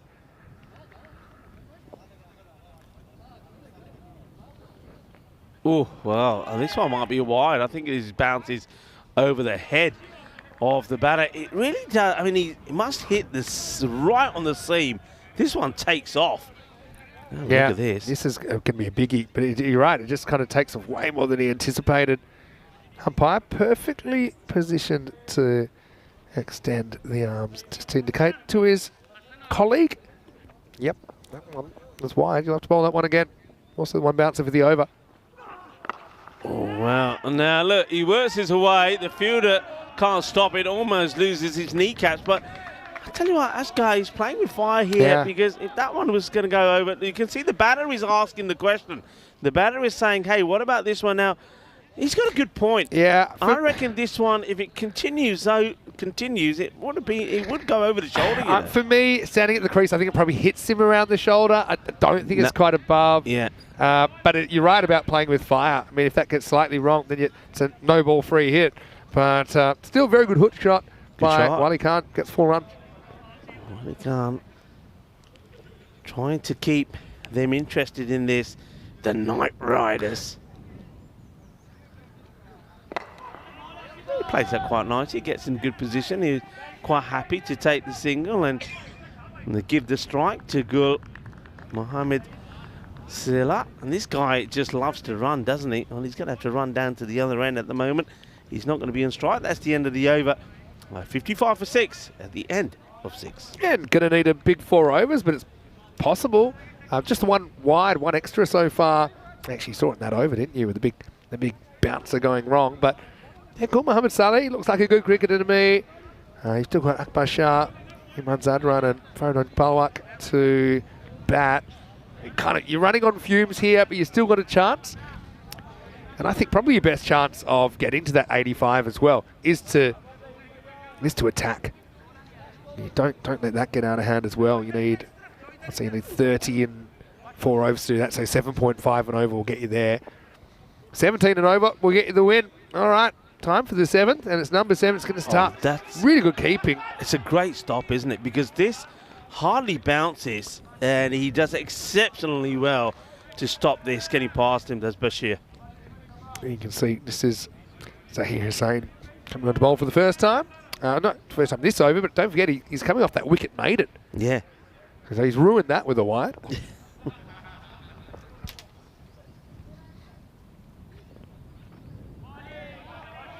Sneaks this one in. Hey, I know you're a bit of a wine drinker, so today is World Malbec Day. Oh, really? Yeah, now Malbec is one of my favourites. Yeah, and a great variety, obviously known for its very dark, inky dark red colour, which the grape actually originated from France. Yeah, is that right? Yeah, that's where it started from. So obviously used to make a lot of the top wines like Cabernet Sauvignon, Merlot, as this one has been Merloted over the infield, 4 runs. So yeah, I tell you what, Khan is keeping them interested here at the moment. And one thing he certainly should be looking to do, at least make sure they get a point. So yeah. Well, you're talking red wine. I think CSPT Sassel will be seeing red if they kind of let Night Riders off the hook. But I love the approach here from the Night Riders. Been a long day for both these teams, playing their 3rd game on kind of a difficult day, I suppose, with all the variety of weather we've had. Ooh, plays a miss. Now we're talking wine. What about wine in France? France is known for its wine. Do you know that an individual drinks, they say, about 40 litres of red wine every year? Week. Oh. I didn't say you, I said individual. Well, that's quite astonishing. If you do a Duckworth Lewis on my wine consumption on the first, with me, 3 nights. Let's just say I'm trying to make the most of it while I'm here. But how about that? Threading the needle there is Wali Khan. He'll get 4. I don't know, this game just still seems alive to me. They seem very capable of hitting boundaries. They're going to have to hit plenty more to get back in this contest, but there's signs there. Coming from one end, though, at the moment, isn't it? It's all Wally Khan. But, yeah, if somebody else can get in the act here now, it's still on. Look, it is the last match. It's the last innings, so we always have a bit of random questions. And get them in. We talk about food as well. But this is the one thing that, you know, we'll probably talk about some of the culinary delights out here. Of course, the quiche Lorraine is a real favourite, especially for a little light snack. But something I found out here, did you know that since 2016, it is forbidden to throw away food that is still edible in France? You cannot throw away edible food. Really? Yeah, it is forbidden. So, I wonder how does that apply to businesses and stuff like that? Well, basically what happens, I was asking this question. So first of all, the rule was introduced to prevent food waste, making it more difficult to destruct the edibles. So in a country that loves so much food, then it's known for obviously its food.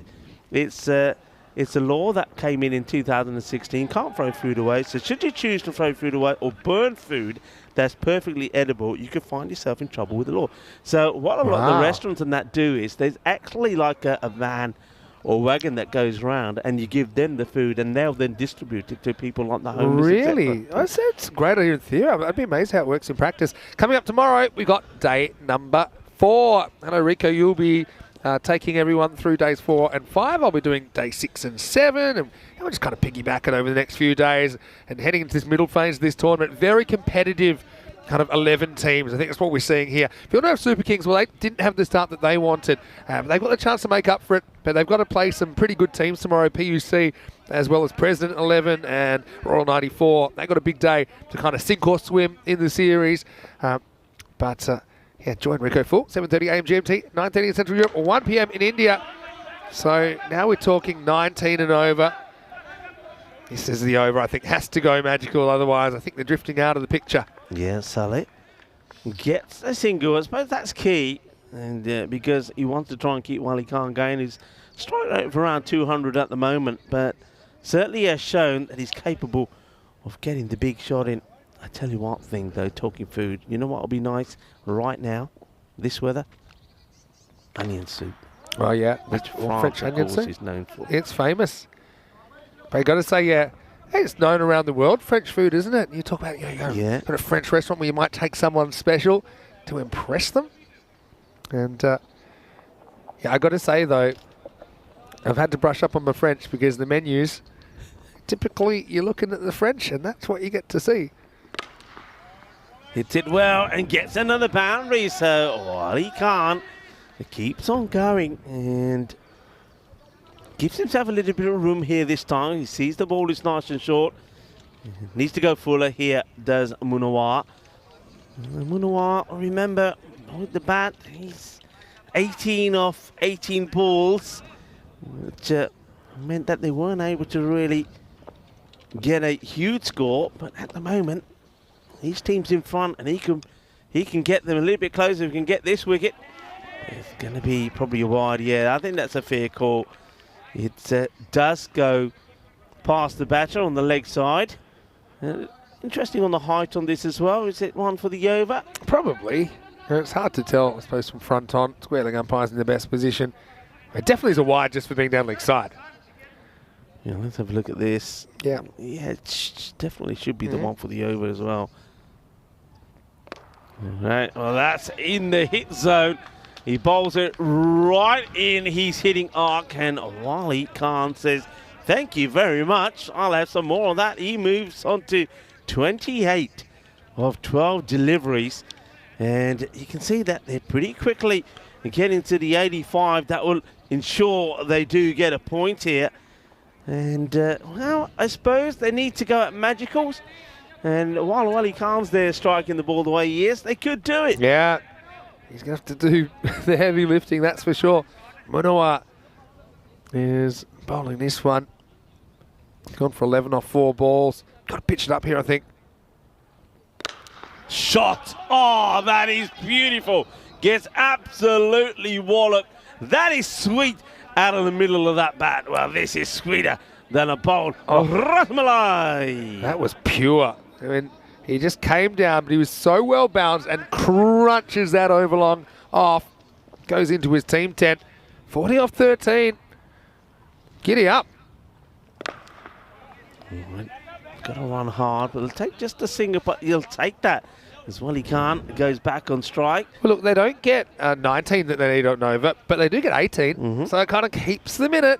And the main man's on strike. Wally Khan moves to 35. 2 overs to go in the day. 83 for 6. And I suppose that over also ensures that they'll at least reach that 85 and get the point. But the way that Wally Khan's batting, I mean, that was one of the shots of the day. That kind of wander down, crunch over long off. Maybe they can overhaul that red line yet. 83 for 6 after 8. Be feeling here, one good over guarantees you the win. So who do you go to? Well, of course, you go to a man, Jabbar Ali, who almost picked up a hat-trick earlier and got the key wickets to put his team in this very good, strong position. In he comes for his second. And does he sneak this one in? The umpire thinks about it, and I think that's the right call. Yeah, I think it is, to be honest. It's a good time to be able to bring someone like Jabbar Ali back. There's a few Liverpool supporters around. Aren't you a Liverpool supporter? I used to follow Liverpool very much so when I was in the UK. Mohamed Saleh. Yeah. Sort of big money loan to the Knight Riders, a few people mentioning. It is Gul Mohamed Saleh, we should mention. But yeah, some of the football buffs are enjoying his name being on the screen right now. I think the likes of Man City and Arsenal will be quite happy that he's absent from duty, playing a bit of cricket at the moment. That's a nice shot, and this is going to be 4 runs. Cuatro carreras. Wali Khan. Well, can he? Well, maybe he can. Well, Jabbar Ali is the guy he's got to go after. He's been the pick of the bowlers so far for Sarcelle. And he gets worked away here. I think he'll try and go for that heavy ball outside the off again. Now he goes for the Yorker length, and it works. They need 2 here. They're not going to get it. They've no chance, really. That's quite an important single. I guess you got to take them. You got to kind of trust that Saleh might be able to bring you some runs as well. It's very hard for one guy to do it on his own. Good kind of length there. It's been a good over from Jabbar Ali. I know he got hit for that boundary, but still kind of holding his nerve with his location and his length. He's a well-groomed guy, isn't he, Jabbar Ali? He's got the old Ali span in the here. It's pretty cool characters here in France. Yeah. All right, well, Baximo will do nicely. Get up. And it could be a Baximo. And the umpires will have a look. Well, we're going to need Spring Media just to clarify this for us. I reckon this is 6. Let's get a freeze on this one. It is 6 carreras. Well, they say play straight. Now, it doesn't say in the fine print, just play straight behind you. And Saleh is late on that, but 6 runs, 28 off 8. I think I'm going full the stumps here. I mean, to be honest, Jabbar Ali makes his own bed there by banging it in. Saleh, the number 8. Oh, crunch! Shaba, Ginna Sona. Game is on here as Gul Mohamed Saleh fires this one away as well. Oh, that is sweet. Out of the middle. What a hit. Oh, I mean, he didn't convince me the one before, but he's won me over with that. I mean, that's about as hard as a ball we've seen hit today. That made a crazy crunch. Wow. Hey, I'm going to bring something up after this ball. You might have forgotten about it, but I just remembered it. 100 for 6 after 8.5. 22 off 7 now. Let's see where this one ends up. Big. This is a huge delivery. Gives himself a room. Works it away. And this will be 4 runs. So we are going into the last. And it will be 18 required off 6. And Jabbar Ali does the double teapot as that over will go for 21. Oh, well, there you go. And so, you know what that leaves? It leaves 17 for a golden ball, 18 for the win. Paris Knight Riders 104 for 6. If we do have a golden ball, that means the batting team will get 1 more ball. They'll need to put 2 or more on the board. And if they do, they win the game. If they don't, the fielding team wins the game. Do you know what I'm about to say? You about know, the you know 5 me too runs. long. I know. Talach cost them 5 runs. And so it looks very different, gee. needing 13 off 6 versus needing 18. So Talach, he scored 7 off 4, but effectively he negatized 5 runs as well. Oh, my word. Tell you what, both these guys are ticking. Saleh, didn't he come good at the right time there? Hasn't he just? Last over thriller. And that's the last time we'll be commentating together for about a week. Last time I'll be commentating Could next it year be? as a 42-year-old as well. So here we go. Last over. And it's Asker to bowl it. Oh, he's launches this. This is humongous from Wali Khan. Absolutely humongous. Que guay. Que genial. Que grande. Eso es un grandísimo. And everybody comes alive here around this ground in Dreux, where you're watching the European Cricket Series here in France. And we are having a humdinger of a game. What a finish. This is a great finish. Everyone's telling everyone to settle down, but everyone's pretty kind of on edge at the moment. What an innings this is from Wali Khan. And Asker kind of rocks in, bowls I suppose a medium pacer that gets absolutely met by Wali, who's 46, Are you believing? 12 off 5. Are you believing what you're seeing here? Are you believing what you're seeing? Still got 12 to go. All right. Will they try and come back for 2? Mind you, at the moment, the way Saleh is hitting it, you don't want to risk it. You don't want a new batter in now. Yeah, you're right. And Saleh's come good at the right time. And you don't need a run out upsetting your momentum here. But 11 off 4. Asker's just trying to tell himself to relax. Yeah. Oh, look, I'm loving this game, though. We've had some brilliant cricket matches. There's plenty more still to come here in the ECS France. Battle of wits now. Asker. There are so many people, Vinny, in the chat that thought this game was done and dusted. Many people. I've got instincts. I said, don't count them out yet. In fact, they're actually slight favourites here. 11 off 4. Saleh facing up. Well, all right. I don't know whether he loses his run up here or he's expecting the batters to be running and he's ready to maybe perform the man cat. Just have a look here. Well, maybe just his run up wasn't right. I don't think it was really anything that Mohamed Saleh did. All right, 11 off 4. Take 2. This is firmly hit. Now, will they try for 2 here? Oh, no! Oh my word! Oh my word! Can you believe that? That's Hassan Mahmood. Pressure, pressure, pressure. And that's what happens when you're under pressure. Oh my word. Well, you know, this is the pressure of trying to stop the 2. I mean, you know they're going to try for every run possible. And you've got a chance of kind of executing a run out. They might get a new batter in there. But he just kind of over-attacks it straight through the legs. I mean, Dave B. shame he's in the car on the way home because he's missing the game of the day here. And I said, oh no, Rico, I saw it before you did. Oh, let's get on with it then. 7 off 3. They can tie the game with 1 swing of the bat here. 3 to come. Oh, it was a dot. Ridiculous swing. This is Matrix cricket. This is Matrix cricket. How can you run when your partner is lying down on the floor having a nap? You can't do it. You can't do it. What's he supposed to do? Slide to the other end. Don't back away. He backs away here. And then he backs away and then his back ends up on the Dreux cricket pitch. Bang. He's not too far away from his stumps. Almost cops the ball back of the head. All right. Yeah, he wants to run, but he would have had to pick him up and give him a head start. Not worth the run out the other end anyway. Oh, what a finish this is. All right, where are we at here now? Just feel like there's one ball that's still getting middled in this. 7 out of 2. Off 2. 6 to tie, 7 to win. There's 2 balls left in the day, we think. You've got to get something out of this ball if you want to win it. Hits it hard. Now they get 1. And I think you've got to settle for 1 because if there's one man that can smash the ball for 6 is Wali Khan. Yeah. Ooh, 6 would win it. Yeah. Well, it means kind of takes the golden ball out a little bit because it would need to be a 5, but there's still things that could happen. Could be a wide and a 4, for example. But it's possible. We've got a last ball thriller, and I'm just going to take you back. Yeah. If they did, the scores are tied. If it wasn't for the time penalty, they would have won. But they're 50-50 and they're liking Wali Khan here. Oh, well, I tell you What's what. going on here? What's happening here? I don't know what's going on, but it's not what you think. He's Talach might have to up his security, I think.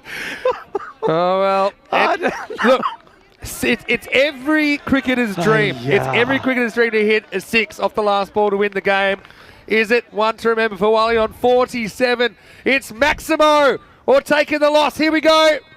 Oh, it's a wide. No, hit the pad. He hits his pad? Yeah, they'll get the slowest leg by in the world. Yeah, The shirts are the off. shirts are coming out. What's all happening? Oh, wow. I thought maybe it's a wide, but he catches a bit of the bat. Why did he just leave it alone? Yeah. Why did he just leave it alone? Especially because you needed a 6. Helping it on its way wasn't going to work. But remember, you only have about half a second to react. So, you can't really criticise a guy that got them so close. I think they don't even consider that a run off the last ball. So, in the end, oh no, it makes the margin even worse, Rico, because the margin is, wait for it, 5 runs. It's 121 to CSBT Sarcelles and Paris Knight Riders 116 what does for he 6. do here? Great stop by the keeper. It's a brilliant didn't stop. matter. And then I love it that he just considers the game over and starts making the long walk home. I mean, I'm loving those kits. We saw them so well designed, but they come off pretty quickly. And have a look at this last ball. And in the end, you can see that Salo was hoping maybe the umpire thinks that's a wide. It's not a wide. That's definitely come off the pad. So I suppose it's a good life lesson. Don't be tardy. In the end, 5 runs separate these two teams in match 15. The last matches here in France are quite sensational. Remember yesterday where we had a really close finish when it was a 94 to 92, a win by 2 runs. This time, well, it's 100, and it should have been 117 the chase. Ends up being 121 because 5 penalty runs were awarded to Sarcelles, and as a result of that, they managed to win by how many? 5 runs. So there you go. So literally both teams walk off after their innings with 116. Yeah. That's all you got to know there. And what a game. It's a bit of a heartbreaker, no doubt. But hey, look, we always bring the drama, don't we? And this is no exception. VSK back against PUC in the morning. Royal 94 will be here. Also, President 11 will take part in day 4, which will return 7:30 a.m. GMT, which is 9:30 in Central Europe, 1 p.m. in India. Wow, what a day of cricket. Let's go back and have a look at this, because this is going to be interesting. It started with the target being 117 before it get cranked up as the clock would have its say as well. But yeah, what about the fight back? Remember at one point, with these early wickets falling, it was 26 for 4, then it was 43 for 5, 44 for 6. But to be honest, I actually think it's the wicket of Parkachan that causes the issue, because he went first ball, Parkachan. That meant that the new batter, Talach, who wasn't quite prepared to get out there quick, still getting his gloves on, and he gave away 5 runs. That would prove to be the difference between the two teams. Yeah, it does. Look, the catching was good early on. Don't forget, at one point, I mean, you mentioned it when those wickets were falling, they were in 40-odd for 6. At one point, they needed 20-plus an over, and that was around about when they were at the sort of 5-6 over mark. So it's quite incredible that they get there, but they get there really courtesy of one guy, Wali Khan. Then I have to say, right at the end there, when we were saying that Wali Khan needed somebody to give him support, well, Gul Mohammad Saleh from nowhere, he got going as he scored 23. What a match. Yeah. What an exciting match. Saleh took a while to get going as well, so he wasn't particularly convincing early, but for Wali Khan, it really kind of just kept things going the way of the Knight Riders, and got them, they were like 3% or something like that. They were looking a long way away. I mean, that was one of the best shots the whole day. And then Saleh kind of came to the party. He started crunching them around, so they both started clicking at the right time. And look, that partnership in the end, it's worth 72, and that's for the 7th wicket. See, everyone was getting excited. I've got to say, for both teams here, it was a great game. You've got to feel for the Knight Riders. They walk away with 1 and 2 for the day. You feel they deserve a lot better than that. That was a huge moment, wasn't it? The big misfield kept the game kind of just slanting towards the Knight Riders. Yeah, that was quite incredible. Then this here as well, remember, I mean, if only he could have got to the other end. He wasn't able to do so. There's a bit of Matrix moment there in the middle. We just couldn't believe what we were seeing. It was all happening. It was all happening. Classic ECN drum, and this was like needed 6. In the end, he brushes his pad, and then he starts the long walk home. You got to feel the shirts are flying. I mean, maybe it's a bit too cold to go rip all the shirts off. It's quite ironic that the man who's making all these shirts is the first one to take one off. He just takes it off. But, yeah, I'm just got to say he had a good match as well. Don't forget, it was a very important knock from him, the left hand.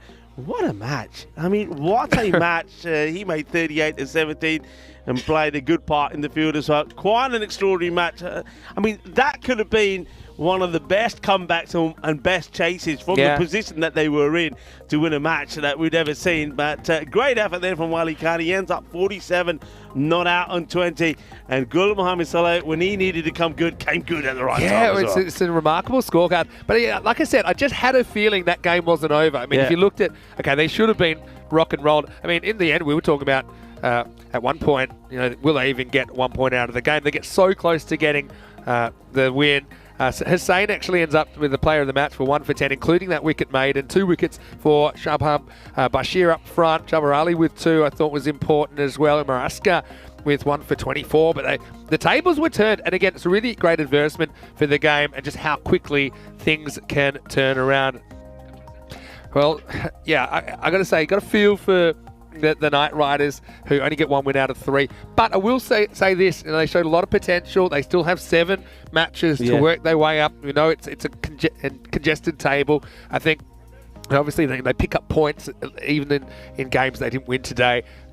They'll be heartbroken, but they will have had the experience of a lifetime today. You could just see the emotion there. Playing ECN cricket, especially for the first time in a tournament like this, is something I'm sure these players will never forget. Yeah, look, it's wonderful. I think it's always a special day when you have a day like today, when all the teams pick up a win. All the teams get some points. It's been a great day of cricket. We've seen some exciting games, but the last day, the last games, I should say, at the end of the day, have been quite spectacular. Yesterday, we had that low-scoring one when 94 was defended, and here, well, we get another very close one. But it shows you one thing, timing is everything. I was going to say, it's an old adage, but make every second count. Because, you never know how things might pan out. I want to say a big thanks to everyone in the chat, particularly, Dave was at the ground today. Yeah, well done, Dave. He'll still be in the chat. He'll be following. To Trip, I think you've been class in there. Kroom, spin around all day. To Jules, DC, and anyone else I might have missed. Thanks so much for your company. Don't forget to like this video. Don't forget to subscribe to the channel as well. ECN European Cricket Network. Don't forget our social media at European Cricket. I bet there's some great moments from today that'll go up. And also our website, European cricket.com. I'll be away from the ground for a few days, but I know that you will. You have a well-earned break, and of course you'll be celebrating a milestone as well. I will on Tuesday. So anyway, no flowers necessary. I will. I'll be 43 years old. 43 years young, as they say, and. Hopefully I've still got more than 43 to go. But you never know, the way that we're living life and the kind of heart attacks that we're going through on ECN, maybe not. But I want to say thanks to everyone. It's been a great little stint. I'll be in the studio on the weekend covering news so that you can get your weekend as well. But I know that music, it means it's time to go, and time matters. From everyone here at the European Cricket Network and the European Cricket family, stay happy, stay safe, and stay sane. Rico will be back with you, take you through day 4. But here's some of the best bits of day 3 in this European Cricket Series France. For now, it's hasta pronto. Au revoir.